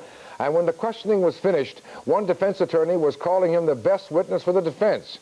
Correspondent Mary Murphy has the story of a day of detail concerning the night of confrontation. Robert Riley completed his mission for the prosecution ducking in a back door, while upstairs, his old friend, Michael Perrone, charged with manslaughter in the death of Michael Griffith, marked his 18th birthday on trial. I wish I wasn't here. I wanted everything to be over with already. Today, Perrone's controversial defense attorney, Stephen Murphy, set out to blast Riley off the stand during cross-examination. Murphy accused Riley of making up stories about the attack after striking a deal for leniency with the prosecution. Murphy shouted, "Did you testify last week you left parts out?" Riley answered yes. Murphy boomed, "So you lied." That brought an objection from the prosecution. But Murphy continued, finally getting Riley to admit he saw two black men with knives during a confrontation outside the New Park Pizza Parlor before he noticed defendant Scott Kern with a bat. Murphy boomed, "What did you see first, the bat or the knives?" Riley answered, "I see knives." The knives were out. The young white men weren't moving forward. They weren't doing anything. I believe that the jury will infer that they were afraid and they were just standing there. It's only when Riley takes the bat that he moves forward. Nobody else moves forward but Riley. At the core of this case is just how far the white teens chased Michael Griffith. Did they literally force him onto this Belt Parkway exit ramp, chasing him across 3 lanes to his death? Or did Michael Griffith have options, as the defense claims, of where he could run? Riley completed his testimony this afternoon, telling the jury he agreed to cooperate to correct the wrong that took place that December night. He pleaded guilty to assault and could receive probation or 4 years in prison. Do you think the jury will be affected by the deal that Mr. Riley made? The jury will consider the agreement that Mr. Riley made, and that will be that will certainly bear on his credibility. And that's... Hines may subpoena court officer Dominic Blum later this week, the driver of the car that hit Michael Griffith. Blum was cleared of wrongdoing, but the defense may portray him as the intervening factor in Griffith's death. I'm Mary Murphy, Channel 2 News. A British barge pulled into New York Harbor today. It's destined to become this city's latest floating jail. It's called the Bibby Venture. It once held troops who fought in the Falkland Islands. In about 3 weeks, it will house some 400 inmates who will be transferred from overcrowded Rikers Island. New York is leasing 2 barges for 5 years, and a permanent dock site should be ready at Rikers in about 8 months. A refitted Staten Island ferry is already being used as a floating jail. Mayor Koch says he's throwing in the towel. Up next, the story of a priest who makes a habit of fighting City Hall. Also, the story of a new plan for the Lincoln Tunnel running into gridlock. We'll have a live report on a new way to ease the rush home. Plus, why AIDS patients are being made to suffer. A special report later on Channel 2 News at 6. Potemkin does it again in 1988. We'll beat your best deal on any new 1988 Mitsubishi, or you get the car free. Choose from Prius, Montero, Starion, or the incredible new Galant Sigma. And Potemkin has hundreds of brand new Mitsubishis in stock. It's a fact. Nobody will beat a Potemkin deal. And we're so sure if we can't beat your deal, you get the car free. Now what are you waiting for? Doesn't it seem just when you're getting used to summer, fall is upon you? Now Toro has an easy way to keep up with fall. The new Toro Rakovac, a powerful blower that blows leaves off patios, from under bushes, lawns, anywhere. Then vacuums, shreds, and bags them. For a fast, easy cleanup, use the Toro Rakovac before the next season is upon you. Factory rebates up to $10 at Pergament.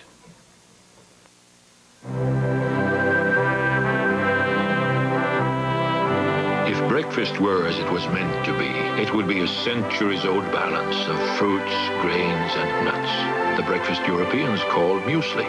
Now muesli comes to America as Kellogg's Mueslix. Oats, wheat, rice, corn, barley, raisins, dates, and hazelnuts. Kellogg's Mueslix. 5 grain or bran. What breakfast was meant to be. One of New York City's most well-known priests is finding out once again you can fight City Hall. Father Bruce Ritter, a force behind a home for runaway teenagers, went right up against the powerful mayor of New York. And as political correspondent Dick Oliver reports, he may have won. The battle was over this place, the Maritime Union Building at 17th Street and 9th Avenue in the Chelsea section of Manhattan. A building coveted by this man, Mayor Koch, who wants it to house 300 homeless men and 900 convicts on work release. But this man wants it too. He's Father Bruce Ritter of Covenant House, who wants it for runaway teenagers who come in off the city's streets. It became clear today that Ritter won the public relations victory. Facing the likelihood of defeat by the priest, Koch threw in the towel, but not before accusing the clergyman of foul play. You know, the golden rule, which we all should live by, which is do unto others as thou would have others do unto you, was not observed by Father Ritter. Appearing on television yesterday, Father Ritter said Koch was the bully. He's using all the enormous power and authority of his office and of the city of New York to intimidate a private citizen. The dispute boils down to this. Koch says the city had a handshake agreement to buy this building for $27 million. Father Ritter stepped in and upped the ante to $30 million. But if it had been reversed, if he had had a handshake deal for $27 million and the city had come in and offered $30 million, wouldn't everybody condemn the city for not having observed the cardinal golden rule? Whether Father Ritter broke the golden rule in winning this building is for others to decide. The fact is that he beat Koch with another rule, a rule of business. He was fastest with the mostest. In Manhattan, I'm Dick Oliver, Channel 2 News. A city shelter exclusively for homeless veterans, believed to be the first in this country, opened today in Queens. It's a 275-bed facility offering special counseling on Vietnam veterans' benefits, in addition to meals and medical care as well. It is hoped this shelter will inspire volunteers from the veteran community and also help boost the self-esteem of the vets. A veteran organization feels stronger than another veteran that needs help. Okay, now we serve this guy, and we don't help him, who else going to help him? Because remember how the Vietnam War was, with a lot of people against the war. And so they don't know who to trust anymore. Some still feel that way. Really? They feel at home with... They feel home here. City officials estimate there are roughly 3,000 homeless veterans in the city shelter system right now, and more are living on the streets. As many as 1,500 may be Vietnam-era vets. Tired of the chill? Well, don't complain. Because Dr. Frank Field is saying it's going to get worse. Rain's on the way, too, when Channel 2 News at 6 comes back.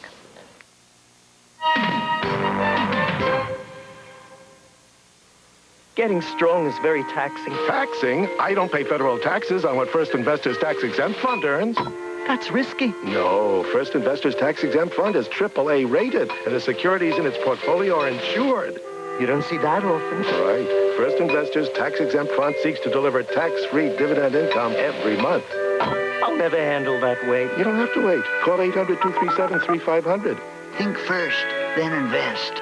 First Investors Tax-Exempt Fund. Friends, me and Mike Sledge-O-Matic would like to tell you about a carpet treated with amazing new Scotchgard stain release. Why? Because it's easy to stain a carpet. It's just this easy! Of course, when your carpet's protected with Scotchgard stain release, cleanup is just this easy. And how do you get a carpet protected with new Scotchgard stain release? It's just this easy.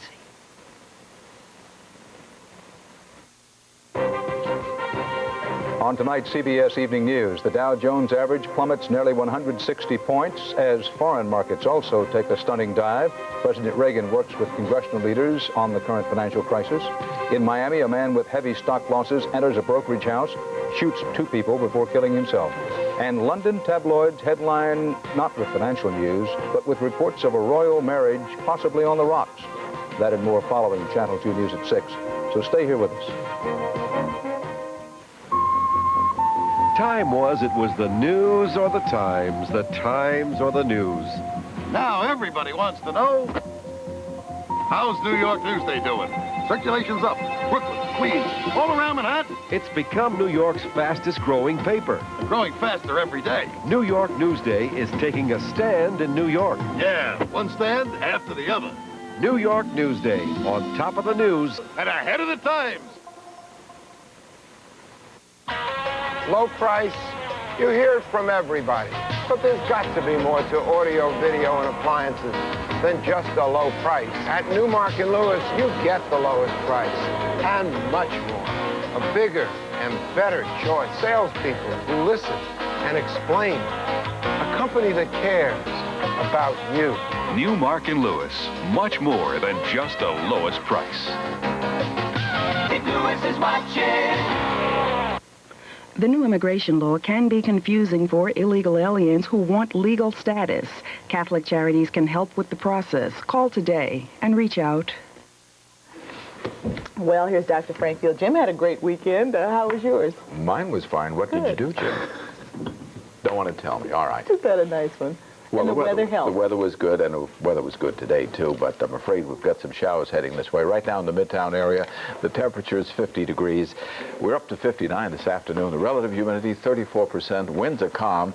We've got a falling barometer. The big ridge of high pressure, when the high moves out, the barometer begins to fall and slide off, and that's just what's happening. But the mild air will be around for just a short while. There are the clouds and the showers that are moving in this direction.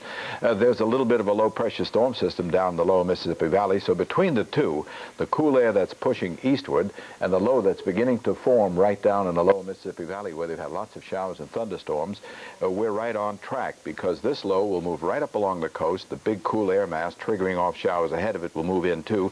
So between the two, we're going into some showers by late tomorrow night, and into part of Wednesday, a good part of Wednesday. But by Thursday, the dome of high pressure moves in and takes over. So the forecast for the metropolitan area for tonight, it will remain mostly clear and quite cool once again. Poughkeepsie was down to 19. They'll get down into the low 20s once more tonight, and here in the city around 40 to 45. Tomorrow, we're looking for increasing clouds during the day, sunny to start with, increasing clouds during the afternoon, and by evening, scattered showers moving in our direction. The 5 days ahead, once those scattered showers move in, they'll stay with us into Wednesday. Then as the colder air moves in, a clearing trend sets in Wednesday, and we have some cool weather once again, mid-50s on both Thursday and Friday. We also have a reminder for you that coming up later tonight at 11:30, we have a special, a half-hour special. Hundreds of people will die in the tri-state area in fires this year. Most of these folks die because they just don't know what to do when fire happens, and they wait too late to learn how. So tonight at 11:30, we'll have a half-hour special, tell you what you can do in a fire, whether you live in a private home or in an apartment, the steps you should take and the things you should know about fire. Carol? Okay, we'll be watching. Thank you. I'd urge everyone to watch. Tired of just spinning your wheels? Well, up next, a new plan to ease rush hour traffic from New Jersey runs into a roadblock. Also coming up, the anguish of AIDS. Those in need are being refused treatment. We'll have a special report when Channel 2 News at 6 continues. I want the news in a flash, so I listen to 1010 Wins 2, 3, 4 times a day. You give us 22 minutes, we'll give you the world. New York. Keeping a business here is tough, but I can't imagine leaving. Con Edison can help. Through Project Appleseed, we offer reduced electric and gas rates to businesses that start, relocate, or expand in certain areas. Project Appleseed, because we want your business here in New York. This is New York. This is where I belong. Con Edison, the energy of New York. Of the 4,000 beers brewed in Germany, only a few have made it to America. And the one that's made it to the top is Beck's, the #1 imported German beer. When you look better, you feel better. There's no better time than now to start looking better and feeling better. New York Health and Racket Club. Experience it. You may know this feeling. Motorists who use the Lincoln Tunnel often feel like they're sitting in a parking lot, paralyzed by backups that can certainly jangle your nerves. If you think it's a tight fit now, though, consider there may be one less lane for cars to use. That is because it may be turned over to buses. Channel 2's Jane Velez-Mitchell is live now at the Lincoln Tunnel with that part of the story. Jane? Well, Carol, we are here at the mouth of the Lincoln Tunnel on the New Jersey side, which you might say is a hill in the battle over public transportation. On the one side, you have the people determined, no matter what, to drive their cars through the tunnel into the city. On the other side, you have the bus riders. Now, ever since they set up a special bus lane into the Lincoln Tunnel in 1971, more and more people have opted to take the buses in. In fact, there are now major traffic jams in the bus lane during the morning commute especially. So the Department of Transportation wants to create a second special bus lane going east into the Lincoln Tunnel during the morning commute. That should cut the bus commuters' average ride down by about 20 minutes. But all that extra bus traffic is expected to add about 20 minutes and possibly more to the commuters driving in their cars. So car owners hate the idea. We're having a tough enough time getting through here as it is, the cars. Another bus lane, it would be a hazard for us. I think that's a crazy idea. It takes us an hour to get in the city from 7 o'clock to 9 o'clock every day. I think that would be crazy. There's got to be another way. I don't know what it is, but there's got to be another way. Now, specifically, the new bus lane would start about 6 miles out near the Meadowlands along Route 3, heading towards the tunnel. Critics fear it will create a major bottleneck at the juncture where Route 3, the Turnpike, and 495 meet. But still, even the critics admit there has to be some solution, that the state should encourage public transit. Now, this debate is bound to continue. In fact, it's going to continue tonight at 7:30. There's a public hearing at the East Brunswick Public Library, so you might want to go there and give your opinion on this subject. If approved, the new bus lane should go into effect sometime next year. That's a scene from here. Back to you in the studio. Jane, thank you. Up next, how AIDS victims are made to suffer. People who need help the most are being turned away, we're learning, and we'll tell you more when we return with part 1 of our special report. I'm Barbara Nevins. Tonight, our hidden camera follows as healthcare professionals turn away a person with AIDS. Explore TWA's solar system. Now TWA gives you the hottest deals under the sun, so you can discover the beautiful beaches of Florida. Explore Hawaii on a TWA vacation package.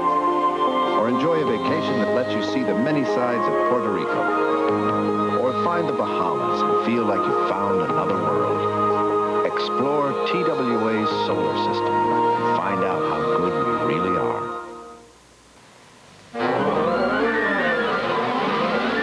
We make more paint than anyone else in the world. Enough to paint fleets of jumbos and 10 million houses.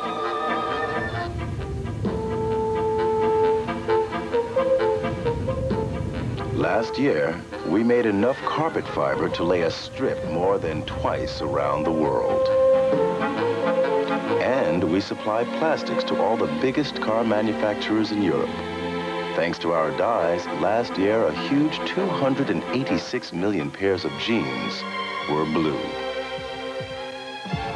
But perhaps more important than all that, 4 million hearts rely on our drugs. We manufacture in 40 countries, and we sell to over 150. ICI, world class. Where can you get your best year-end deal on Nissan? Auto Plaza Nissan, Westbury, Long Island, #1 in Nissan car sales in the USA. That means the lowest prices anywhere. Look, 87 four-door Sentras with automatic transmission, $79.95. Stanzas, $93.95. Maximas, $14,295. Get yours before they're gone. Auto Plaza Nissan, Old Country Road, Westbury, Long Island. Open Sundays. The disease AIDS has been called a living death.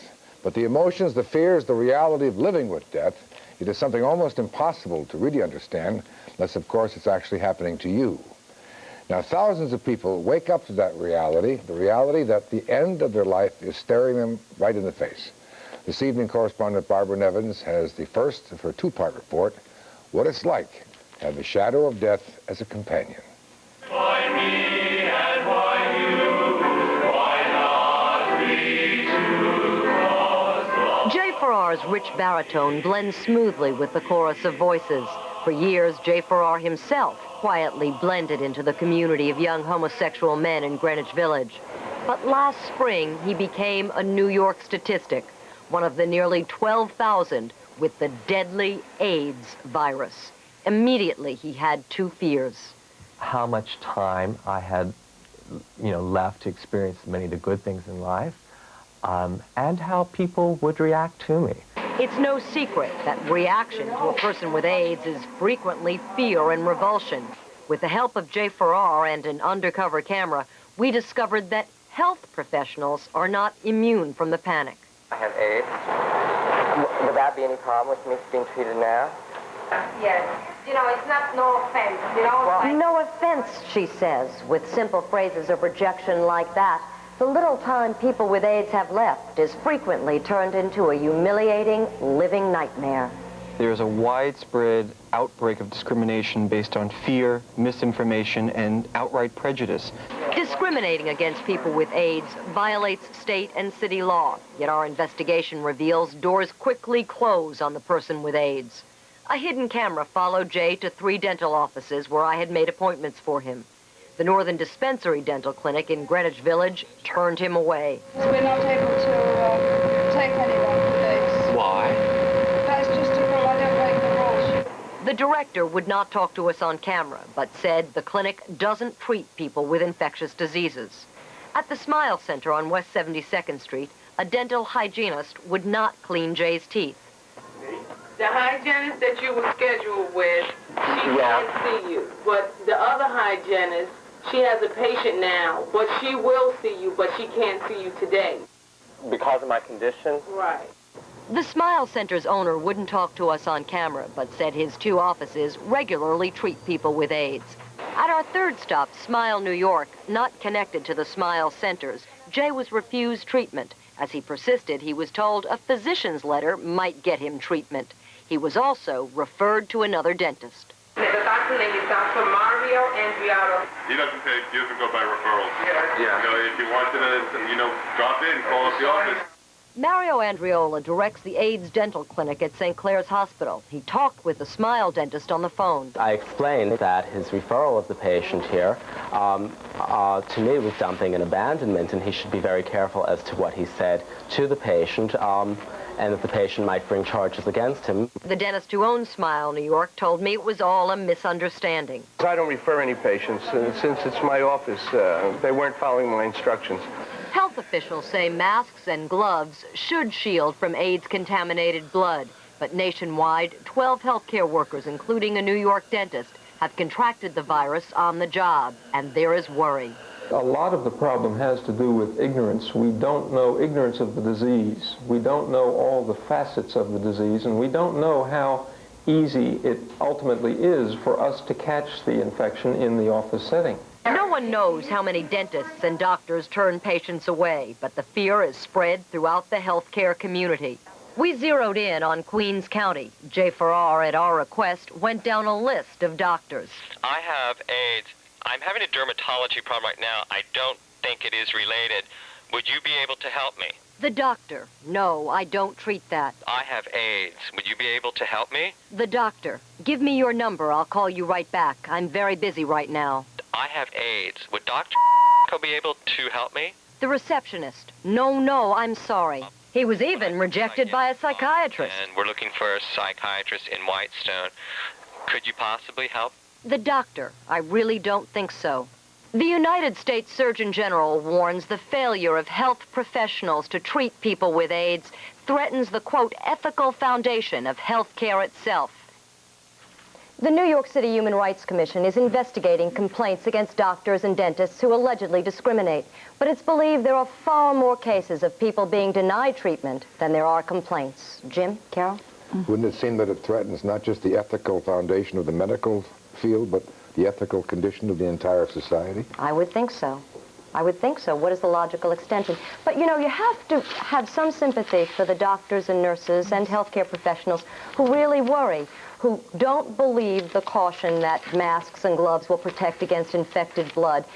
Health officials say the only way you can get AIDS is through... Well, if they don't believe it, how on earth are the needles laymen and blood going to believe it? and semen. Well, that's exactly right, and that's what's so confusing. But health professionals, we've found, are very, very frightened. This afternoon, a nurse called me up and said, I don't want to have a job if I'm going to die. There's no point in me being a nurse if I have to worry about dying. What do you say to someone? On one hand, you commend Mr.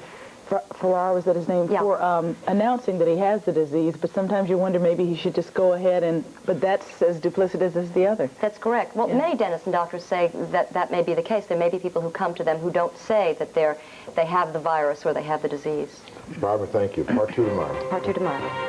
There's a lot more still ahead on Channel News at 6 tonight. Warner's up next with the return of the Giants. Plus, it was all in the cards for the Twins. The new champions paint the town red when we return.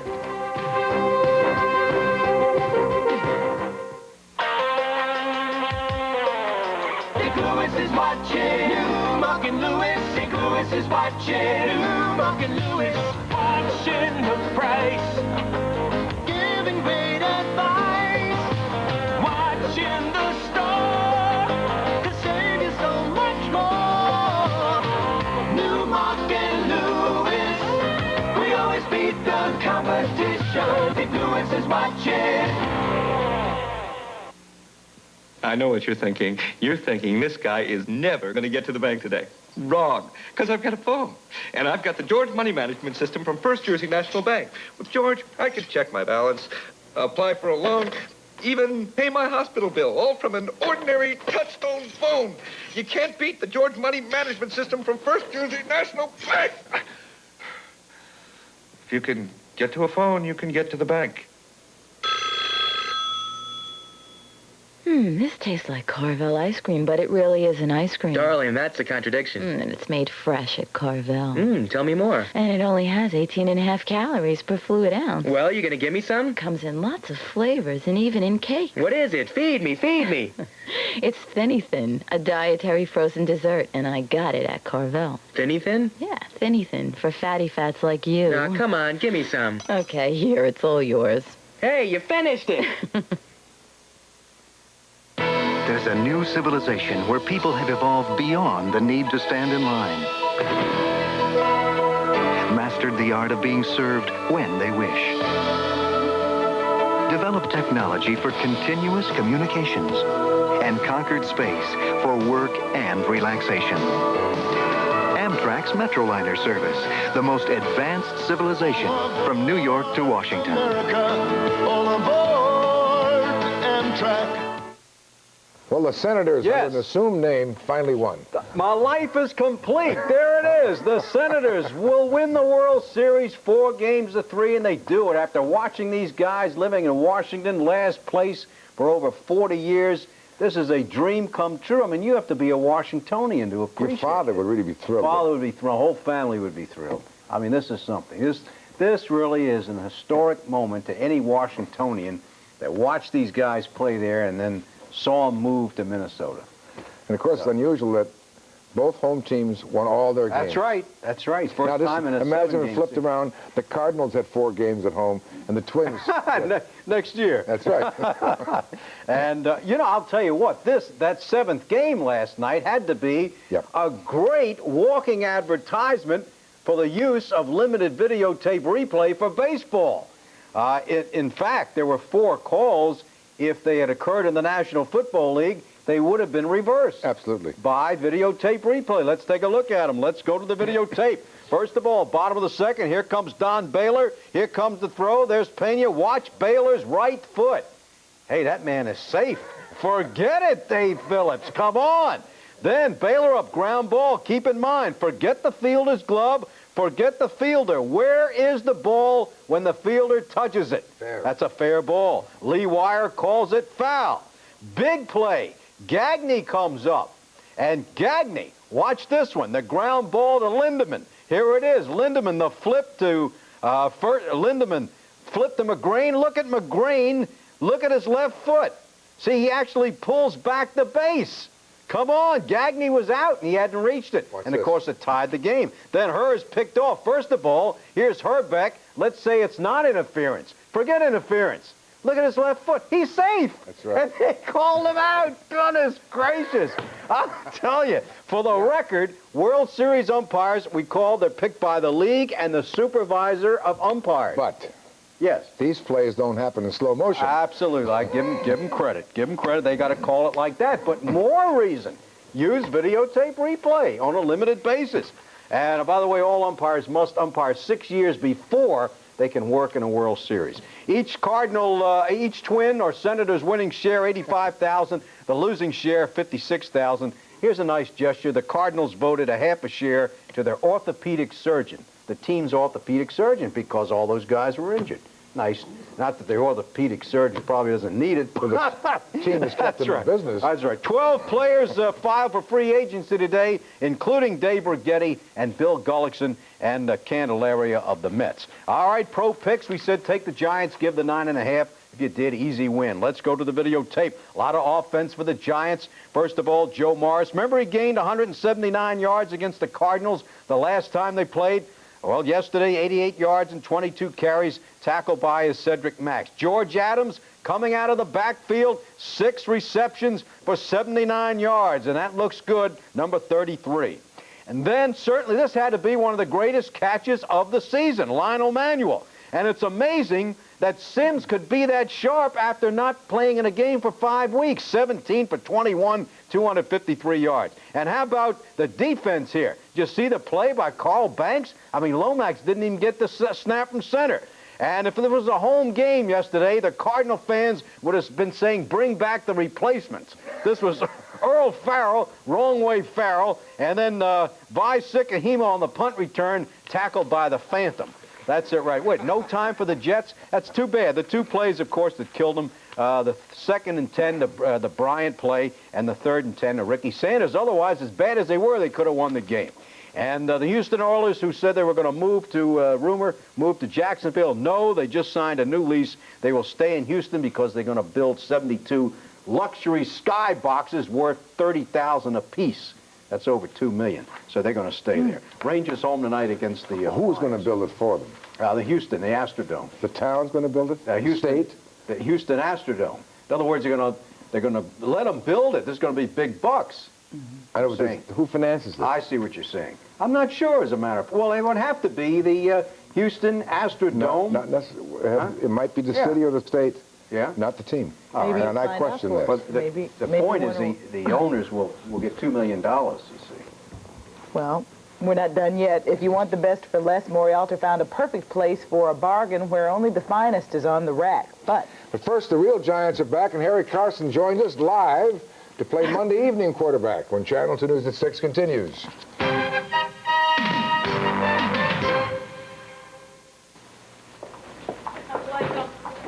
Slam the door on drugs in our schools. Call 800-541-8787 to find out what works. There are certain rules you have to follow while you're vacationing in Florida. First, dieting is strictly prohibited except on alternate Tuesdays in May. It's against Florida rules to say interoffice memorandum. We have people listening, and nobody's allowed to read today's paper today. No complaints. This is Florida. The rules are different here. In Florida, however, you are permitted to run around in your shorts. The finer things. Happily, some are affordable, like Grey Poupon Dijon mustard. Grey Poupon has the classic quality of the original French Dijon recipe created centuries ago. A distinctively delicious taste for meats, salad dressings, and sauces.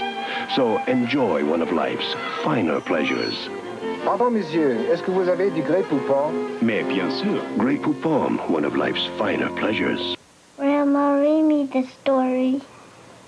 Cataracts were taking all the joy out of my life. I was scared of an operation and of losing my savings. Then I heard about the New York cataract laser surgeons. They really care. They accepted my Medicare as payment and provided free transportation. And best of all, I can see clearly again. New York Cataract Laser Surgeons. Specialized care by people who care. Call 1-800-331-1000. Get your old car out and bring it in. You'll be driving something new again. Nissan savings around the clock, that's right. Your Nissan dealer is working around the clock to clear out the biggest selection ever of the trucks you love to drive. That means great deals for you, and factory incentives can save you over $2,000 more. Nissan savings around the clock, that's right. But hurry, the clock stops November 2nd at your Tri-State Nissan dealers. We're #1 in quality. Well, the Giants are finally taking a step, a small one albeit, but a step towards salvaging a football season scarred by a strike. Giants won their first game yesterday, as you know, 30-7. By the time the Cardinals and the Giants, Harry Carson is here to talk about that. Harry, first, congratulations. Thank you. Wonderful game. It's good to come in here after a win, I tell you. I bet it is. Now, one more thing about the strike. If you had to do it all over again, would you go out again for the same reason? I would definitely go out, and I feel like most of the players in the National Football League would go out.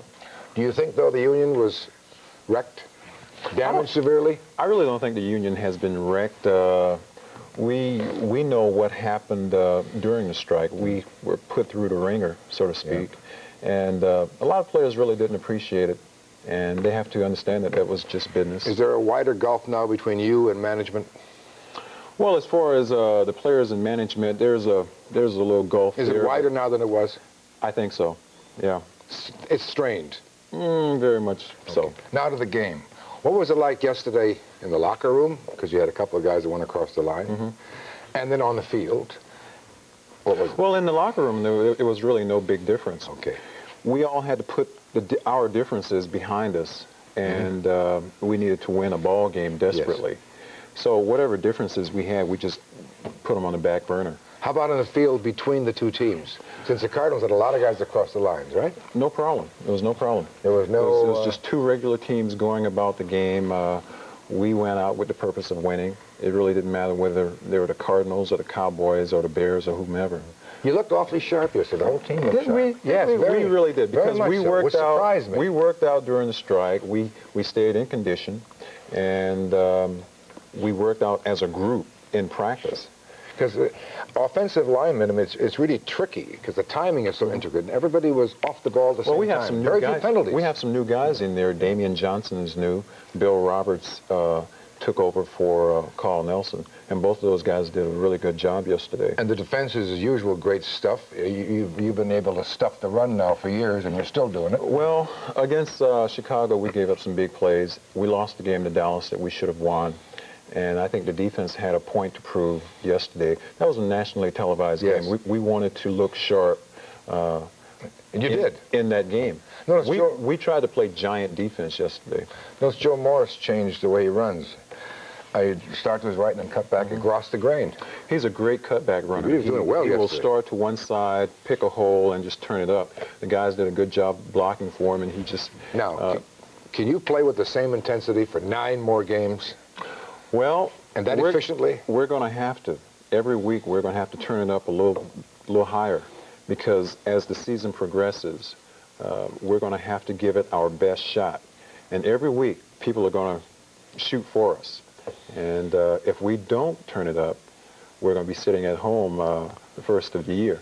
We have no intentions of sitting at home. We want to be in the playoffs. Well, again, it was a great job the whole team did yesterday, you included, of course. Thank you. And I got a hunch you're going to continue doing this. I hope so. Good luck, Harry. Thank you. Talk to you next week. Okay. Carol. Okay, thank you. Looking for something wholesale, maybe? Well, coming up, Maury Alter found a place where the best is for less, and it's all for a good cause, so stay with us.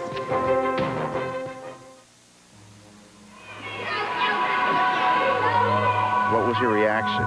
Couldn't believe we had done this to our own child. The doctor already told you had lead poisoning? Yeah. This vacant lot is used by the kids to play. We found that the lead content in it is incredibly high. It's in the playgrounds. It's in your yard. It may be in your own home. Arnold Diaz investigates. Wednesday at 6. We've been kidding ourselves. In trying to get all the fiber recommended by the National Cancer Institute, people added fruit, vegetables, and cereal to their diets. Unfortunately, some added the wrong cereal. You see, unlike Kellogg's All Bran, 99% of other cereals don't provide the additional amount of fiber recommended. 99%. Why settle for a fraction of the fiber you can get? We were kidding ourselves. When there's Kellogg's All Bran.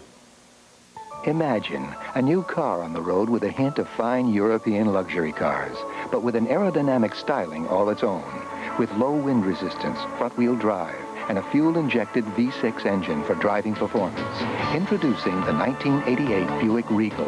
Even with all these features, the best feature is its affordable sticker price, making the 1988 Buick Regal the right car, the right price, right now. At your New York, New Jersey Buick dealers.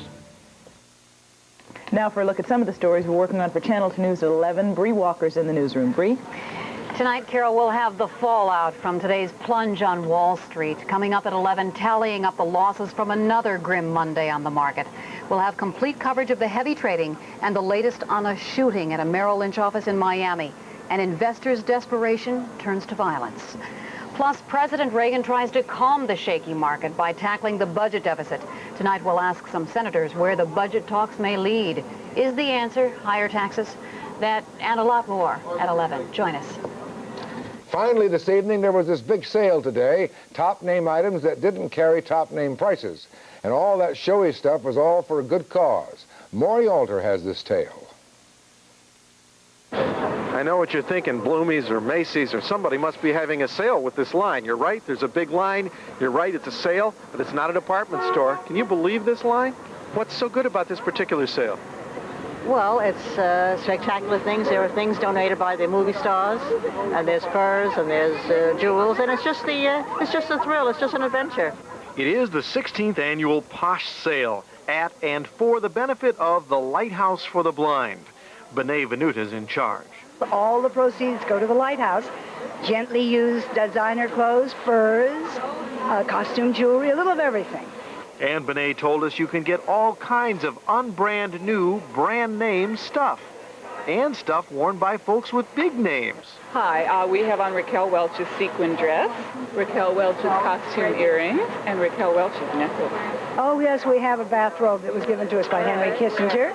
His initials are on it. This is a lovely designer's jacket. Sells for $2,500. But today it's $500. Oh, wrap it up. Of course, sequins won't keep Madame warm on those cold New York nights. And for a fraction of retail, the Posh Sale lets her think mink in the city or home on the ranch. Even at pre-owned prices, those prices can range up. I hope those folks weren't all in line for the chinchilla boots. They only had one pair. We have a mink coat, the exact same color. That'll go with your new chinchilla boots. Now, what did these sell for new? They sell for $1,000 new. And you paid what? $100. A piece? No, for the pair. Congratulations. Thank you. The Posh Sale at the Lighthouse for the Blind on 60th between Lexington and Park runs through Friday. So, what do you think? Well, it was Henry Kissinger's. Maury Alter, Channel 2 News. being Henry Kissinger's robe doesn't impress me. I do like the color. Sorry, but strictly speaking, Posh Sale purchases are not tax deductible. Of course, the donations were, unless what you donated you got free at some posh hotel. That's Channel 2 News at 6. I'm Jim Jensen. And I'm Carol Martin. Mike Schneider and Bree Walker will be back later for Channel 2 News at 11. And a reminder, following the late news, Dr. Frank Field with a special broadcast which could one day save your life. It's entitled Get Out Alive, How to Survive a Fire. Begins at 11:30. Coming up next, the CBS Evening News at Dan Rather. We'll all be back tomorrow at 6. Good evening.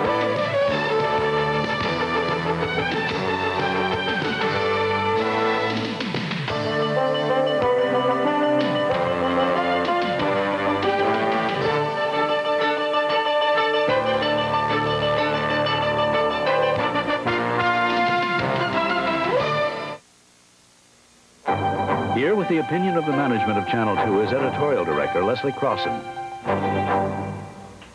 Earlier this year, lawmakers in Albany had a chance to pass a law allowing public financing of major political campaigns.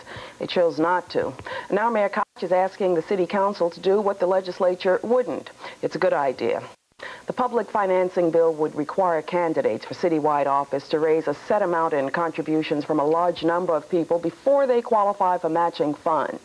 That forces candidates to expand their fundraising efforts. They could no longer rely on a small group of well-to-do contributors or their personal bank accounts. It also makes it easier, in theory at least, for people with no ties to traditional big fundraising sources to finance a run for office. The biggest contributors to political campaigns are the people with the biggest financial stakes in the city, like developers. It's hard to nail down whether those hefty contributions buy any special consideration, but the impression that they do is beyond dispute. In recent years, the city has been smothering in a cloud of corruption, much of it centered around influence peddling. Any measure that attempts to lift that cloud is a necessary one. Limiting the ways politicians can milk the money machine is no guarantee that the determinedly crooked among them won't find other paths to corruption. But public financing of campaigns is a way to slam shut at least one of the doors.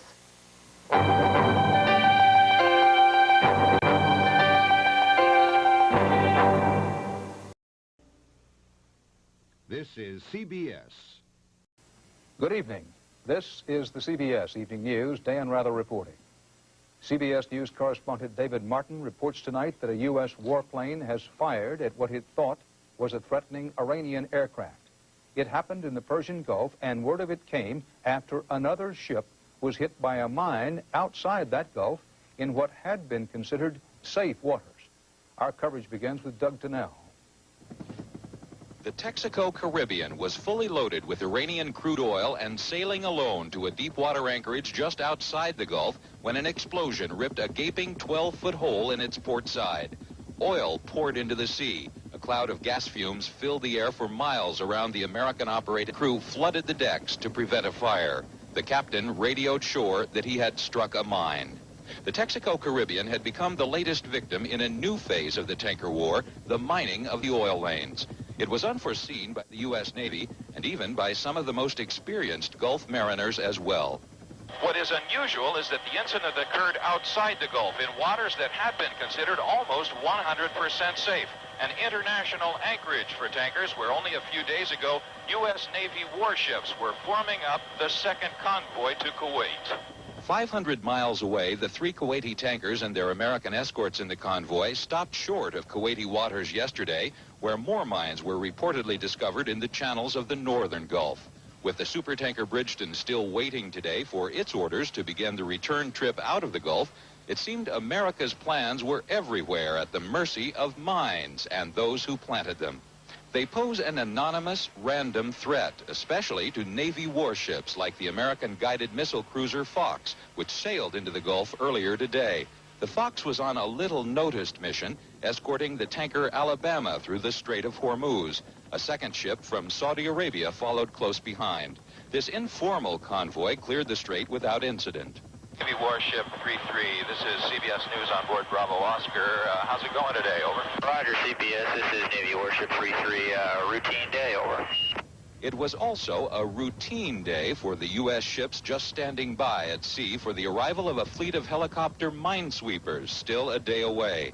But for the Texaco Caribbean, it was anything but. Doug Tennell, CBS News in the Gulf. To underscore and put in perspective what's happening, let's go to our special CBS News relief map of the area. Iran, Iraq, Kuwait jammed up next to the war and those warring nations around the Persian Gulf. This is the area that has always been considered the most dangerous. Indeed, the Bridgeton, the tanker hit early on by a mine, was roughly in this area. Now, what's so important about what happened today with the second mining is that it happened so far away. It wasn't in the Persian Gulf. It was all the way back down in here, outside the Strait of Hormuz, in the Gulf of Oman, which in turn opens into the Indian Ocean. The Gulf of Oman was considered so far away, more than 500 miles from where the Bridgeton was hit, outside the Strait of Hormuz. Everybody considered this safe water. Nobody expected any ship of any nationality to be hit in there. As for the most recent developments, the 3 Kuwaiti tankers, which are now moving again in the Persian Gulf up toward Kuwait with the U.S. Navy escort, are in the most dangerous area, the Persian Gulf. And the incident with the Iranian aircraft is presumed to have happened in and around the Persian Gulf and the Strait of Hormuz. For details on that, we go now to our defense department correspondent, David Martin. David? Dan, the U.S. has fired its first shot in anger in the Persian Gulf. Administration officials tell CBS News that a U.S. Navy warplane fired a missile at a radar contact it believed was an Iranian jet. The American plane thought the Iranian jet was preparing to attack an unarmed Navy patrol plane. However, the missile did not hit anything, and U.S. officials are now in doubt whether the radar contact was real. The incident occurred over the weekend as U.S. Navy warships did convoy duty for 3 Kuwaiti oil tankers passing through the Strait of Hormuz. The U.S. ships were using for the first time a state-of-the-art Aegis cruiser to track Iranian aircraft. The Pentagon is saying almost nothing about this latest escort in accordance with a memo signed by Defense Secretary Weinberger warning that loose lips sink ships.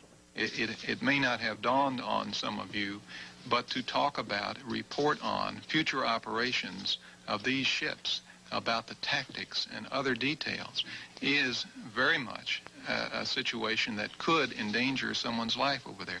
We're not going to contribute to that. Even Democratic critics of the administration's Persian Gulf policy appear to agree the less said, the better. Given the fact that we're going to be there a while, reduce our profile, reduce our high visibility in the thing so that we're not sort of strung out there as the big Satan for the Iranians to attack. We will probably never know for certain what happened in that air incident over the weekend, but it is the most dramatic indication yet of the hair trigger in the Persian Gulf. Dan? David, why would a highly trained, highly disciplined, one of America's best Navy pilot fire on another aircraft without solid provocation? Dan, the rules of engagement in the Persian Gulf allow Navy pilots to fire on any contact showing hostile intent. So if this plane was in range to fire at that Navy patrol plane, the pilot was following his orders. David Martin at the Pentagon. For the second time this year, a bus carrying U.S. servicemen in Greece has been the target of terrorists. A remote-control car bomb exploded today in Athens as the bus passed by. 10 airmen were slightly hurt. Police say the bomb was planted in a car carrying U.S. diplomatic plates. The bus was taking the servicemen to a hotel from an airbase 6 miles away. There's been no claim yet of responsibility. That bombing came just a month before crucial talks open on a very controversial issue, the future U.S. military presence in Greece. Alan Pizzi has details. The United States is about to be dragged into a national referendum. The lease on nearly 24 joint U.S.-Greek military facilities here expires next year. Greeks want the U.S. to give up what Athens sees as a tilt in favor of Greece's traditional enemy, Turkey. Such a move would effectively force American negotiators to come up with lease terms acceptable to an often anti-American Greek public. Diplomatic sources here called that disturbing and unacceptable political conditions. And the stage is set for a showdown that will threaten U.S. Sixth Fleet operations in the eastern Mediterranean. The Nea Makri base is a pivotal communications and Middle East electronic eavesdropping facility. Helenikon Air Base is crucial for air supply and naval reconnaissance. Situated on a main road at Athens International Airport, Helenikon is the most visible symbol of American interests here. Most of the base personnel and their families live in the area. Their spending power is a significant contributor to the estimated $130 million a year the U.S. bases add to the Greek economy. Papandreou has charged that the bases serve only American interests, but they also serve NATO interests. The Greeks see their place in NATO as protection against Turkey, which is also a NATO member. It's a hazardous balancing act for all sides. In the words of a diplomat here, if Papandreou wants to be part of the Western alliance and enjoy its protection, he's going to have to make some sacrifices. As far as the bases are concerned, the U.S. is not about to give in to Greek politics. CBS News, Athens. In the Rocky Mountains near Denver today, a traveler's nightmare. A boulder rolled down a mountainside into a moving sightseeing bus. At least 6 people died. From Colorado, Bob McNamara reports. The right side of the bus was almost peeled away by the collision with the boulder.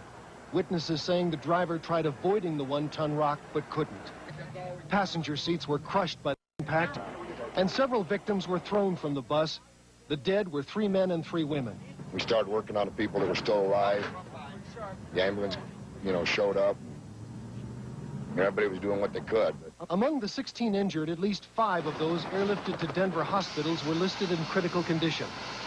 The accident happened on a mountain road 30 miles west of Denver in Colorado's Central Rockies near the resort of Winter Park.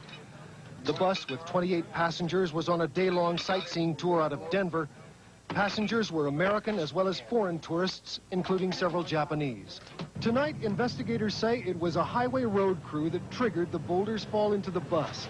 That in clearing rock from a cliff above the roadway, the crew dislodged the boulder and it fell several hundred feet into the bus. Criminal charges are not expected to be filed. Bob McNamara, CBS News, Denver.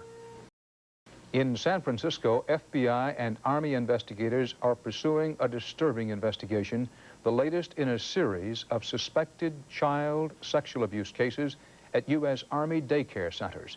Jerry Bowen is covering the case. Investigators said today that at least 37 children had been identified as suspected victims of sex abuse at the Presidio Army Base Daycare Center in San Francisco. Incidents that allegedly began over a year ago, resulting in 4 children being infected with chlamydia, a sexually transmitted disease, and 1 child giving conflicting results on tests for exposure to the AIDS virus. Captain Michael Tobin and his wife Joyce made the first accusation last November when their 3-year-old son told them what a male daycare worker allegedly had done. What he was telling me was something I had never heard before. It was the unthinkable and so incredible. I really didn't think that anyone would believe him or me. A medical examination confirmed the boy had been sodomized, but charges brought against the male daycare worker, who since left the school, were dropped because under federal law, the boy was too young to testify. My son was too young to qualify as a witness to testify on his behalf. So it was the perfect crime. The Runyons suspect their 2 young daughters were molested last summer. The tip-off was a radical change in their behavior. First reactions are to go ahead and get your pound of flesh and gain revenge.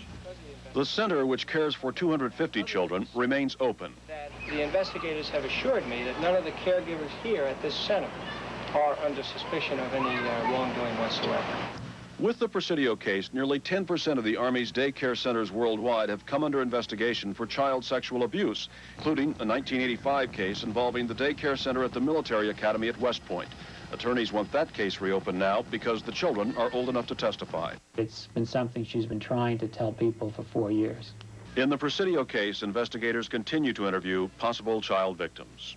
When we drop our children off at a child care center on an Army post, we want to be certain our children are safe. Jerry Bowen, CBS News, San Francisco. Straight ahead on tonight's CBS Evening News, deep inside South African gold and coal mines, a new strike by blacks that could be a turning point. And in this country, Bernard Goldberg reports on a culture clash going national. And Harry Smith takes us inside a cave for going to bat for the bat. President Reagan nominated retired Armco Steel executive C. William Verity today to be the new Commerce Secretary. If confirmed by the Senate, the 70-year-old Verity would be a key player in delicate negotiations with Congress on international trade policy. Verity is a known advocate of increased trade with the Soviets. An American union labor pioneer died today. I.W. Abel was a founder of the United Steelworkers and president of that union for 12 years. Cause of death was cancer. I.W. Abel was 78. More than 1/2 of South Africa's black miners are on strike tonight, and if the coal and gold miners pick up support from other black workers, a big showdown with the white minority government could be in the making. Martha Teichner is there. Even by conservative estimates, nearly 250,000 black miners walked off their jobs in the largest legal strike in South Africa's history. This is a strike that goes right to the heart in South Africa, attacking an industry that makes more than 50% of the country's earnings overseas. CBS News smuggled a cameraman into the New Denmark mine east of Johannesburg, where miners argued all last night about whether to strike or not. This morning, their decision was translated into the languages members speak, not to work, but also not to leave the mine. While these workers wavered, union leadership stood firm. Mine workers are determined to show the Chamber of Mines and whoever else that they are prepared to mount a bitter and protracted struggle. It can take some time to persuade the 40% who have gone on strike that they're busy with a futile exercise. The strikers are demanding a 30% pay increase. Management has offered a maximum 23%. On one level, the strike is a straightforward fight over money. Black miners average $150 to $250 a month. White miners make at least $750. But on another level, the strike is a politically volatile form of muscle flexing for South Africa's increasingly militant black trade union movement, and could easily escalate into a major showdown with the South African government if it turns violent and security forces are called in. Today, the security presence at mines was deliberately low-key in an effort to prevent confrontation. And striking black miners danced in the streets as if they had already won the battle that could change the face of South African industry forever. Martha Teichner, CBS News, Johannesburg.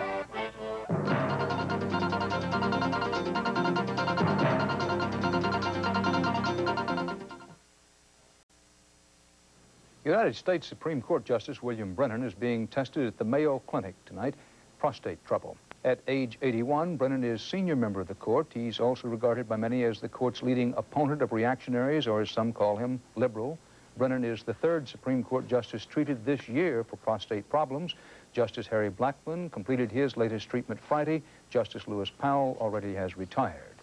Robert Bork, the nominee to replace Justice Powell, today disclosed that until October 1985, he belonged to a private club that barred women members. Bork's response to a Senate questionnaire indicated he hired few women and no blacks or other minorities for his staff since becoming a federal judge in 1982. With thousands of athletes from Latin America competing in the Pan American Games, Spanish is being heard about as often as English around Indianapolis these days. Trouble is, many Americans say, that is the case in a lot of places around the country, and they don't like it. CBS News national correspondent Bernard Goldberg reports on a gut issue of growing importance. Where do you vote? Georgia McKinney is a soldier in a war of words, a war over language. This is the Florida English campaign to make English the official language of Florida. So she goes to shopping centers and gathers signatures on petitions to put the issue on the ballot, to force the state to conduct its official business in English, English only. Why should the Spanish have more right than anybody else from a different country? Why should the people in this country start learning Spanish just to help the Hispanics, you know? There's no attempt to establish Spanish. All right. Miami, where county government already has an English-only law, commissioners have just agreed to let the voters decide if they want to repeal it. The language of the country is not put up to a vote. Would they do it in Japan? Would they do it in Germany? Would they do it in Cuba? No. They won't say Miami Paradise Lost. They'll say Miami a Spanish-speaking hellhole. It's part of a national debate, and it's growing in intensity. On one side, so-called Anglo-Americans, who say they don't want to feel like foreigners in their own country. On the other, Hispanics, the fastest-growing minority in America, who say they have rights too, that the English-only drive is bigoted, discriminatory, and aimed at them. I think that there are people who want to keep Hispanics down. They don't like for us to maintain a separate identity or a separate culture, if you will. And it only bothers them because of the numbers, because we are talking now about maybe 20 million people and growing. So far, 13 states have declared English their official language, meaning government can't do business in any other language. 5 states acted this year alone. And while the law may only be symbolic in places like North Dakota, it's not symbolic in places like California, where immigration is high and where many Anglos fear someday they may be the minority. We need to have a common language. We need to have a bond that unites us all. And English should be it. I believe in the theory of the mosaic, not of the melting pot. Some of us are Catholic, some of us are Protestant, some of us speak English, some speak Spanish. And I don't see that we have to have an obsession with making everybody fit into the same cookie cutter. I mean, we can all be different kinds of cookies, if you will. Muy buenas noches. Un helicóptero de la Marina. They have their own TV, their own banks. Advertisers know how to speak their language. And so do politicians. Soy el senador Al Gore del Estado de Tennessee. They even have their own hit movie, La Bamba, a story about a Mexican-American rock star written and directed by another Mexican-American, released in English. I'm talking about making music, my music. And Spanish. Lo único que quiero es hacer música, mi música. Because of their clout, many Hispanics believe they'll be able to stop the English-only drive. But the other side says it won't stop until English is the official language in every state in the United States, symbolic or not. I believe it will be successful, but we won't stop. Bernard Goldberg, CBS News, Miami.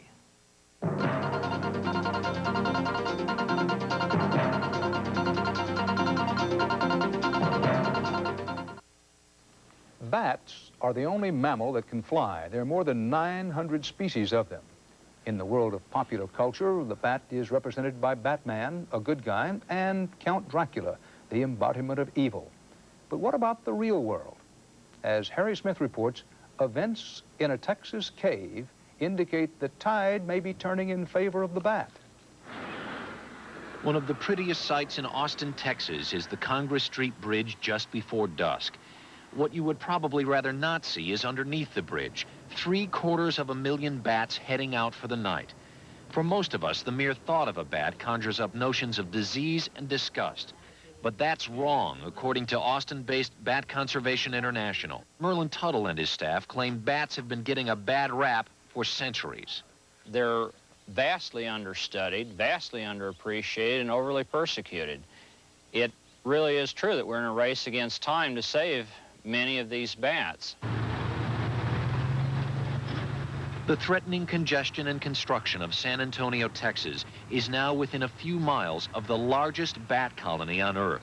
The curious and the converted come to Bracken Cave to witness one of nature's greatest spectacles. Negotiations are underway that will ensure this cave, where more than 20 million bats live, won't end up with a condo on top of it.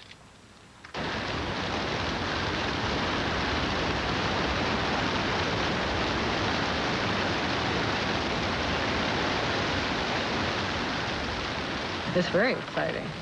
It's something that I've never seen before, and I'm really thrilled to be here.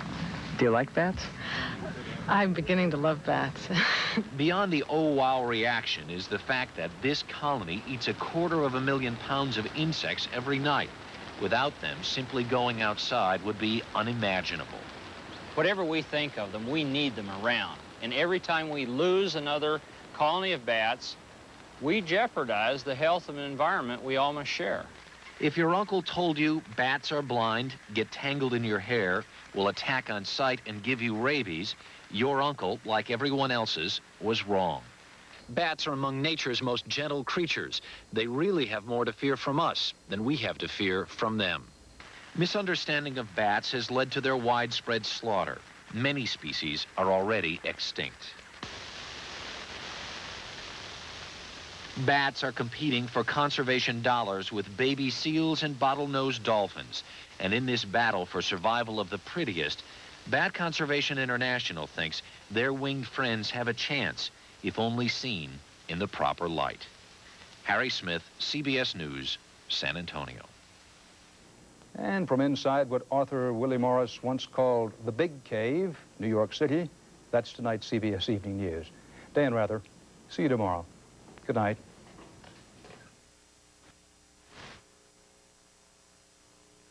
This is CBS. MASH, tonight at 11:30.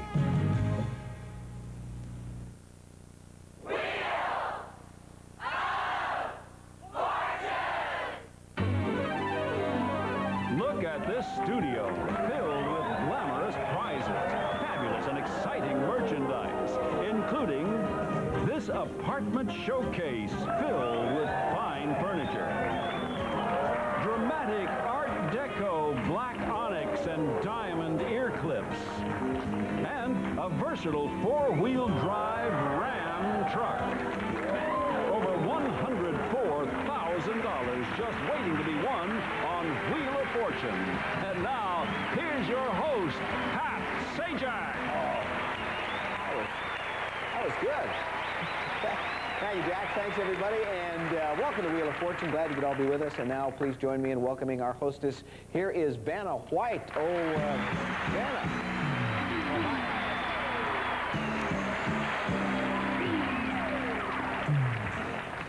Well, everybody ready to do this? Therese, I guess you are. Therese Madden Connor of San Diego, California. That's right.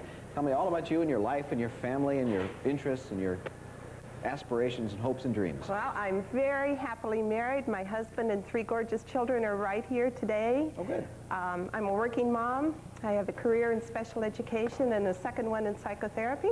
My goodness, a busy lady. Well, I imagine we'll hear some cheering for you from the audience, and if they are here, okay? Nice, good luck to you, Therese. Thank you. This is Ed Sani, who is from Richmond, Virginia. How's everything back in Richmond? Everything's fine now. Good. Tell me about your life back there, Ed. Well, I'm employed as a bookkeeper by the major wholesale electrical supplier. Married for 28 years, 3 children, 1 grandson, hi, Davy. And I enjoy photography, babysitting Davy, and Wheel of Fortune. I'll bet. And you spoil Davy something rotten, don't you? Not unless if he points to it, I buy it. Okay, that's what I figured. Lots of luck on our show. You'll like Jack. It's the same thing with him. Roger Hoffman is here from Honolulu. Going to school there, huh? Going to school there. Boring Honolulu. Yeah. Excuse me, boring Honolulu? Boring Honolulu. No. It's an exciting city. You were making a joke there, weren't you, Roger? Because I don't want people to upset you back there. What are you studying? Political science and speech. Hopefully go to law school next year. Good. Do you have anything to do in Hawaii? Is there anything you can do in your spare time? I know it's such a The beaches are rough. Yeah. The beaches are rough. I'd like to say hi to my girlfriend, Tara. She said get that in. Okay. That's about it. that it? Let's move on then. $1,000, top dollar value for this round. Try not to get bankrupt. If you do, you lose your cash but not your merchandise, because you know, Tara, once you buy a prize, it's yours to keep. Here's our first puzzle. It's a phrase, and just before the show we do numbers to see who would start the game. Therese, it's going to be you. Good luck, everybody. Let's go.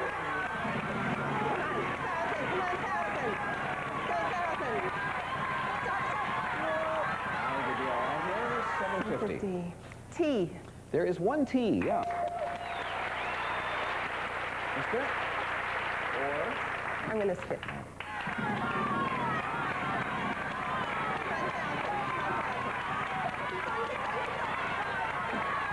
$250. S. No S. Okay, Ed.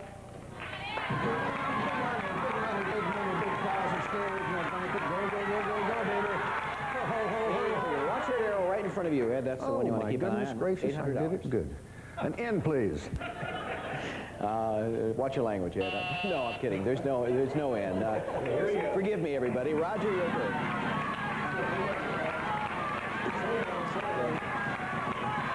Okay. $750. I would like an R, please. Yes, there is an R, and there it is. Spin the puzzle. Good.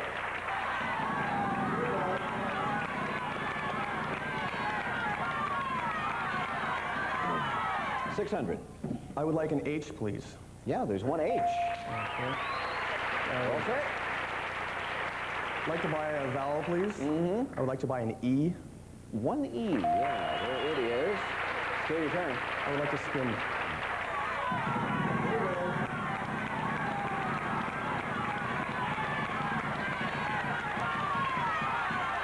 Oh, 200. I would like a D, please. No, there's no D. Therese, back to you. Skip.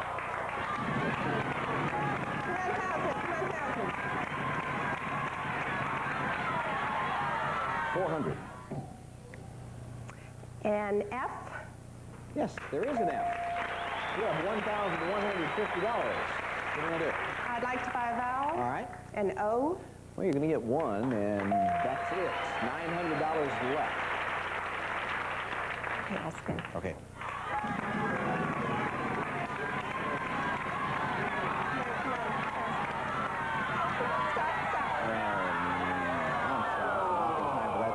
Ed, break for you.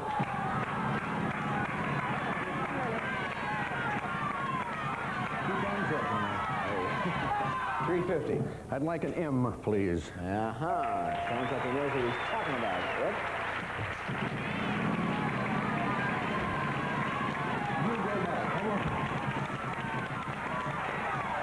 Well, $150. A B, please. Yeah, there is a B. I'll bet you're going to spin again. I bet I am, too.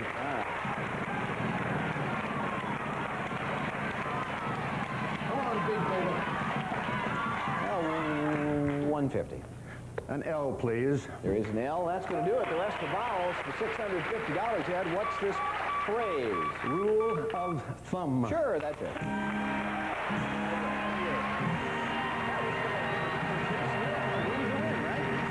$650? Yeah, $650 in the city apartment. Let's go.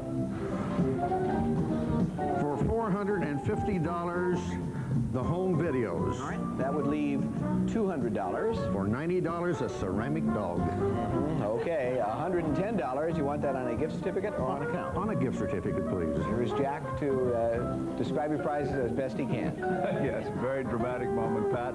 Ed, this is new to Wheel of Fortune's ceramic kennel. It's the Shar-Pei, a rare breed from China. It's known for its intelligence. It's $90. And then it's the 5-star collection, some of the world's most popular films on video cassette, from the classics to musicals to comedies, from CBS Fox Video, $450. Always helps you get the first one under the belt. Thank you. All right, we'll take a break. Be back with round 2, which you will start too, by the way. These are right. These are my ad-libs. Be careful, Ed. We'll take a break and be right back after these messages. Don't go away.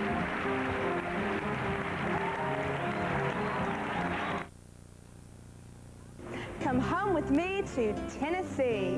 Come visit the home of the king, the home of the blues, and world record fishing.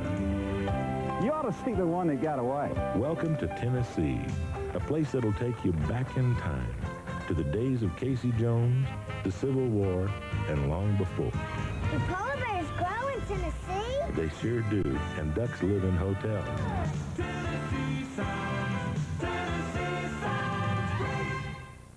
It's here now this week at Hyundai of Greenville. Here, the amazing Hyundai. Now, own it for only $53.99, including freight. This week, no down payment. $105 a month. Buy for $53.99 or lease for $105 a month with no down payment. But do it here now this week at Hyundai of Greenville, next to Toyota of Greenville on the Motor Mile. Here now this week.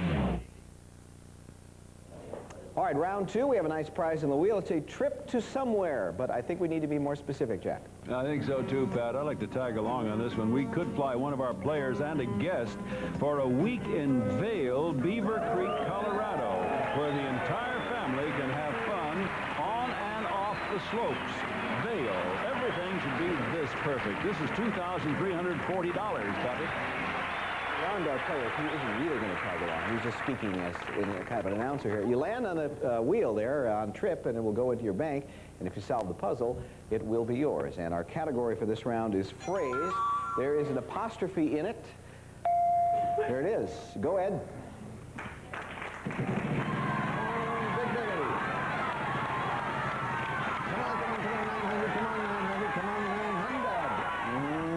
Yeah, 300. A T, please. Two of them, $600.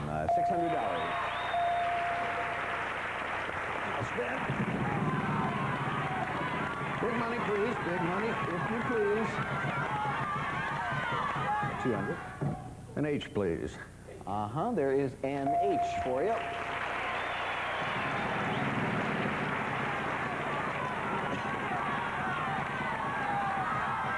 It's going to be close, Ed, and you made it. 600. An L, please. L? Do we have an L? We have two of them. Another $1,200. You're up to 2,000. I must spin.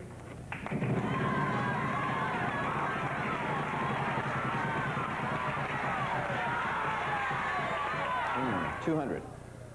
I'd like to buy a vowel, if I may. Well, no, you spun the wheel. Okay. An S, please. That worked out fine. There are two S's. Now, if you still want to buy one, you can buy one now. You don't have to. Yes, I would like to buy an E, please. There are 5 E's. That's a good buy. Vowels cost $250. So you have $21.50 left, and it's still your turn. Yes? No? Yes? Nope. Nope. Yes? Come on, please. Come on, Chip. 700. I would like a P, please. A P, yes. There is a P now. So $2,850. May I buy an O? You may. There is one O. Still a lot of money.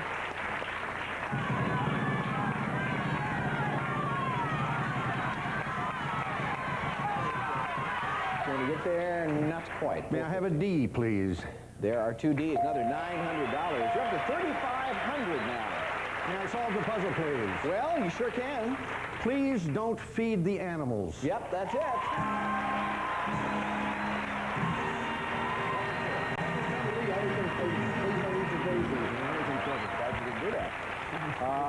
$3,500. Yeah, the outdoor fun area, as we want to call this thing. For $3,128 for my wife, Nancy, the St. Thomas trip. All right. $372 to go.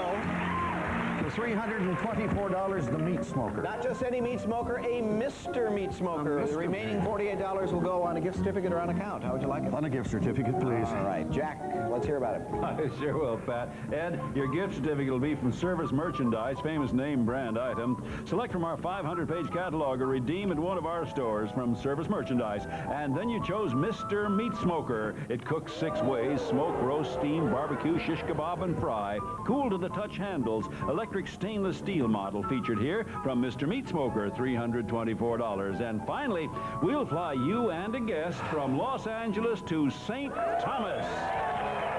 Now that's for a week at Bluebeard's Castle Hotel. Deluxe accommodations, gourmet dining, entertainment, poolside living, tennis at fantastic Magens Bay Beach nearby. A retail value, $3,128. All right. Well, even though Ed has racked up over $4,000 in prizes, I remind everyone that we have a $5,000 space in the wheel for our next round, and we will get to that in just a minute. Come on back.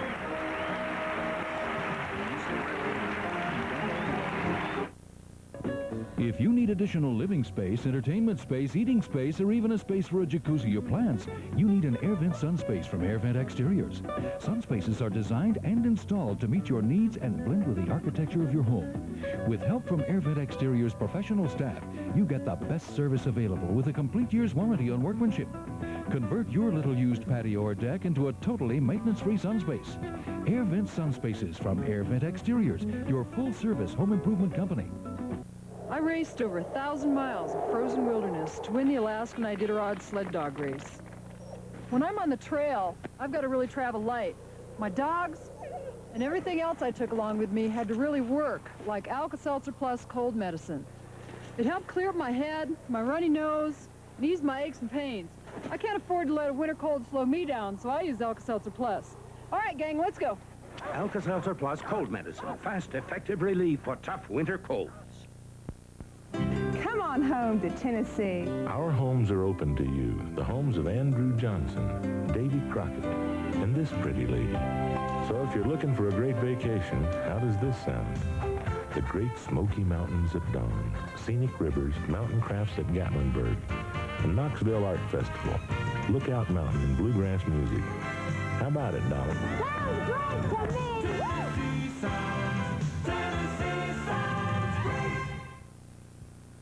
We've been busy all winter getting ready for Carowinds' 15th anniversary. We're back and better than ever.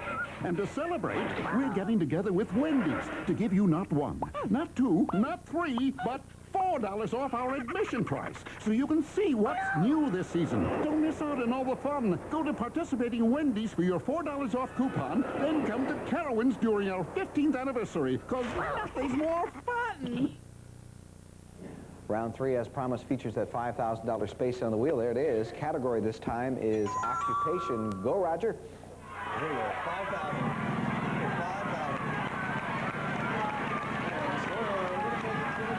Slow down. Keep going. Yeah, good one. I like that. I would like a T, please. How about 3 of them? Would that be all right?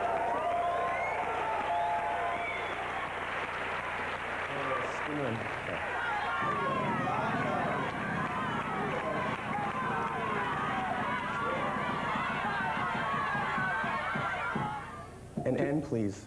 Uh-huh. 2 $200 ends. Yep, $4,900. I will spin. Okay.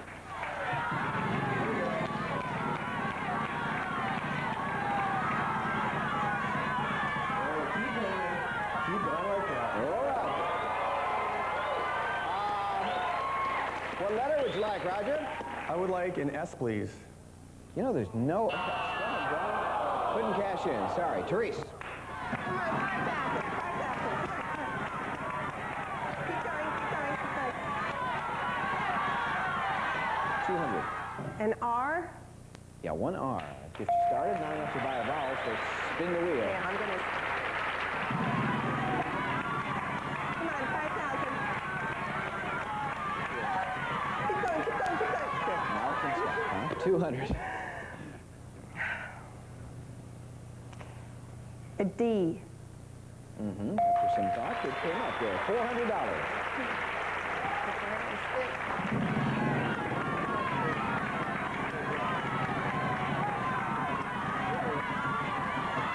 $800. An L? Yeah, 1 L. You're up to $1,200. I'd like to buy a vowel. Which one? An E. Yeah, there are a couple of E's. That takes you to $950, but it's still your turn, so what are you going to do? I'm going to spin.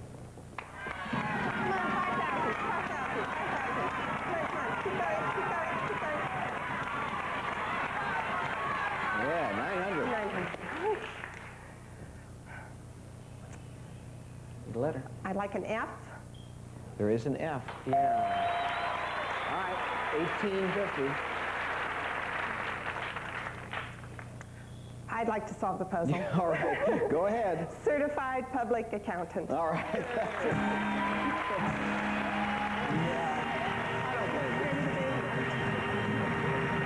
You don't fly off to Las Vegas a lot, do you? No. I don't blame you. That's a lot of money. $1,850 in the Lover's Retreat will go, and let's spend it there. Okay. For $8.99, I'd like the mattress. Okay, and you still have $9.51. For $5.98, the crystal lamps. All right, and now you have $3.53. For $3.50, the Whirlpool. Okay, $3 on a gift certificate. Yes, please. And you'll get some fabulous merchandise with that, I know. And here's Jack to tell you about the rest of your prizes. Right here, Patrick. Therese, the Vitalizer Hydro Massage is first. It's full-body massages with millions of gently heated, invigorating bubbles in the privacy of your own bathtub. The Vitalizer Hydro Massage from Planeta, it's $350. And then Aurafor's crystal lamps combine the essence of elegance with artistic style. And these timeless designs are as contemporary as the moment at hand from Aurafor's $598. And finally, the Orthopose cotton-quilted luxury mattress, coil-on-coil construction helps prevent sagging. Quality bedding by Eastman House, $899. All right. Hey, we're not finished here. We're going to play a fourth round. We'll be back with that in a minute. You are what you eat, so you better eat light. Wishbone Light. It's light on oil, but with a full, fresh taste. Live the Wishbone lifestyle with Wishbone Light. This winter, escape. Come bask in the warmth that winter makes you hungry for. Come to Lipton Hearty Soups with their extra hearty noodles and rich, thick broth. Lipton Hearty Soups, where it's warm and wonderful. Morris, come through your new door and taste a new dinner. It's a trap. It's new Hearty Ground. Hearty, har. See? New Hearty Ground dinner from 9 Lives. 9 Lives? Morris, are you out there? Not anymore. Introducing new Hearty Ground dinners from 9 Lives. Hearty turkey, beef, and meaty meal. They're heartier than ordinary ground. More texture, more temptation. 9 Lives, I'd walk through walls for new Hearty Ground. Experience the dawn of something more. The new steak and ale menu.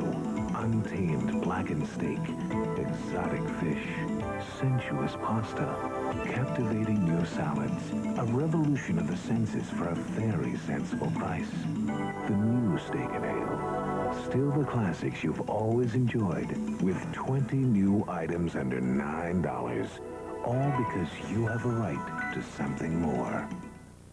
This is the final week of our warehouse sale. As you can see, we still have a tremendous selection for you to choose from. Beautiful living rooms, relaxing water beds, stylish dining rooms, comfortable recliners, gorgeous bedrooms. The values are outstanding. Where else can you find a Thomasville bedroom for only $799.88? You get it all. Dresser, mirror, headboard, and chest. Shop the final week of our warehouse sale for selection, service, and outstanding value. Round 4, but time should be running out. We'll play this round for a Gucci gift certificate. I'll give the wheel a final spin, ask you to give me a letter. If it's in the puzzle, you'll have 5 seconds to solve it. Vowels worth nothing, and consonants are going to be worth $250 apiece. Title is the category. There's an apostrophe in it. We'll put that up there. And then we'll ask Therese to give us a letter. T. No, there's no T, Ed. R, please. No R. Roger. D. No D. Therese. S. We have an S, $250. Title.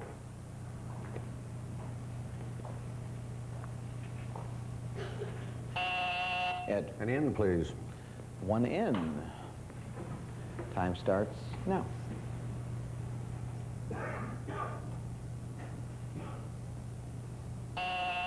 Roger. C. No. Therese. L.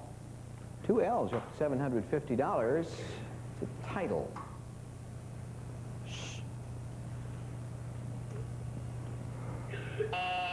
Ed. A G, please. There is a G, $500. What's the title? I'll be seeing you. You know,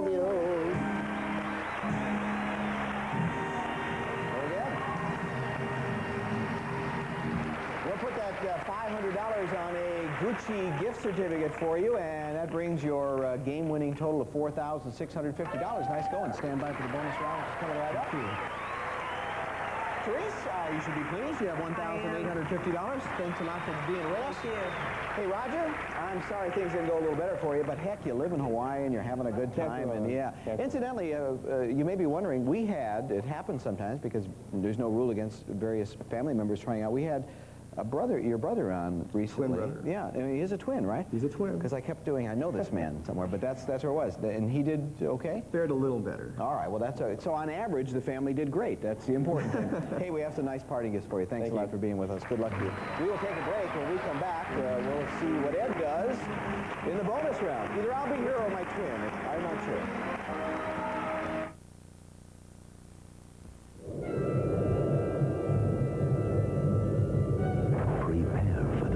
Extraordinary event of your lifetime. An event that will forever alter the course of mankind and womankind. The next major turning point in the history of all civilization.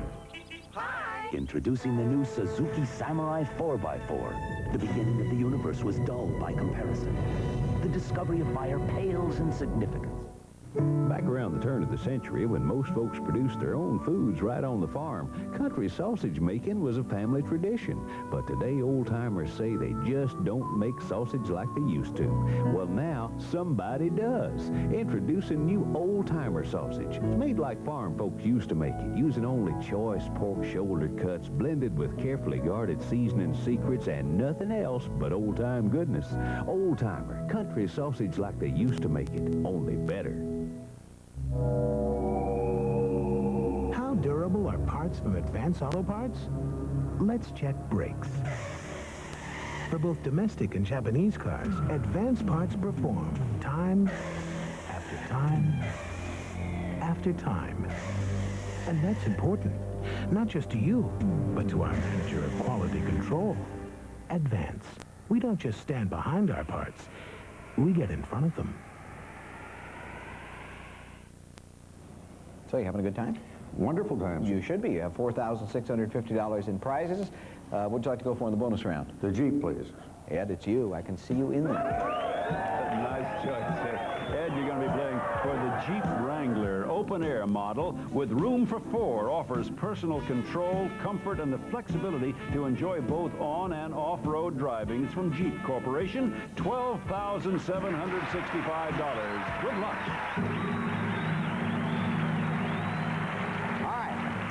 Category this time is person. Let me remind you that person does not always mean proper name. And now we'll ask you to give us 5 consonants and a vowel, please.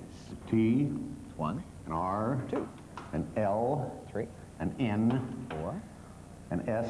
You have a vowel in mind? And an E. I had a hunch that might be in there. And now, Vanna will turn the letters which you have managed to find. Audience, please. Very quiet. Playing for the Jeep. And over 17 grand. Not too bad. Keep them coming. All right, person, you have 15 seconds to work this one out. Good luck. Toastmaster. I knew that Jeep was here.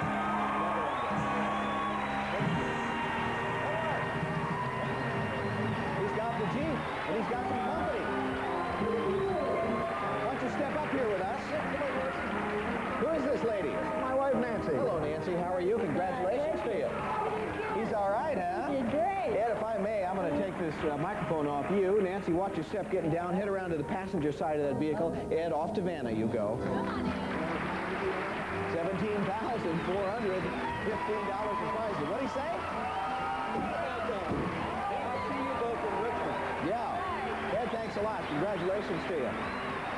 You look like you were born in that Jeep. Very nice. Hey, that's it. We'll see you next time on Wheel of Fortune. Bye-bye.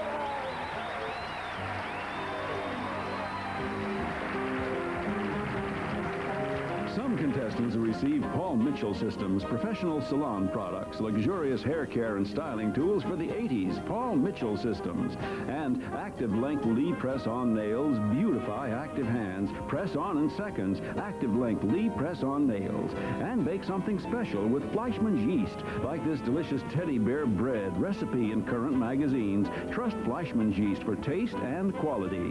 And O's from Quaker. It's the good things in the middle of O's cereal that make people say, oh. And Zip Guard Wood Finish will not chip, crack, craze, or peel. And Zip Strip non-flammable paint remover. And Sarnay is one of America's most popular handbags. Sarnay is sold by nice people at nice stores. Today, Sarnay. The prices of the prizes were furnished to the contestants prior to the show and have been rounded off to the nearest dollar. Gift certificates do not include sales tax. It's Frank's birthday, and Hawkeye and BJ have big things in mind for him on MASH tonight at 11:30. Jeopardy is coming up next on 13 WLOS. Wheel of Fortune is produced by Merv Griffin Enterprises, distributed by King World.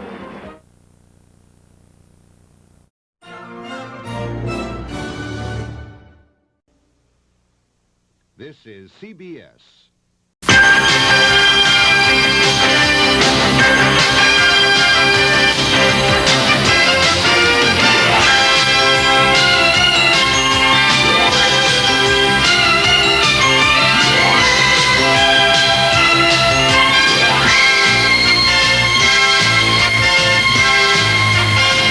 Tonight on the CBS Tuesday Movie, Peter Ustinov returns in his most...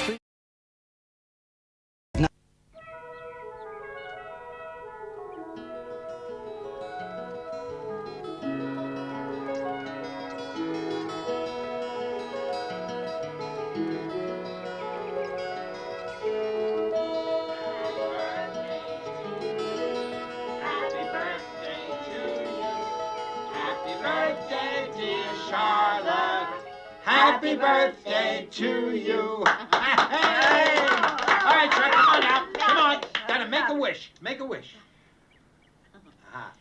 Okay, blow the candles. I don't know if I have enough wind. You help me, Addie. Come on. That's not come on. fair. Come on now. There. All right. Okay. Happy birthday, Mom. Happy birthday, Grandma. Happy birthday, Grandma.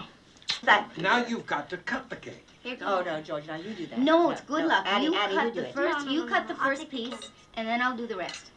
Why don't you sing that song, Grandma? Oh, I don't know. Yeah, we want to hear Come on, it. Grandma. Come on. Well, perhaps when you've all got your cake. We love this. So, you know, for not being a punk rock song, it's pretty happening. Yeah. How did all that get started anyway? I love that song. Well, it was just Lou's favorite song. He used to say, as long as you remember that song, you're not older, you're just mellower. Mellower. Oh, Lou always had such a way of putting things. Well, all right, I'll sing the song if my voice hasn't left me. Oh, it hasn't left you. I hear you singing over here all the time. What's that? Jim says he hears you singing over here when Oh, we're over my there. goodness. I hope not. Am I that loud? No.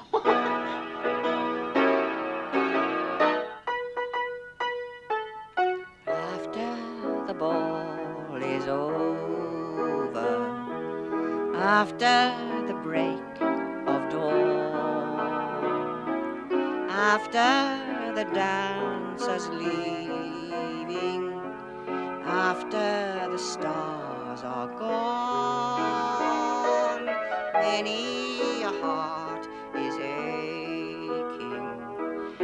If you could read them all, many the hopes that have vanished after the ball. That was beautiful.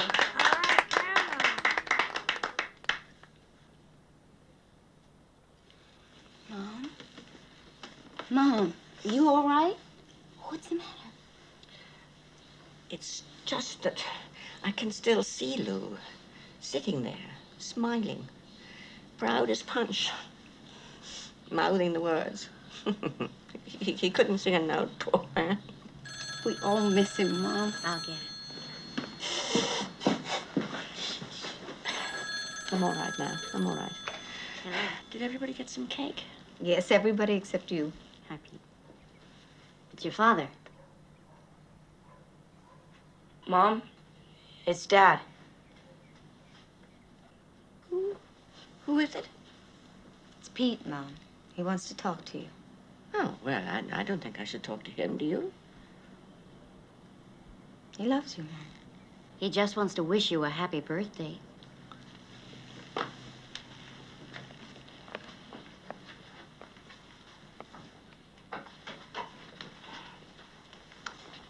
Pete.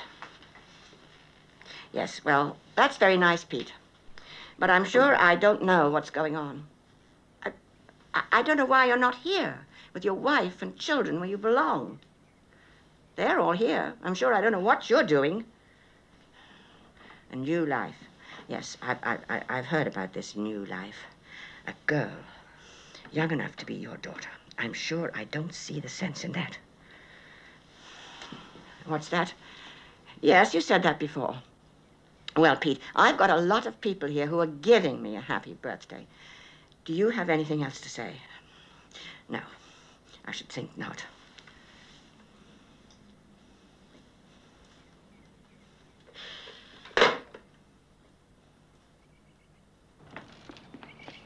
Bye. Bye. Bye. Come again. Bye. Thank you. This is lovely. Bye. Bye. Bye. Good night.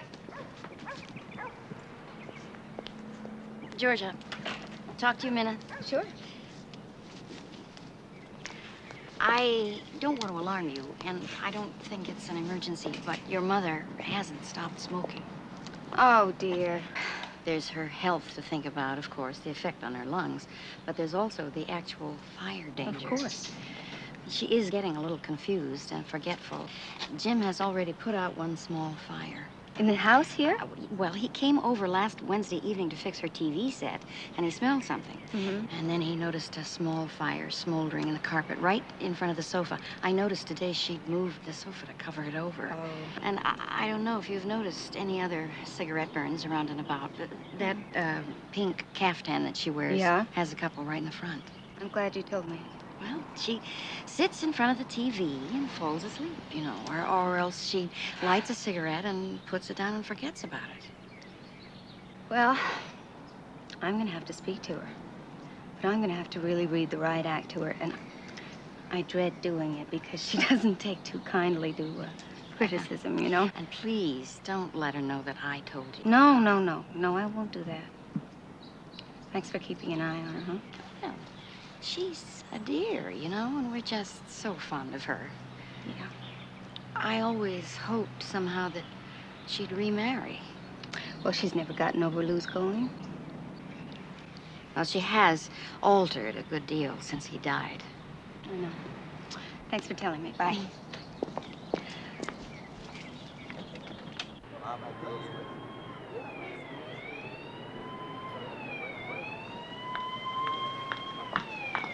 Oh, excuse me.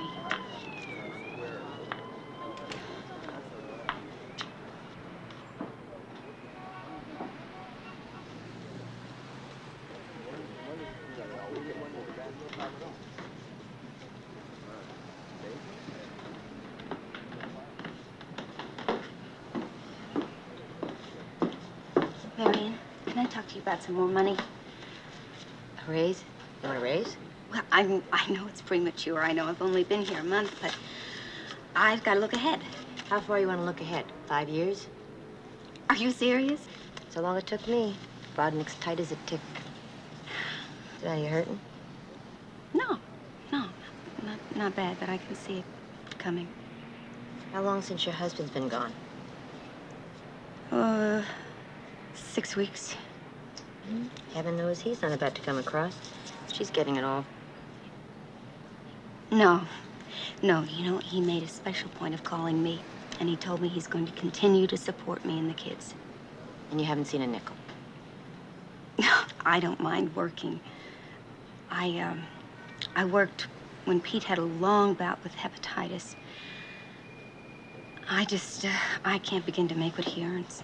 Divorce him. Oh, no, it's just too soon. I can't think about divorce. Divorce him. Go to court, get a settlement. It's the only way you're going to get it away from her. What you don't understand is you're not fighting him. You're fighting her. She's got him thinking he's 25 again. You think you can fight that? Hello? Go to court, get a divorce. I would. Yes. Uh-huh. Okay. Oh, darling. I didn't know who it could be. There have been several robberies in the neighborhood lately. In broad daylight. Surprise. Are you resting? No, I was just sitting there, but I suppose I dozed off. What a lovely party yesterday. Yes, it was lovely. Oh, I remember this picture. This is when we all went to Yosemite. Yes, your brother David is just getting over the flu. It was about a year after Lou and I were married. What is that, Mother? Looks like a cigarette butt to me. How did it get there? I suppose Jim McLean used the ashtray yesterday. Jim has stopped smoking, Mother. You're supposed to have stopped smoking. You know what Dr. Hellman said. David never called yesterday. Oh, Mom, David, The telephone did ring once, but by the time I got to it, they'd hung up. My brother David hasn't called anyone in over 10 years. We don't know whether he's alive or dead. Well, you'd think on my 67th birthday. Mom, he's gone. David is gone. It doesn't matter whether he's alive or dead. We've lost him. Now, where are they? Where are what? The cigarettes. I don't have any cigarettes. Mother, where have you been keeping them? I tell you that I don't have any cigarettes. I tell you I haven't got any. Mother, that is plain not true. You were smoking when I rang the bell. Oh, wait just a minute. You probably have them right. Why are you holding it like that? I have no right. Mother.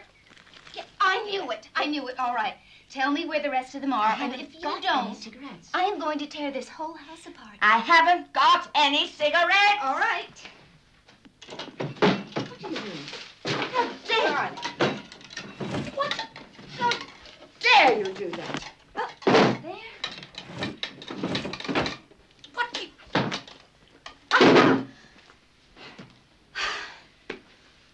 All right, Mother. Who's bringing them to you? Where do you get them? Horst and Wiley, They're for my guests as well, you know. There are people who don't have a Dr. Hellman to boss them around. I am going to call Horst and Wiley and tell them never, ever to bring you another cigarette. You can't afford a fancy custom grocer anyway. How am I supposed to get my food? Or am I supposed to stop eating, too? I don't care what you do, just as long as you don't smoke.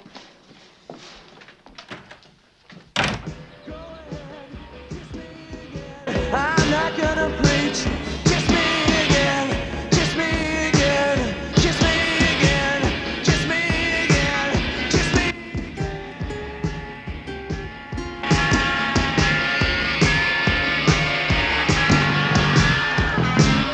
Chris, give me a break on practicing. Hey, Addie, you wanna try? Who knew this was you? Hey, chill out. It's your favorite group. No, it isn't. Hey, let me see that. Give it back to me. Chris, Hey, Chris, oh, yeah, come on. Hey. Hey. Oh, your guitar. Oh.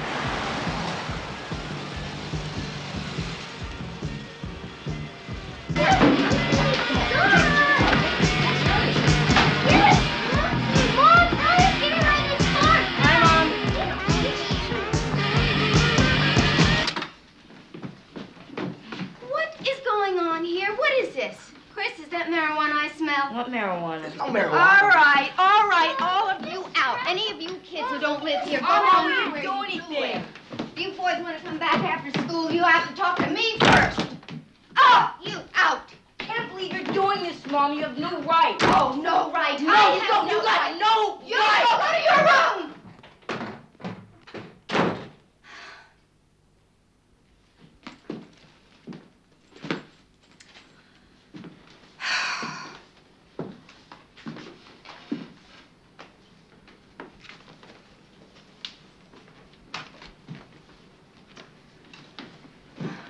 Mom, there's a scratch right on the front of my guitar. It's ruined. It's not ruined. We'll be able to cover it somehow. Just don't make more of it than it really is. What's the matter? Everybody seems to be asserting their rights today, and I wonder if I have any rights, that's all. Did you finish your practicing today? No, they were playing the music too loud. Well, could you do it now? Look, I just need to be alone for a few minutes, okay?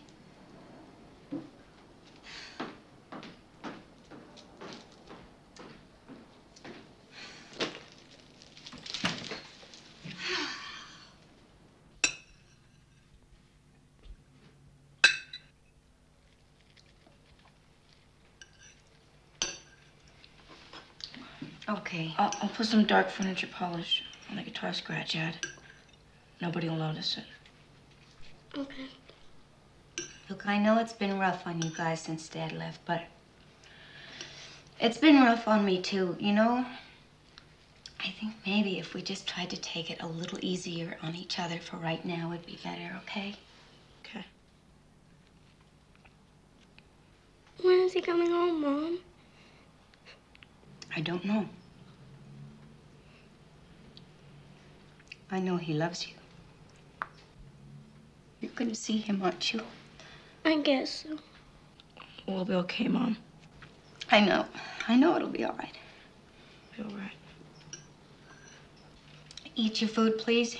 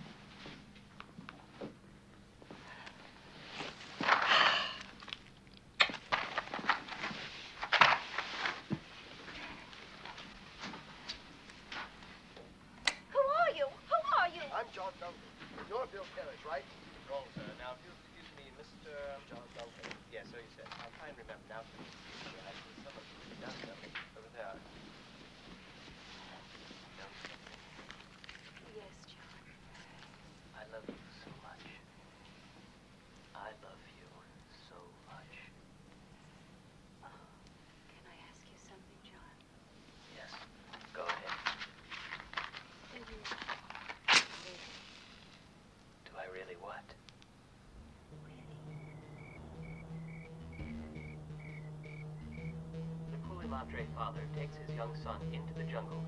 On the passing of his 14th year, the boy is left to feed in the jungle with only a small rifle to stalk and kill the wild pigs. If he is successful, he returns home with them. His tradition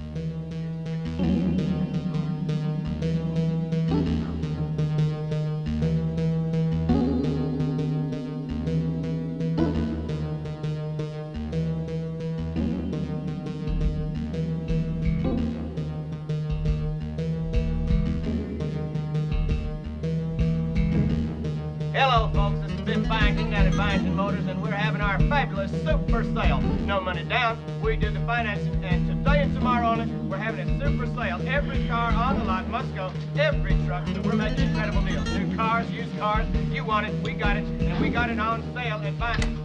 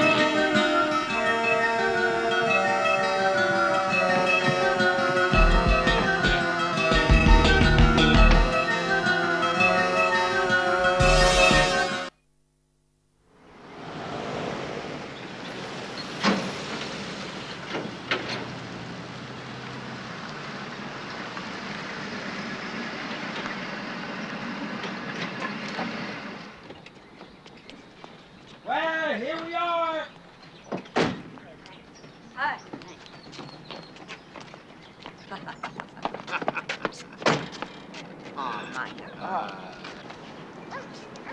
Hi, Mom. Come on in. I want to show you your room. No, I want to see the room. Oh, going up to see the Royal Suite, huh? Chris, you and Addie start unloading the trailer. Right.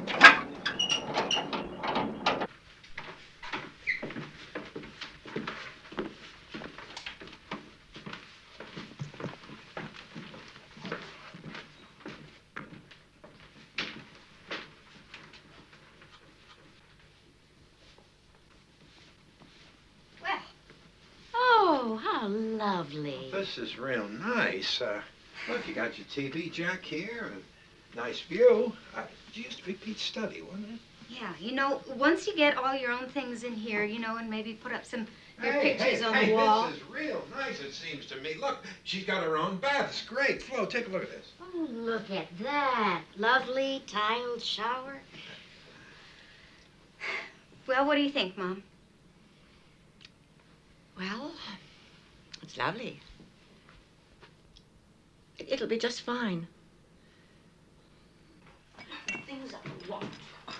Things up. Hey, Grandma, where do you want this? Oh, no, Chris, no. Will you look at the way this boy is holding What it? do you got in here anyway? Where's the time? It's my crystal. It's my Waterford crystal. Well, I'm going to set it down someplace before I break my back. I couldn't see the sense of putting my beautiful crystal in storage with no one ever to see it or use I'm it. going to put it in the kitchen. Oh, please, won't somebody take the box from this boy before he breaks something? Calm down, Would Grandma. you- I'm just trying to help. Please put it in the kitchen for now, and be careful, for goodness sake.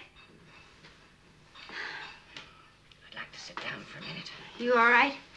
Here, honey, here's a chair. Right here. Come on. Sit down. Come on. That's it. Okay, now here we go. Look, you tell us where to put your things as we bring them in, okay? Fine. I'd just like to sit here for a minute. I'll just sit here for a minute.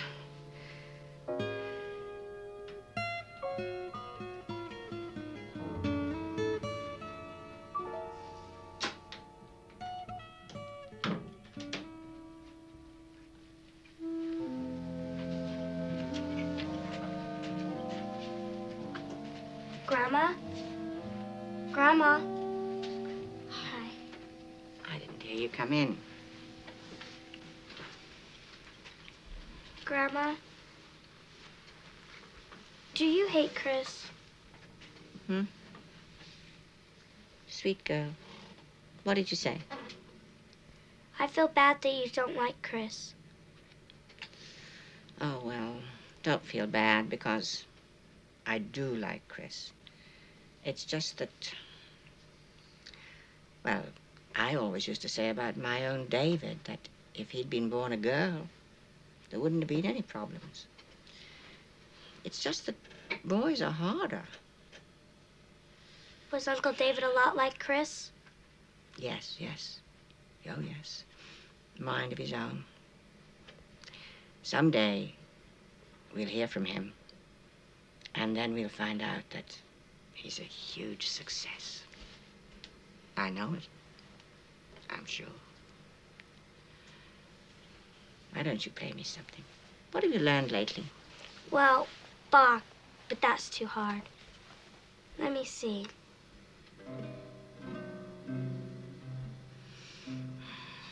How about... Oh, shine on, harvest moon. Up in the sky. Up in the sky. I ain't had no lovin' since January, February, June or July. Snow time ain't no time to stay. Outdoors and spoon. Outdoors and spoon. So shine on, harvest moon for me and my cow.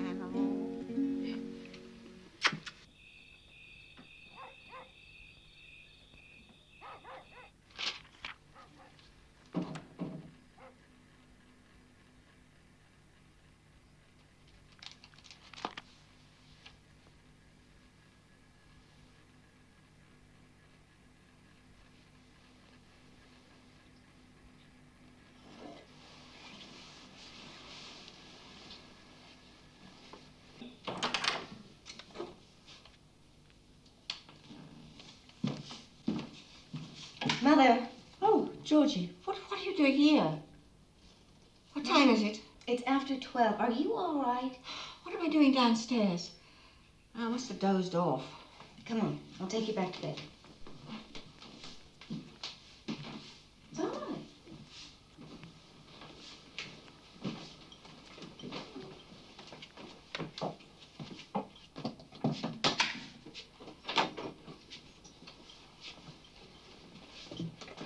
You'll have to go to the bathroom.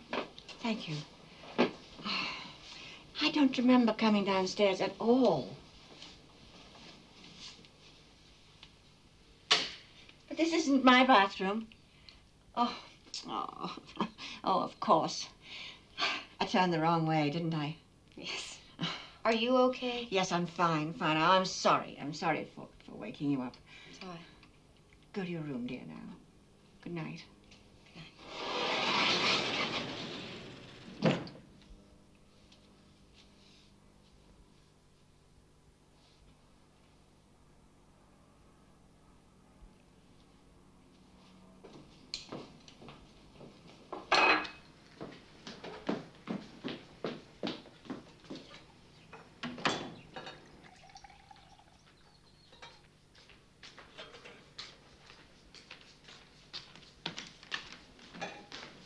Morning. Good morning. Want some coffee? That's all right, I get it. The house is yours.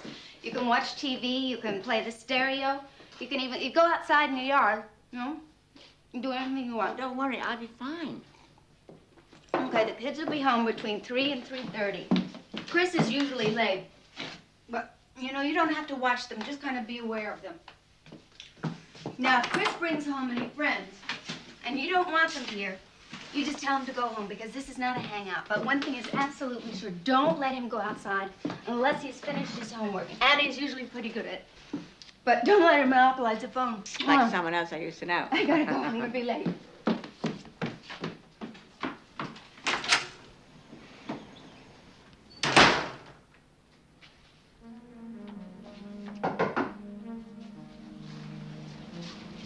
Don't worry about dinner, I'll do it when I get home.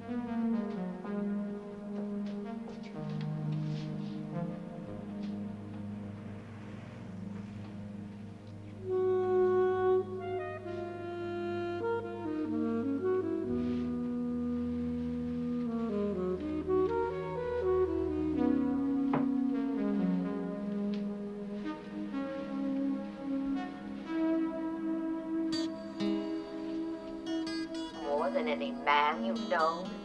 Gloria, you're only 18. How many boys have you known? How can you make that kind of judgment? You have to say boys, don't you?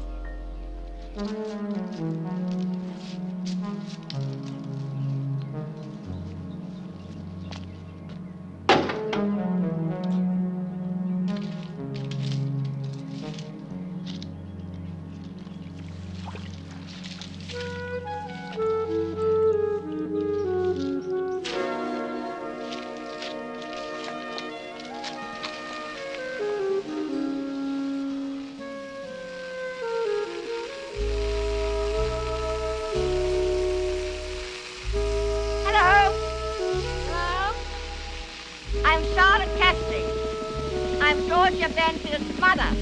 Well, I'm afraid we've only lived here a month. I don't know anybody in the neighborhood yet. I'm sorry, I can't hear you. Yes, it's been nice meeting you.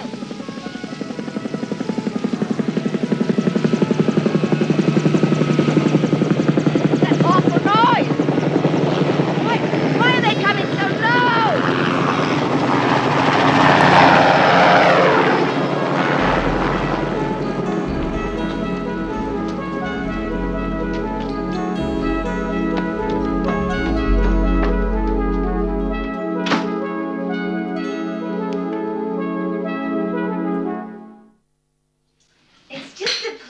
Mom. They have helicopters out here, too, you know. I know it's the police, but what on earth were they doing? Are they supposed to scare everybody to death? Well, I don't know. It's probably the silent alarm in the house across the street. Goes off every now and then. Silent alarm? What's that? What are you doing? What are you doing? You're not going to salt the water now, are you? Yes, of course I am. Oh, no. You don't salt the water till it boils. Otherwise it won't dissolve. Okay, I didn't know that. Other than the helicopter, how was your day? Well, your next-door neighbor isn't very friendly.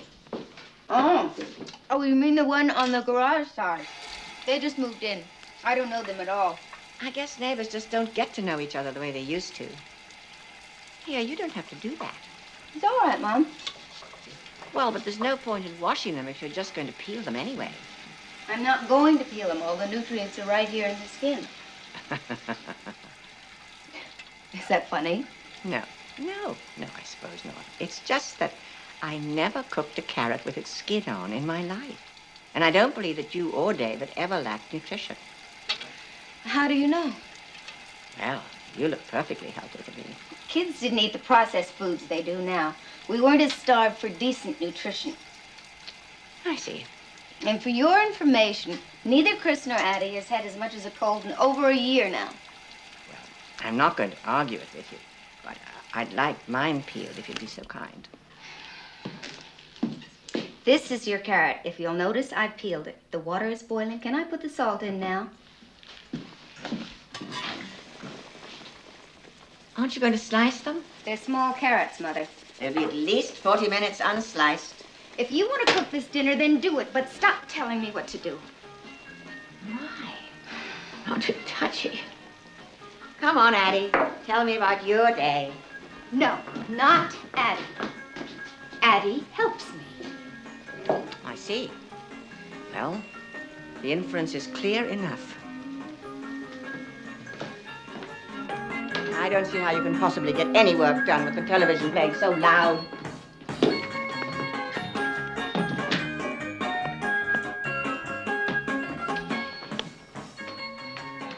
Is she kidding?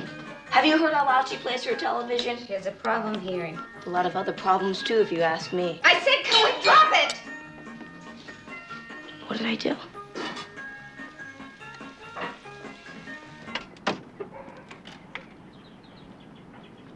Georgia!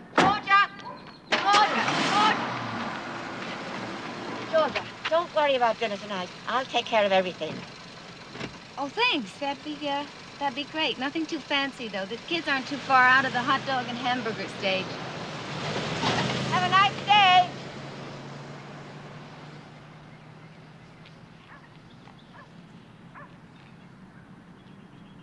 Horst and Wiley, this is Charlotte Kessling.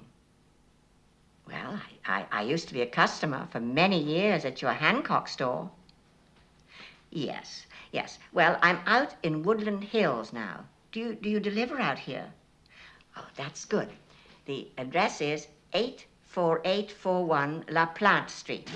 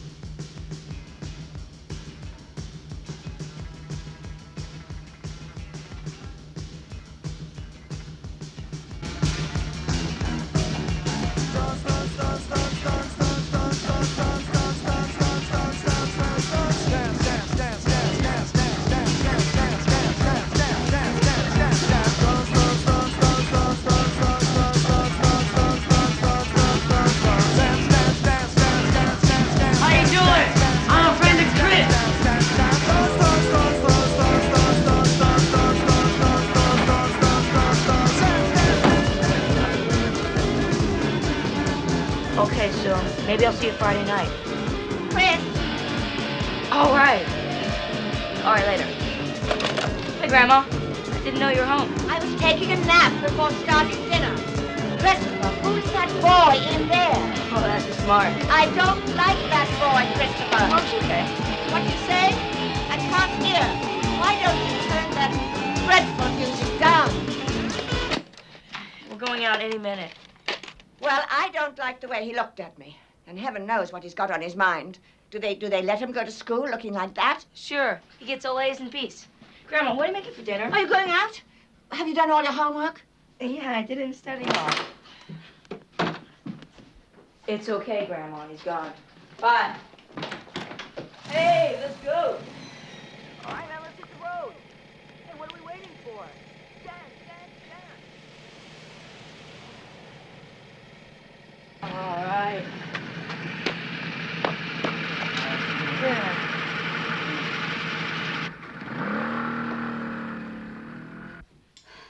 Sure smells good. What are we having? Grandma made some chocolate cake, and I had a piece. Yeah, I bet you did. Duck with orange sauce, potato and chestnut puree with truffle gravy, candied carrots, green salad, and double chocolate cake for dessert. Duck? Truffle gravy? Where did you get this stuff? Horston Wiley. Horston Wiley delivered all the way out here? Yes, fortunately they have a store out this way. Oh, I can't afford Horston Wiley. Why didn't you just send Chris to the market on his bicycle? No, you don't have to worry, because I paid for it. Well, you can't afford it either, even less so. Now, let me be the judge of that. I wanted to make a nice dinner for you. Nice dinner. Meatloaf would have been fine. How much was this, anyway? Meatloaf? Ugh. Will you just keep your tongue in your head for a minute? Grandma and I are talking. Could we just eat? It looks good to me, Grandma. Well, I tried to fix something that everybody would like. How much was this? I want to know.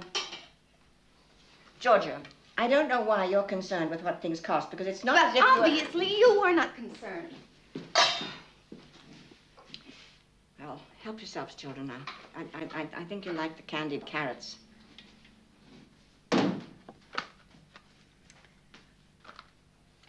Hungarian paprika, Niçoise olives, balsamic vinegar. What is this for? They're things I'll need if I'm going to be preparing the meals.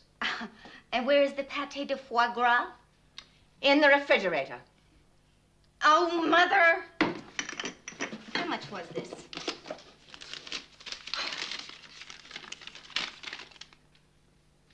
$283. Mother, are you crazy? It's my money. I guess I can spend it on the pleasure and comfort of my own family. What money? You don't have any money. I do. The insurance from the house. $6,000. That is all you had left after borrowing so much against it. $6,000. Do you know how long that's going to last? You're healthy. You're robust. You're going to live a long time. Oh, well, I'm sorry about that. Maybe I can arrange to die at $5,999. All right. Forget it. Forget it. I will take care of the meals myself from now on. Fine. Fine. Send the things back. Return them. I won't try to help any more. Mom, why were you yelling at her? I mean, Grandma and I had such a good time fixing this for everybody. I'm glad you had such a good time for $300. I should hope so. She was just trying to help.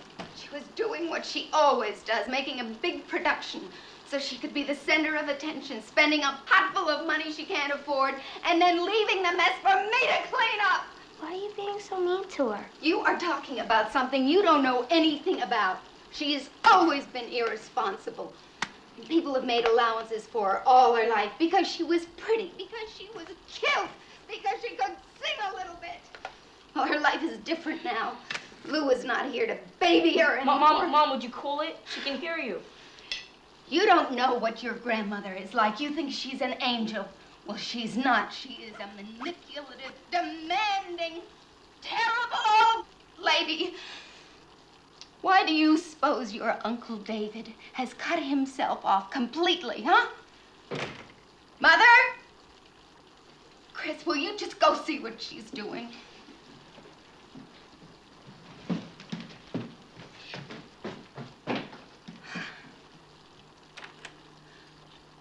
Well, Now that she's made this big banquet, I suppose we ought to eat it. Mom! Mom, she's running away. Grandma's leaving in the rain. Well, where is she? She went out the back door with the bag. Which way did she go? Towards Woodman. Oh. Mom, should we go with you? No, you stay here.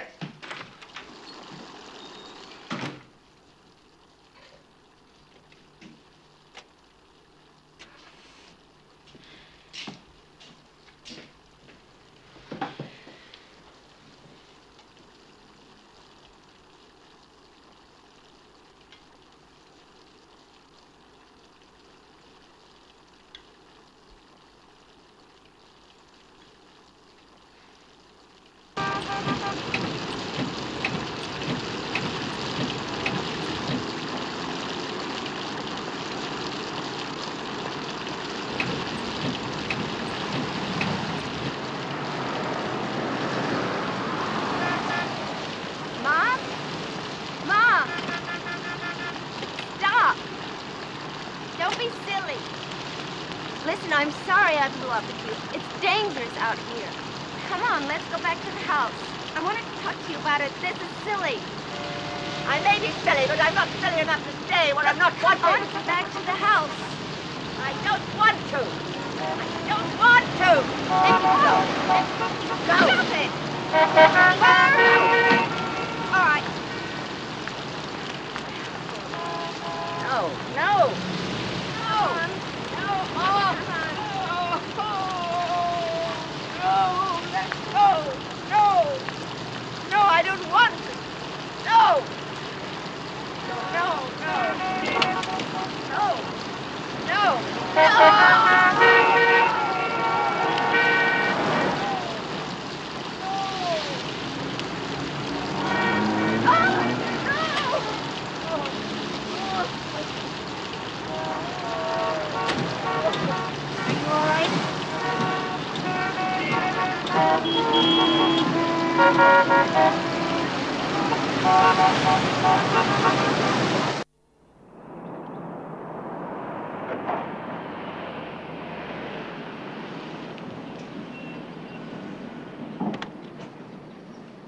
Dad.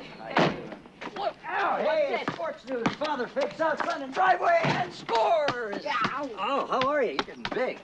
Now, where's your sister? I'm here. I'll be right out. Where's your mom? She took Grandma to the senior center. Oh, thought maybe I'd get a chance to see her. Hi, Dad. Hey, hi, sweetheart. Oh, do you look good? You smell good. Kiss good. Let's go see basketball, huh? Hey, Dad, you know that I heard that Kareem might not be able to play. Well, it's a good thing I brought my uniform, huh? Come on, All right, go, Lakers, go. All right, go. Lakers, go. Lakers. Ow!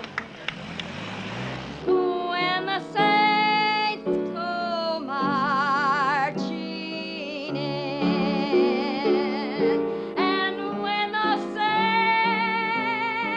saints go marching in, and when the saints go marching in, Lord, I want to be in that number when the saints.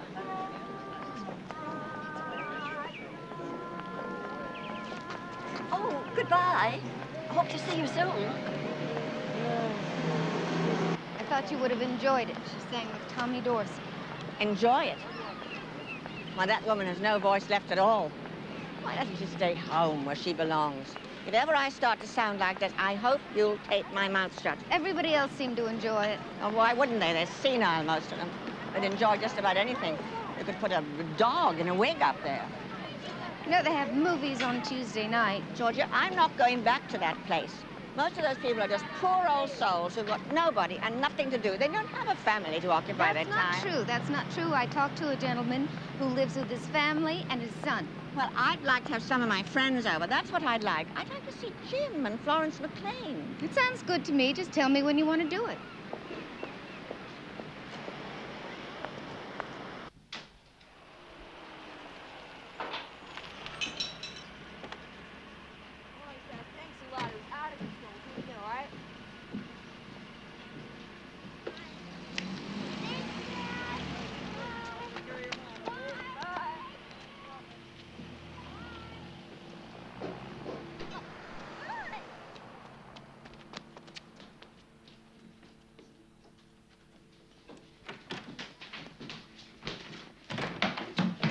What? What, did you have a good time? Yeah, the Lakers won.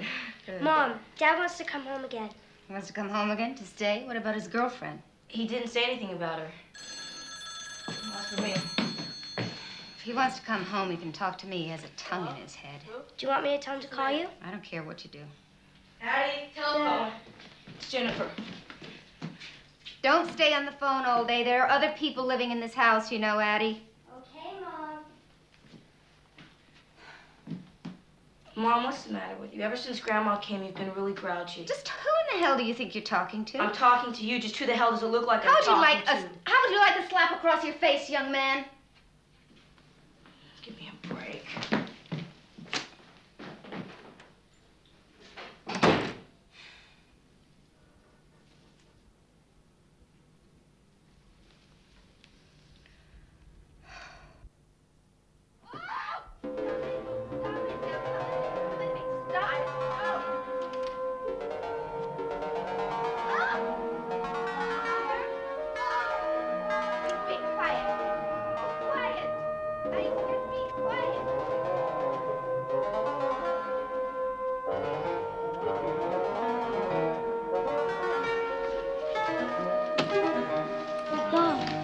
It's all right, honey. Go back to bed. What's wrong? Grandma fell in the bathroom, but she's okay. Was that her crying? Yes, she just, she bumped her head. Maybe I should go. No, I said go back to bed.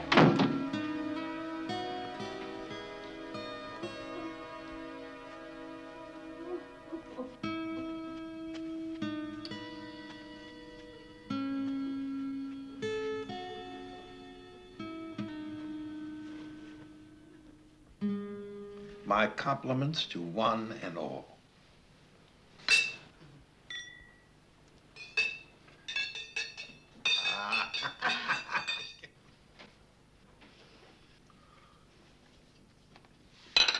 Charlotte, let's go take a look at your room. I haven't seen it since you moved in. That's a good idea. You know, I'm going to help the kids with the dishes. I'll help. No, that's not allowed. I'm going to bring some more coffee in a while.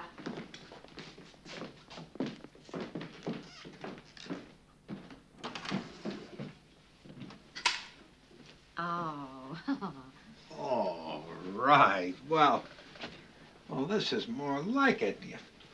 You got all your own things around, honey. It's just like home now.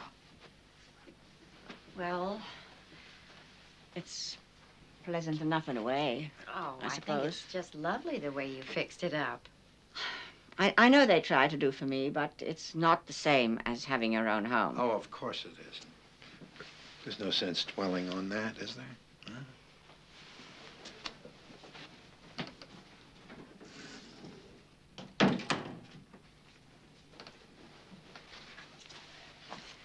I want you to take me home with you tonight. What? You've got to get me out of here. I can't stay here. Honey, what's the matter? I'm not treated well here. Look, Charlotte, it seems to me that you're right where you should be. They beat me. Charlotte, what are you saying? They beat me here. Who beats you? What? You said someone's beating you. Who is it, honey? They're beating me. Someone's beating you. Who's beating you? You mustn't say a word. You mustn't tell anyone. Oh, no. Is it Chris? Look, he may be rough when he handles you, but he's just a strong kid. It's Georgia. She's turned against me. Georgia. She's not the little girl I raised. She hates me. Oh, Charlotte, honey, I'm sure you're mistaken. Look, I know it was a wrench being taken from your own home like that. I know it's got to be a tough adjustment. But if there's one thing in the world I know, it's that your daughter loves you. No. She hates me. Look.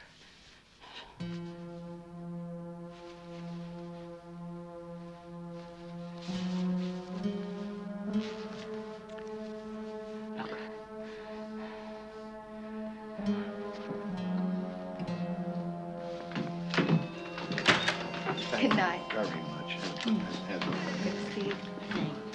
Night.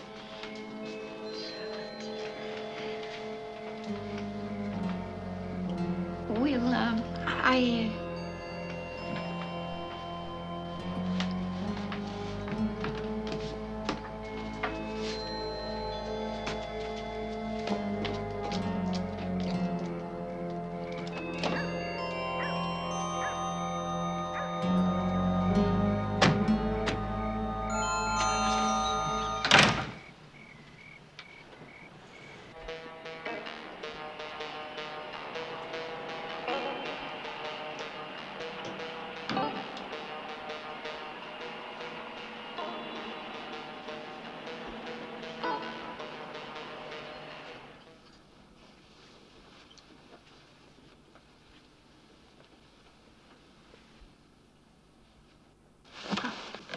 It's all right.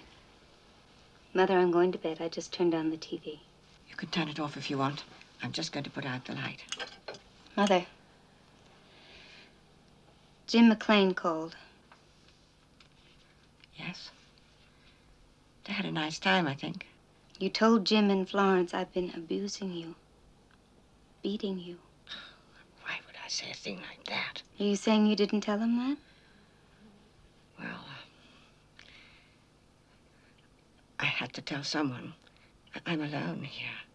Mother, for goodness sake, why? Why did you tell him that? It's not true. They know it's true. I showed them the bruises. You mean the bruises from when you fell in the bathroom? From when you pushed me in the bathroom, you mean? You were wandering again. You resisted me.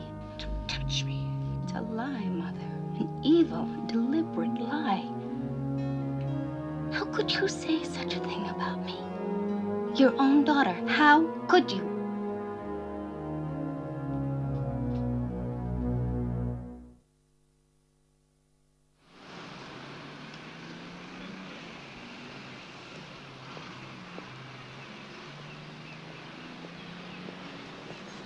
Hi, Georgia. Want a hot dog? No, thanks. Looking good. You all right? Kind of tired. How's it going with Charlotte? Well, it's part of the problem. I'm sorry to hear that. The kids tell me you want to come home. Well, that's what I wanted to talk to you about. I really miss you guys. What's happening with your girlfriend? Well, that's not really working out. I'm seeing this therapist now, a woman. And I'm starting to discover things, you know, about things. Are you with your girlfriend or you're not with your girlfriend? More or less. Does that mean more or less? Well, she's seeing this guy. Evidently, she has been all along, an old boyfriend. She says it's a very neurotic relationship, but that she still loves me. And this is why you want to come home? More or less. That was just some sort of craziness that came over. That's all. Now, what's the problem? I've got enough problems in my life without worrying when some kind of craziness is going to come over you again and you leave your family to rot while you go off with some other bimbo half your age. No, thank you. Come on, Georgia. No!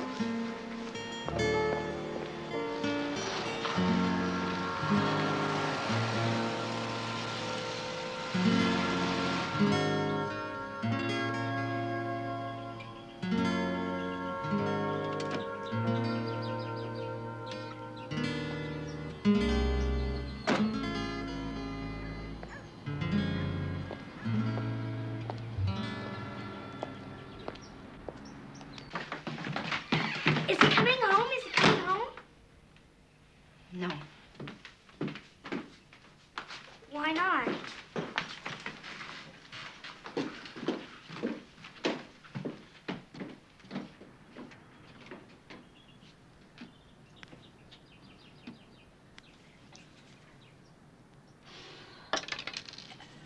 Addie and I figured it out. If Dad came back, we wouldn't have the money problems, and you could quit your job and stay home with Grandma. Is he still together with her? More or less.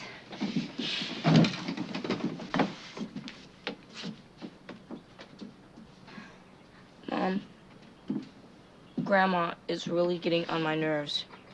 She's always complaining about my music. She's always yelling at me about my friends. She thinks that Mark wants to attack her.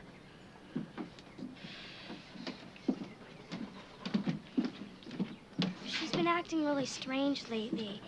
I mean, she locks herself in a room. She calls the police because of the helicopters. She thinks they're spying on her. I know. It'd be really better if you were here with her full time.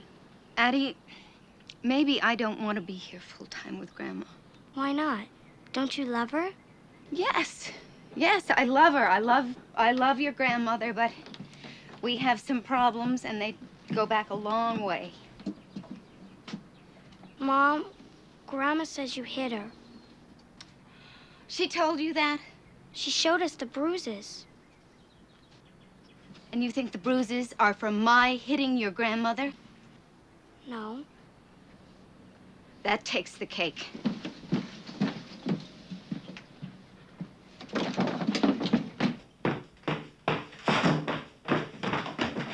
Mom, she's asleep. She went in to take a nap after lunch.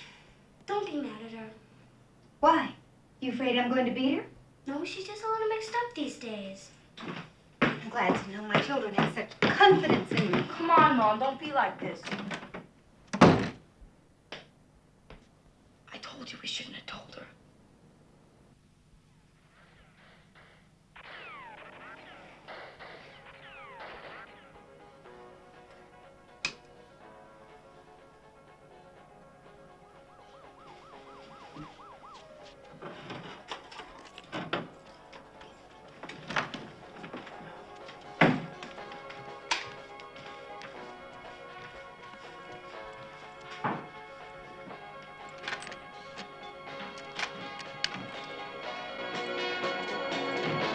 What are you doing here? I locked my door. I told you, you can't do that. If you get sick and we have to get you out in a hurry. I'm going to turn this down, Mother. It woke me up. Don't lock it again. What difference does it make? You seem to be able to get in no matter what I do. Good night, Mother.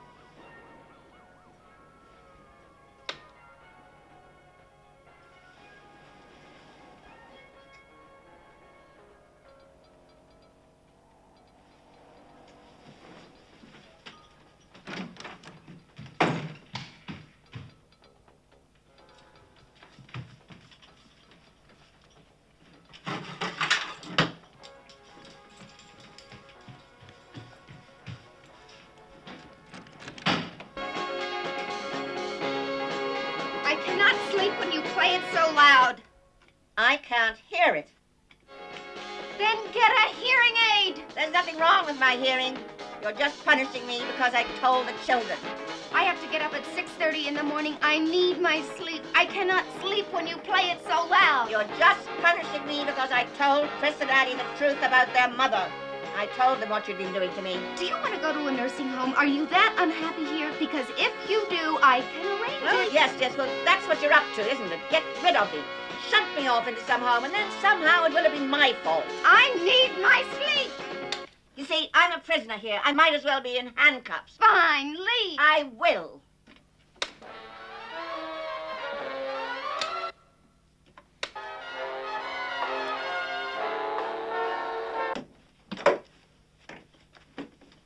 What are you doing? I'm taking the set, Mother. You are behaving like a child. That's mine. Now stop it. You're not taking this. Yes, Oh, now see what you've done. I've had that set for 16 years. Lou gave it to me for our 14th wedding anniversary. No more. Don't you touch me. No more. I'll call the police this time. I swear I will.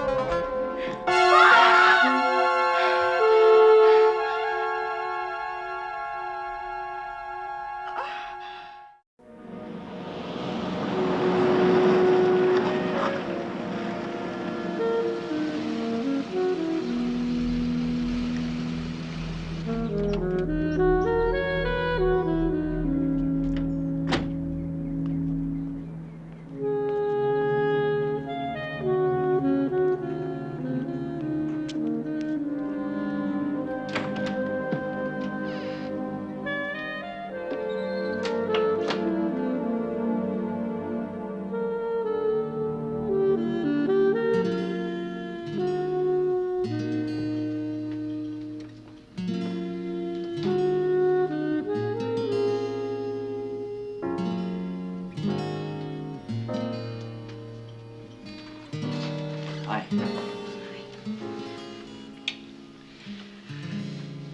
Look, I was on my way to see my therapist.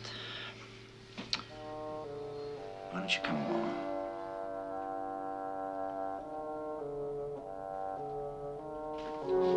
Oh, hi, Dr. Kalmar. This is my wife, Georgia. Nice to meet you, Georgia. Hi, why don't you come inside?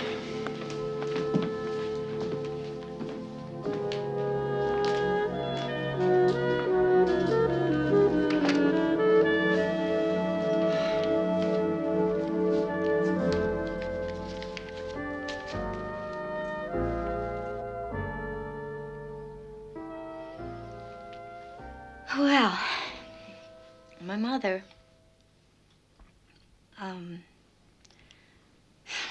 my mother was an only child. She was the apple of her father's eye, and he pampered her and he spoiled her unbelievably. You'd think he was very rich, but he wasn't. You know, she had, when she was 10 years old, she had 26 pairs of shoes.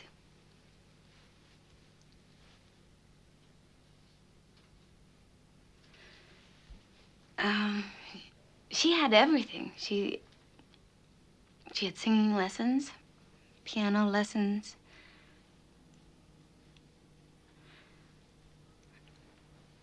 And her father died when she was very young. And she married my father almost immediately. He was a Latin teacher. And they didn't have a dime. She was very miserable. She was even more miserable when me and David came along, because she just didn't know what to do. She was used to being the child. She tried. You know, she played with us, but not like a mother. It was more like a child.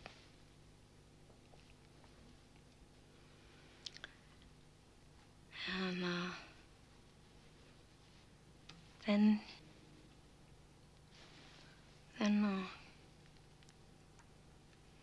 my father left her, and she fell apart because here she was left with 2 kids, no money, no skills. She fell apart. And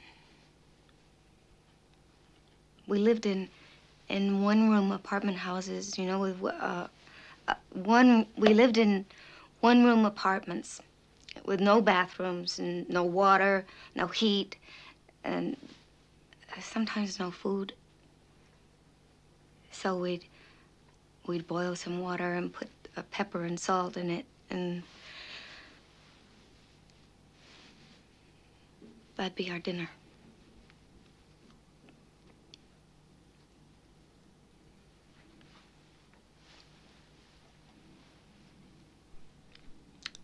David, my brother,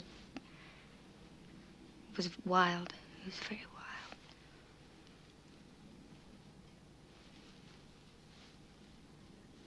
So she fell apart. It was awful. She beat you?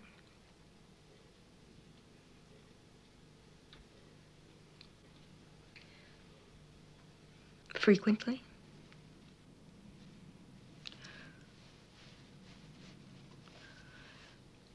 She hit David a lot. Me, not so much. He left home when he was 16. The last I heard, he was selling pretzels on a corner somewhere. But you were a good girl.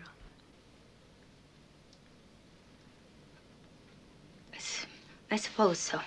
You still are, Georgia. You took her in. You made room for her in your house, in your life. Taking care of her. Waiting on her in the manner to which she's accustomed. When did you start beating her?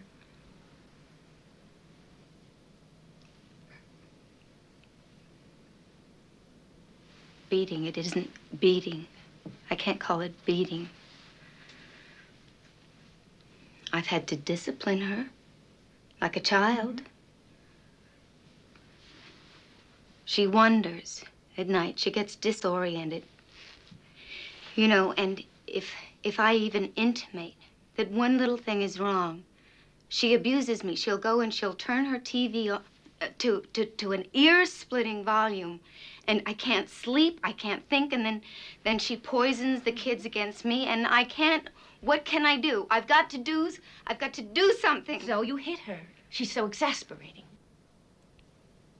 Sometimes you hit her more than once. Sometimes a few times. You were a good girl for so long, Georgia. Now it's your turn.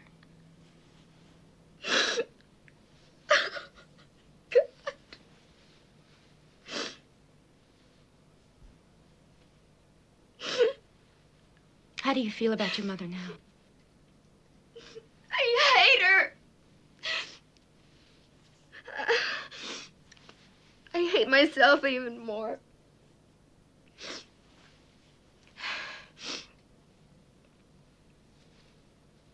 Well, if it's any consolation to you, you're not at all unique. The last estimate that I saw indicated that some form of abuse occurred in over 1 million cases last year in situations just like yours.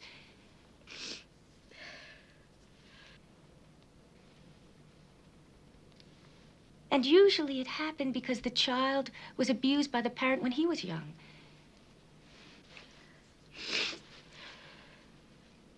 It's a wonder that you haven't abused your own children. Well,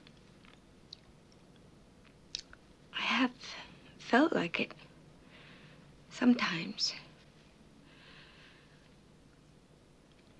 I have felt like it sometimes lately.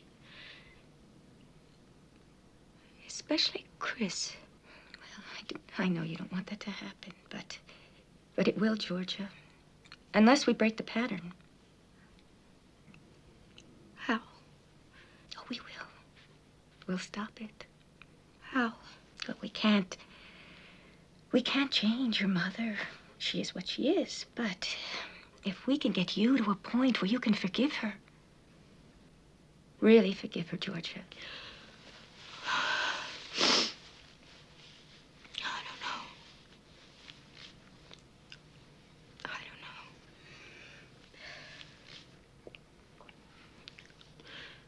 I don't know. I don't know if I can afford it, first of all. I mean, how many times would I have to come a week? I mean, how many? Don't worry about that. Your husband, he's offered to pay for our time together. But I would say 3 times a week for now. And Pete said he'd take care of that. Well, he knows it would be a hardship for you right now.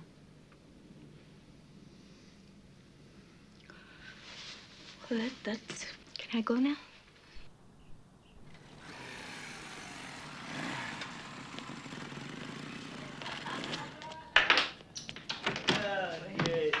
Hi, Grandma. How you do? What's happening? No, what? Yeah. All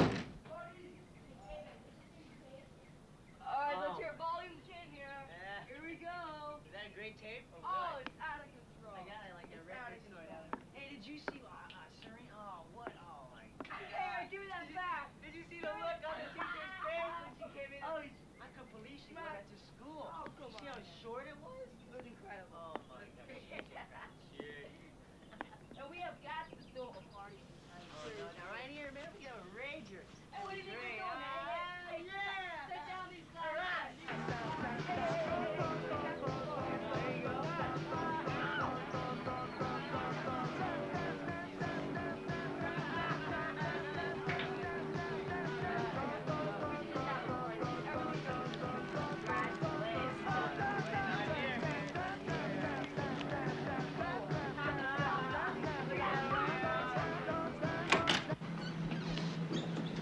I'll see you later, all right? All right, man. All right, so long.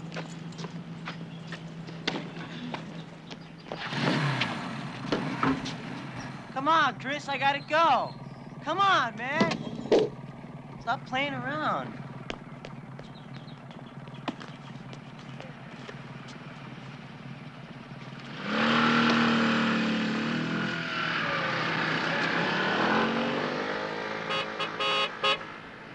Dad!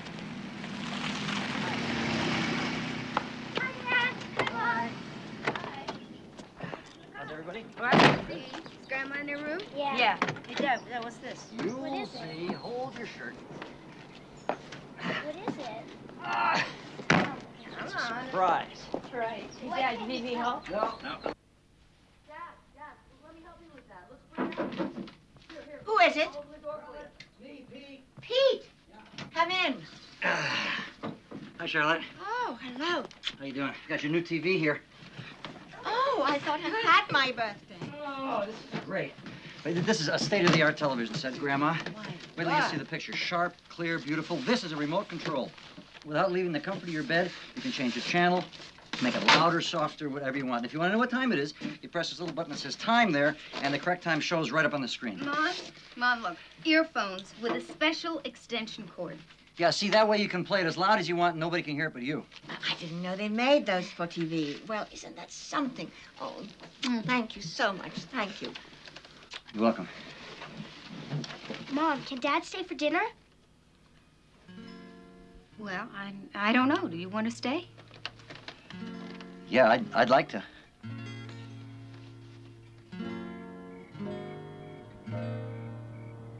Good night, kids. Good night, Charlotte.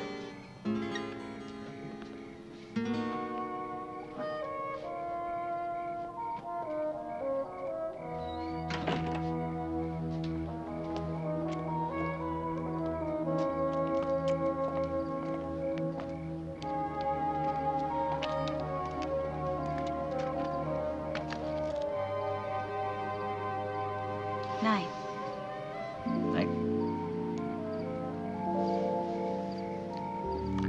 Thanks for dinner.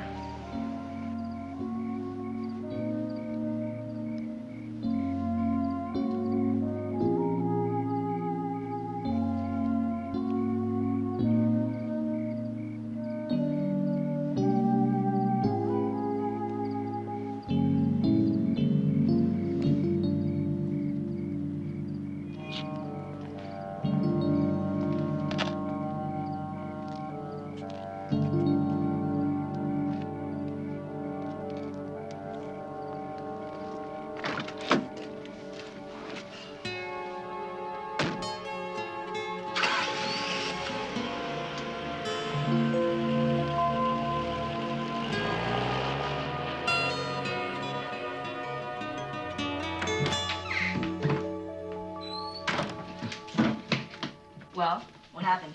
Is he coming home? Is he? I don't know. I don't know. Maybe.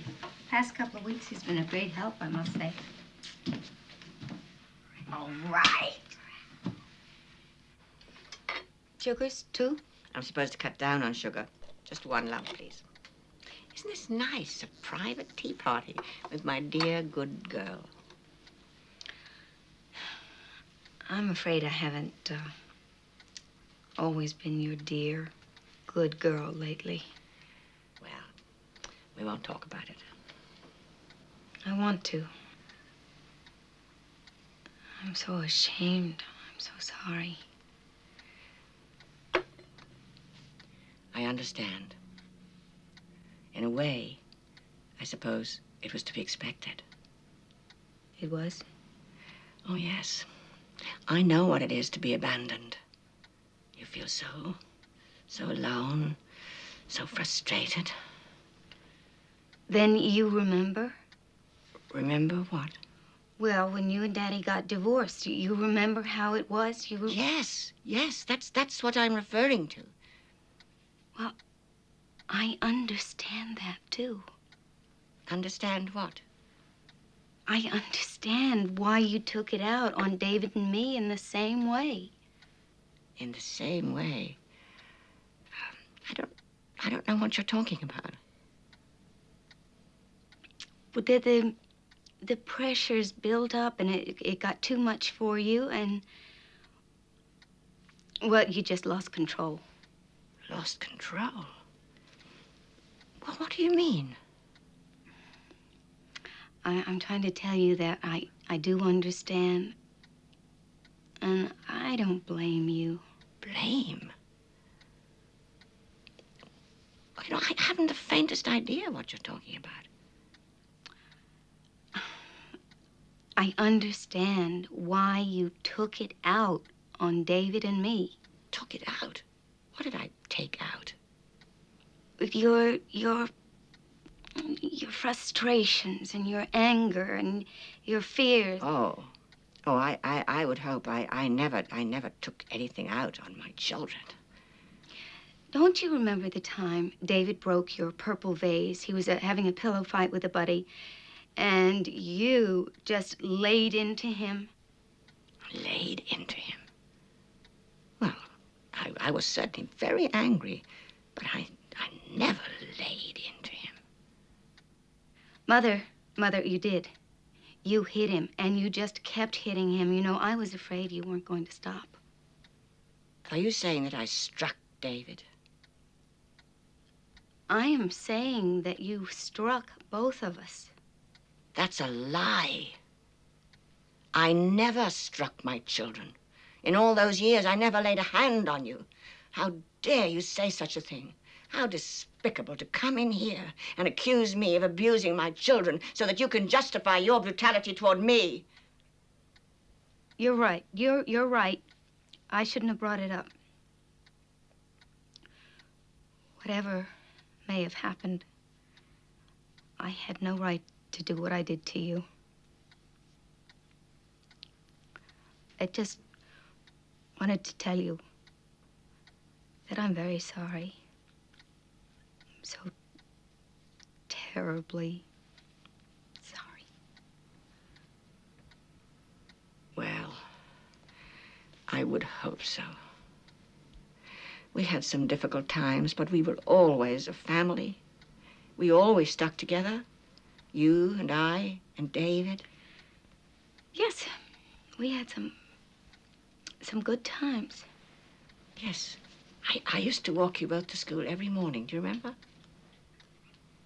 Yes, I remember.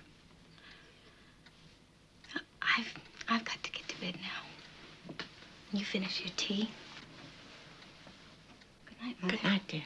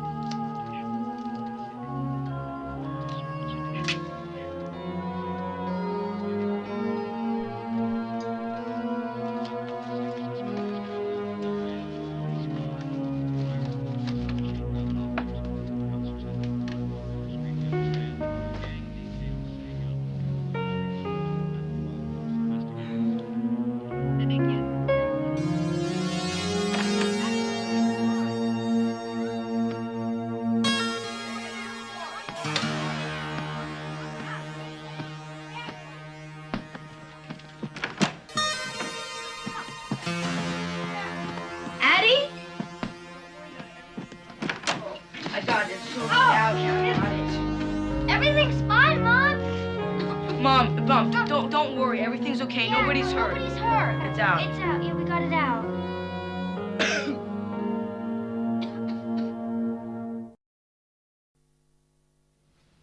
Pete? No, I haven't decided anything. That's why I'm calling. Yes, she's still here. You know, Chris offered her his room. He's gone to stay with Mark until we can figure out what to do with her. No question, no question. It's impossible. I can't keep her here. No, she's got to go someplace. Pete, please help me. No, it's a horror show out there. She's too helpless. wealthy for Medicare and she's not poor enough for Medicaid. You know, the only decent places are just, well, they're horrendously expensive. Well, we're talking about a lot of money. Probably $1,500 a month. Well, would you? Oh, of course that would help. Yes. Thanks, Pete. Thank you so much.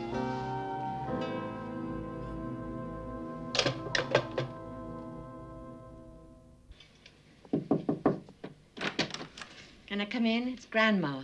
Come in, Gram. You doing your homework?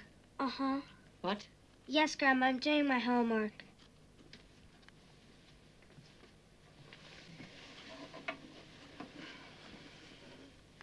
We haven't done any singing for a long time.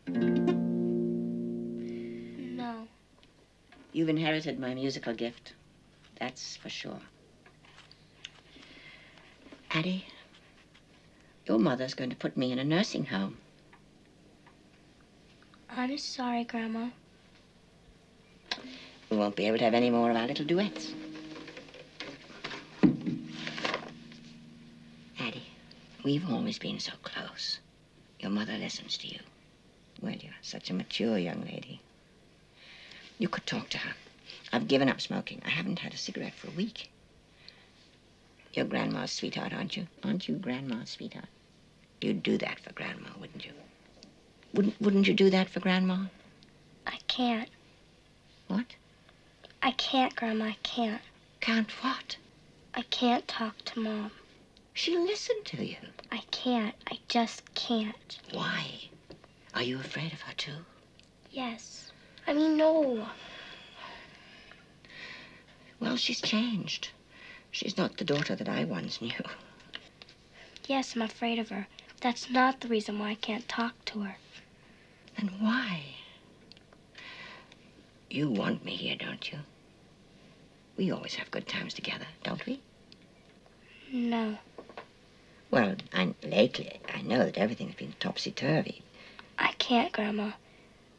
I don't want you here. What are you saying, child? I thought that you... I thought we were such good friends. I thought you loved me. I certainly love you. I do love you, Grandma. I just don't want you here. It's not your fault. It's just the way you are. You drive my mother crazy. I don't know her anymore. Yes, I'm afraid of her. I'm afraid of her when she's around you.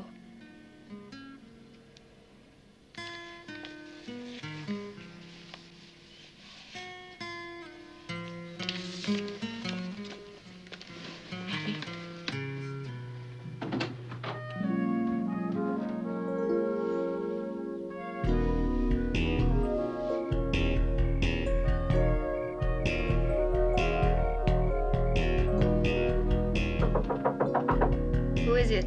Georgia? Mother, I'm turning out the light. I'll see you tomorrow. Georgia. Mother, I'm going to sleep now. Georgia, I have to see David.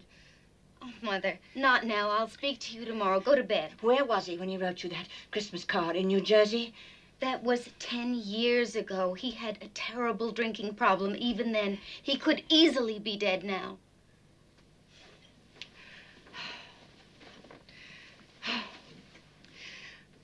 I've lost him. And soon I'll be losing you, too. Oh, my God, my God. What have I done to my children? You and David. I've hurt you. I've hurt you terribly. Mother, but what did I know? I was so young. I didn't know anything except that my whole world was broken up. My father and my mother were gone. When my husband left me, I had nothing. Nothing. No husband, nothing. I played and sang in a hotel lounge in downtown Los Angeles because that was the only thing I knew how to do. Yes. I remember. It was the Romany. Oh, do you remember that? Who'd have thought it? You were so little. It was a horrid place. They made me wear a low-cut dress and hustle drinks at the bar. I was so ashamed. I was so degraded. I was so full of anger and bafflement that I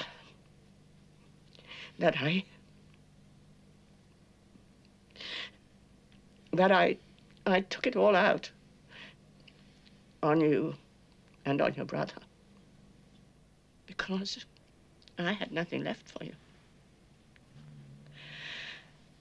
So now, of course, it's come full circle. And if you want me to leave, I'll understand. But I want to say I'm sorry. I'm so sorry. And I'm so proud. I'm so proud of you and all you've done for yourself and your children. You're 100 times the mother I ever was. Please, forgive me. Oh, if you knew how long I waited. Georgia. Georgia, please, say it. I need to hear you say it. I'll forgive you if you forgive me. Thank you.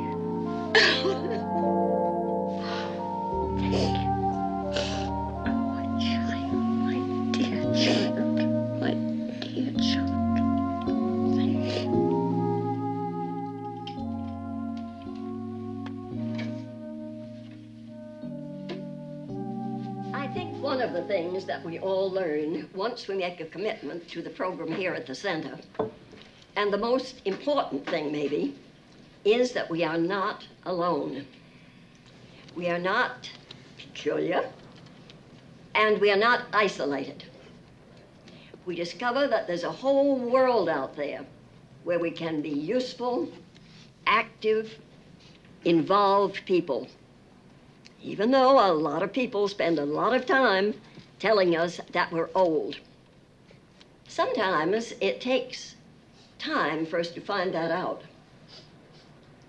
Almost always it takes some hard work. But then, that's what we're here for. And now, on to our entertainment. This afternoon, our first performer will be a newcomer to the center, but already one of our most popular people, Charlotte Kessling.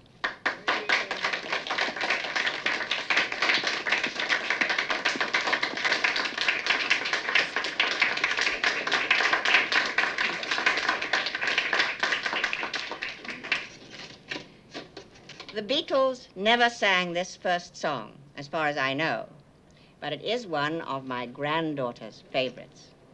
And I hope it's one of yours, too. I want to dedicate it to my family, who are here with us this afternoon. Oh, shine on, harvest moon, up in the sky.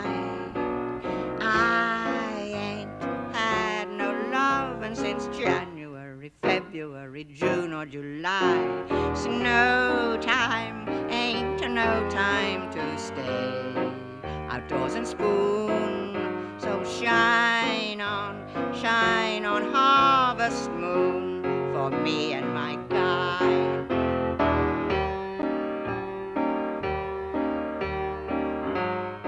Stay tuned now on True Movies 1, Christmas Choir. Alternatively, on True Movies 2, Jonathan Stone, Threat of Innocence. And on True Drama, 8 Days to Live.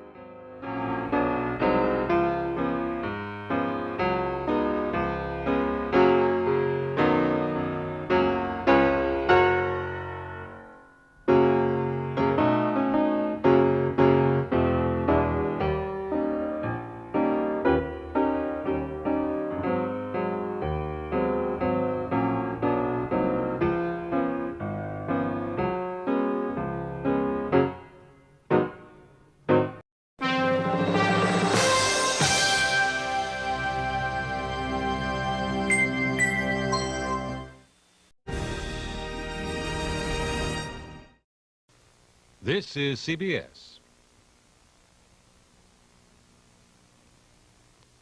Shaky start for week 2 on Wall Street. Coming up at 11, the second worst drop in market history. Traders are calling it Black and Blue Monday. Financial pressures lead to murder in Miami. An investor kills his broker. And the government star witness has the defense claiming victory in the Howard Beach case. New York City police looking for a missing 6-year-old boy tonight. Will an extra lane cause extra headaches for Lincoln Tunnel commuters? And is the royal honeymoon really over for Charles and Di? Warner with some rough action on the ice. Frank Field with the forecast. Channel 2 News at 11 is next. Now, Michelle Marsh, Mike Schneider, Warner Wolf, Dr. Frank Field, and the Channel 2 News team. This is Channel 2 News at 11. Everything you need to know, because anything can happen in New York. Hello, Michelle Marsh has this night off. Bree Walker is joining us. A brand new week, the same old problem on Wall Street. Losses, big losses. The market got off to a very shaky start today with investors losing millions. Complete coverage of the Dow's dilemma, plus the tragic consequences. Murder in Miami, an investor who lost millions and all hope. We'll find out how the president and congressional leaders hope to turn things around. And we begin with the end. It came 2 hours early and not a moment too soon. The closing bell ending the second worst day in Wall Street history. The Dow Jones Industrial Average plunging more than 156 points, closing at 1793. This is one of those days that they refer to as across-the-board losses. Losers exceeded winners here on Wall Street by a 13-to-1 margin at the New York Stock Exchange. The trouble in New York apparently was triggered by big declines in the overseas stock markets. Hong Kong's exchange, closed for 4 days last week, plunged 33% today. Tokyo and London were way down, too. The major stocks in this country are traded around the world 24 hours a day. Technology's made that possible. Dealers around the world don't want to sit with the stocks. So if they get hit in Tokyo, they pass it on to London and then Australia, wherever the hell they're open. Just get me out. Even so, some analysts see a silver lining. Well, I feel encouraged myself, my own opinion, because I feel that people are waiting to see what the response is going to be from the government. I feel the government's going to help us. But others are frightened by the parallels between this market decline and the crash of '29, wondering if we're heading where they went. Doomsday was definitely on the mind of one evangelist outside the New York market today. I'm here for one reason, to tell you that God loves you. And while some put their faith in the Almighty, others put their money in bonds, which are considered safer than stocks right now.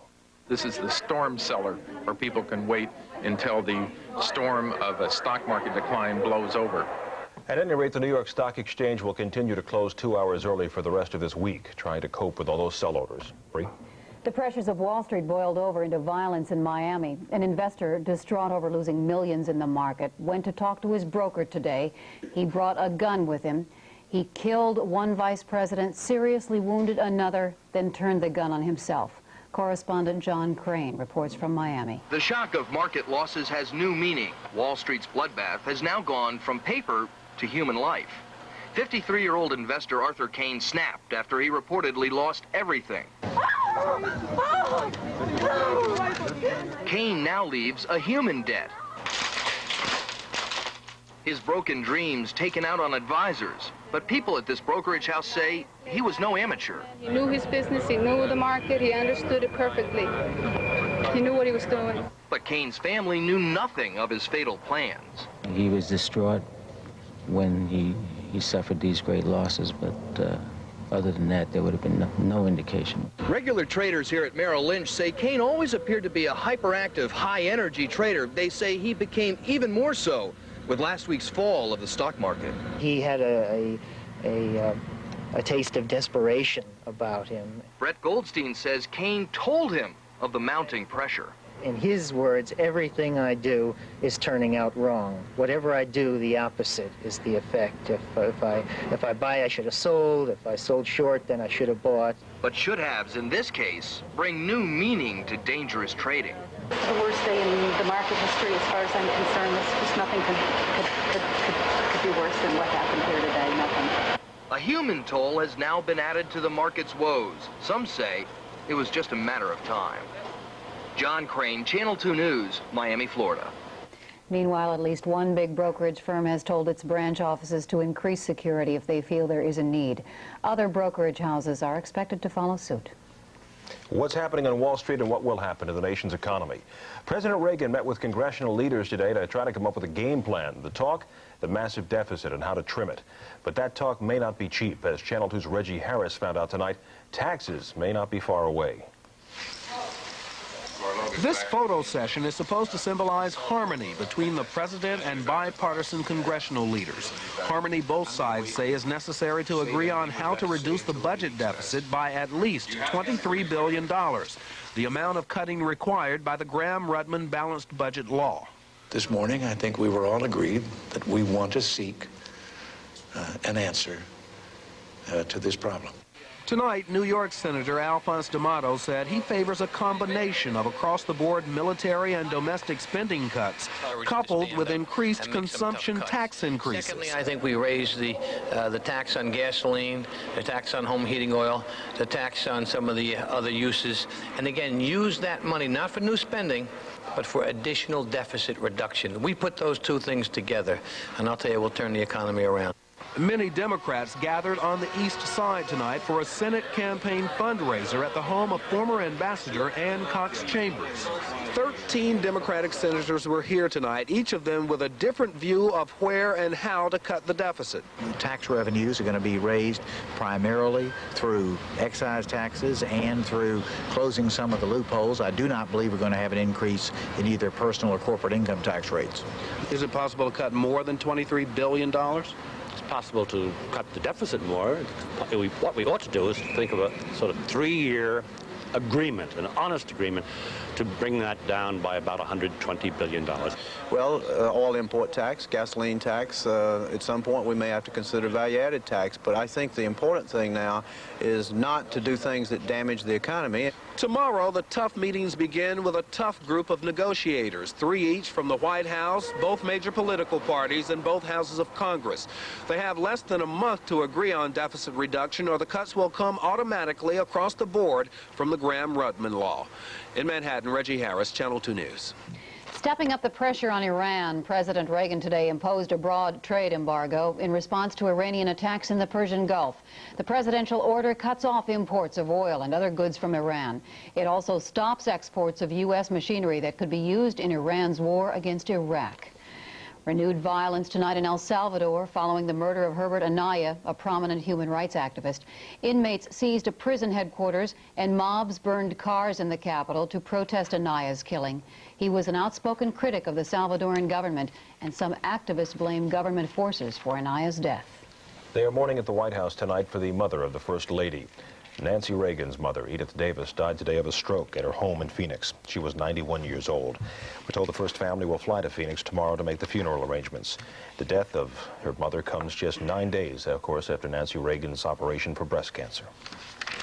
There's still a lot more news ahead on Channel 2 News at 11. Going to tell you why the government's key witness had defense lawyers applauding at the Howard Beach trial. Time saver or headache, a new plan for the Lincoln Tunnel gets mixed reviews. And will the storybook romance end unhappily ever after for Charles and Di? All when Channel 2 News at 11 continues. He was the star witness for the prosecution in the Howard Beach trial. But a defense lawyer says the testimony's backfired.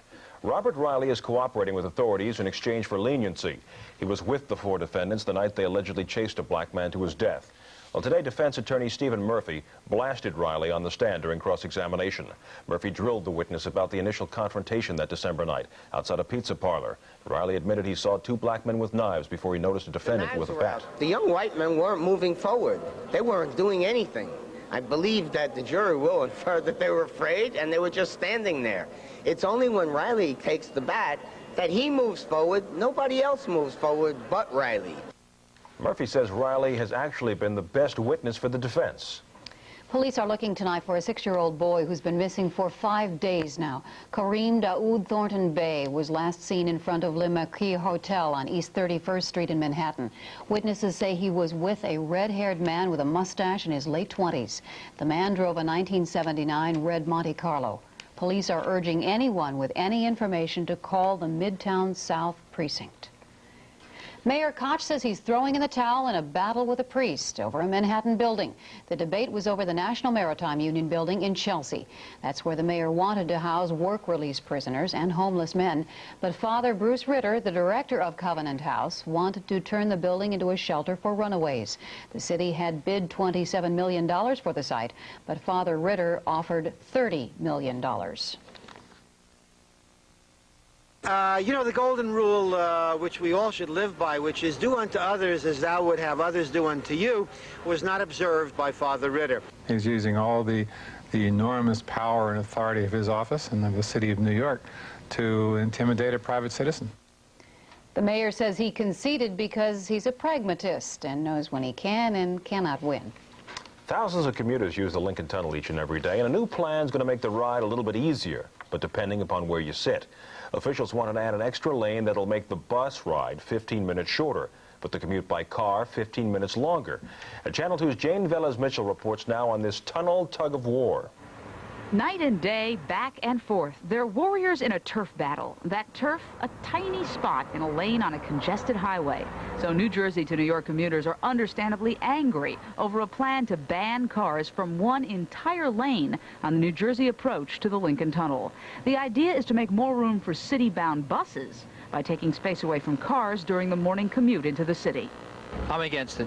Why? Absolutely. Well, because it's jammed now with the cars going in with the one bus lane.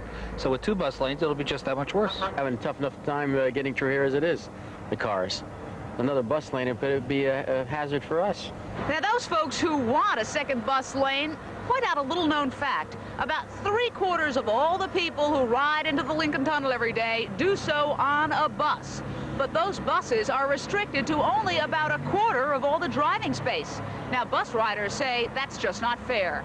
Hence, this plan to add an extra New York City-bound lane for buses only along Route 3 in the mornings. It will run from the Meadowlands to the juncture where Route 3, the Turnpike, and 495 meet. Then, going into the tunnel itself, that extra bus lane keeps going, while New York City-bound cars lose one of their 3 lanes. Well, if the car owners lose and the new bus lane is approved, expect to start seeing it sometime next year. Even its most fervent supporters admit it's just another stopgap measure in the traffic crisis. At the Lincoln Tunnel, Jane Velez-Mitchell, Channel 2 News. Still ahead, are the Yankees making a move in court to move out of the Bronx? I'll have that story and the action turning ugly at the Garden. Warner with Rangers highlights and all the sports when we continue. Senators, of course, the twins in disguise. But if you, too, grew up in Washington, D.C., living in the beer garden, you would have picked the Senate. Confidence all the way. There was no question about it. Meanwhile, at the Garden tonight, the Rangers and Flyers 2-2 tie, a great game, unfortunately spoiled by Dave Brown. 40 saves for Van Beesbrook, 39 saves for Hextall. Let's go to the videotape. Second period, no score. Watch Jan Eriksson, 55-footer inside the blue line, off the glove of Hextall. It's 1-0 Rangers.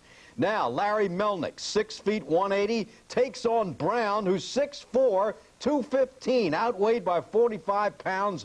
Melnick holds his own. Now, third period 1-1, 5-minute major to Hal. James Patrick scores 2-1 Rangers. But here is the boo of the week. Watch Dave Brown, number 21, and boom, clobbers Hextall, a rather Sandstrom high stick, cheap shot. Watch it again. And Brown receives a major and match penalty. They ought to suspend him.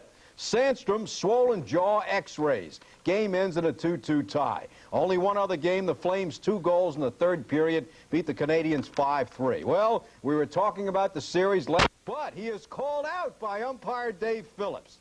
Then, of course, it's Tommy Herr, caught in the rundown. Forget the possible interference by Herbeck. Watch Herr's left foot. And again, Herr, this man is safe, but he's called out by Lee Wire. Come on, videotape. Each winning twin share $85,000. The losing Cardinals $56,000. By the way, the Cardinals, in a nice gesture, you know they were hurt all year, voted a half a share to the team's orthopedic surgeon. I'm sure he didn't need it, but you know. And 12 players have filed for free agency, including Dave Righetti. All right, the Giants, the pick yesterday, take the Giants and give the 9.5. If you did, you were in good shape. Let's go to the videotape. A new wrinkle, which we might see for a long time now. Number 33, George Adams, his first start in a Giant uniform, coming out of the backfield, 6 receptions for 79 yards. And one of the finest catches of the season, Lionel Manuel with a broken hand makes the grab. And it's amazing that Sims could be that sharp after 5 weeks off. And it's also a good thing it wasn't a home game for the Cardinals. Otherwise, they would have been calling for the replacements. Look at Earl Farrell. They call him Wrong Way Earl. And Vi Sikahema on the punt return is tackled by the Phantom. Meanwhile, the pick, no, sir. We said take the Skins, give 6.5. They, of course, won by only 1. And as bad as the Jets' offense and defensive line were, no sacks, and also with letting in 7 sacks, they still could have won the game if they had stopped these 2 plays. Let's go to the videotape. Fourth quarter, 16-7 Jets, 7 minutes left, 2nd and 10. And it was Schrader to Kelvin Bryant. 39-yard gain, and then 3 plays later, it was 16-14. And the other play, 3rd and 10, and it was Schrader to Ricky Sanders, and this helped set up the field goal, 17-16. Jets play the Colts here next Sunday, and the Giants play the Cowboys in Dallas Monday night. Browns lead the Rams 30-14 in the 3rd quarter, and the Vikes lead the Broncos 20-17 in the 3rd quarter. And again, the best bet in the NFL, when the home team is underdog by 3 points or more, take them. If you did that yesterday, you would have gone 3 for 3. Saints, Colts, Tampa Bay, all home underdog beat the spread. And the Houston Oilers rumored to move to Jacksonville. No, sir, it's over. They have signed a new lease and will stay in Houston. This is Warner Wolf. Michael? Was it my imagination or was there something missing? It was your imagination. Probably that, too. What was that? No Gatorade at the end of the win last night for the Giants. You might not see that at all. That's right. You know, when I looked at Parcells, he looked like a man who said, I've had it, I'm disillusioned, and I may retire. That's the expression I saw on Parcells' face. Never seen a grimmer face in victory before. You're right. Okay, Warner.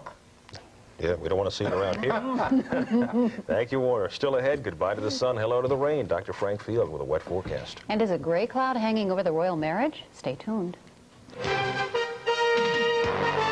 You're watching Channel 2 News at 11. Judge New York's best newscast by United Press International. Well, we had a great weekend, so I guess it can rain now. Oh, all right. If it's all right with you, it's all right with the folks out there, if it's all right with Warner, that's what you're going to get. Right now in the Midtown area, we have generally fair skies. It's 46 degrees. Enjoyed a high today of 59. If you're out in the sun with light winds, it felt even warmer than that. 33 degrees at Iceland. A little chilly there. It's also that way at Poughkeepsie. Winds calm at the moment. Barometers falling. That means the change is on its way. Fair skies covering all of the Atlantic seaboard, as you can see today. This is the area of clouds that's beginning to shift in our direction. We have 2 elements that are beginning to move this way. First, the line of scattered showers along the cool front. This is rather chilly air back over the plain states. Another, an area of low pressure that's beginning to develop down in the lower Mississippi Valley. The 2 systems will kind of come together right on top of us. So as the ridge of high pressure and cool air that we've enjoyed the last couple of days moves away from us, we start getting into the next weather system. That's the cool dome of air that's pressing down and heading over our way, preceded by the scattered showers. At the same time, this low pressure will deepen, move right up along the line, so that by tomorrow this should be the picture.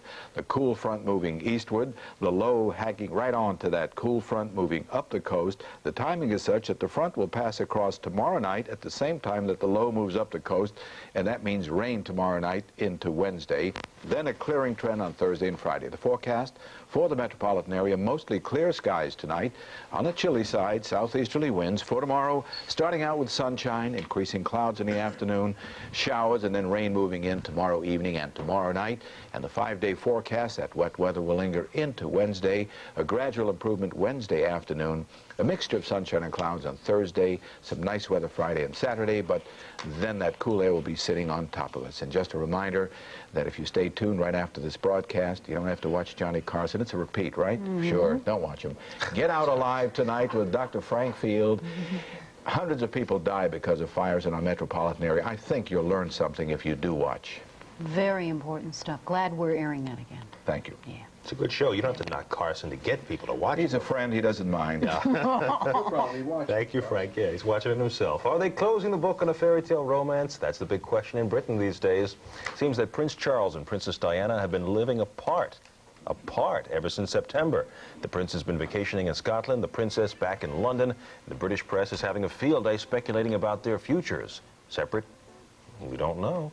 Last week, though, Charles and Diana toured flood-stricken Wales. It's one of their few appearances together recently, and reporters say they barely looked at each other.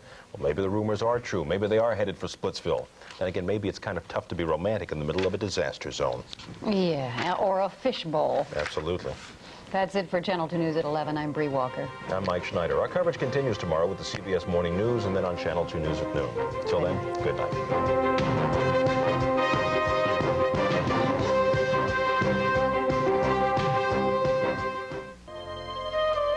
If you see news in the making, tell 2. Call the Channel 2 News toll-free hotline, 1-800-CH2-NEWS.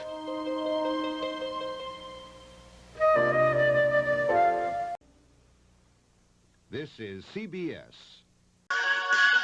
Man, I hope you enjoyed our very special Mega Time Warp. I want to wish you and your family the happiest and safest July 4th. Be very careful with fireworks. And I don't want you guys causing fires. Go out there, give someone a bear hug, and we'll see you next time. Good night, all. Happy 4th of July.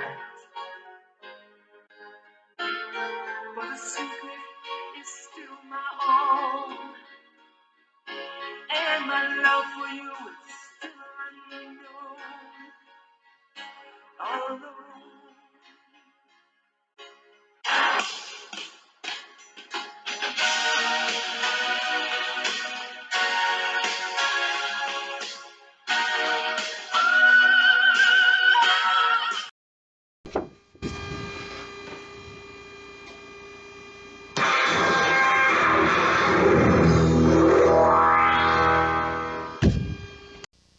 Drop us a line at Game Show Network, 10202 West Washington Boulevard, Culver City, California, 90232. We're the only network that lets you play along.